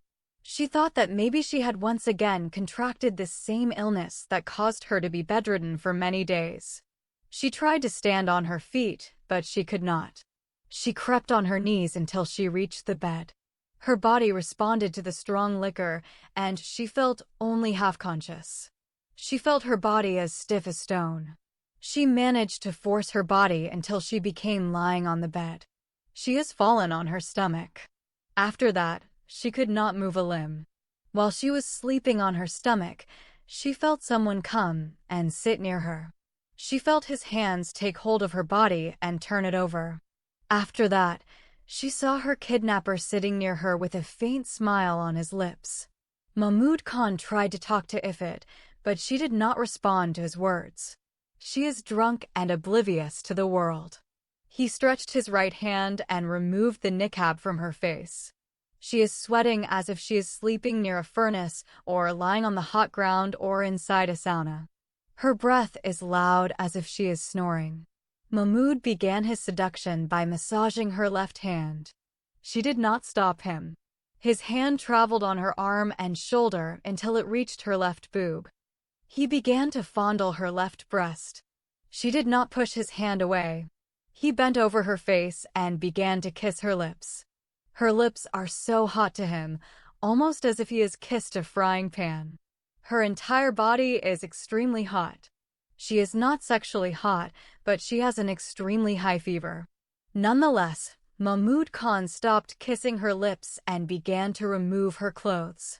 The fully intoxicated teenage girl does not show any objection or response. Although she could see him as a silhouette of a human being still, she could not feel his hands touching her. The devil incarnate undressed the upper part of her dress. Then he started to touch her fully exposed breasts and fondle them. He expected that she would respond to his touches. Her hands and legs remained stationed in their positions as if they were paralyzed.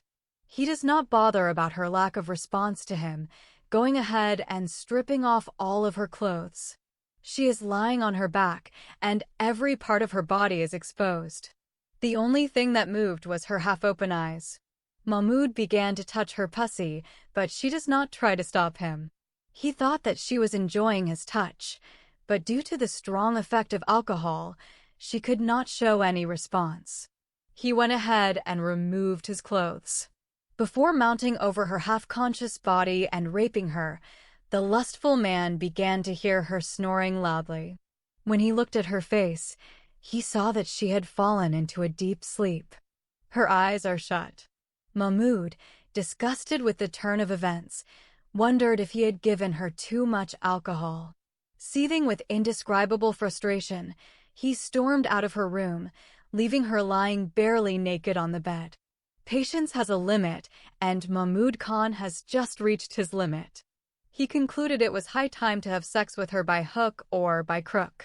Giving up his soft methods of coercion, he steeled himself to rape his lovely female captive. He determined that as soon as she became sober again, he would go to her bedroom and rape her. So far, apart from the unlawful detention, Mahmud Khan believes there has been no rape or abuse of his captive girl.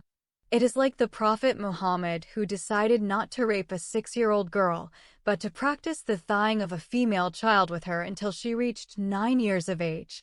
In the Quran, the man is allowed to do whatever he wants with the woman except for penetration.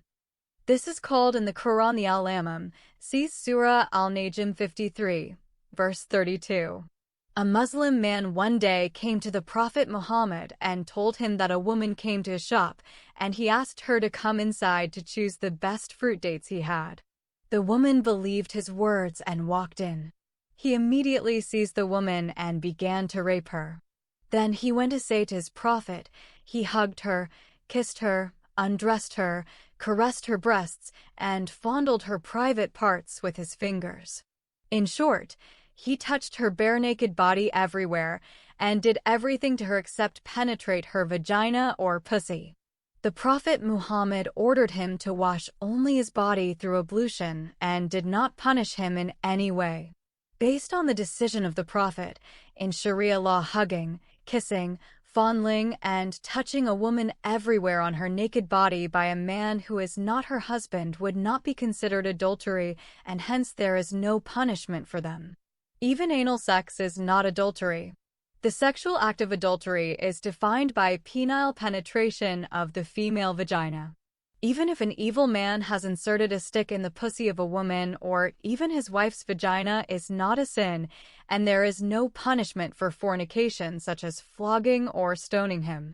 According to Sharia, which is the official Islamic law, whatever the beast man Mahmud Khan had done so far to his female captive victim Ifat Khan is not adultery or rape, and hence he has no punishment in Islam.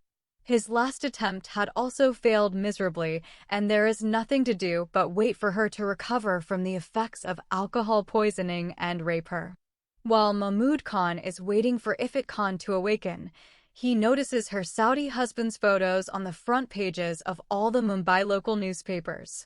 He read the articles under the photos and discovered that she was also wanted by the Mumbai police for her involvement in the greatest conspiracy that ever hit the High Court and the two police departments of Mumbai and Hyderabad. He understood that he saved her by kidnapping her at the right time. If she had still lived in the same hotel when the huge scandal had wrecked the judicial system and the two police departments, she might have been behind bars by then and beaten and gang-raped by many uncircumcised Hindu police officers. Although he is now her savior, Mahmud Khan decides to twist the situation and use it to blackmail his captive girl. He knew and understood this was his last remaining chance, and therefore, he decided to play his final card very carefully. Now he can get her to agree to have sex with him without the need for him to rape her. The captive girl, Ifat Khan, has never been in a real jail before. In her mind, the jail is a place where bad people are brutally beaten up and tortured and finally killed for their hideous crimes. She remembered that her mother had gone to jail and never returned. Her Saudi husband told her that her mother was stoned to death for her bad deed of polyandry. When she became sober from the effects of the strong Daro liquor and her evil captor showed her the newspapers, which published her husband's photo on their front pages, he frightened her to death. Even her photo when she was a 7-year-old female child is included in each newspaper. Ifat thought that he was going to hand her over to the police. She cried and begged him not to inform the Mumbai police about her hiding place. She even fell at his feet and kissed them with her lips and begged him to spare her life and hide her from the Indian police because she did not want to go to jail and get killed there. Mahmud Khan agreed to spare her life, but he put forth some conditions. He told her that if she did not want to go to jail, then she had to accept his conditions. Ifat acquiesced to his demands before she even heard them.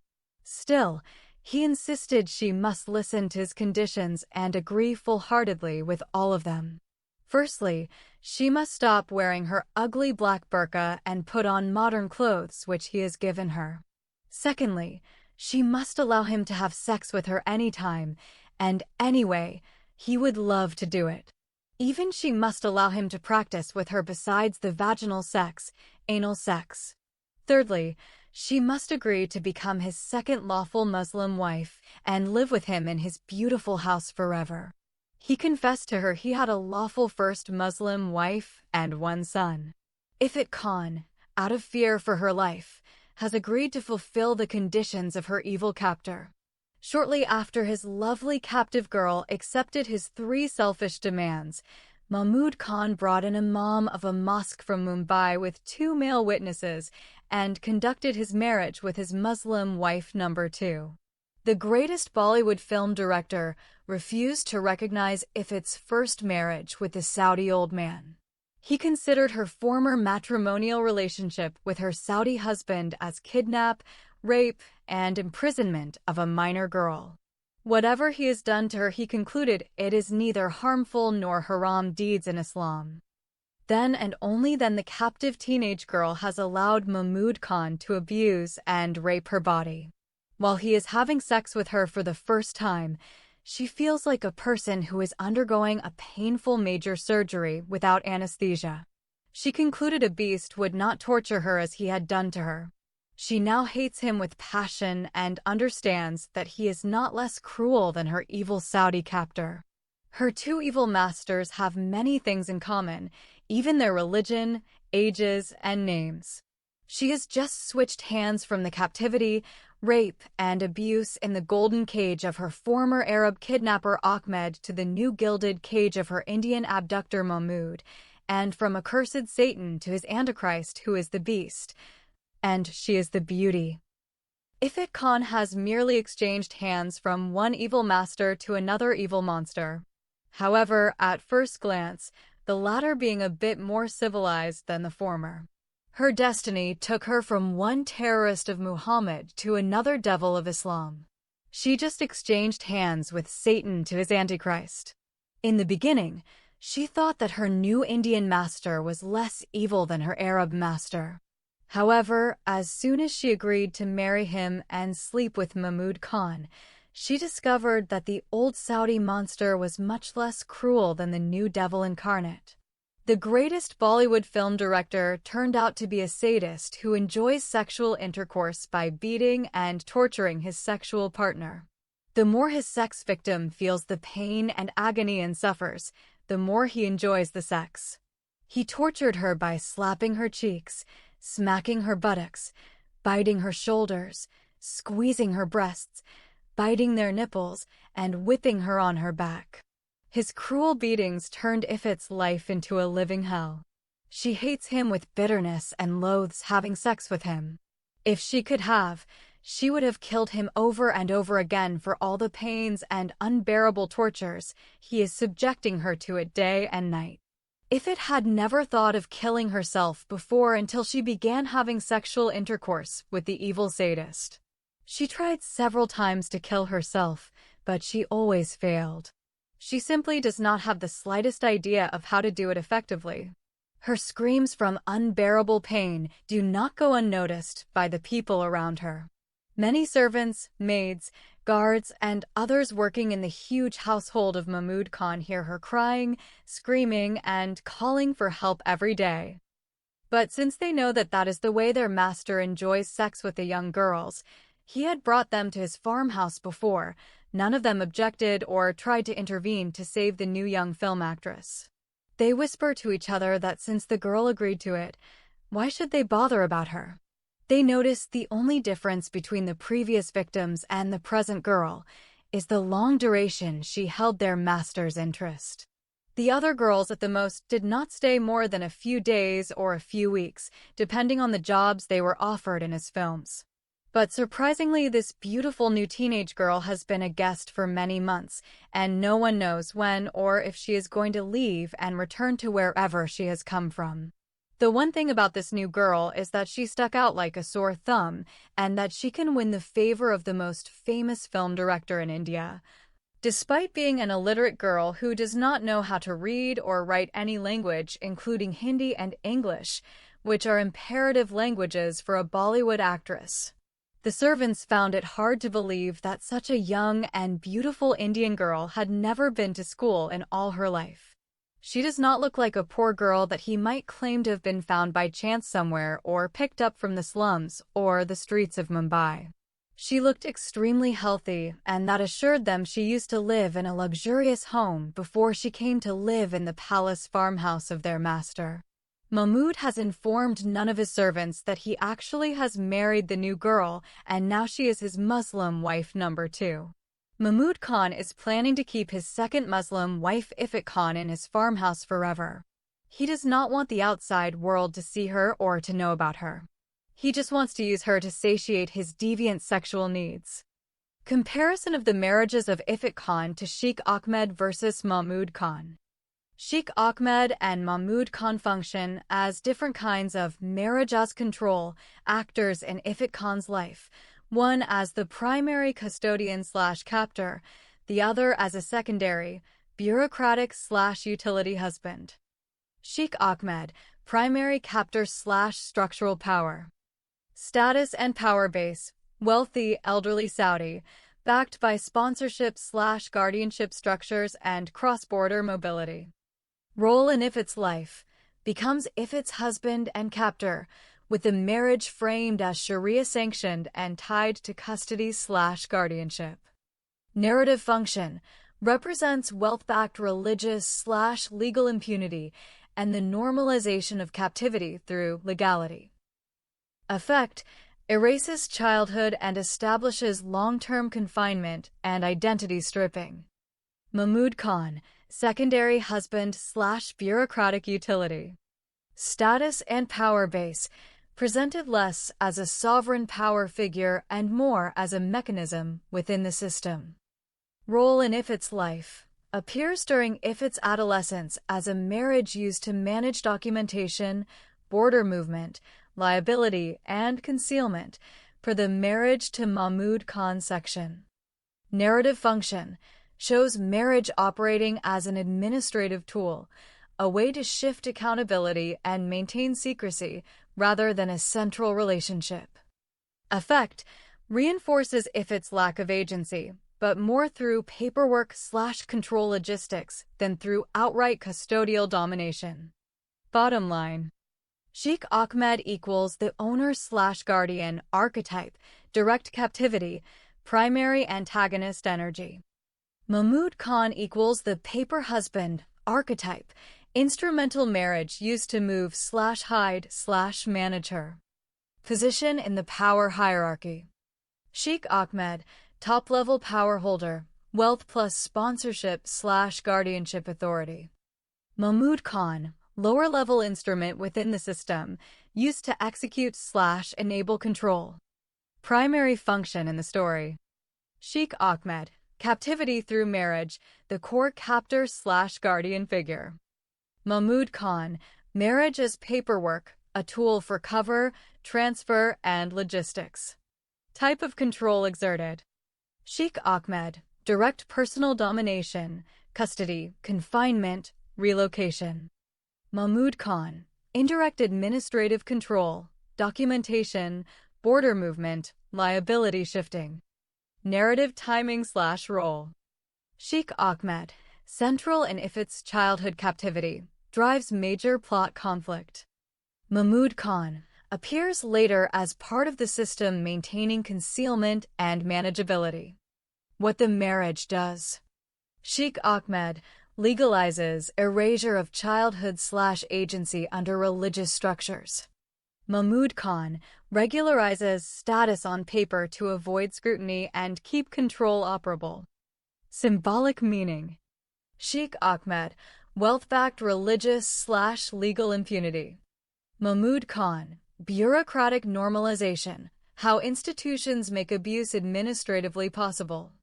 Sheikh Ahmed and Mahmud Khan represent two different modes of control over Ifit Khan. Sheikh Ahmed is the dominant, wealth-backed guardian/captor whose Sharia-sanctioned marriage establishes long-term custody, confinement, and identity erasure, while Mahmud Khan functions more as a secondary, instrumental, paper husband, where marriage is used bureaucratically to manage documentation, movement across borders, concealment, and the shifting of liability, reinforcing Ifit's powerlessness through administrative mechanisms rather than overt custodial domination. Sheikh Ahmed, custody/captivity, power-backed marriage. Sheikh Ahmed, a wealthy, elderly Saudi man who sponsors Rehana's migration and later becomes Ifit's husband and captor, symbolizing wealth-backed religious and legal impunity. While Rehana is imprisoned, her daughter Ifit, still a child, is placed under Sheikh Ahmed's control and forcibly married to him through Sharia-sanctioned mechanisms. Ifit is moved across Saudi Arabia, Eritrea, and Iran, kept in captivity, denied education, and stripped of identity. Sheikh Ahmed arranges a Sharia-compliant child marriage between himself and Ifit in another jurisdiction. Mahmud Khan, administrative, utility, marriage, paperwork/control logistics. Under Marriage to Mahmud Khan, the document lists documentation, border movement, liability, and concealment. Here, marriage is neither stable nor emotionally framed. It exists to shift accountability, preserve secrecy, maintain control while avoiding scrutiny. This stage shows how marriage operates as a flexible administrative tool, especially for vulnerable people without citizenship, education, or advocates. Under Sheikh Ahmed, Ifit's life is depicted as custodial captivity. While her mother is imprisoned, Ifit, still a child, is placed under Sheikh Ahmed's authority, subjected to a Sharia-sanctioned child marriage, and treated as someone without independent personhood, no legal or social personhood of her own. Her daily reality is defined by confinement, forced mobility across borders, Saudi Arabia, Eritrea, Iran, denial of education, and identity stripping, with a narrative emphasizing that the legality of guardianship and marriage is what makes the abuse durable and hard to challenge. Under Mahmoud Khan, Ifit's life shifts from overt custody to bureaucratic containment. The novel frames this marriage as an instrumental, non-emotional arrangement used for documentation, border movement, and liability and concealment. Rather than portraying Mahmoud as the central captor, the text presents him as part of a system that keeps Ifit manageable on paper, a marriage that exists to shift accountability, preserve secrecy, and maintain control while avoiding scrutiny, showing how Ifit remains powerless even as the mechanisms around her become more administrative and complex.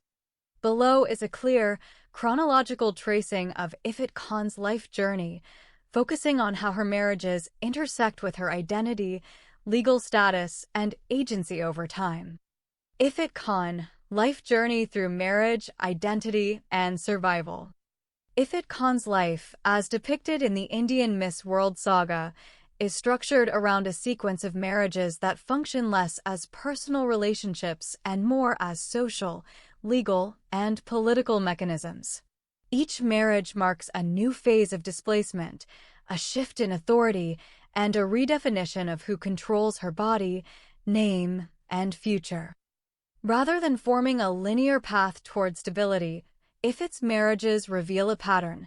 Marriage is repeatedly used to contain, move, silence, legitimize, and later monetize her existence, until she slowly begins to reclaim choice.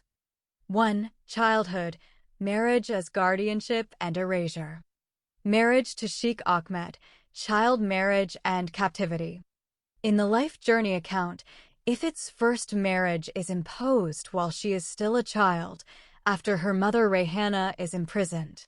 With no adult advocate and no independent legal standing, Ifit is placed under the authority of Sheikh Ahmed, described elsewhere in the novel as a wealthy, elderly Saudi man who later becomes her husband and captor. The text frames the union as Sharia-compliant, emphasizing that the legality of the marriage is precisely what enables the abuse to be normalized and hidden. Within this marriage, the relationship is not written as companionship. It functions as a transfer of custody and control. The surrounding summary repeatedly underscores that Sheikh Ahmed's wealth and status give him practical impunity. He can determine where Ifit lives, whether she is seen, and whether she receives education. The marriage becomes the mechanism by which Ifit is kept in captivity, deprived of schooling, and stripped of identity. Her childhood is erased, and her personhood is reduced to what guardianship and marital paperwork say she is. She has no recognized autonomy. Decisions are made through male guardianship rather than her consent. Marriage operates as legalized custody transfer, responsibility, and ownership shift to the husband/guardian. She is moved across borders and kept out of reach of protective institutions. The novel elsewhere summarizes this captivity as spanning Saudi Arabia, Eritrea, and Iran. Narrative function. The marriage to Sheikh Ahmed anchors the saga's critique of how lawful marriage can be weaponized. It turns a child into a dependent whose confinement is bureaucratically normalized. The broader summary notes that international concern and pressure briefly surfaces, yet fails to dismantle the protection around the abuser, highlighting how outrage can flicker without producing structural intervention.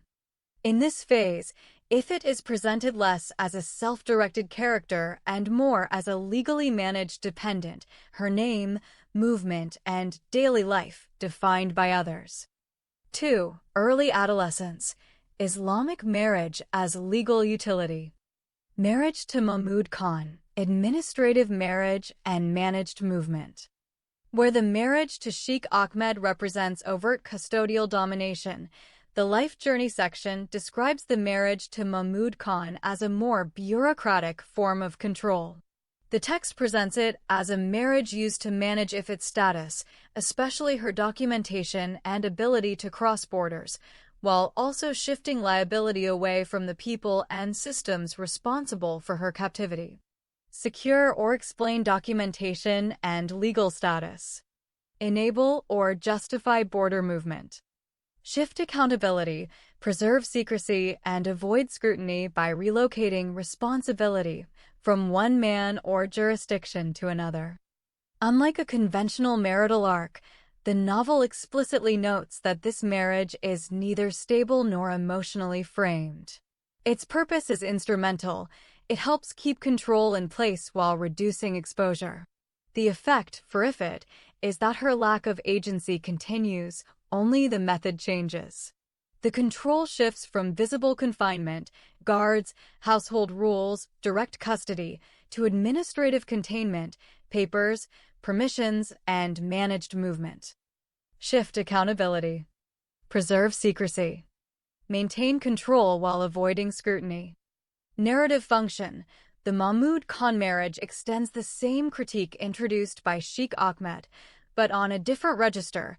Marriage can operate as paperwork and process, not just overt captivity.